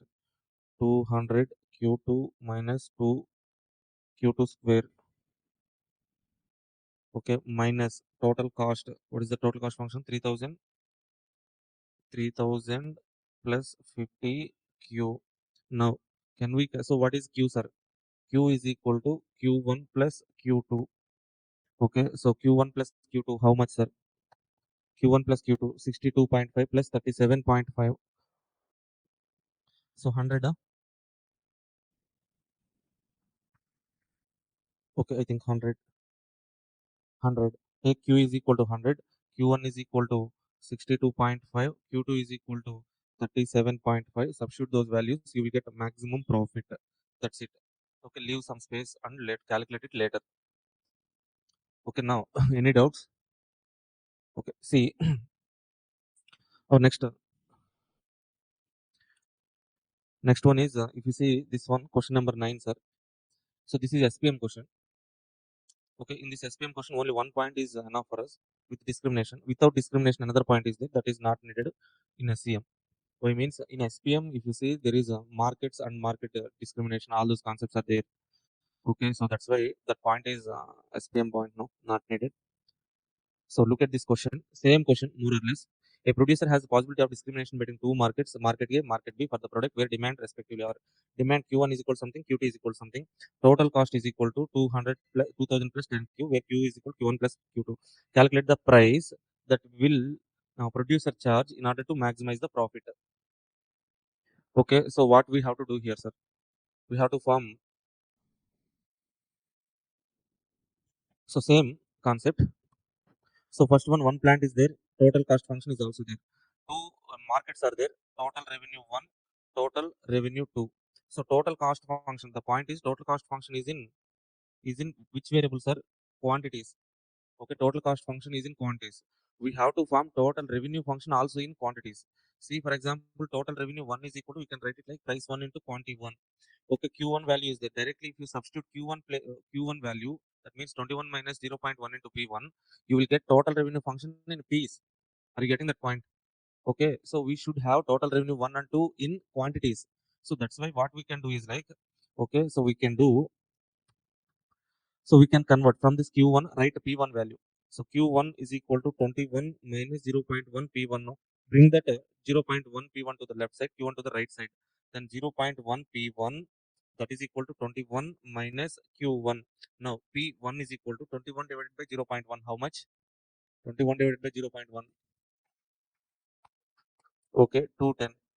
210. So minus 1 divided by 0.1. 10. 10 into Q1. Like that. So convert that equation into P1 equal to something, P2 equal to something. Then substitute this P1, P2 in this equation. You will get a total revenue 1 in quantities, total revenue 2 in quantities.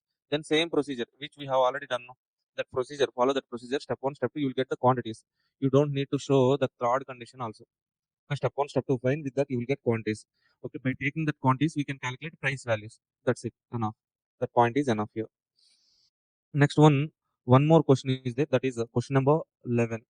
Okay, this question number 11 was asked in,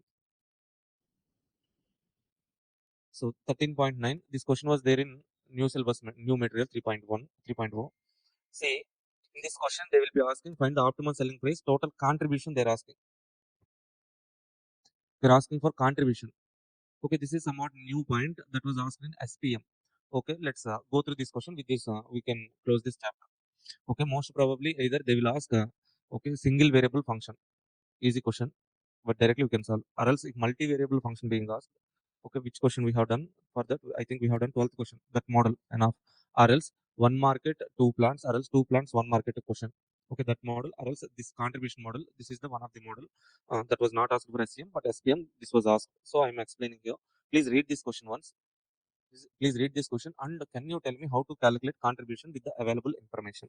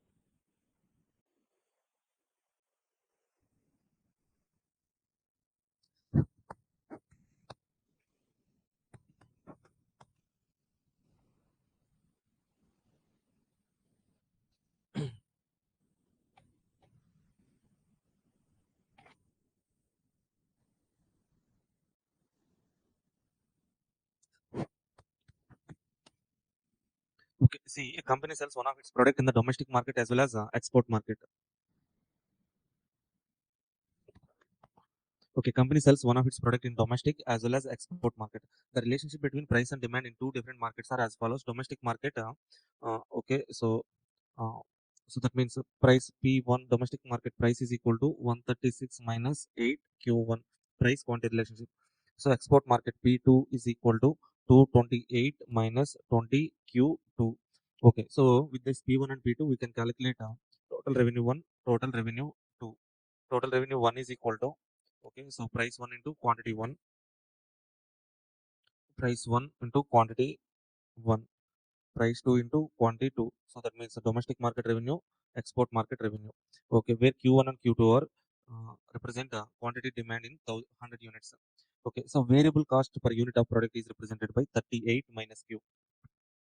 Okay, so then how to calculate variable cost? What is the variable cost? So this variable cost is per unit cost. 38 minus Q is per unit cost. Okay, in domestic market we are selling how many units? Q1. Okay, then total variable cost in domestic market will be, okay, see, I will explain the process. In domestic market you can do the same thing in export market.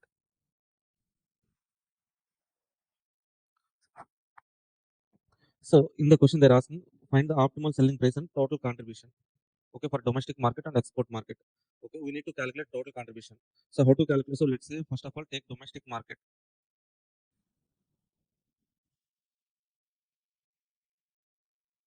Domestic market. So first one we need to calculate total contribution, and optimum selling price means what, sir? Optimum selling price is the price which maximizes the total contribution. So that we have already calculated, sir. If you remember the chapter transfer pricing, when different selling prices, different demand units are given. So how we select the best selling price means, okay, so selling price minus variable cost, contribution per unit into number of units, total contribution. So the output, the demand level at which total contribution is maximum is the quantity selling price. Okay, here also we need to calculate total contribution. So the total contribution maximization price is the optimal selling price. Okay, see. So first of all, we need total contribution, sir. How to calculate total contribution means, total revenue minus total variable cost. So how to calculate total revenue, sir? Total revenue 1, domestic market, total revenue 1, price 1 into quantity 1. So what is the price 1 given in the question? 136 minus 8Q1. 136 minus 8Q1 into what is Q1? Q1 only. 136 Q1 minus 8Q1 square. This is total revenue. Okay. So we have total revenue 1. Now let's calculate total variable cost. Total variable cost means number of units into variable cost per unit. Okay, so how many units we are selling? In this domestic market, we are selling how many units? Q1 number of units. What is the variable cost per unit? 38 minus Q. Okay, that means 38 minus, in place of Q, we have to write Q1, sir. Why Q1 means variable cost per unit 38 minus Q. If I sell 1 unit, what is the variable cost? 38 minus 1. If I sell 2 units, what is the variable cost? 38 minus 2. If I sell Q1 number of units, what is the variable cost? 38 minus Q1. Okay, that's why 38 minus take Q1. Then we will get variable cost, total variable cost 38 Q1 minus Q1 square. Now, successfully we got total revenue 1, total variable cost. Now, total contribution. Total contribution is equal to total revenue 1, 136, 136 Q1 minus 8 Q1 square minus this total variable cost minus 38 Q1 minus of minus plus Q1 square. Now that is equal to what, sir? Total revenue is equal to 136 minus 38. 98 Q1.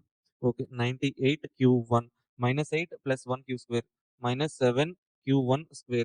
Now we have total contribution. Okay, so next we need to calculate total contribution maximum point. We have one function. Okay, so that maximizing point is what, sir? First derivative is equal to 0. We will get that point.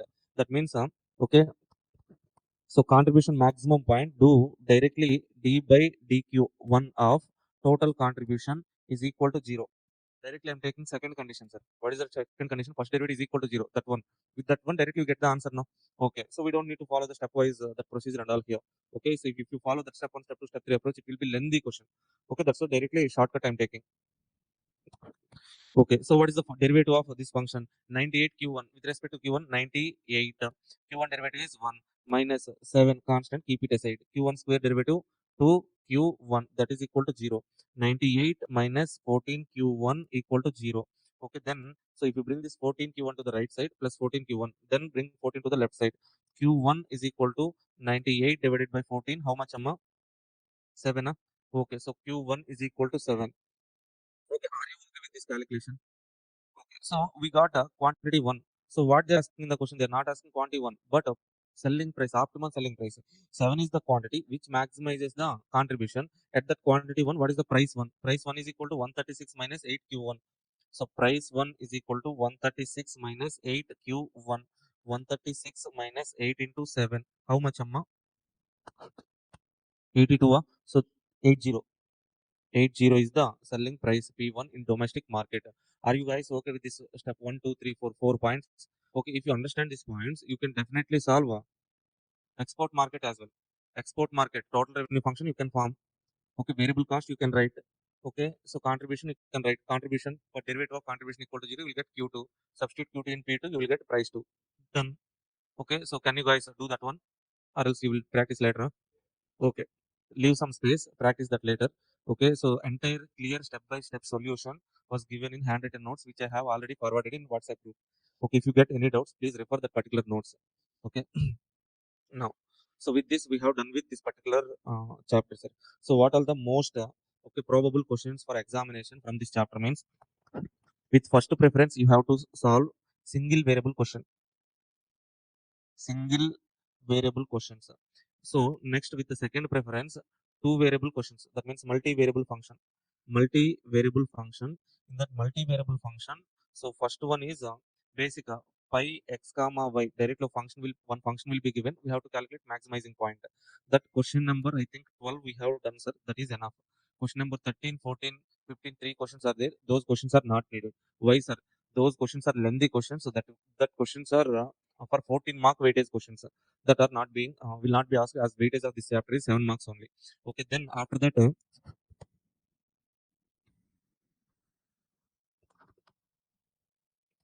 so after that we need to solve one plant two market question, or two market one plant question. So for that we have solved question number 9, question number 10, question number 11, three questions enough. These four questions for multivariate function. For single variable function, question number 1 to 8 are there in our workbook. Okay, these questions more than enough. If you practice these questions, I'm sure that you will definitely answer whatever the question that will be coming in the examination. Okay, now with that we done with maxima minima chapter. Now next we shall our target is come back. So our next target is question number 4a. Question number 4a. This question number 4a can be asked from either activity based costing or else throughput costing or else just in time. Most probably ABC or throughput. In just in time we have two problems only. Okay, if you practice, okay, we won't have any risk. Okay, see, let's start with activity based costing, sir. Activity based costing. Okay, so what is this ABC means? Okay, see, we calculate cost of something. Okay, that something is called as cost object. Okay, we calculate cost of this mic, we calculate cost of that camera, we calculate cost of this mouse, we calculate cost of this chocolate, we calculate cost of this desktop. Okay, whatever it is, we calculate cost of this podium. Okay, we calculate cost of this cloth, whatever it is, we can calculate cost of something. That okay, we calculate cost of something, and that something is called as cost object. That object can be anything. Okay, so in our BCCA, let's say we can calculate cost per batch. Okay, we can calculate cost per faculty. We can calculate cost per student, cost per batch, or else cost per branch. So what is the cost of Hyderabad branch? What is the cost of okay Nojud branch? Like that, different cost objectives will be there. Okay, we calculate cost for something. That something is cost object. Okay, now so which one is the ultimate cost object, sir? The object from which we generate the revenue is our ultimate objective. So for BCCA, from where we can generate the revenue? Faculty, student, batch. So means ultimately we generate revenue from student. That is our ultimate objective. So keep it aside. Now we have to calculate cost of something, some objective. No? Okay. So cost object. So to calculate this cost object, while calculation of cost, there are two types of cost, sir. Direct cost, indirect cost. So direct cost, indirect cost means what, sir? Direct cost we can directly trace to a product. Let's say direct materials, direct labor, direct expenditure. We can directly trace to particular product. How much cost we are incurring for this particular product we can trace. Okay, let's say this podium. For this podium, okay, by looking at this podium, we can say like how much material is there. Okay, so for labor to make this podium, how much we can pay. Like that we can directly trace by looking at this podium. Okay, so while making this podium, they might have used some nails. Na? Okay, just by looking at this podium, can we say how much cost is incurred for that nails and all? Okay, let's say for example, by looking at this mouse, okay, we can say like what is the material cost? This plastic, somewhat around 100 rupees. That particular light is blinking now. Okay, 150 rupees. Like that we can say. Okay, while producing this mouse, that company, something company is there, Patronix. That company might have paid some rent now. What is the rental cost in this mouse? Can I say? I cannot trace directly, no. Okay, that cost is called indirect cost. Okay, the cost which we can directly trace is called direct cost. Cost which we cannot trace directly trace to the product is called indirect cost. So what are the indirect cost means? Overheads. Okay, so what kind of overheads are? Factory overheads, administration overheads, selling and distribution overheads, selling and distribution overheads. Okay, all these overheads are okay. So we have to absorb to the products. Okay, on some certain basis we have to add to the products. Okay, how we can add, absorb, recover, absorb, recover, charge, different method names are there. Whatever the name it is, that is adding that overhead cost to the product. Okay, so how can we absorb this overhead cost, indirect cost to the product? Means there are two methods. One is traditional costing method. Another one is strategic cost method management. Okay, traditional cost management, strategic cost management. Under traditional cost management, we are having overhead absorption concept. Okay, under SCM we have ABC. That means okay, there are some demerits in overhead absorption concept. That's why under strategic cost management we are learning some new technique called activity based costing. Okay, so how this activity based costing is better than overhead absorption concept, sir? That means we shall try to understand overhead absorption and ABC with an example. If you understand that example means over, this chapter is over, sir. Say for example, so do you know that process how overheads will be absorbed under overhead absorption? First of all, we need to do primary allocation, secondary, that thing. Okay.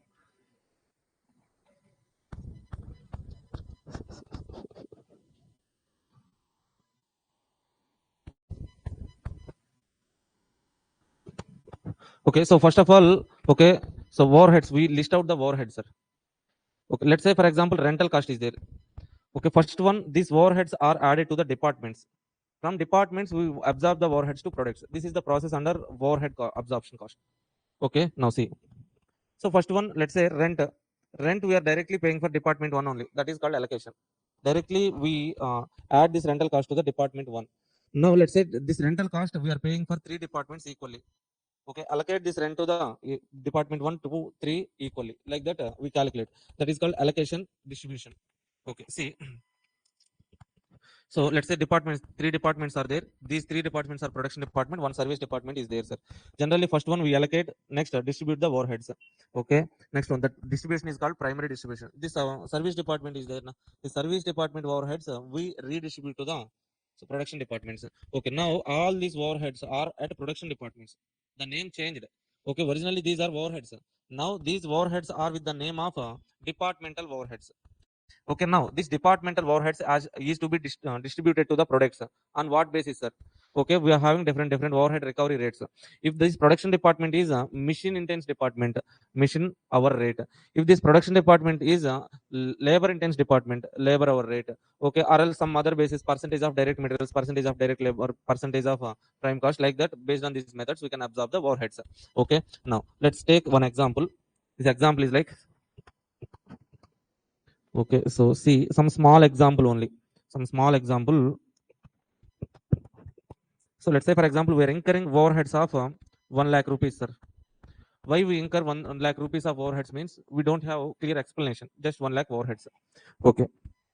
So in one particular department, production department, we have incurred production department A, sir. In the department overheads are total 1 lakh overheads we have incurred. This department A is machine intense department.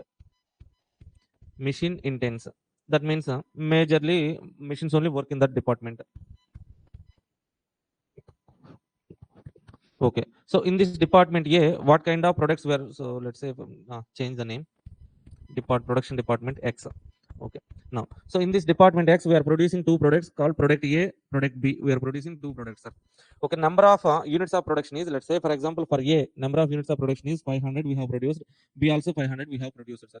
Okay, to produce A and B, so we are producing in this particular production department now, mission intense department now. So to produce the product A and B we need some mission hours. Let's say that mission hours for product A and B are 5,000 hours, 5,000 hours.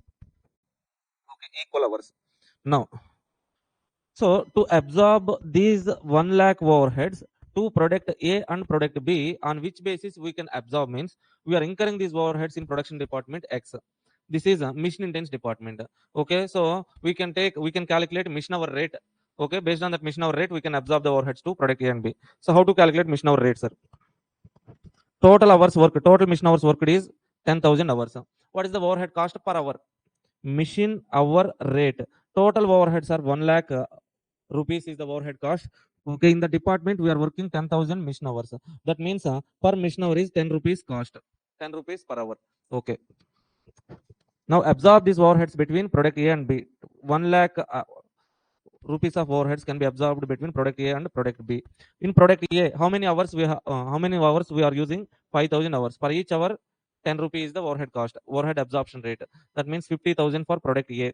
Okay, here 5,000 into 10. This is also 50,000 product B. So what is the overhead cost per unit? How many units we are producing? 500 units. Here also 500 units. Per unit cost is 100. Overhead cost per unit. So 50,000 cost, overhead cost for 500 units. 50,000 divided by 500 means 100 rupees is overhead cost per unit. 100 rupees. Are you okay with this calculation? Any doubts? Nothing is there, sir. Now, let's say we have some detailed information of 1 lakh overheads. Now, so the same example I'm extending. Production department X. Okay, this production department X is a machine intense department. Okay, fine. We are incurring overheads of 1 lakh rupees. Okay, for what purpose you are incurring 1 lakh rupees? Whether that is rent, supervisor salaries, or else operating, material ordering cost, what it is. Okay, so let's say for example we have the detailed classification. Okay, out of this 1 lakh, okay, for machine operating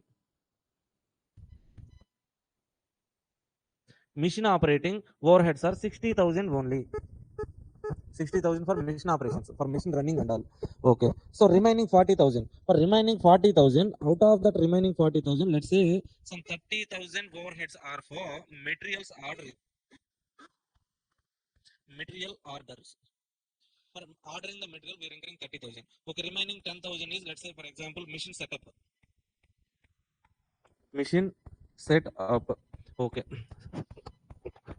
So now that means what we are doing here, this overheads, this 1 lakh overheads, we are dividing it into the activity cost. We have identified activities that are being performed in the production department X. We are performing 3 activities: mission operation activity, okay, material ordering an activity, machine setup an activity. So we have identified 3 activities in production department X. Okay, for these 3 activities we are incurring some cost. The cost was identified. This cost of activity is called as nothing but cost pool. Okay, activities identified. Activities total cost is nothing but cost pool, pooling the cost. Now we need to identify cost drivers, sir. Okay, so we are incurring for machine operating, we are incurring some cost now. Okay, so what factor influences this machine operating cost?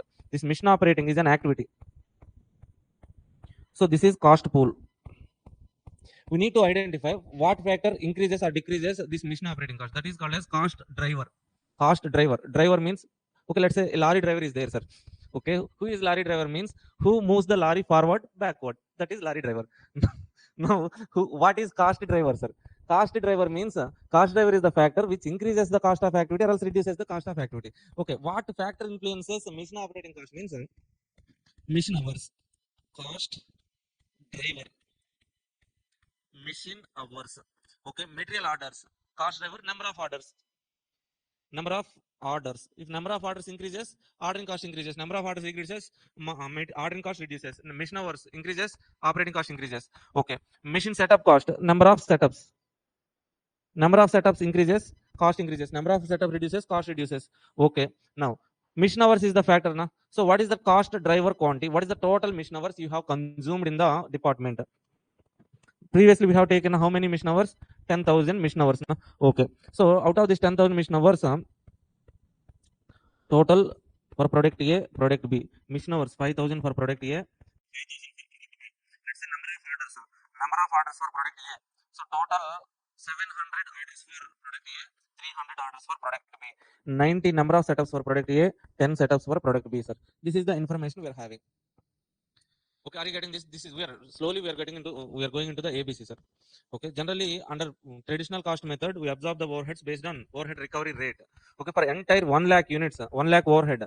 This 1 lakh overhead we have incurred for setup, machine material order and machine operating. Okay, but for this entire 1 lakh, we are taking one factor only, that is mission hour rate. Based on the mission hour rate only, we are absorbing the overheads. But what activity based costing system is says is like for each overhead, total overheads, identify the total activities in the organization. What is the cost of each activity? Okay, what factor influences that cost? Okay, what is the cost driver quantity? Cost driver quantity. So with this information, we can absorb the overheads, sir. How to absorb means see, same format, but under activity based costing system, what we do is like overheads. This overhead cost we pool it to the activities, sir. Okay, so overheads, different overhead element cost will be there, but this overheads we allocate to the activities cost we calculate, that is called cost pool. Okay, now this activity cost will be allocated, absorbed to the cost object based on some cost driver rates.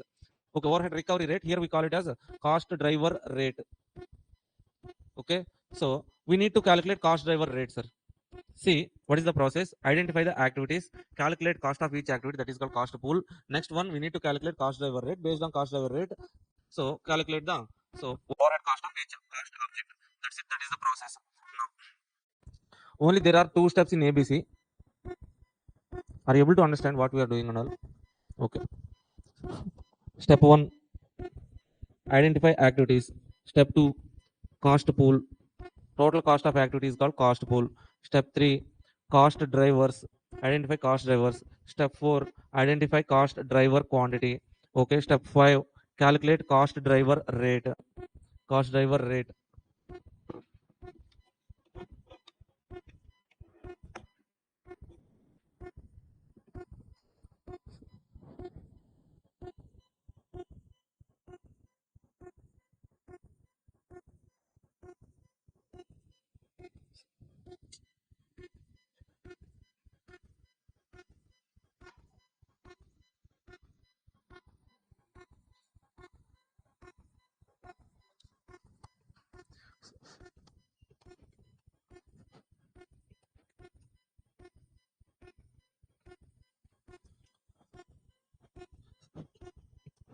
Okay. Only two steps will be there in ABC, sir. Step 1, calculation of cost driver rate. Calculation of cost driver rate. How to calculate cost driver rate, sir? First one, take activities. Activities, what are the activities?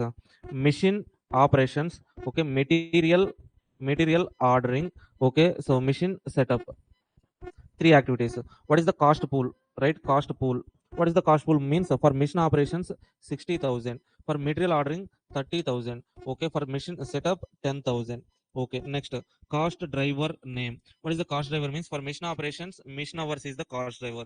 For material ordering, so for material ordering, number of orders. For machine setup, number of setups. Okay. Next one, take cost driver quantity. Total mission hours, sir. For product A and B, cumulatively how many mission hours? 10,000 mission hours. Okay. Number of orders total 700 plus 300, total 1,000. Okay. So number of setups total 90 plus 10, total 100 number of setups.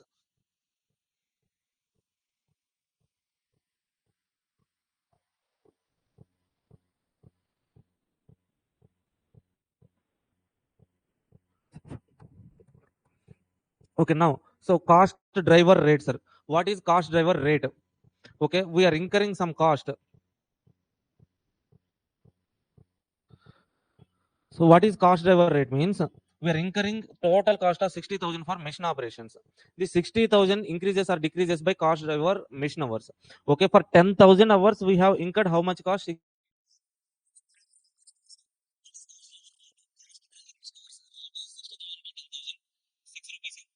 how to calculate cost driver rate? Cost pool divided by cost driver quantity. Okay, 60,000 by 10,000 6, 30,000 by 1,000 30, 10,000 divided by 100 100. Okay, cost driver rate. Step 1, for any problem under activity based costing system, step 1, calculation of cost driver rate. How to calculate cost driver rate, sir? Take activities column, cost pool, Okay, so that activities cost pool will be given in the question. Then cost driver name, cost driver quantity, then cost driver rate. What is cost driver rate, sir? Cost pool divided by cost driver quantity. That's it, cost driver rate. Now, now second step, after calculating this cost driver rates are nothing but overhead absorption rates, sir. Overhead absorption rates will be there. Now, like this, we are calculating cost driver rates. Okay, so here step 2. What is our step 2, sir? Overhead absorption based on cost driver rates. How to absorb, sir?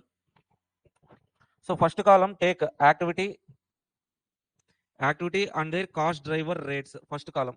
Okay, so machine operations for that cost driver rate is 6. Okay, material ordering for that cost driver rate is 30. Okay, setup cost for that cost driver rate is 100. Now take all the products cost objects A, B. Two cost objects are there. Na? Cost objects means here we are going to calculate cost of two products A and B. Okay, so for A, what is the cost driver quantity? For B, what is the cost driver quantity? Rupees column, rupees column. Okay. So for mission operations, mission hours is the cost driver. Na? Okay, what is the cost driver quantity? For A, mission hours are 5,000, B 5,000, C 700, 700. Cost driver quantity 90, 10. Okay, here take for mission operations, mission hours 5,000, 5,000. Okay, material ordering 700, 300. Here 90, 10. Okay, now 6 into 5,000, 30,000. Okay, here also 30,000. Okay, 30 into 700, 21,000. Okay, 30 into 9,000. Okay, so 100 into 90, 9,000. 10 into 100, 1,000. Okay, total overhead absorbed to product A is 30, 21, 9. Total 60,000. Okay, overhead absorbed to product B is 40,000. Number of units of A and B. Units produced A and B 500, 500. Okay, per unit overhead cost 60,000 divided by 500. How much? 120 rupees is the cost. 40,000 divided by 500. 80 rupees is the cost. Okay, are you okay with this entire process? Okay, generally under overhead absorption.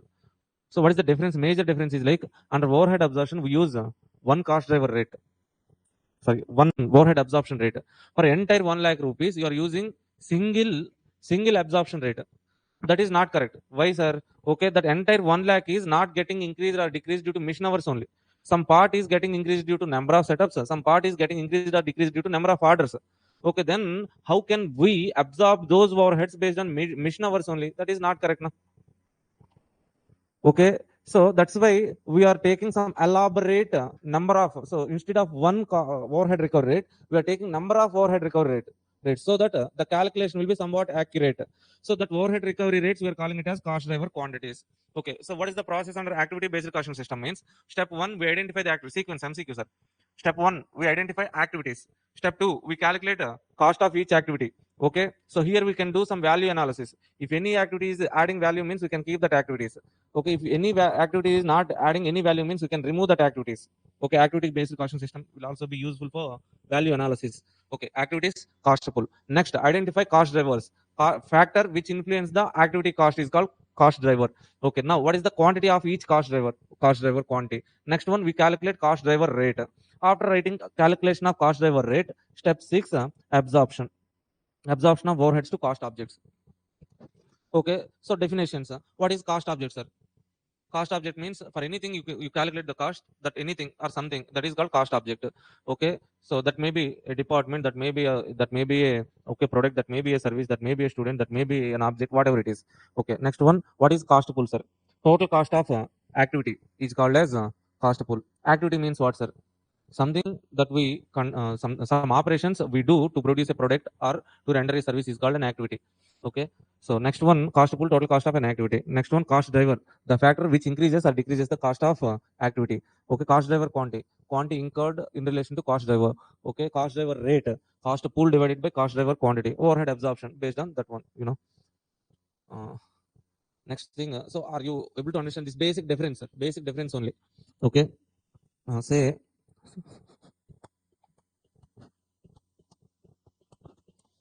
let's say for example, three persons A, B, C went to movie, sir. Okay, so what is their cost means? Okay, they went to movie ticket cost 1500.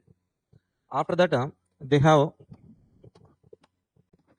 went to the restaurant bill is let's say somewhat 1000 rupees.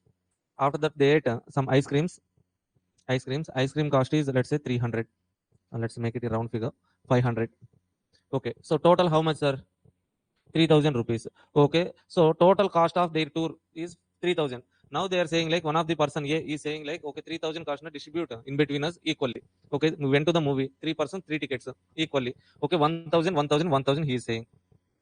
Okay, now she is person C is getting doubt. Okay, what happened exactly is like ticket cost 500 500 500. Okay, after that they went to the restaurant. Only A B ate the biryani. A ate one biryani, B ate one biryani. Okay, C is fasting. That's why he didn't eat anything. Okay, later they ordered ice cream. What they have ordered means only 500 rupees ice cream. Only A ate. Person A only. Okay, taken that 500 rupees ice cream.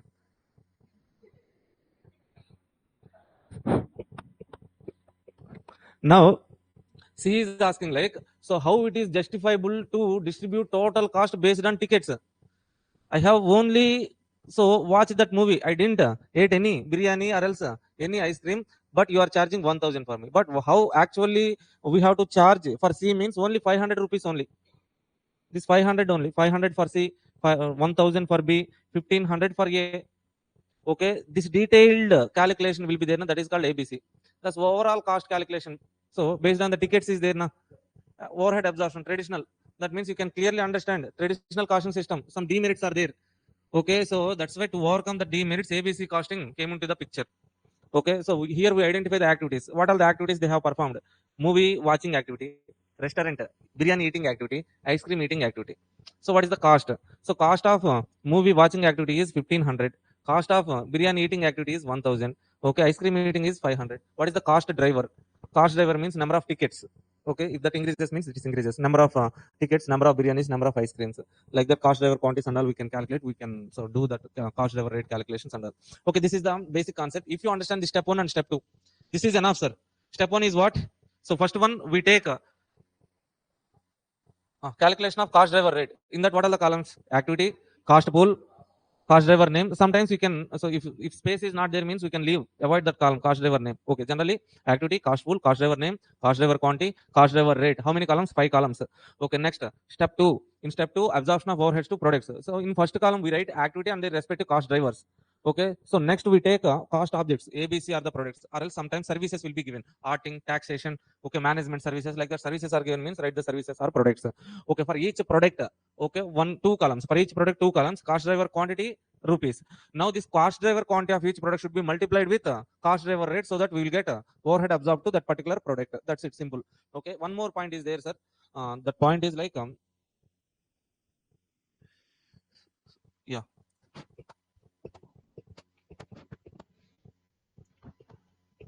Okay, so if a company producing only single product, sir, if a company producing single product, okay, they can follow traditional costing system. No need to have activity based costing system, sir.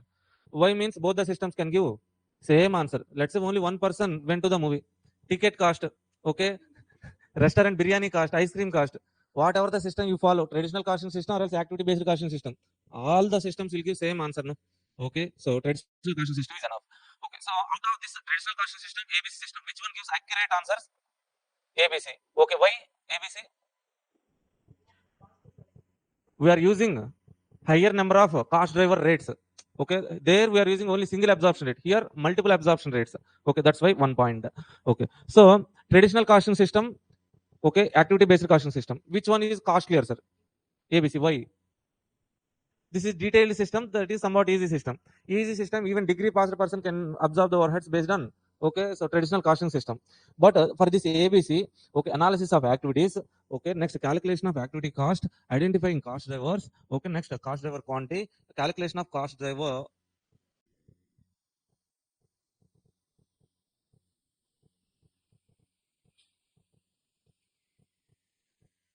Okay, for this entire process under ABC, some experts are needed. Okay, those experts are nothing but you only experts.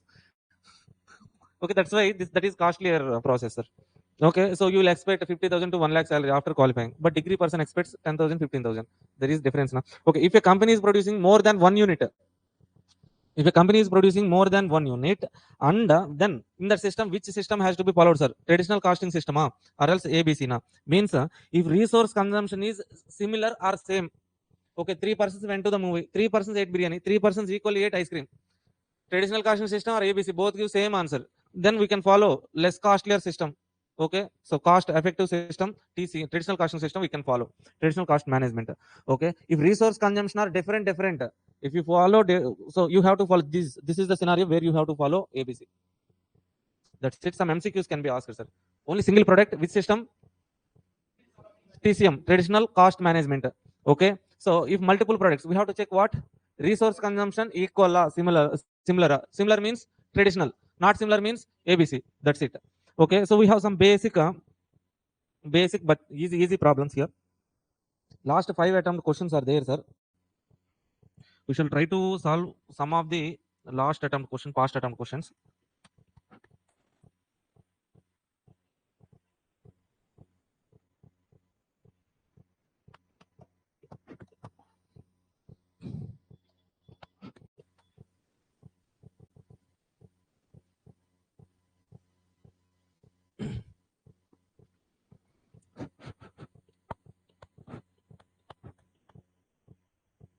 First one, question number 1, basic question only, sir. Basic question, easy question. Break, you want break? Okay. So thank you all guys. We'll meet you after the break. Okay, 15 minutes. 4/7 plus 15, 4:22. Okay, bye. Okay, your wish, whatever the time you want to take. Okay, we'll meet you in after a short break, 15 minutes. Thank you.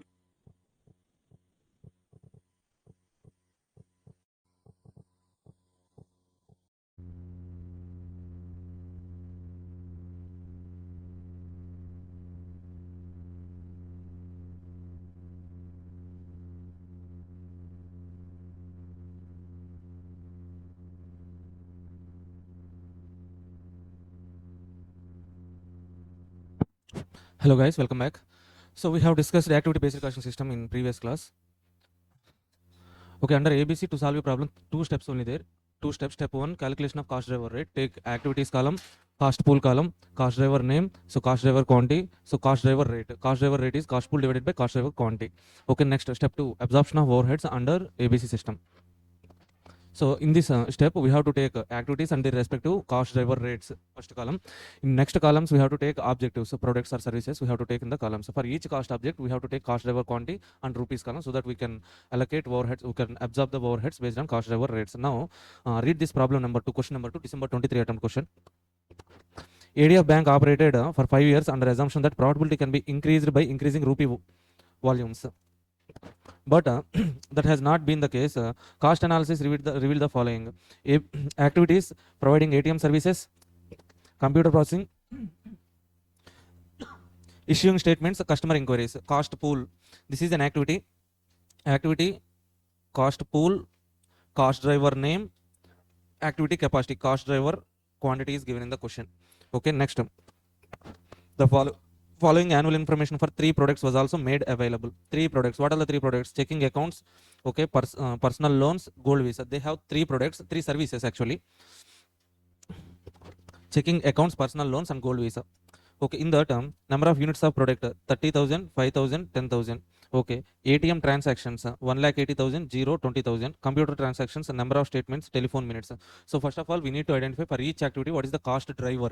Okay, so this is an activity. Providing ATM services is an activity. For this activity, what is the cost driver? ATM transactions, computer processing, computer transactions, issuing statement, number of statements, customer inquiries, telephone minutes. Okay, so for first step 1, what we need to calculate? Calculation of cost driver rate. That information directly given in first table itself. Okay, step 1, calculation of cost driver rate. Cost driver rate. How to calculate cost driver rate? Cost pool divided by cost driver quantity. 1 lakh divided by 2 lakh. That means for ATM transaction, what is the cost? 0.5. Okay, 10 lakh divided by 25 lakh. 0.4. Okay, 0.40. 8 lakh divided by 5 lakh. 1.6. 3 lakh 60 divided by 6 lakh. 0.60. Okay, this is cost drivers. Now we have cost drivers. Based on these cost drivers, we have to absorb the overhead. Step 2. In step 2, what we have to take? So activities and their activity name, respective cost driver rate. Okay, so activities column. So providing ATM services, computer processing, issuing statements, customer inquiries. For each cost driver rates are 0.5, 0.4, 0.6, 0.6. 1.6, 0.6. Okay, now 3 services or 3 products: checking accounts, personal loan, gold visa. For each for each product, we need to take 2 columns: cost driver quantity rate, cost driver quantity rate, cost driver quantity rate. Let's write for ATM services, number of ATM transactions we need to take. ATM transactions 1 lakh 80, 0, 20,000. They we have to write 1 lakh 80,000, 0, 20,000. Okay, so into 0.5. 1 lakh 80,000 into 0.5 something, 0 into 0.5, 0, 20,000 into 0.5 something. Okay, next computer processing. What is the cost driver? Computer processing computer transactions.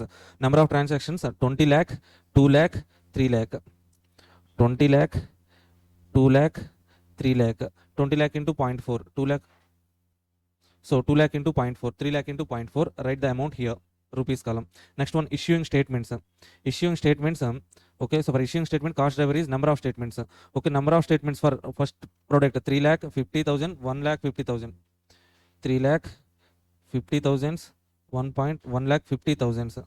Okay, so next one, final one, customer inquiries. How many customer inquiries are there? Okay, for customer inquiries, telephone minutes 3 lakh 50, 90, 1 lakh 60.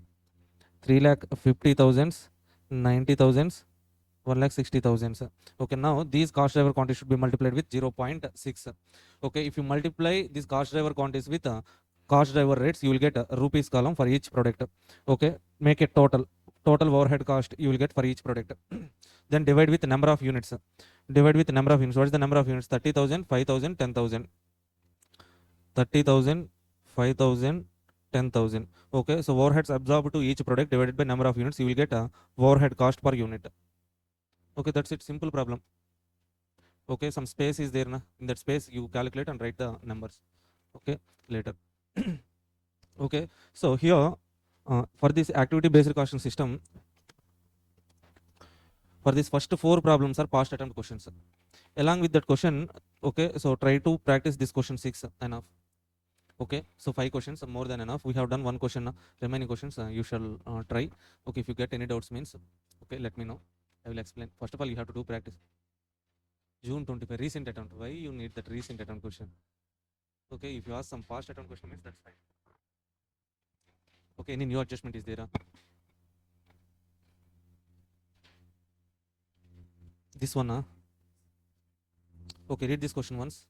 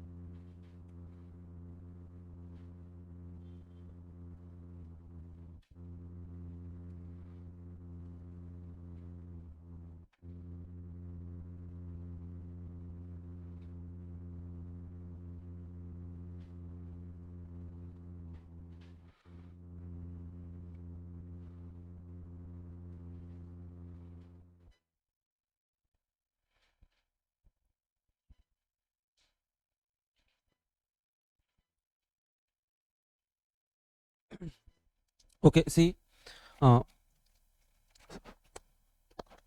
PASN Limited manufactures 4 products A, B, C, D using the same plant and process. The following information relates to production period. Product A, B, C, D output in units was given, sir. The 4 products are similar and usually produced in the production runs of 24 units. In each production run, each product will be produced for 24 units only. Okay, let's say output, we have produced 720 output, sir. Okay, so for each production run, let's say some batch, for per batch we are producing 24 units.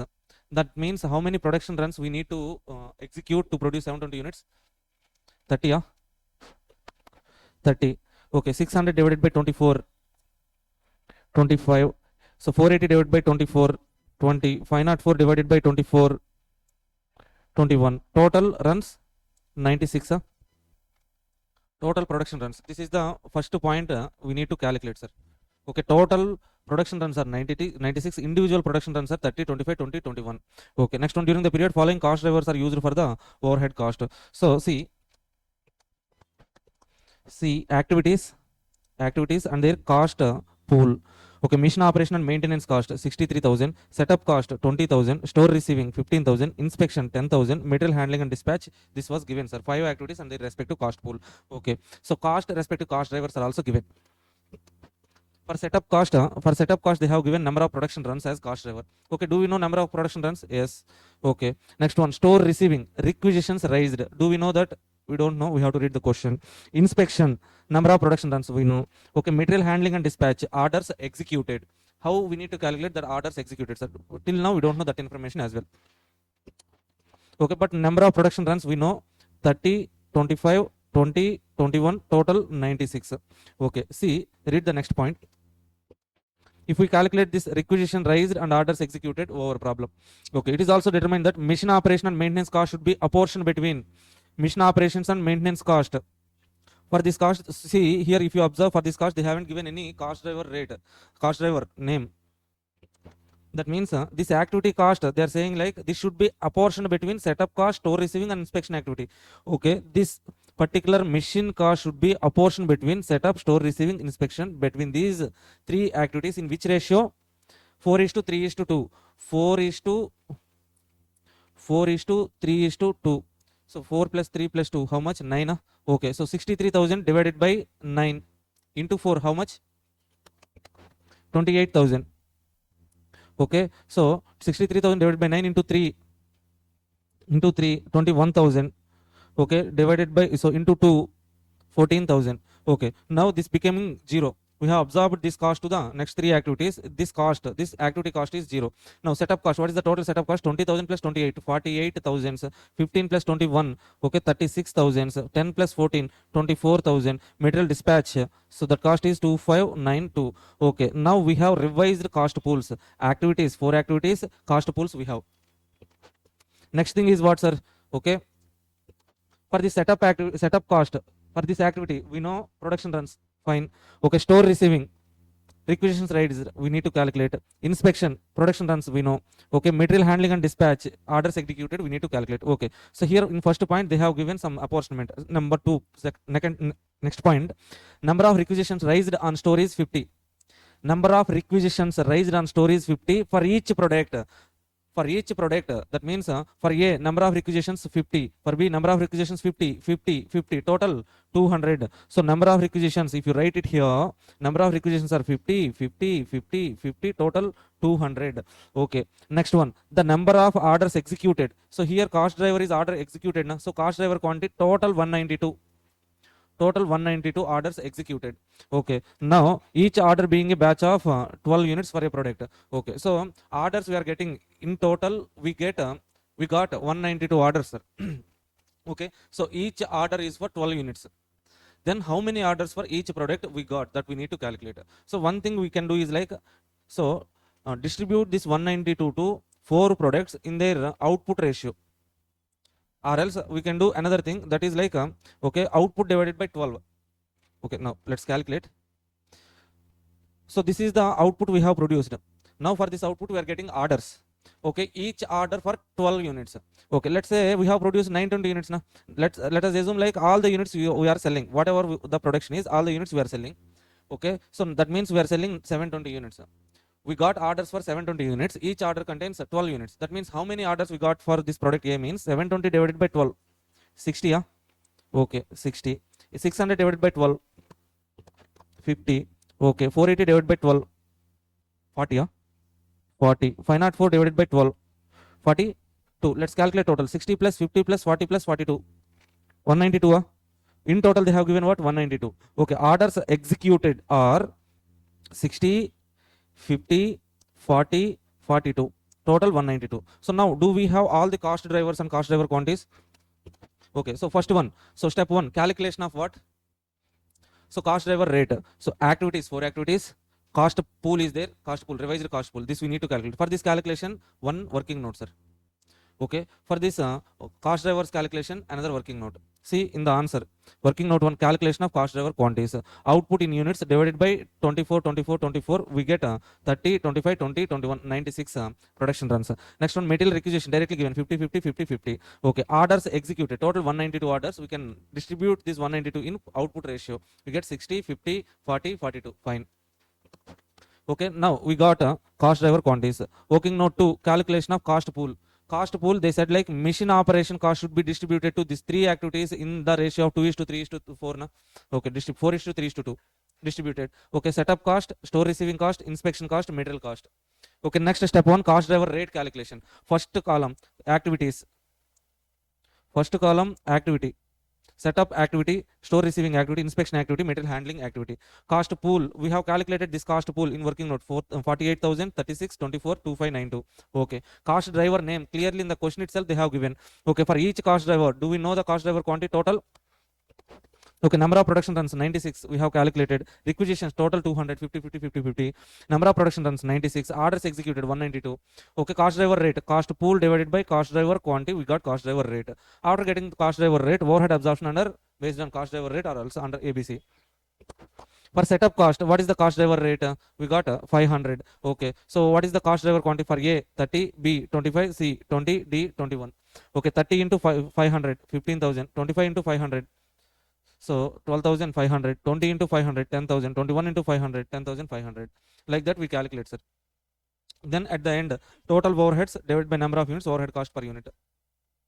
That's it, 2 adjustment. So first one is cost driver quantities calculation. In that cost driver quantity calculation, production runs calculation. Okay, so output divided by 24, we get production runs. Okay, orders executed, output divided by 12, we get orders executed. So here one more adjustment what they have given is like, one activity cost is being apportioned between apportioned to other 3 activities. That thing. That's it, 2 adjustments, remaining problem as it is. Okay, so with this we have done with activity based costing system. Next our target is throughput costing.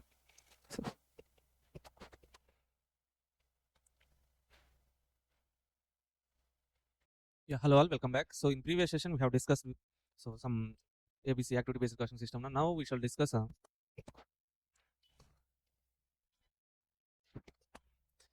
throughput.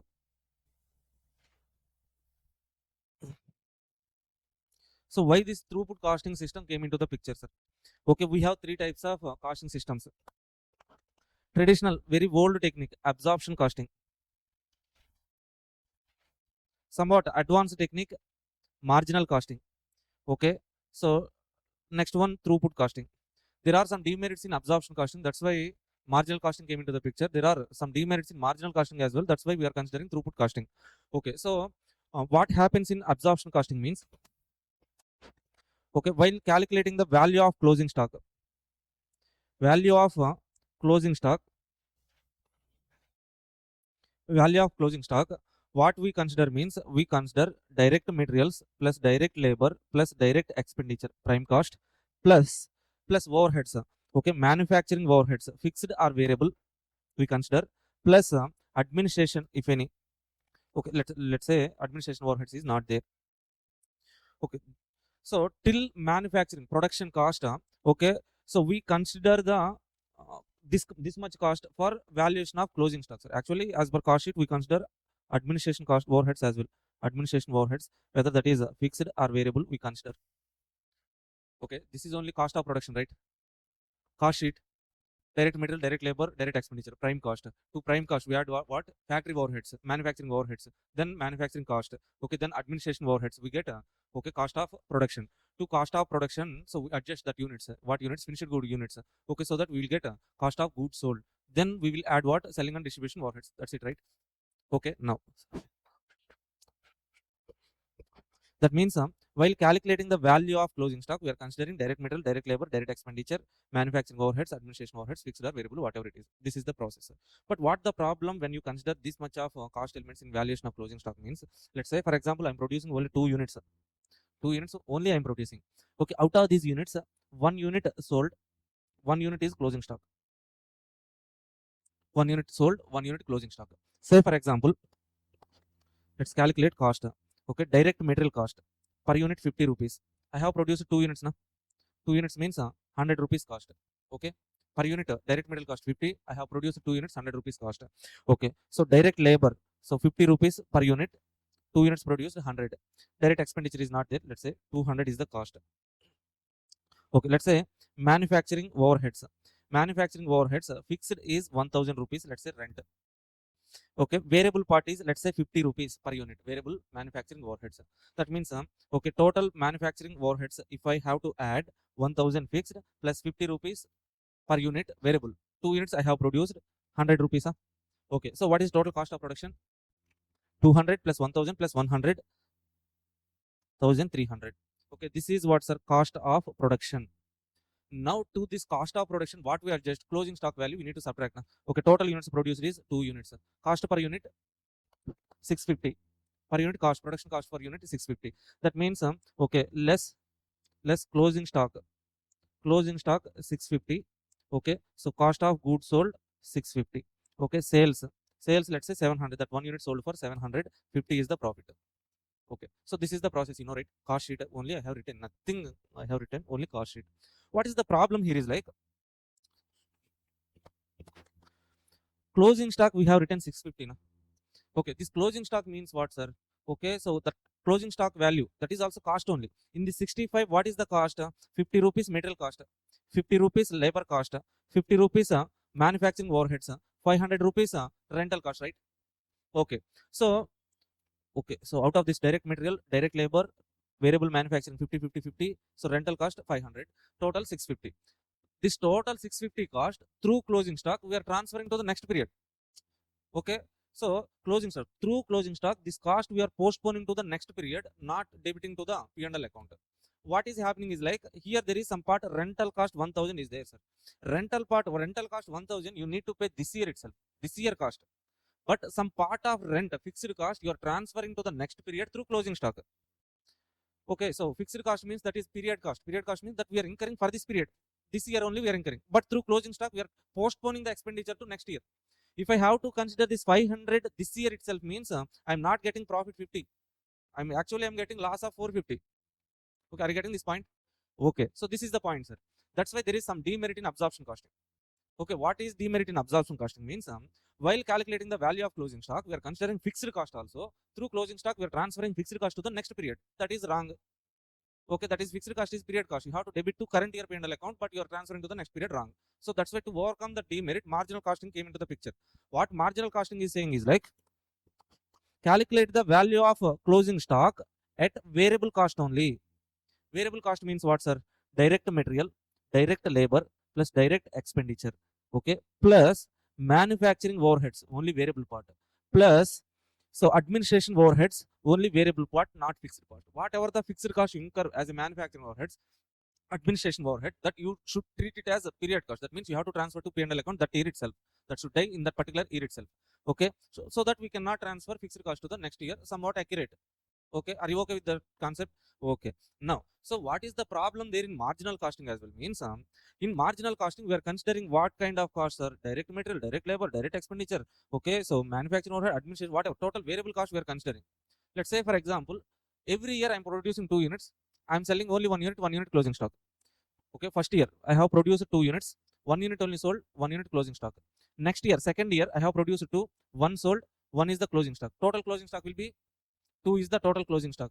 Third year, I have produced 2 units, 1 unit sold, 1 is closing stock. Total closing stock 3. So like that, if I continue the production for next 10 years, 10 years, closing stock will be accumulated to 10 units like that. Okay, so first year I have produced 1 unit. After 10 years, that product will not have any saleable value. Maybe after 10 years, if I if I accumulate the closing stock like every year after 10 years, it will be huge. So bulk closing stock will be there. That closing stock I may not sell at total variable cost. Only I may recover only material cost from that scrap units. Okay, postponing after 10 years means I can recover what, sir, how much? Maybe maximum I can recover material cost only. That means I cannot recover this direct labor, direct expenditure. Okay, so manufacturing overheads, variable part, all those things I cannot recover. But I am transferring labor cost through closing stock. In marginal costing through closing stock, I'm valuing closing stock with variable cost means even direct labor cost I'm adding to closing stock. Direct labor cost I'm transferring to the next period. Like that, I will postpone that expenditure for next 10 years. Next 10 years, closing stock direct labor cost I'm not debiting to the P&L account. But after 10 years, I'm recovering only material cost. I'm not even able to recover direct labor cost.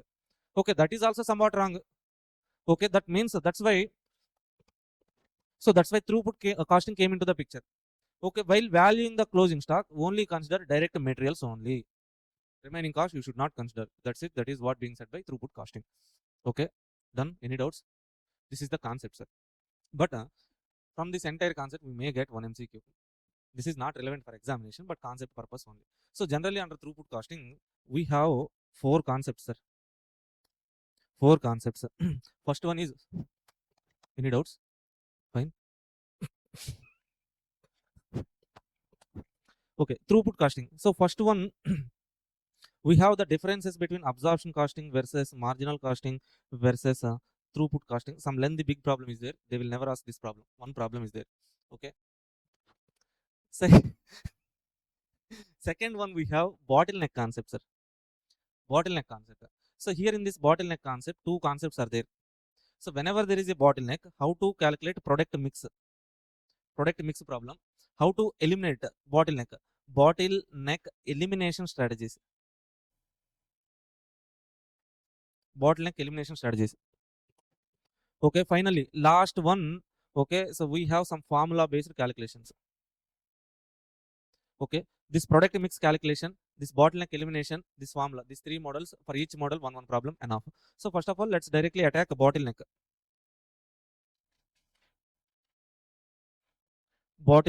Let's say we have 2 machines, sir. Machine A, machine B. Machine A can process 1 lakh units. Machine B can process 80,000 units. Okay, to produce 1 unit of output, I have to give input, then process on machine A, then process on machine B, then I will get output, finished goods. Input means raw materials, output means finished goods. Okay. Say for example, to produce output, I'm giving input, sir. How much input I'm giving means just by looking at this machine having capacity of 1 lakh units, I have given raw material input of 1 lakh units. Okay, so 1 lakh units came into the machine. Okay, machine A process 1 lakh units. I got work in progress of 1 lakh units. Okay, so now this work in progress of 1 lakh units given to the machine B, but this can process 80,000 units only. Output finished goods, I will get 80,000 only. Okay, that means out of this 1 lakh, 20,000 will be remained as what? Work in progress stock. Okay, so what happened is, like, if I do like this, work in progress stock will be blocked. On that work in progress stock, I will incur what? Carrying cost. Carrying cost means what? What? Risk of deterioration. Wow, nice. Okay, storage cost. Okay, rental cost. Okay, so we need to have some insurance on that, and whatever the working capital that is being blocked on work in progress, we will have some interest cost. So some capital will be blocked now. On that, there might be some opportunity interest cost will be there. All that cost is called carrying cost. Unnecessarily, we are incurring that. What is that? Carrying cost. Now our plan is to eliminate. So we are learning SCM now. Learning SCM means we need to reduce the cost. Now how to reduce this 20,000? So carrying cost on that 20,000 units. That is the concept. So now strategies to how to eliminate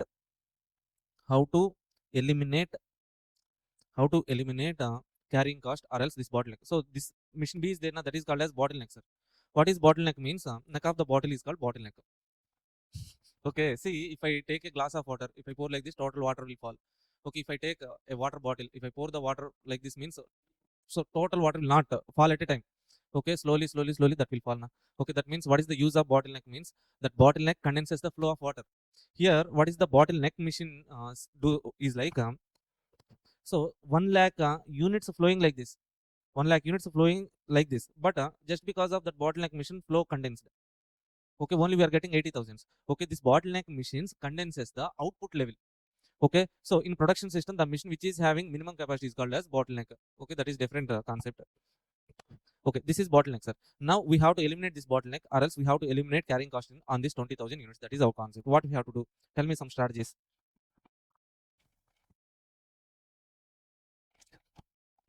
Wow, excellent, madam. Okay, you are saying like so replace this machine B with 1 lakh capacity machine. Capital investment for 1 lakh units. Capital investment. You need capital. Okay, or else what other things we can do? Okay, we can do capital investment for purchase one more small machine which can process like B having capacity of 20,000 units, so that this 20,000 units can be processed. Okay, excellent, sir. Who is that? I know, sir. You're talented kid. Okay, so outsource, subcontract, subcontract. So finally, so no cost alternative is like give raw material input of 80,000 only. Okay, if I give 80,000 units, it will process 80,000. 80,000 will be given. Work in progress stock can be avoided. That means fourth one, align all machines to bottleneck machine. Okay, 4 strategies, sir. Out of these 4 strategies, first is 2 strategies. You see that 2 strategies, capital investment you are incurring. Whenever you are incurring some capital investment to reduce the, so to eliminate bottleneck, so what we have to do is like this capital investment you should always make on bottleneck machine. Okay, on non-bottleneck machine you should not do capital investment. Okay, let's say if you are saying a strategy like strategy to purchase a machine A having capacity of 2 lakh, that will not reduce the bottleneck. So that constraint, no. So that's why the point is, so why you are I'm mentioning this point means okay, in one question they will give different strategies. If that strategy cannot increase the capacity of bottleneck machine, that is not so best strategy. Okay, that is the point. Next point is like whenever there is bottleneck, okay, how to calculate product mix, sir. Product mix. Okay, so we have done this kind of problem in transfer pricing. Okay, same like product mix calculation we have done in transfer pricing. Same problem, but what is the difference is like here there we consider contribution, here we need to consider throughput contribution. Sir, what is throughput contribution, sir? Say for example 3 products are there, A, B, C. Okay, A, B, C. Selling price we have to take. Okay, material cost, direct material cost you need to take. Then we will get throughput contribution. Then write limiting factor units. Okay, so bottleneck mission hours or labor hours whatever will be there now. Okay, like that units required to produce a product. Then we can calculate throughput contribution per limiting factor. Then give ranking preference. So ranking to product A, B, C, which has to be produced first, which has to be later. Okay, then that statement we know, right? Total available hours minus first preference, next second preference, third preference. Like that we calculate product mix decision. Simple. Okay, let's do one problem on each concept, then we go to the formulas. So product mix decision much important, sir.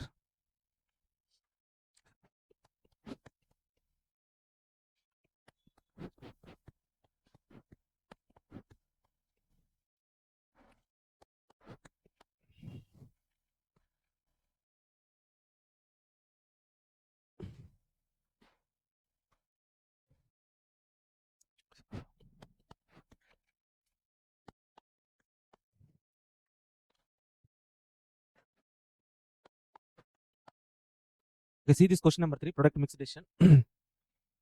Question number 3, modern company produces 3 products A, B, C. Okay, details of which are shown below. Particulars A, B, C. Selling price per unit 120, 110, 130. Direct material cost per unit. Direct material directly given, sir.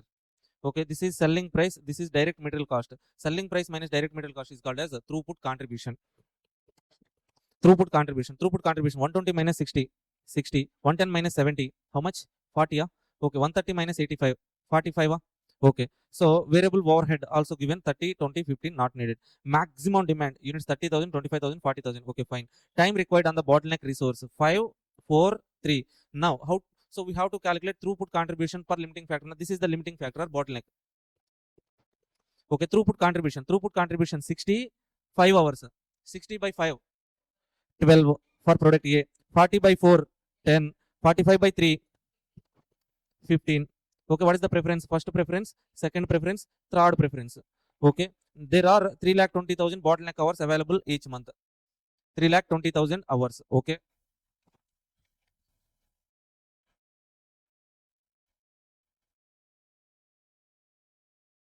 now, so our first preference is like step 1. Okay, in this problem, step 1, we need to calculate what? Preference ranking. How to calculate ranking, sir? Calculate throughput contribution. So from throughput contribution divided by bottleneck units. Bottleneck or limiting factor. Based on that, we can give ranking. We know that ranking now. Next one, step 2, product mix, optimal product mix calculation. Total hours available are, how many hours available? 3,20,000. 3,20,000 hours available. With the first preference, we need to produce which unit? C. What is the maximum demand of C? 40,000. To produce each unit, how many hours needed? 3. 40,000 into 3. For with the first preference C, we need 1,20,000 hours. 40,000 into 3. Okay, remaining hours 2 lakh units. So next one, second preference, we need to produce A na? A. How? What is the maximum demand? 30,000 into 5 hours. 30,000 into 5. 1,50,000 hours needed. Surplus remaining hours are 50,000. Next, third preference, we need to produce B. What is the maximum demand? 25,000. 25,000 into, for each unit, 4 hours.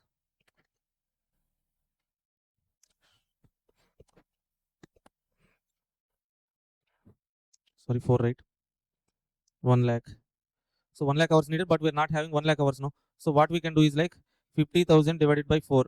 That means we can produce 12,500. So 50,000 allocated to B, 0. What is the product mix? 40,000 of C, 30,000 of A, 12,500 of B. C, A, B. That's it. That is the product mix calculation. Next one.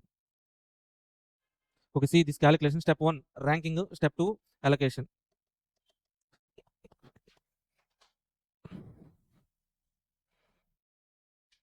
Here we have one question, past attempt question, sir. June 24 attempt question.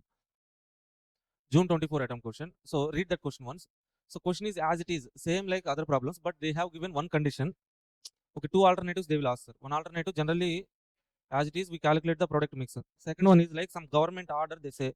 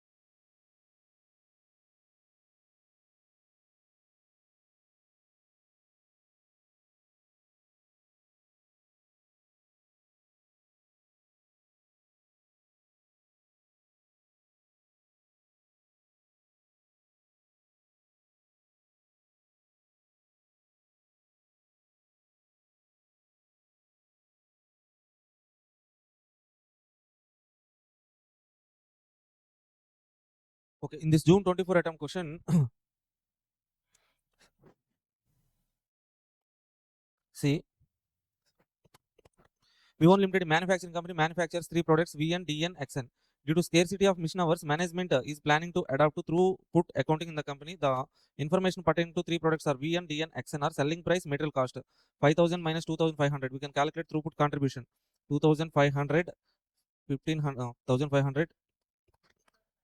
2500. Okay, machine hours required 5, 6, 4. We can calculate throughput contribution per limiting factor. 2500 by 5, 500, 6000, 1500 by 6. How much? 250. Yeah. Okay, see, 2500 by 5, 500, 1500 by 6, 250, 1500 by 4, 375. What is our ranking? 1, 2, 3. This is our preference ranking. Okay, so next one. So in the question, if you see what they're asking is like total factory cost available mission hours. Mission hours available is 35,000 hours. B1 Limited has to supply 2,500 units to DN. Beta Limited, as per court judgment, cannot be denied.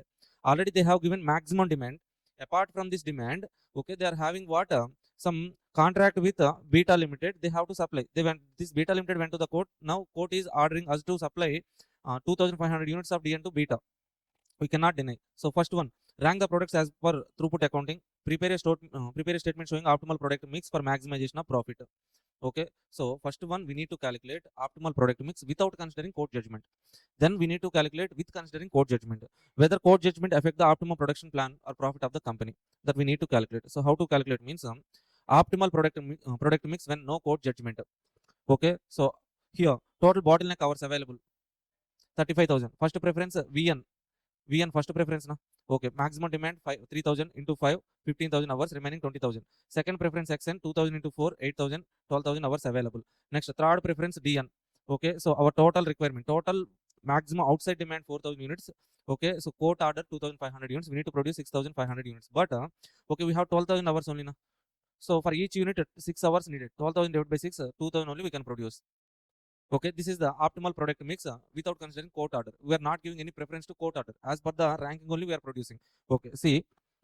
So for each unit, here we are producing 3,000 units, 3,000 units, 2,000 units, 2,000 units. This is our optimal product mix. What is the profit here? So we are not giving preference to court order. If you are giving preference to court order means that should be produced first. So court order, compulsory you have to produce. Okay, that should be even. Without court, no court order, no court judgment means, okay, I'm not considered. No, okay.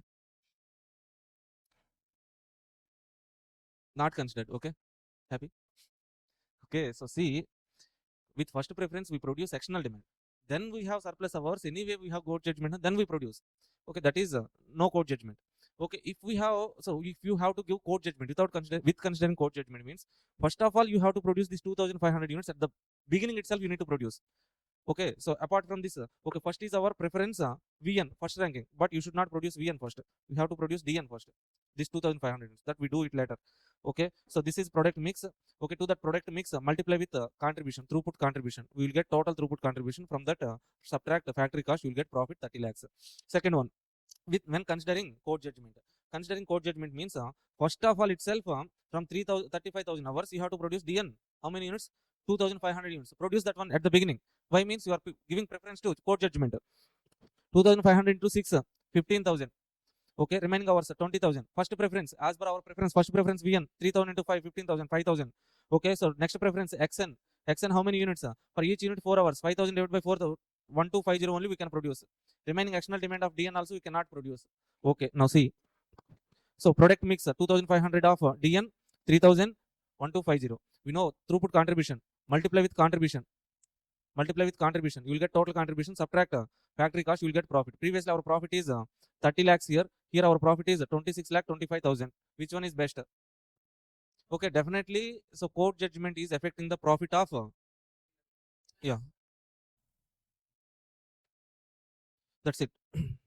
Next one, product mix done, sir.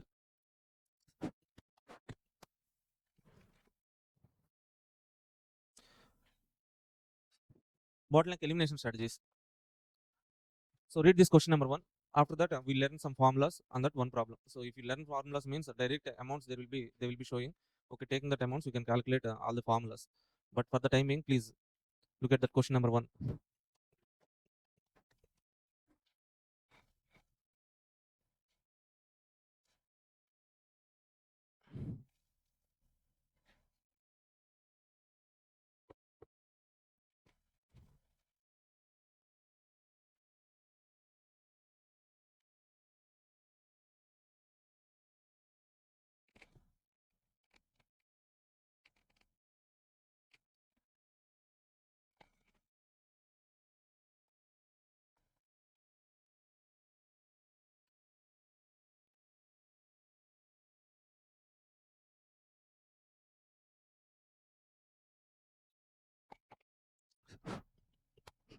Okay, CAT company makes a product using 3 machines X, Y, Z. The product has to pass through all 3 machines. The capacity of each machine 800, 600, 500. Which one is the bottleneck? Z is the bottleneck. Why, sir? That is only having least capacity. The demand for the product is 1000 units. Can we produce 1000 units now? We cannot produce. Okay, why? Means product has to be produced on 3 machines, but we have 800, 600, 500 only. Okay, for every additional unit sold for the unit, profit increases by 50,000. CAT company is considering the following possible purchases. They are not mutually exclusive, hence combination, multiple proposals are to be evaluated. Okay, not independent, so we can adopt a combination of strategies. Proposal 1, replace machine X with new model. This will increases the capacity to 1100. X capacity will be increased to 1100. Okay, now what is the how many units maximum we can produce? 500 only. Okay, so this is not the best strategy. Second one, proposal 2, invest in second machine. Okay, so capacity increased by 1100 by 550. The difference, right? Okay, basic English. By 550 means add 550, total 1150. Okay, so in this case also, what is the bottleneck? Means Z only. Okay, by doing capital investment on X, Y, we cannot remove bottleneck. Bottleneck is Z. We are making investment on X and Y. Okay, next. Third one, Z, cost 75 lakhs. Okay, capacity increases to 1050. 1050. Okay, fine. We are okay increasing Z capacity. But then if I invest on machine Z, then what is the bottleneck? Why will be the bottleneck? We cannot satisfy this demand 1000. When we can satisfy this demand of 1000, sir? Okay, so implement all 3 proposals. First proposal 1100. Second proposal, okay, so 5 plus 550 means 1150. Third proposal. So if you implement all the proposals, then demand is the bottleneck. Okay, we have maximum capacities XYZ. Okay, so that capacities are more than 100 now. So more than 1000 demand now. We can satisfy the demand. So here all the alternatives are there. So if you proposal 1, 500 bottleneck, 2, 500, 3, 600 bottleneck. So if you apply combination 1, 3, 1, 2, okay, 2, 3, 1, 2, 3, like that. These are there, sir. Enough. Remaining one question is there, sir. You try this question number 2 on elimination of bottleneck strategy. So now we have to understand some formulas.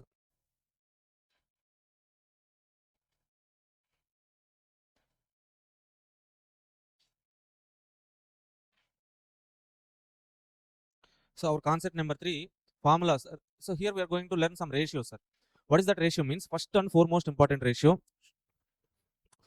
throughput accounting ratio, TAR. Throughput accounting ratio means, this means simple terms written by cost, sir. Okay, what does it indicate, sir? Okay, for every rupee we invest, how much return we are getting? Okay, somewhat like return on investment formula. Throughput accounting ratio. Okay, numerator we take return, denominator cost. Return means what return, sir? Okay, return means here we consider that return as a return for bottleneck unit. Okay, so this cost means cost per bottleneck unit. Okay, so in throughput costing we calculate return per bottleneck unit, cost per bottleneck unit. Return per bottleneck unit means we know. Throughput contribution for limiting factor we calculate now. That this. Okay, so return per bottleneck unit. So how to calculate return per bottleneck means return divided by bottleneck units. So that return is nothing but throughput contribution, sir. Throughput contribution divided by limiting factor. That means limiting factor means here we have to write bottleneck units. Okay, while calculating the preference ranking, we calculate throughput contribution per bottleneck unit na. Okay, that calculation is called return that we take in numerator. In denominator, so how to calculate this throughput contribution means? So generally what is the formula means? Selling price minus direct material cost. That is only the formula. But in reality, what is the original formula means? They call it as pure variable cost. Pure variable cost means if in case direct labor cost is also given in the question and the direct labor cost is given for piece rate. Okay, direct labor, 2 types of payments will be there, sir. Time rate, piece rate. Piece rate directly we can so identify towards the product, no, that is called as pure variable cost. If that was given in the question, we need to consider. Okay, generally this will never be given. Okay, but MCQs are there, sir. Okay, so how to calculate throughput contribution means selling price minus direct material, general formula. But some exception case is like okay, pure variable cost we call it as selling price minus pure variable cost. What is the pure variable cost, sir? Direct material cost is pure variable cost. Direct labor is also pure variable cost when labor is getting paid on piece rate basis, per unit basis. Okay, this is MCQ only. Generally this is only the formula. Okay, now coming to cost. In denominator, cost is there now. So how to calculate cost means cost per bottleneck unit. So how to calculate a cost per bottleneck unit means total factory cost we need to calculate. So cost means total factory cost, sir. How to calculate that for total factory cost means okay, total factory cost except direct material cost. Total factory cost means what? Okay, direct material, direct labor, okay, direct expenditure, prime cost. Prime cost to manufacturing overheads, we'll get manufacturing cost. That manufacturing cost nothing but factory cost only. Na? Okay, in that factory cost, subtract direct material cost. Remaining cost we incur to convert the raw materials to finish, nothing but somewhat like processing cost, conversion cost. Conversion cost. So conversion cost means what? If you send the raw material to the factory, raw material cost. Apart from the raw material cost, what cost will incur to convert the materials? Direct labor, direct expenditure. Oh, in the factory variable cost, fixed cost, factory overheads. Okay, that is the conversion cost. Okay, that we are taking here it as total factory cost. So the total factory cost, direct labor, variable overhead, factory fixed overheads. Okay, this is total factory cost. This total factory cost divided by bottleneck units. We will get bottleneck cost per bottleneck unit. Okay, two parts. Are you getting these two parts? If you understand this one means entire formulas are over. Return divided by cost. Throughput accounting ratio means return by cost. Return means what, sir? For each product we have to calculate throughput contribution divided by bottleneck units. Numerator over. In denominator, okay, so cost per bottleneck unit. Total factory cost divided by total bottleneck minutes available. Total bottleneck minutes available. Total previous problem they have given some 3,20,000. Like that, in numerator we take total cost, factory cost. Denominator, bottleneck unit hours available. So total factory cost means what's the total factory cost except direct material. That's it. Okay, so throughput accounting ratio. Next one, efficiency, sir. This efficiency formula and all we know.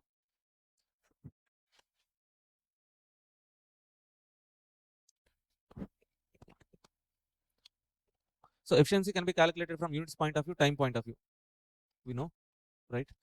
Okay, so units point of view, actual output divided by standard output. Time point of view, standard hours divided by actual hours. Say for example, okay, so to calculate efficiency we have to give some targets, sir. Top level management is giving condition like produce. To labor they are giving condition like to produce 10 units in 1 day. 1 day 10 units is your target. Output target we are giving, that is we call it as a standard output. At the end of the day he has produced 9 units only, that is actual output. Standard target we have given 10, but he has produced 9. Efficient or inefficient? Inefficiency. Inefficiency means more than 100 or less than 100? Less than 100. So to get less than 100, do I have to write 10 by 9? 9 by 10? 9 by 10 into 100. That means 9 is what? Actual output divided by standard output. Okay. See, time point of view. Okay. So let's say to produce 1 unit take 5 hours only. That is the target we are giving. To produce 1 unit, you are allowed to take 5 hours only. Standard hours we are giving target 5 hours. But at the end of the day, labor has taken 6 hours to produce 1 unit. Efficient, inefficient? Okay, so inefficiency means more than 100 or less than 100? So 5 by 6 or 6 by 5? 5 by 6. 5 is what? Standard hours. 6 is what? Actual hours. That means standard hours divided by actual hours. If you observe, there is a reverse relation. Output point of view, actual divided by standard. Time point of view, standard by actual. Why this difference, sir?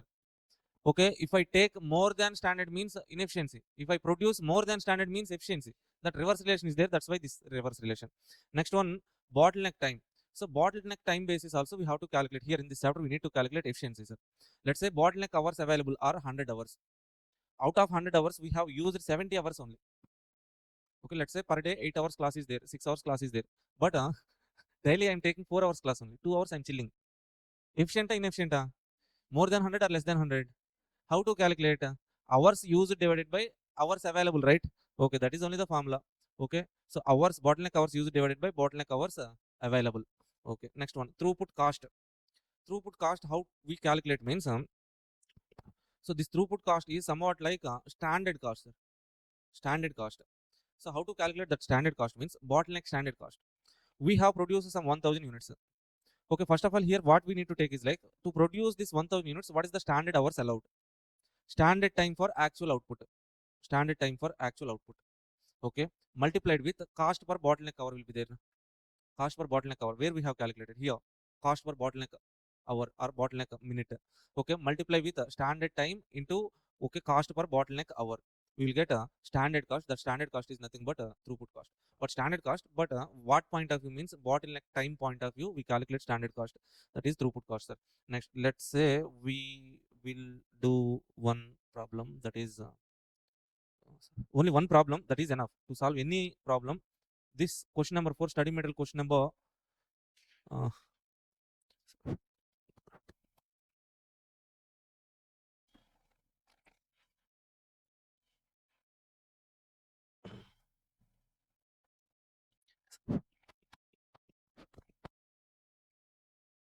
okay, come to this question, sir. Question number 8 study material question number 15. Okay, if you do this question means any question you can do. Okay, factory has key resources of facility A which has available for how many hours? 31,000 minutes per week. Okay, maximum availability they are saying, that means limitation is there. Limitation there means that is only the bottleneck. Okay, clearly they have also mentioned. Budgeted factory cost data on two products XY are shown below. Product XY selling price 35. Material cost per unit 20 70.5. What is the throughput contribution? 35 minus 20 15. 35 minus 17.5. 17.5. Okay, what is the preference? We cannot say now itself, no. Okay, so throughput contribution we have calculated. Time in facility A 5 minutes. 15 by 5 3. 17.5 by 10 1.75. So this we can call it as return. Throughput accounting ratio return is nothing but throughput contribution per bottleneck minute. Okay. Okay, ranking. Okay, we give ranking when we are calculating product mix. Here we don't need to calculate product mix. Na. Okay, if you want to give ranking is 1 or 2. Okay, budgeted factory cost per week. Factory cost per week. Direct labor, indirect labor, power, depreciation, space, engineering, administration cost. This total cost. Administration, let's say part of factory cost. Okay. So actual production during the last week, 4,750 units. Product X 650. Product Y. So that should also be given, sir. Actual output. Actual output is missing. Sorry. Actual output they have clearly given 4750 for product X, 650 units for product Y. X 4750, Y 650. Now, so what is the first point they're asking, sir? Total factory cost.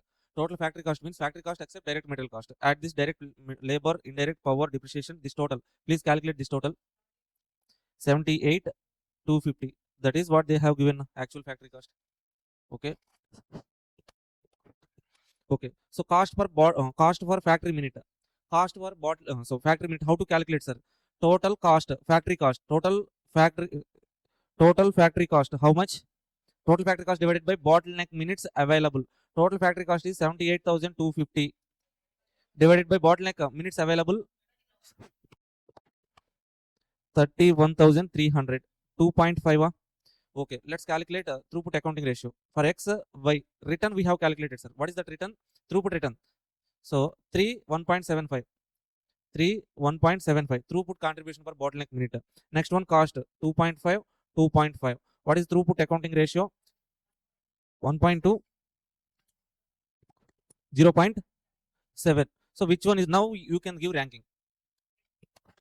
Okay, X is the first preference, Y is the second preference. Done. First point done, second point done. Return for factory minute for both the products. Return means this return only. Third point done. Fourth point done. So throughput accounting ratios for both the products done. Okay, throughput cost per week. Throughput, to calculate this throughput cost per week, we need to calculate what? Standard time for actual output. Okay, so we know the actual output. Oh, what is the actual output for X, Y?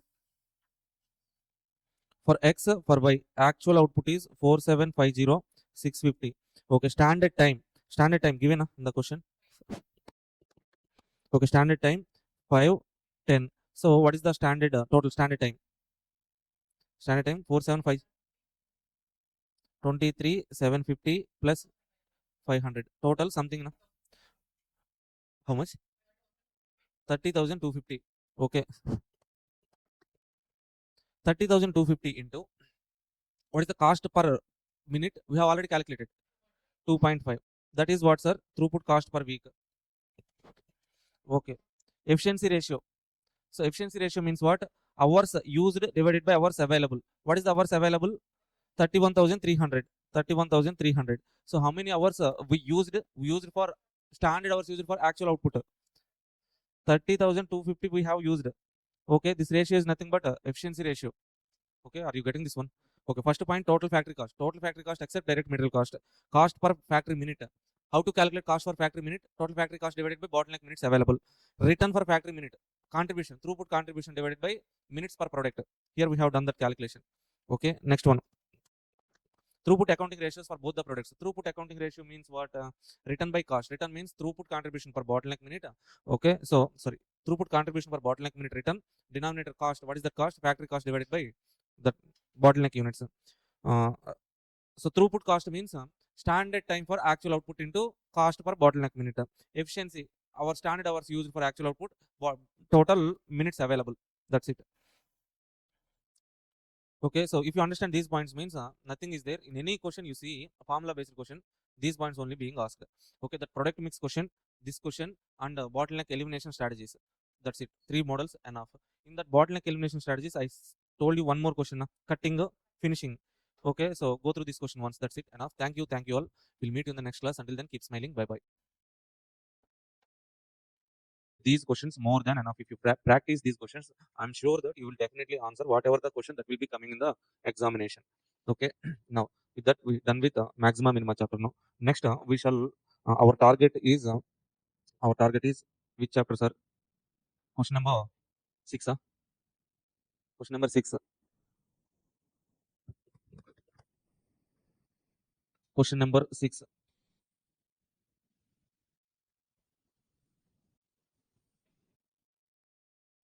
Yeah, hello all, welcome back. In previous session we done with maxima minima chapter. In this session we shall start with question number 6. For question number 6, part A is there, sir. Part B also there. For part A, potential chapters are linear program planning, transportation, assignment. Okay. So for question,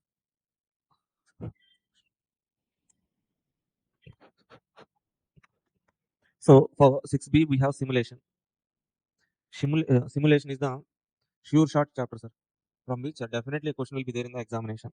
But for question 6A, from LPP or transportation assignment. Okay, from LPP, LP model writing. That question is enough. That model is enough. For transportation, northwest corner method, least cost method, Vogel's approximation method, enough. Okay, the transportation next stage 1, stage 2, stage 3, like optimal test, modi test is also there. That not needed, sir. If you have to solve till that step means that will take 40 minutes. For 7 marks, you should not invest that much time. No? That's why they won't ask.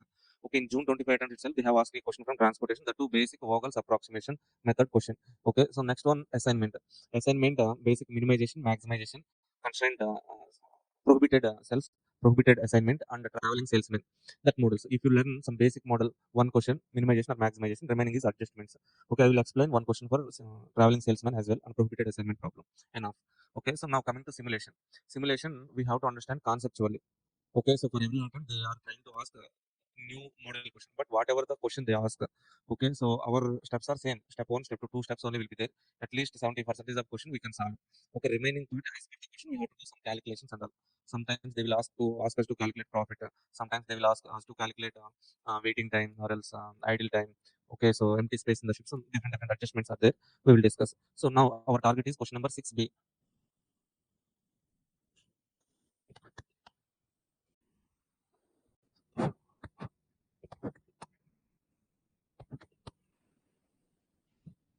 Simulation. Sir, what is simulation, sir? Simulation means it's refers to creation of model. It refers to creation of model.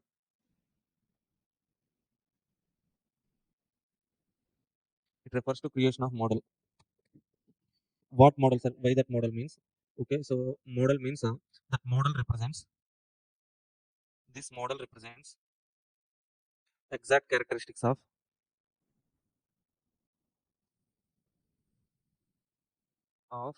real system. So so we are creating a model which represents characteristics of real system. By analyzing this model, by analyzing model, we can evaluate real system.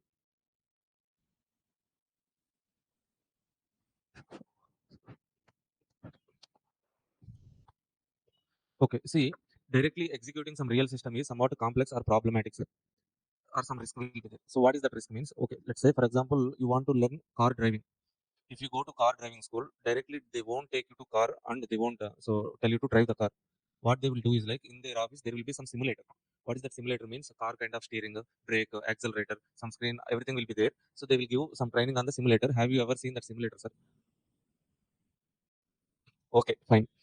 That is a simulation, that is model. That dummy simulator will be there now, that is called as a model.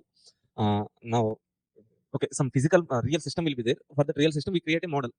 Okay, why we create this model means this model represents the exact characteristics of real system. So by analyzing this model we can analyze a real system. Okay, by learning that so basics of driving in that simulator we can drive the car in reality. Or else if you have seen that movie, JM Ravi movie, Tick Tick Tick, one movie is there, sir. Have you seen that movie? Okay, so in that movie JM Ravi and team has to go to space. They have to do something in the space. For that what ISRO team will do is like okay, before sending them into the space, okay, they create one kind of room in ISRO. At ISRO office itself they will create one room. What room means? Okay, that is a zero gravity room, sir. In the space we won't have any gravity, no, that environmental conditions, temperature and all different here and in ISRO, at space. Okay, that's why they create one room which exhibits the same characteristics of zero gravity, temperature and all in that particular room. Okay, so now imagine that room is, you have seen that scene, right? Okay, so that room is our model, sir. Space is our real system. Okay, that real system characteristics, by representing the real system characteristics we have created what? One room. Okay, so now ISRO team sending that JM Ravi and code to that particular room. They will give some training. Okay, in zero gravity, how they have to move. Okay, how they have to so adjust in so oxygen conditions, so pressure, okay, temperature and all. They will give some training. Okay, so this is nothing but simulation, sir. Okay, that model is called so that room is called as model. Space is real system. We are creating one model which represents exact characteristics of real system. Okay, by analyzing this model, we can evaluate a real system. Okay, if you directly send them to the space, they may face some problems.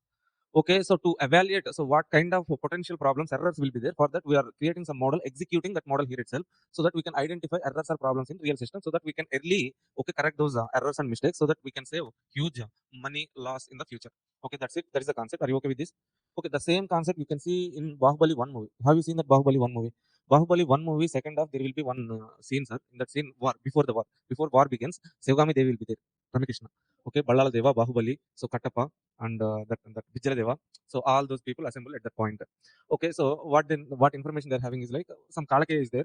He is coming to war with Mahishmati. They're having soldiers of 1 lakh. These soldiers is 25,000 only. Now Sivagami asks, tell me some strategy to defeat the Kalakes. Suddenly Bahubali says Trisula Viha. Trisula Viha. The Trisula Viha nothing but their strategy. Okay, see. Then to explain that Trisula Viha, Kattappa brings some art kind of some dummy elephants, dummy horses and all, dummy soldiers. He will explain like okay, some with some art kind of structure will be there, you know. Okay, he will be showing like this. This is our soldier 25. So see, this is the wall of Mahishmati. Okay, we will keep the soldiers like in this shape. Okay, Kalakaya is here. Okay, Bahubali, he will be going like this. Ballal Deva going like this. They will kill Kalakaya. So that entire scenario will be explained in some dummy art kind of work. Now the dummy art kind of work is nothing but a model. Real war is real system. So to represent a real system characteristic and all, we are creating what? Some model. Why this model means in this model itself we can evaluate the real system, so that we can avoid errors and mistakes in real system. That's the point. Are you okay with simulation now? Okay. Now, so this kind of simulations in reality, I have taken some movie examples, but in reality, what all the examples means? Okay, children parks. Children parks, some traffic signals will be there. Okay, we bring the children to the traffic signals in their on the parks, so that we can train the children how what means. Okay, if red means stop, green means go. Okay, orange means somewhat be alert, like that we can give training to the children, so that when they go to the real traffic signals they will act accordingly. That's the point. Another one is like railway scheduling, aeroplane scheduling. Okay, they will prepare some schedules for different trains, different planes. Okay, let's say plane scheduling. At what time a plane has to take off, land on particular tracks will be there, no? Okay, tracks we call it as runways. On the runways, at what time which plane has to take off, which plane has to land, they will prepare some schedule. Okay, if there is any clash in the schedule, okay, at the same time in the same runway, if they are giving permissions to one plane to take off, another plane to land, then what will happen? Crash will happen, huge money loss, life loss. Okay, so for that, to find out whether there are any mistakes in that schedule, what they will do is like they will prepare some dummy kind of runway. This is runway. Okay, multiple runways will be there. Okay, so now whatever the schedule they prepare with them, with some dummy toy kind of planes, they will execute that schedule. In that schedule, if any two planes are meeting accidentally, means that is called okay, errors, a mistake in that schedule, so that they can rectify that mistake. Okay, are you able to understand this one? The same concept with railway scheduling. Okay, what are our examples means? Children parks, railway scheduling, aeroplane scheduling, and planetarium, sir. Planetarium means if you go to Water World, Wonderla, In that, they will show some exhibition like in a big dark room. They will be showing the planetarium and all. So planet kind of solar system and all those things they will show in 3D. Okay, that planetarium is something like we call it as a model. Okay, that kind of examples are there. Now coming to the concept. So simulation is two types of simulation is there, sir. Types of simulation. Types of simulation. Two types of simulations are there. First one is analog. Second one is computer. Analog simulation, computer simulation. So what is analog simulation means? Till now, whatever the examples we have discussed, that is analog simulation. Okay, in all those examples, we have created what kind of model? Physical model. So physical model. In analog simulation, we create physical model. So in computer simulation, we create mathematical model. Mathematical model. So what are the examples here? Examples are okay, children parks, railway scheduling, aeroplane scheduling, planetarium, all those are. So what analog simulation. Now MCQ, sir, what is that MCQ means? Children parks are examples of which kind of example, which kind of simulation? Computer simulation, Monte Carlo simulation, analog simulation, different simulations they will give. Okay, Hungarian simulation, different models they will ask. But what is our answer? Analog simulation. If in that particular model, if they are creating physical model means analog. If they are creating mathematical model means computer. That's it. Simple. Okay, this physical model will also be tested with some execution model they will test. Okay, so test has to be done for any simulation. Okay, creating model, this will be tested. Computer model, so this mathematical model we create now, that will also be tested. How that will be tested means, so this model will be tested with random numbers by using random numbers. Okay, so all the problems we are going to solve are under computer simulation only.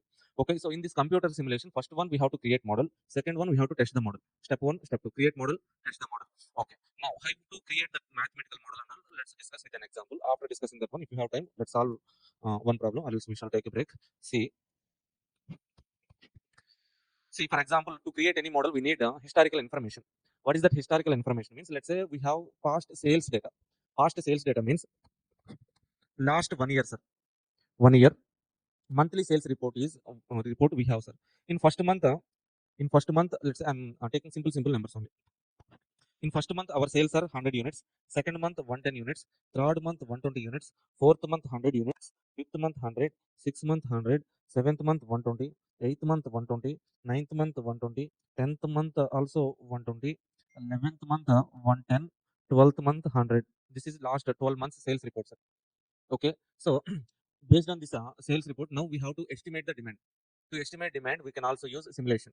Okay, this computer simulation is there. Now, this computer, what is the beauty of this computer simulation means? Whatever the decision you want to take, you can apply computer simulation technique. You can apply. Okay, generally in reality, here in this DM, we are learning many techniques: LPP, translation, assignment, network analysis, learning curve, maximum, minimum, business focus. All those techniques, we have some assumptions. What are the assumptions means? Okay, so definitely some kind of, so let's say for example, maximum, minimum. So in case of maximum minima, that can solve a problem for single objective function only. Okay, either you can do minimization or else maximization. At both the time you can solve minimization, maximization problems you cannot solve like that. So coming to regression analysis, we can do some estimations. We can use a single regression line, multi regression line. So beyond that, multiple variables, let's say 10 variables, 20 variables, we cannot solve. Like that, for every technique there are some assumptions, some limitations. The technique simulation is not having any limitations, no assumptions. For any decision making, you can apply simulation. Okay, so like so here with the fast data, let's say we have to estimate demands, demand forecast we have to do. So to forecast the demand, first of all, step one, we have to create model. Okay, step one, let's say our step one is creation of model, sir. That model we call it as random number range. Creation of model. So creation of model. That model name here it is random number range. Random number range. Okay, so the random number range is our model here. Which model, sir? Mathematical model. In the step one, what we have to do is like, okay, so first one, take decision variables. Decision variables, sir. How many decision variables are there? Okay, decision variables, sir. If you observe in these 12 months, only three numbers are repeated. What are the three numbers? 100, 110, 120. Only three numbers repeated. Okay, so how many repetitions happened? Okay, 100 repeated for how many times? 1, 2, 3, 4, 5 times. Okay, so 110 repeated for 1, 2 times only. Na? Okay, 110 repeated for 2 times only. 120, 5 times. Okay, so our total frequency is what, sir? 12. We have taken 12 months data, 12 total frequency. Now, decision variable x 100, 110, 120. Frequency is 5 to 5, 12 is the total. Now we have to write a probability, sir. Probability. What is the formula of probability means? I have already explained. What is that formula? Favorable number of outcomes divided by total number of outcomes. Okay, here, see, for 100, what is the probability means? Number of favorable outcomes divided by total number of outcomes. What is the total frequency? 12. What is the favorable frequency? 5. That means 5 by 12 is the frequency. How much is that? 0.42. 0.42 is our probability. Okay, next one, 2 by 12. 0.17. Last one, 0.4. 42. Then 1 will not happen. 1 only we have to take. That's it. Okay, total probability will always be 1, sir. Okay, so what are the columns till now we have taken? Variable column, frequency column, probability column. Now we have to write a cumulative probability. So cumulative probability. How to write the cumulative probability, sir? So add the probabilities from top to bottom. So top to bottom means first one 0.42. Next one 0.42 plus 1, 0.59. Okay, next one 1.00. Okay, that is cumulative probability. Now we have to write range. Range means what, sir? Range means some lower limit, upper limit, something like class intervals. Okay. See how to write that range, sir. Here our total probability is 1. 1 means 100 percentage probability. 100 percentage. 100 percentage means for this 100 percentage we need to take 100 2-digit numbers. 100 2-digit numbers. 100 2-digit numbers means starting with 1 to 0, 1 to 0, 1, 0, 2, 0, 3, 0, 4 to 99, 99 random 2-digit numbers. If we take 00 also, 00 to 99, 100 2-digit numbers. Okay. Now we have to assign those 100 2-digit random numbers to these decision variables based on their probability. If you see for first decision variable 100, what is the probability? 42 percentage. 0.42 means 42 percentage. Okay, so we have 100 2-digit numbers. We have to allocate 42 random 2-digit numbers to first variable. So first variable means 42 numbers we have to allocate, sir. If you start with 00, 41 till 41. So 1 to 41, 41 numbers, 00, 42 numbers. Why we have taken this 42 means its probability is 42. That's why we are allocating 42 numbers here. Okay, now next one we have to start with next range start with 42. As we have cumulative probability 59 here and here with 58 only. Okay, so see again we have started with 00, ended with as cumulative probability here is 42 and with 41. Next start with 42, cumulative probability 59 and with 58. Okay, here so next as 58 previous limit, no, next start with 59 till here we have 1 means end with 99. Okay, that is how we have to write range, sir. This is a mathematical model. This variable x, this range is called as mathematical model. Okay, now so with this range we have to test that with that mathematical model we have to test this model, sir. Now how to test this model means, so we have to test this model in step 2. What is our step 2 means? Testing the mathematical model. So that here we can call it as a different names are there. Simulation worksheet and the simulation runs are there. Simulation worksheet. So simulation run or simulation worksheet we can write. Okay, in this simulation worksheet, so what are the columns we need to take means, let's say we are going to estimate the demand for next 12 months. Next 12 months means let's say serial number. Take serial number 1, 2, 3, 4, 5, 6, 7, 8, 9, 10, 11, 12. Next 12 months we are going to estimate the demand. Okay, now serial numbers. After that we have to take random numbers. These random numbers will be given in the question itself. Generally, so the computer simulation will be performed by supercomputers. They will take millions of random numbers. They will test the mathematical model. But so here in the examination the random numbers will be given. That numbers only we have to take. These random numbers can be, we also can generate the random numbers by using mobile apps. Some apps are there. If you have ever played housey game, yeah, played that game. Okay, nice. Okay, don't know housey game. Some games are there, housey game. Okay. For that to generate random numbers, okay, maybe you call it with different names. Okay, some small cities will be there in that 2-digit numbers will be there. Okay, if you see, so let's say some to generate random numbers apps are there in Play Store. Random number generator. Download that app and so if you start that app means that will be generating so continuously it will be generating random numbers with 5 seconds or 10 seconds gap. They will give 2-digit random numbers continuously. Okay, that numbers we can cancel on that sheet. So whoever cancels all complete sheet means that is the winner. Okay, like that one game is there, sir. Okay, so how say game sheets will also be sold in some fancy stores and all. Okay, you can try that one later. Okay, now we need how many random numbers to estimate demand for 12 months? We need 12 random numbers. Tell me some random numbers. So 2 digit only 07, 22, 17, 25, 5, 21, 38,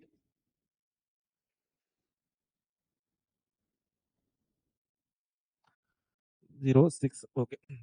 Now, so we have written 12 random numbers, sir. Now we need to find out these random numbers where means in the range.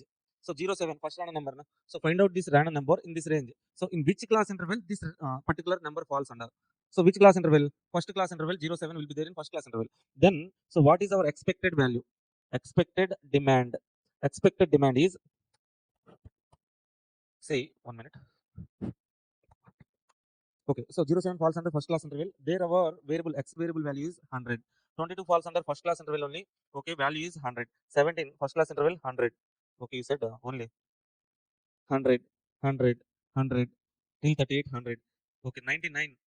So third class interval the decision variable is 120. 72 third class interval only 120. 65 third class interval only again 120. 120, 120, 06 means 100. Okay, so this is our demand for next 12 months. That's it, enough. Okay, if in the question, if they also asking for average demand, how to calculate average demand, sir? Next 12 months demand we have estimated. Average means sum of the observation divided by number of observations. This total of demand divided by 12. We can get average demand. That's it. Okay, so here different generally three models are there, sir.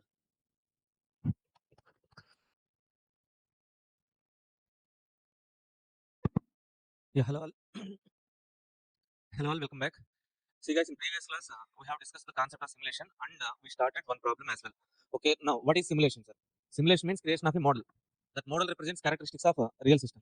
By analyzing that model, we can evaluate real system so that if there are any errors or mistakes in real system, so that we can identify those errors and mistakes. Okay, there are two types of simulation. What are the two types of simulation, man?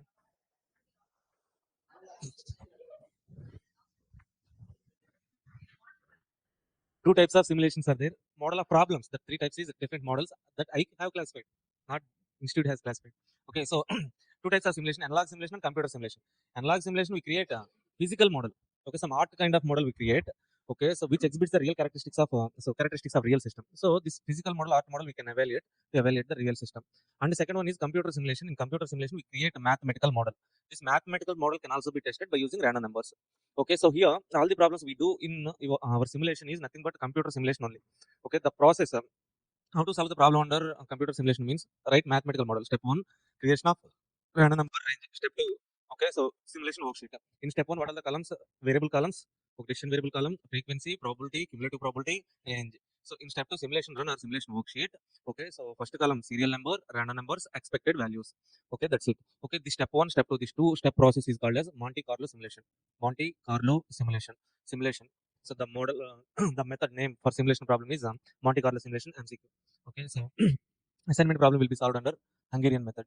Okay, Hungarian mathematicians have found out game theory as well. In game theory, three methods are there for mixed strategy. What are the three methods?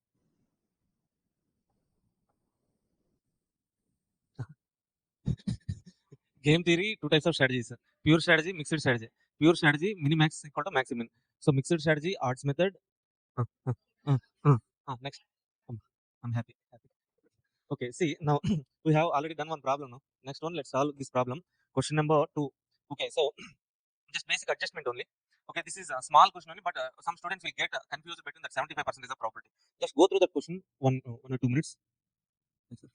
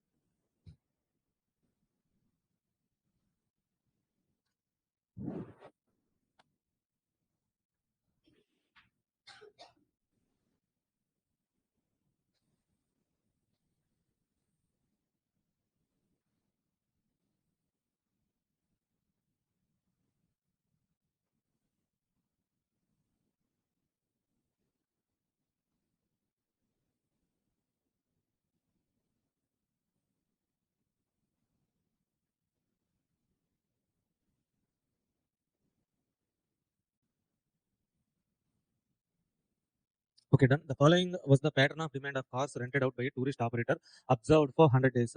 Number of cars. Number of cars means that is demand of cars. 5 cars demand is there for how many days? 20 days. 7 cars demand 30 days. 10 cars demand 40 days. 15 cars demand 10 days. Okay, so random numbers are 88, 76, 10, 05, 23. 5 random numbers are given. Simulate the demand for cars over 5 days. Okay, till that point number 1. Very, very easy problem. Okay, step 1. Okay, so take number of cars. Decision variable, number of cars. Number of days are given. No? That number of days nothing but frequency. Probability. So 20 divided by 100, 20%, 30 divided by 100, 30%, 40 divided by 100, 40%, 10 by 100, 10 percentage. Okay, cumulative probability 20, 50, 90, 100, random number range.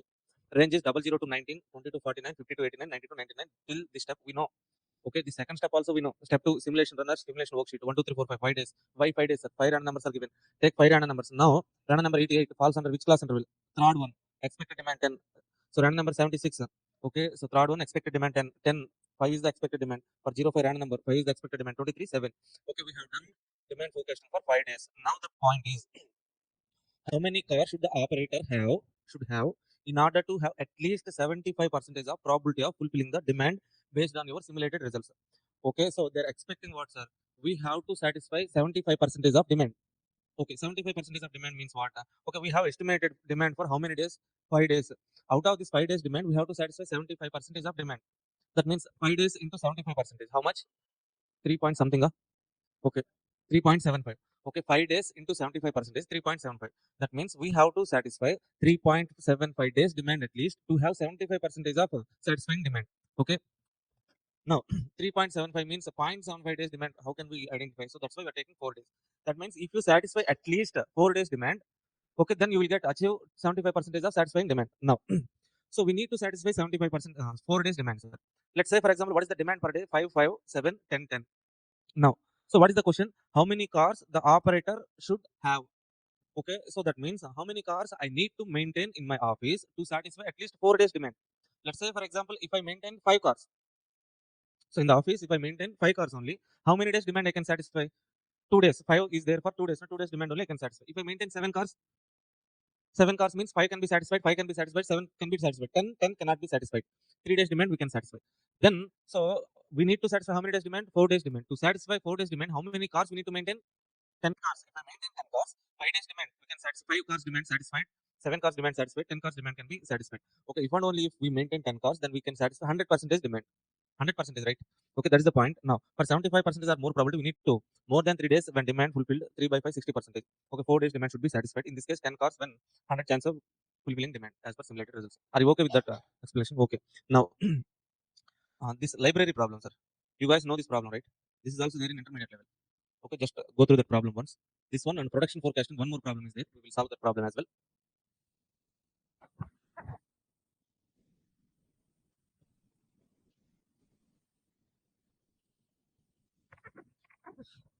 Read that problem, please.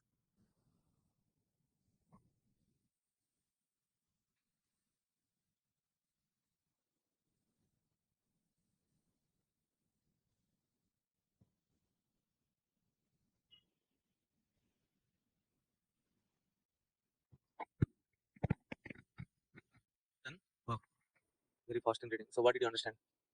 What did you understand while reading that question? Yeah. Okay.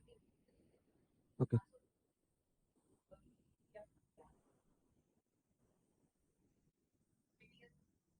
Okay, okay, nice, nice. The manager of bookstore has to decide the number of copies of particular tax law book to order. The first question itself, at the top of the question, the manager, the decision making situation here is the manager has to decide how many books we need to order for next 20 periods. Okay, if you decide one number, that number only we have to order for coming 20 years. Okay, a book cost 60 rupees and sold for 80 rupees. What is the profit? Okay, if you purchase a book and you are able to sell, that means purchase cost 60, selling price 80, 20 rupees is the profit. Since some tax laws changes year after year, yes, changes, amendments will be there now. Any copies unsold while the edition is in current must be sold for 30 rupees. Okay, if any tax law book is not getting sold this year, means next year that would be sold for 30 rupees scrap. Okay, we are purchasing at 60, unsold book sold for 30. So that means what is the loss? 30 rupees is the loss. If book is sold means 20 rupees profit. If book is unsold means 30 rupees loss. That is the point. Now, from past records, the distribution of demand for this book has been obtained as follows. Demand 15, 16, 17, 18, 19, 20, 21, 22. Proportion. Proportion, the word they have used. But if you observe that is 0.05, 0.08, if you make total of all the proportions, that is 1. That means nothing but that is what, sir? Probability. Directly they have given probability. Okay, now we have demand, decision variable, probabilities, cumulative probabilities, range. Step 1, done, 2 marks. Using the following sequence of random numbers, generate the demand for 20 time periods. Okay, so we need to generate demand for 20 to 20 years. Okay, one random number per one. How many random numbers are given? Please count it. 20, yeah? Okay, 20 random numbers are there. We have to calculate demand for 20 periods. Yes, definitely we can estimate with the available data. Calculate the average profit obtainable under each course of action open to the manager. Okay, what are the best possible options open to the manager that we need to calculate? So when we can calculate means once we estimate the demand, okay, so we can take multiple alternatives. How that should be take? We should take that alternatives and all, I will explain. But first step is creation of random number range. Second step, worksheet. In that we need to estimate the demand. Okay, so just look at that answer. Easy one only. First one, demand, probabilities, cumulative probabilities, range. Okay, so are you okay with that writing range? Okay. Then after completing that range, so step 2 is simulation worksheet. Here first column is 20 time periods. Then take 20 random numbers. Okay, each random number, find that random number in where step 1 range. Okay, let's say for example first day random number, first year random number 14. That falls under which class interval? Third class interval. What is the expected demand? 17. Okay, so second random number 02 falls under first class interval, expected demand 15. Like that we write expected demand for next 20 years. Done. Now, so if you observe, just look at that expected demand column. In that expected demand column, we have demands like 17, 15, 20, 22, 17, 18, 18, 17, 16, 16, 20, 17, 15, 18, 18, 17, 17, 16, 30, sorry, 20, 18. That is 20 time periods demand, right? Okay. Now, the question to the manager, the decision making situation for the manager is how many books he has to order for next 20 years. He has to pick up one number. Which number, sir? So, in expected demand, most probably which number got repeated highest number of times, that number only is our answer. Okay, so which number has repeated highest number of times? So 15. How many times repeated? 15 repeated for how many times? 1, 2, 2.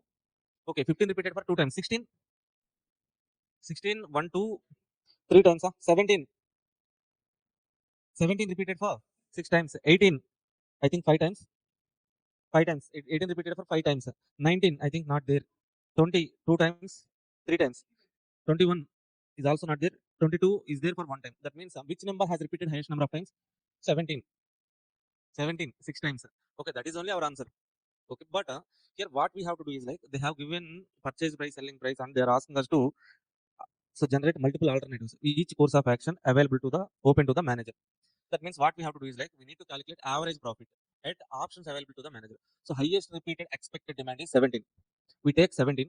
Okay, one number more 18, one number less 16. We take 16, 17, 18. At that 16, 17, 18, we are going to calculate average profit. Okay. So how to calculate average profit, sir? So first of all, we need to calculate total profit. How to calculate total profit means, so if you could able to sell the book, 20 rupees is the profit. If you are not able to sell the book, 30 rupees loss. That means we need the data of how many books can be sold, how many books will be unsold. That data we need. Okay, for that, what we take is like, so let's say for example,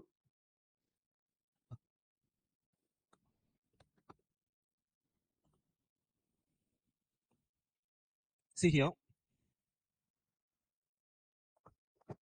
So this is our expected demand, sir. How many alternatives are open to the manager means 17, one number more 18, 16. At these three numbers, okay, how many books will be sold, how many books will be unsold? That data we need. Okay, if we know unsold books data, we can calculate sold books as well. Okay, let's say for example, for 20 next 20 periods continuously, if I order 16 books, it will be unsold. We have expected demand.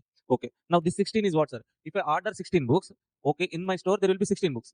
Okay, first year we have 16 books, 17 is the demand. How many books we can sell? 16. All the books can be sold, no unsold stock. Are you getting this point? 16 is we are ordering, means we purchase, means we keep those 16 books in our store. That means the 16 is nothing but supply. We have 16 books, 17 customers are coming to our store. Okay, they are asking us to purchase 17 books, but we have 16 only. All the books will be sold. No unsold book, 0. Okay, so next year, 15 is the demand, we have 16 books. We have 16 books, but 15 only the demand. One book will be unsold. Okay, next year, 20 is the demand, we have 16 books. All the books will be sold, right? Okay, so coming to again, once again, coming to first year, sir, we are going to calculate unsold books for 16 book alternative, 17 book alternative, 18 book alternative. Okay, see, in first year, so expected demand is 17. If I have 16 books, if I order 16 books, we will have in our store 16 books, demand is 17, unsold books is 0. If I order 17 books, in our store 17 books will be there, demand for 17, all the books will be sold.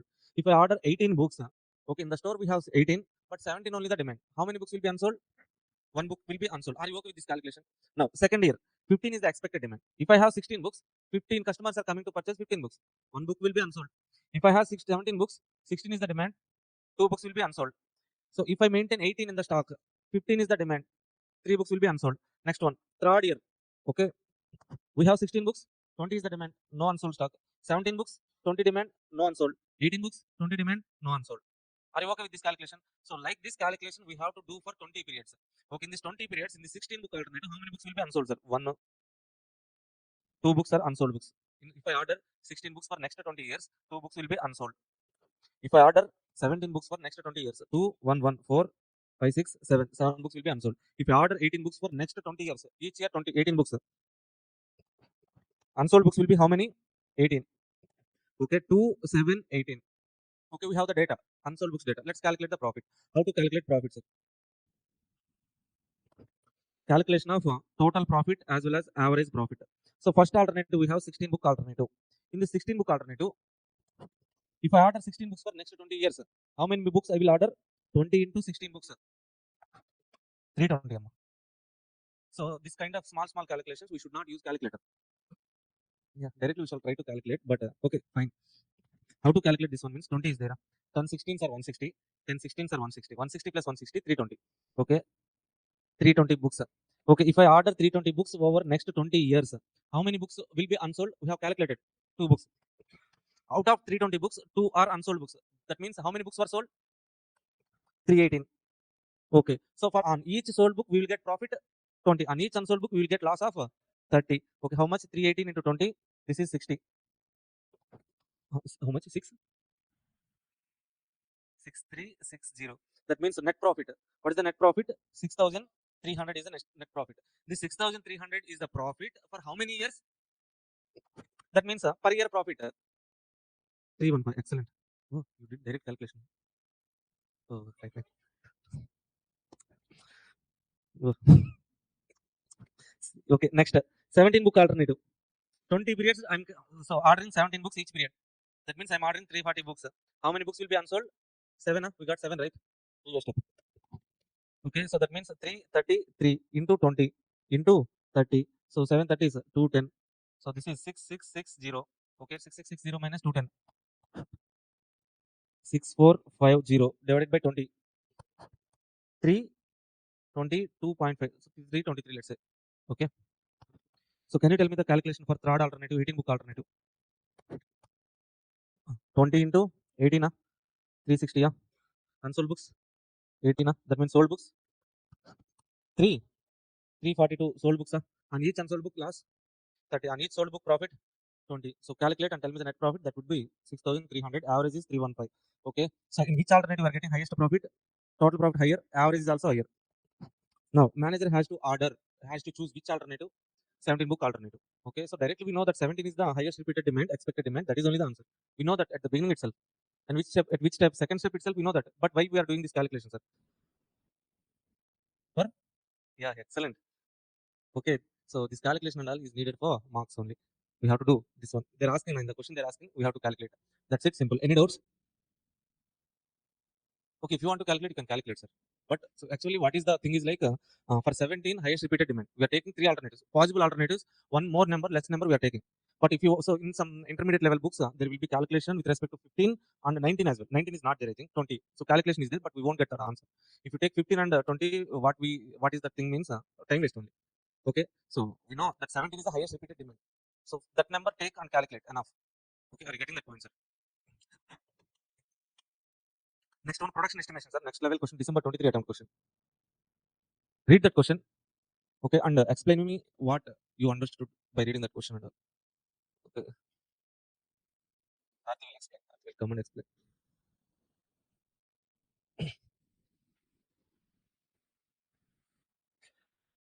Guys, this is one of the easiest chapter where you can definitely score 7 marks.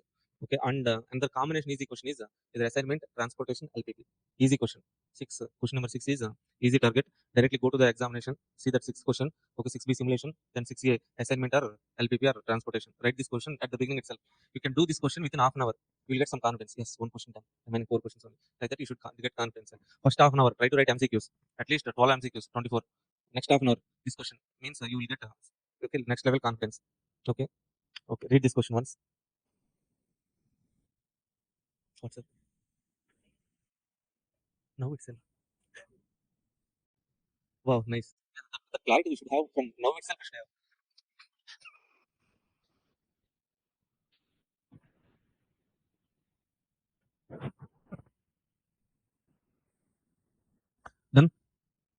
Okay, go through that question.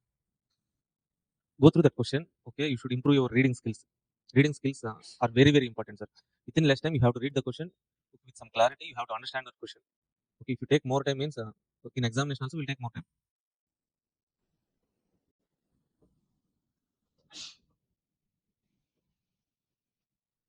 Okay, done, completed. Okay, reading skills are very much important for us. See, why reading skills are important means, okay, so we have to read the question, entire question within less time, and we have to understand. If you take more time means, okay, we're having 3 hours only. Okay, that is the point, one point.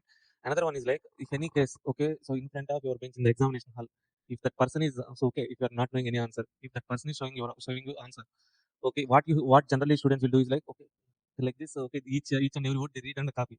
We should not do like that, sir. Let's say, for example, some theory paper like you don't have one question, but the person in front of you showing you answer. Okay, then what you have to do is like, you have to read entire answer within 1 or 2 minutes. Okay, keep that paper like that. So you say and read that entire answer within 1 minute. Okay, you have to understand that on yourself. Now, based on that understanding, you write your own answer. Okay, even invigilator coming and checking means they won't find out same both the answers are similar and same. Okay, like that you have to develop your reading skills, understanding skills.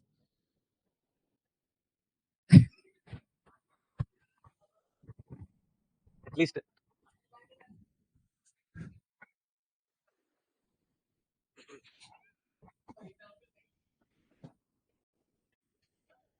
not only understanding. Okay, memorizing is also important for examination. Okay, you read. Okay, second time, third time you read, but when you go to examination, you may forget now. Okay, at that time that skill will be useful now. At least have some positive attitude. Okay, whatever it is, cut, delete this one. An automobile production line turns out about 100 cars a day. That means a factory is producing 100 cars a day. That is the capacity. But deviations occur going to many causes. Deviation means differences. Okay, the capacity is 100 cars, but sometimes they may produce more than 100, may produce less than 100. That is called deviation. We calculate the deviation with standard deviation. Portfolio analysis, we have also done in network analysis. Okay, the production is more accurately described by the probability distribution given below. Production per day 95, 96, 97, 98, 99, 100, 101, 102, 103, 104, 105. Production per day with respect to probabilities directly given, sir. Okay, so finished cars are transported across the bay. Bay means bay means ship, ship directly. Okay, that port, seashore or port. Okay, at the end of each day by ferry. Ferry means ship. Okay, so directly they should have given a port, ship like that. No? They're using different words. Okay, whatever it is. If the ferry has space for only 101 cars, okay, what will be average number of cars waiting to be shipped? Okay, see, what they're asking here is like 2 points they're asking. Average number of cars waiting to be shipped. Average number of empty space in the boat. That is only we need to calculate. Okay, how to calculate that and all we discuss. Okay, use the following random numbers to simulate the data provided above. 1, 2, 3, 4, 5, 6, 7, 8, 9, 10, 11, 12, 13, 14, 15 random numbers are given. That means we can estimate the demand for, production for next 15 days. Okay, how to estimate, sir? Step 1, random number range creation. Okay, so first column, production per day. So what is that? X value is 95 to 105. Okay, so second column, probability, cumulative probability, range. Step 1 done. Step 2, serial number. How many random numbers are given? 15 serial number, 15 random numbers, expected production. Now, so till this step, any question is same. Now, what we have to do is like, our target is to calculate empty space on the boat and run cars waiting to be shipped. Yes, 2 points. Okay, how to calculate that answer? See, for example, we have calculated expected demand, so expected production per day. Say, for example, for the first day, for example, only I'm telling, okay, maybe our expected demand figures may be different. Our expected demand, expected production for the first day is we have produced 100 cars. Okay, these 100 cars will be transported through a ferry by ship by the end of the day. Okay, so what is the space in the ship? 101 cars. Okay, now this production the day we are bringing that 100 cars to the ship. How many cars we can place in the ship? So 101 we can place, but we have produced 100 only now. 100 cars we can place on the ship. Okay, 100 cars we have placed in the ship. Now, any empty space? One will be the empty space. Okay, 101 is space in the ship, but we are placing 100 cars, only one empty space. Any cars waiting to be shipped? No waiting. All the cars produced are placed in the ship. No waiting to be shipped. Okay, that means empty. Let's say, for example, second day production is 1 or 2 cars. 1 or 2 cars is the production. Okay. Now we take this 1 or 2 cars to the ship. What will happen, sir? How many cars we can place in the ship? 101 only. But our production 1 or 2. We can place 101 only. 101 we can place, but 1 or 2 is the production. That means any empty space on the boat? No. Any cars waiting to be shipped? 1. Excellent, sir. Third one. Let's say our production is 103 now. Can you tell me empty space on the cars waiting to be shipped? 0. Cars waiting to be shipped? 2. Let's say 98 now. Okay, so we take this 98 cars to the ship. How many cars we can place? 101 is the space in the ship. Space in the ship. But we are placing 98 only. 101, 98 we place. 3 is the empty space. Any cars waiting to be shipped? No. Like that, we have to calculate empty space on the ship. Cars waiting to be shipped for 15 days. Oh, wow. Next level doubt, sir. Nice doubt. Yeah, actually, that is good doubt. Where, okay. So this is empty. This is 3 cars waiting to be shipped now. This car will be so transported to other ships, sir. Yeah, that is the assumption. That is the assumption. Okay, that is the calculation actually. The point was not given actually. Okay, your point is valid point only. Okay, this is in second day car is waiting to be shipped now. So that means you are asking like this car to be added to next day production. Okay, not like that. We are assuming like that car that car will be shipped through another ship. Okay, like this we calculate. Yeah. So if you want to write that assumption means okay. So cars waiting to be shipped will be transported with next day production. Okay, then you can add and do that calculation. For that you need to write note point. But in our I think for this suggestion answer was given like this only. That means we can take an assumption like another ship or something else. Okay. So I got the same doubt, sir, when I see this question. Okay, before seeing that suggestion answer, I got the same doubt, and so okay, so I tried doing the problem like that only. Okay, excellent doubt, sir.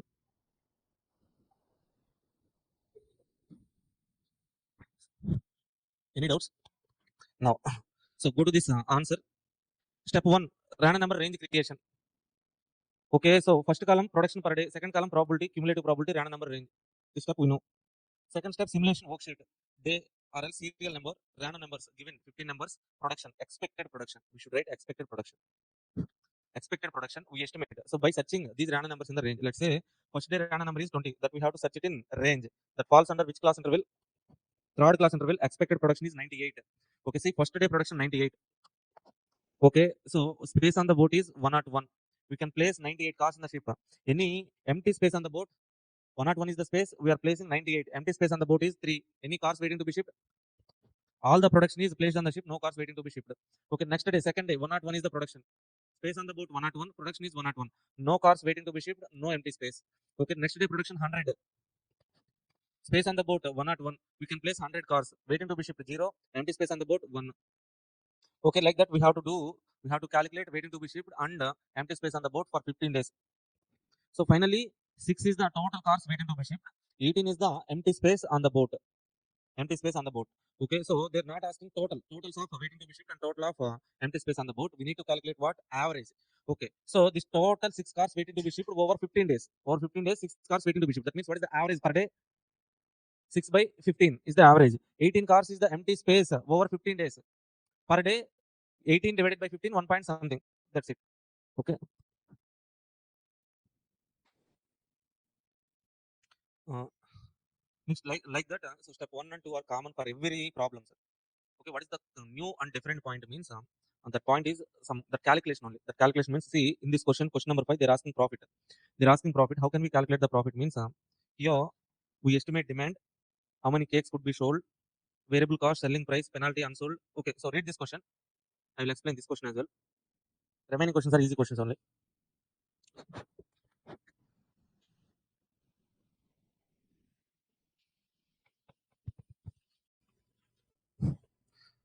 Go through this question number 5.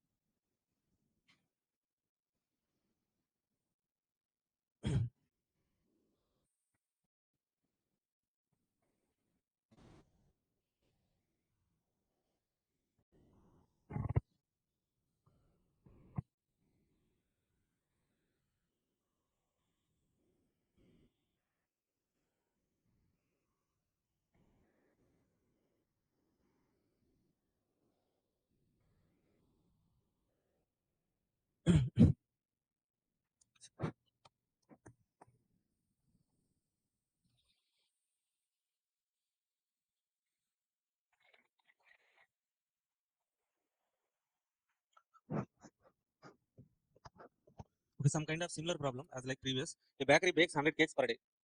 Okay, so constantly it will be producing per day 100 cakes. The sale of cakes depend upon demand, which has the following distribution. Sale of cakes 97, 98, 99, 100, 102, 103 probability.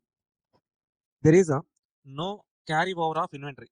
Okay, if unsold stock is there means we cannot carry over to the next period. That is loss only. The following details are given. Variable production cost per cake 14, selling price 18, penalty attracted for unsold cake 3, penalty attracted for unit of demand not met 1. Random numbers 1, 2, 3, 4, 5, 6, 7, 8, 9, 10 random numbers are given. That means by using the 10 random numbers, we can estimate sale for next 10 days, right? Okay, simulate the assets profit or loss for the next 10 days with the by using above random numbers. See, so only single series of random numbers are there. We have to write single series of range. How can we write, sir? Given variable is sale of cakes. That means nothing but demand or sales. Okay, so first one, step one, simulation, calculation of random number range. Variable column, probability column, cumulative probability columm, range. First step is done. Step two, simulation worksheet. So 10 series of serial number, 10 random numbers, expected demand. Now our target is to calculate what? Profit. How to calculate profit, sir? Profit is equal to revenue minus cost. Okay. So total revenue. How can we calculate, sir? Number of units sold into selling price 18 minus cost. What is the cost, sir? Cost is daily we are producing variable cost. Variable cost is given. Daily we are, what is the cost here means? Cost given is variable cost and penalty on unsold cake, penalty on unit demand not met. Okay, three types of cost is there. So variable cost is total variable cost. Daily we are producing 100 cakes. Okay, that 100 cakes cost we need to take. Why, sir? Unsold units only can have to take the cost. No. Here unsold units, no carry over of inventory. That means, okay, whatever the cakes that produce that day, if those cakes are not selling means scrap only, zero recovery value. Okay, so that's why production cost we take on 100 units. 100 cakes into 14. 1400 is the production cost for 10 days. Okay, so next one, penalty on unsold cake. Unsold cake, demand not met. How to calculate this unsold cake and demand not met, sir? See, we're expecting demand, estimating demand. To calculate total revenue and all, we need to calculate number of units sold. Let's say expected demand. First day expected demand is, let's say 97 we got here. 97. How many cakes we have produced? 100 cakes produced, demand is 97 only. How many cakes we can sell? Whichever is lower, right? Okay, 100 production or demand, whichever is lower only we can sell. Even demand is more than 100. 1 or 2 is the demand. How many cakes we can sell? 100 only. Why 100 means? 100 only we have produced. Na? Okay. So sold units. Sold units are 97. Sales 97 into 18. 97 into 18 revenue. Okay. So variable cost is 1400. Okay. Any unsold cakes? Unsold cakes means, okay, we have produced 100, but 97 only sold. 3 unsold cakes. Penalty on unsold. 3 into 3 rupees. Okay. Demand not met. Demand is 97. 97 is demand met. Okay. No penalty on demand not met. So this revenue minus variable cost, penalty on unsold profit we get. Okay. So how many columns we need, sir? Here, how many columns we need means, once again, see. So in step two, we can do the calculation. Serial number for 1, 2, 3, like the 10 days. Random numbers, expected demand. Expected demand first day 97. Okay, we calculate units sold. Units sold. Okay, so unsold units, demand not met. Total revenue, total variable cost. No, we're making more number of columns. We can reduce the columns like mhm. Okay.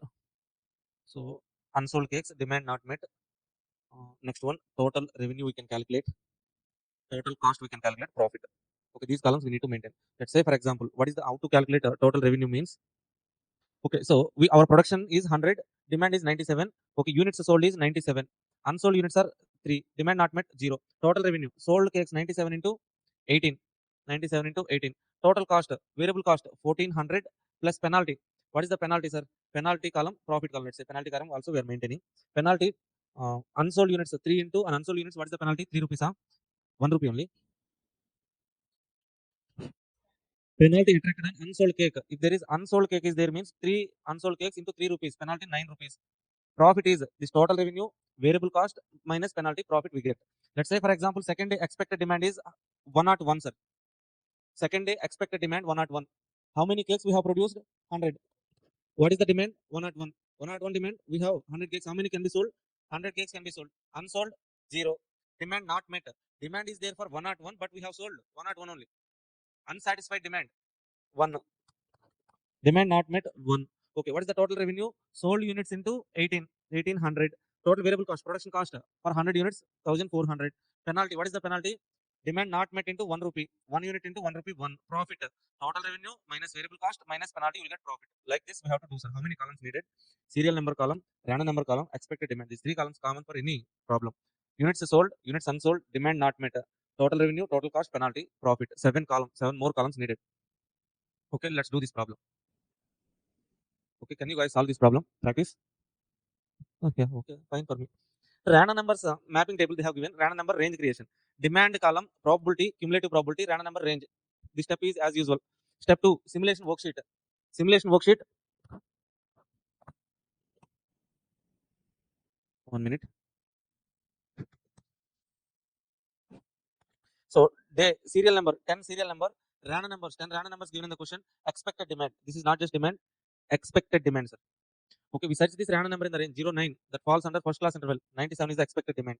Okay, how many cakes can be sold means our production 100, demand is 97, whichever is lower. 97 can be sold.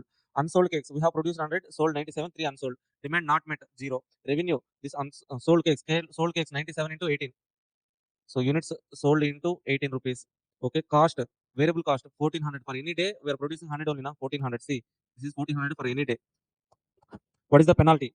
The penalty, if there is unsold cake, 3 rupees is the penalty. Unmet demand 1 rupee. Unsold cakes 3 into 3 9. Okay, profit is 337. Let's say random number. Randomly I'm taking this 4th day, sir. 4th day. What is our expected demand? 103. What is our production? 100. How many units can be sold? 100 only can be sold. Okay, so any unsold cakes 100 produced, 103 is the demand. So 100 can be sold. So no unsold units. Okay, so any unmet demand is there for 103. Our production is 100 only. Unsatisfied demand 3. Revenue. Are you getting this point, sir? Okay. What is the revenue? Sold units 100 into 18, 1800. Okay, what is the cost? 1400 only. So why means we have produced 100 cakes into 14 rupees. Okay, so what is the penalty? Unmet demand 3 units are there into 1 rupee 3 is the penalty. Penalty will be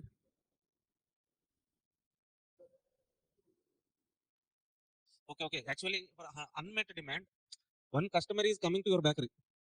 Okay, so let's say for example, yes sir, yeah, that is called opportunity cost. Yes, sir. Actually, that is called opportunity cost. What is that opportunity cost? Means you have bakery. Daily I am coming to your bakery and asking for a cake. You said like sold. All the cakes are sold. No production. Okay, one day I came to you. You said no stock. Second day I came. Said no stock. Third day I came. You said no stock. Fourth day onwards I won't come. That is what means you are going to lose future sales. Future profit also you are going to lose. So opportunity cost. That's why the opportunity cost they're using name penalty. Okay, that's it, sir. Yeah, actually, penalty means that opportunity cost, that additional cost actually. But they have used the word penalty. Got it?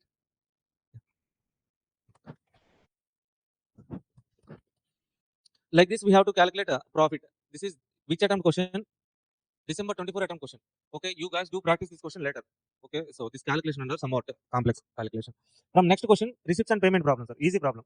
2 series of random numbers will be there. We have to write 2 series of range, expected receipts, expected payments. Opening balance plus receipts minus payments. We will get closing balance.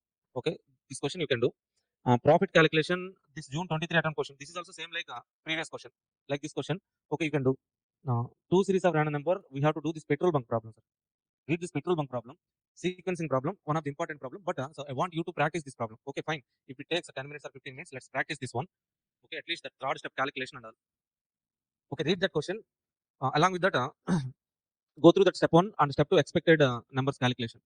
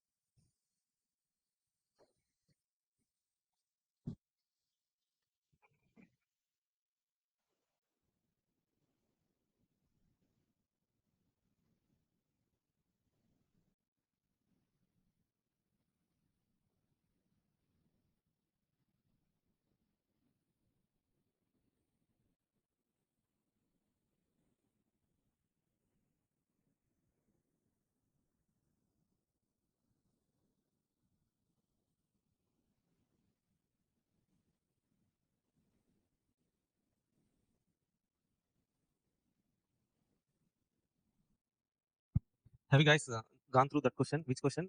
Petrol bunk problem. Question number 8, page number 10.8. Very much important question. This question was also there in intermediate level. Petrol bunk problem, one problem. Doctor patient problem, another problem. If you do this question, that question you can do. Okay. So this question was similar kind of question was asked in previous attempts. Sir. Sequencing problem. So some how they have framed a problem in December 24 attempt, somewhat like, okay. In place of doctor, they have given reservation counter. In case of patient, they have given customers arrival, same kind of question, same calculations. One problem is enough. The sequence problem we can do. Okay, so down to the question. Okay, now, so after observing heavy congregation of customers over a period of time in a petrol station, Mr. Petro has decided to set up a petrol pump facility on his own nearby site. He has a, okay. So what is this is general point, sir. If any business is getting success means immediately new competitors will come into the business. What Mr. Petro has done means nearby his home, a petrol station is getting number of customers. Immediately he himself started a petrol bunk. Okay, and he has compiled the statistics relating to potential customer arrival pattern, service pattern given below. He has decided to evaluate the operations by using simulation technique. Okay, so what they have given, sir? First one, look at this random numbers. The point you have to see is two series of random numbers are there. That means we will get two series of range. Two separate expected values we will get.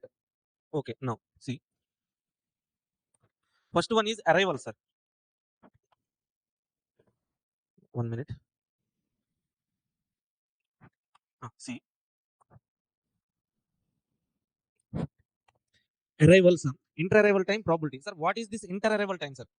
Inter-arrival time means the time gap between arrival of two customers. Let's say, for example, first customer entered into the store, entered into petrol bunk. So entered into the petrol bunk. Let's say at 8 a.m. Okay, let's say inter-arrival time is 10 minutes means what, sir? First customer entered at 8 a.m. Now. Next customer will enter at 8:10. The difference between entry of two customers is 10 minutes. Let's say next inter-arrival time is 5. That means next customer will enter at 8:15. Okay, entry time we can calculate by using inter-arrival times. Probability, inter-arrival time probabilities are given. Service time and probabilities are given. Clearly, you can observe two series of decision variable, two series of probability. We write two series of range.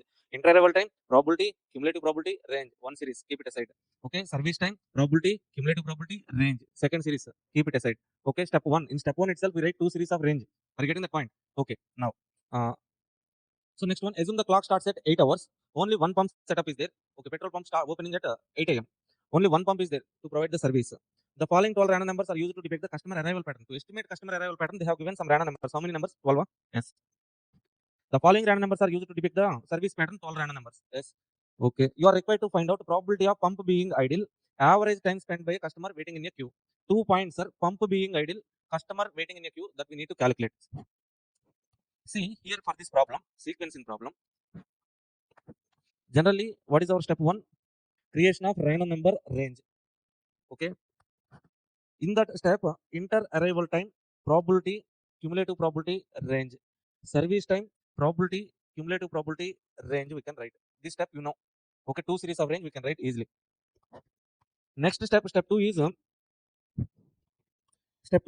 simulation worksheet. And our target is to calculate what? Something they have given. Okay, so first of all, let's do simulation worksheet. Okay, serial number 1 to 12. 1, 2, 3, like that 12. Serial number 1, 2, 3, like that we take till 12. We take first of all random number for inter-arrival time. Random number for inter-arrival time. Okay, that numbers were given, sir. We take that numbers. Based on that numbers, we can expected inter-arrival time. Can we write? Yes. Take random numbers such that random numbers in which range? Inter-arrival time range. We can estimate expected inter-arrival time. Okay, next one, random number for service time. Expected service time also we can calculate. Okay, till these 5 columns in step 2 we can easily do, sir. Okay, so let's say for first 3 numbers, first 3 random numbers. Tell me the random numbers for inter-arrival time. First 3. 8, 08, 78, 26, 94. 78, 26, 94. Random number for service time 44, 21, 73. 44, 21, 73. Okay. Okay, this step 1 we know, right? Okay, let's see. Look at that step 1. Inter-arrival time, minutes they have given, probability, cumulative probability, range. Service time, minutes, probability, cumulative probability, range. Okay, so our first column we have written random numbers. Inter-arrival time 78. So look at this range and so 78 falls under which class interval? 8 is the expected inter-arrival time. 8. For 26, how much? 26 falls under second class interval, 4. Okay, 94 falls under 94, 10. Okay, inter-arrival time we have calculated. So, for service time, so 44, we have to check this 44 in which series, which range? Service time range. 44 falls under 6. So, this class interval, 6. Okay, 6. So, 21, 4, 73, 8. Okay. Till now, let's say for 3 customers, we have written some inter-arrival time and service time. Now, look at the question, what they are asking, sir. Pump idle time, we need to calculate customer waiting in the queue. First of all, let's analyze this customer waiting time, sir. How to calculate customer waiting time? Customer waiting time means what? Okay, once the customer entered into the petrol pump, and waiting time means till he get the service, till the service start time is called waiting time. Okay, waiting time means what? The time he entered into the petrol pump, and so till his service start time, that time will be there. That is called waiting time. So to calculate that waiting time, what I need? Customer entry time into the pump petrol bunk, customer entry time as well as his service start time. Two things I need. And coming to pump idle time means what, sir? Pump idle time means, so previous customer, let's say for example here I'm going to write. First of all, first column we need to take is customer entry time. Customer entry time, sir. We can calculate. So petrol pump being opened at 8 a.m. 8 a.m. 8 a.m. So first customer entry arrival time 8. 8 means first customer entered into the petrol pump at 8. 8. Okay. So next customer entered entry arrival time 4. That means what is the entry time into the queue? 8:12. Next customer entered at 10 minutes entry arrival time 8:22. Like this for 12 customers we can write 12 customers we can write entry time into the queue, entry time into the petrol pump. Okay. Now see. Next we need is service start time and end time. Service service start time, service end time. Why this end time, sir? I will explain. Okay, we know entry time into the queue, service start time is the difference. This difference is nothing but customer waiting time. No. See, for first customer, he entered into the queue at what time, sir? 8:08. He is only the customer. He is only the first customer. At that time, what pump is doing? Idle only. Okay, that means the pump immediately can start giving the service to first customer. Service start time is 8:08. Okay, so what is the service time? Expected service time is 6 minutes. That means they will give the service. Service end time is 8:14. Service ended. Okay, now let's calculate the same thing for second customer as well. Then we can analyze. Second customer entry time is 8:12. He entered into the petrol pump at 8:12. At that 8:12, pump is busy with previous customer. Okay, that means immediately at 8:12, can to this customer service will start? No, service will not start to this customer. Why? Means pump is busy with previous customer. Okay, when service for the second customer will start means 8:14. When that service will end? Service time is 4 minutes. 8:18. Now once again, come to the first customer. He entered into the queue at 8:08. His service immediately started. Any waiting time? Customer waiting time 0 or dash, keep it a dash. Any pump idle time? Petrol pump opened at 8 a.m. But first customer service started at 8:08. So idle time means 0:08 minutes. Come to the second customer. For the second customer, so he entered into the queue, entered into petrol pump 8:12. When his service started? 8:14. Difference. What is the waiting time? 2 minutes. Okay. So now idle time means, so petrol pump previous customer service ended at 8:14. Next customer service started at 8:14. Any gap is there? No gap. That means no idle time. Okay, now the point is how to calculate customer waiting time, sir. This is the difference between customer entry time into the queue. This is the difference between entry time to service start time. How to calculate idle time, sir?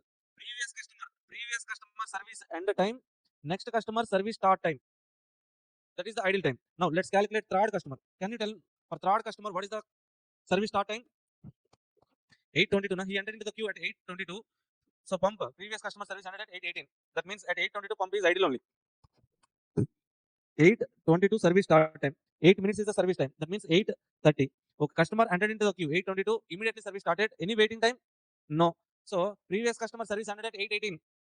Next customer service started at 8:22. What is the time difference? For that 4 minutes pump is idle only.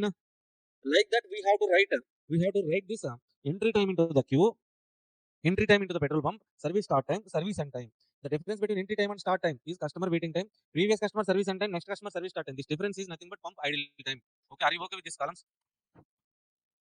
Okay, so now service number, random number for entry arrival time, expected entry arrival time.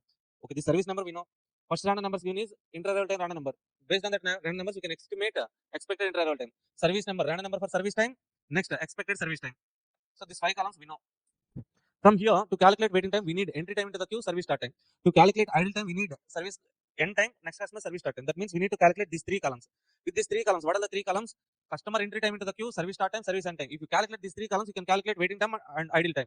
Now, so for fourth customer, so next fourth customer, fifth customer, sixth customer, seventh customer. Let's do the calculations or go through that answer once. Just do the calculations. Try to understand, sir. If you get any doubts, let me know.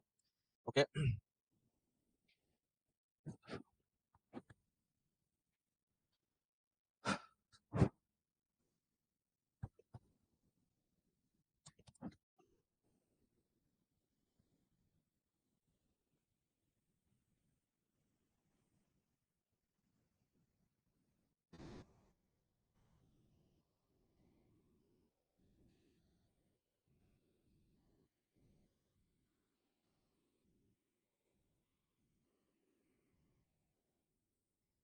Done.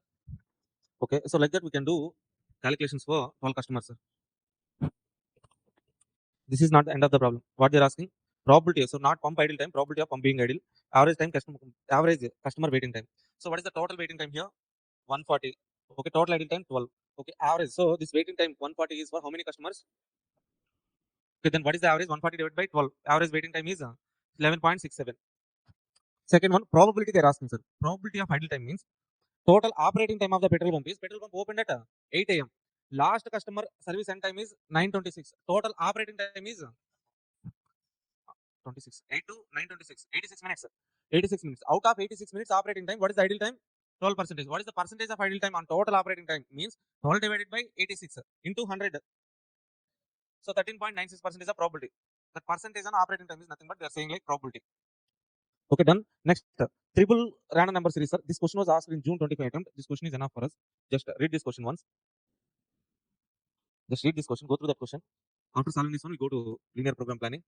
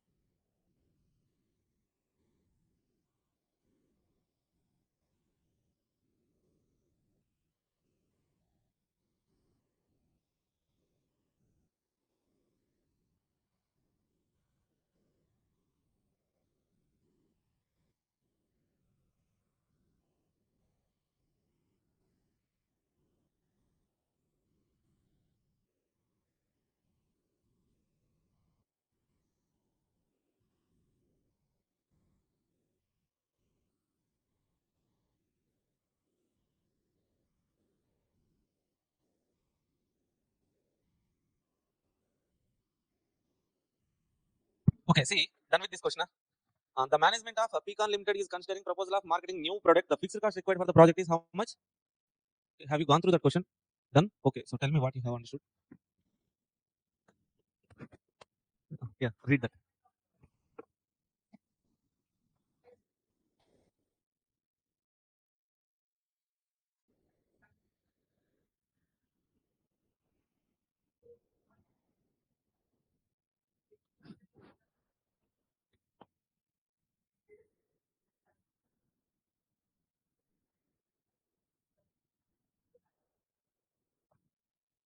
Nice, super.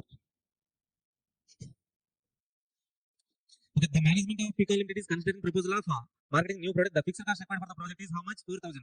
Three factors are uncertain. What are the uncertain factors? Selling price, we don't know, uncertain. Okay, so variable cost, sales volume also uncertain.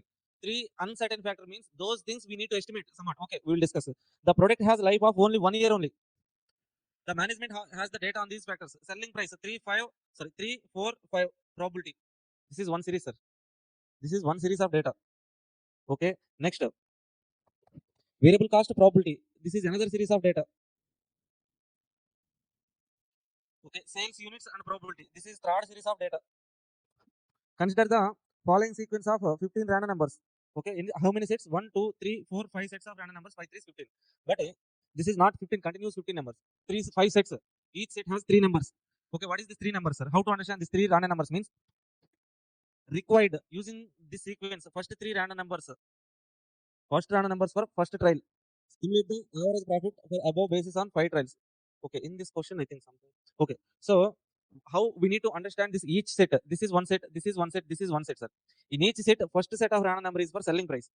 Second random number is for variable cost. Third number is for sale units. Okay, first sequence. In each set, first number is what?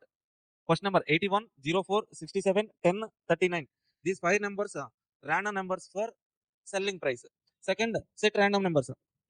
Second random number in each set 32, 46, 25, 40, 68 is for variable cost. 60, 31, 24, 02, 08 is for sales units. Okay, so clearly we can identify 3 series of random numbers, 3 series of probability is given. In step 1, we have to write how many series of range? 3 series of range, right? First one, selling price, probability, cumulative probability, range. Keep it aside. Variable cost, probability, cumulative probability, range. Second set. Third set, sales units, probability, cumulative probability, range. 3 series of range, clearly we can write. Okay, now step 2, simulation worksheet. First series of random numbers. For in each set, first random number 81, 04, 67, 10, 39. Take these 5 random numbers. These 5 random numbers are for selling price. Take these 5 random numbers. By using these 5 random numbers, search these random numbers in selling price range. We can find what? Expected selling price. Okay. Expected selling price. No? Next one. By using second series of random numbers for variable cost, expected variable cost we can write. Third series, sales units, that means demand. By third series we can write expected number of units sold or else expected demand. Expected. Okay. Now we need to calculate what? Average profit. How to calculate? How to calculate profit based on the above information? Sales minus variable cost. We will get what? Per unit contribution. Contribution per unit into number of units of demand. Okay. Total contribution. Okay. So in each period. Okay. This random numbers represents. Okay. So from total profit, if you total contribution, subtract what? Fixed cost, you will get profit. Simple, no? Okay. Now trial 1, trial 2, trial 3, trial 4, trial 5. Random number range creation. First one. Selling price range. Selling price 3, 4, 5. Probability, cumulative probability range. Variable cost range. Variable cost, probability, cumulative probability range. Sales volume. Sales, probability, cumulative probability range. Done. Simulation worksheet. Here, trial 1 to 5, serial number. Random number for selling price. First series 81, 04, 67, 10, 39. Expected selling price. Okay, this 81. Find it in where? Okay, selling price range 81 falls under third one. 5 is the selling price. Okay, 04 falls under this one. 3. Like that we can write 5 period selling price. Next one, random number for variable cost, expected variable cost. Random number for demand, expected units of sales demand. Okay, now so here what we can calculate is like directly they have taken units into selling price. Direct revenue they have calculated. Total revenue minus total variable cost. How to get this total revenue, sir? Total revenue is number of units of sales. Units of sales into selling price. Total variable cost. Units of sales into variable cost per unit. Total sales minus total variable cost. We'll get what? Contribution. Okay, from that subtract fixed cost. Total revenue minus total variable cost minus fixed cost. We'll get profit. Okay, so what is the profit? 11,000, negative 1,000, 2,000, negative 2,000, 0.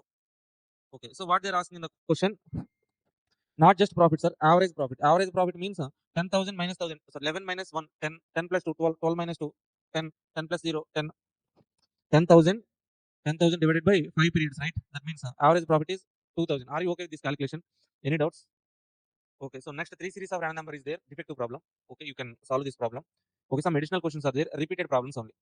Repeated similar models are there. Okay, so first of all, solve that main question, sir. Practice. I just have explained. Okay, what you have to do is like for each model. One series random number. Practice one problem. Remaining adjustments you can like that go through that one. Two series random number. Take that one problem. That means the two petal one problem. Take and practice. You can paper with pen. Next one, triple series. Practice one problem. Remaining problems, try to identify what are the adjustments, how data is given, how we need to calculate and all. That adjustment if you know. So step one, step two common only. Some small adjustments are different adjustments are there for each problem.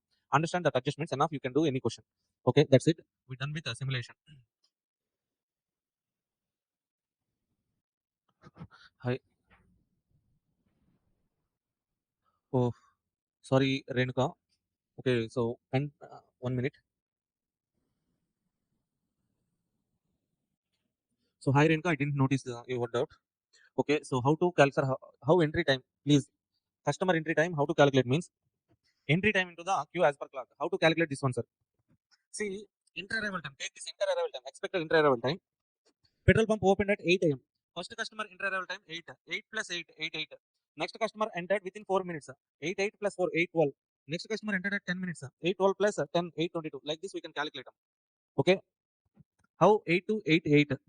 Okay, this one means petrol pump opened at 8 now.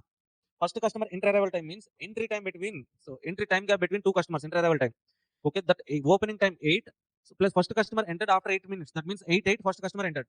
After entry of first customer, next customer inter-arrival time. The difference between next customer entry is 4 minutes, 8, 8 plus 4, 8, 12.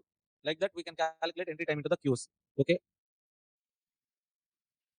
Yeah, hi, Deepthi, Samiksha, Sastri, Kirti Kumar, Rubel, Renuka Subramanian.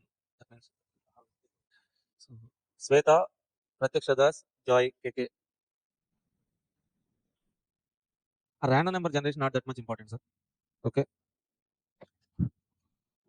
that will not be asked for 7 marks. But so if you want to solve, okay, so safe side, go through that problem once, leave it. Now, now we shall go to the linear program planning, sir. What? Okay, direct 4 to 6. Single attack. 343 now. We can have some basic introduction, then we can take break, then problems we can solve. Or else, okay, take a break till 4. 4 to 6, direct attack, 2 hours, then leave. Your wish. 4 to 6. 4 to 6. Majority 1, 2, 3, 4. Okay, guys, let's take a small break. After that, we will discuss linear program planning. Linear program planning will take 1 to 1.5 hours. Then we start transportation, basic introduction, and one problem. Break. Okay, okay, sir. I'm giving break. Okay, 4 to 6, we will discuss linear program planning. If you have time, transportation. Later, after transportation, in tomorrow's class. In tomorrow's class, we will discuss assignment as well. Pending chapters, throughput, ABC. Okay, if we have time, at last, we go for learning curve. Okay, day after tomorrow, complete MCQs. Okay, with that, I will be discussing the chapters for, okay, I think 5 questions without the theory question. Except the theory, 5 questions can be completed. For that, marginal costing question and standard costing question, I will so give you the classes which I have taken in recent times. Only recent batch classes I will upload. You can go through the classes. Thank you very much. Let's take a break. We'll meet you at 4 o'clock.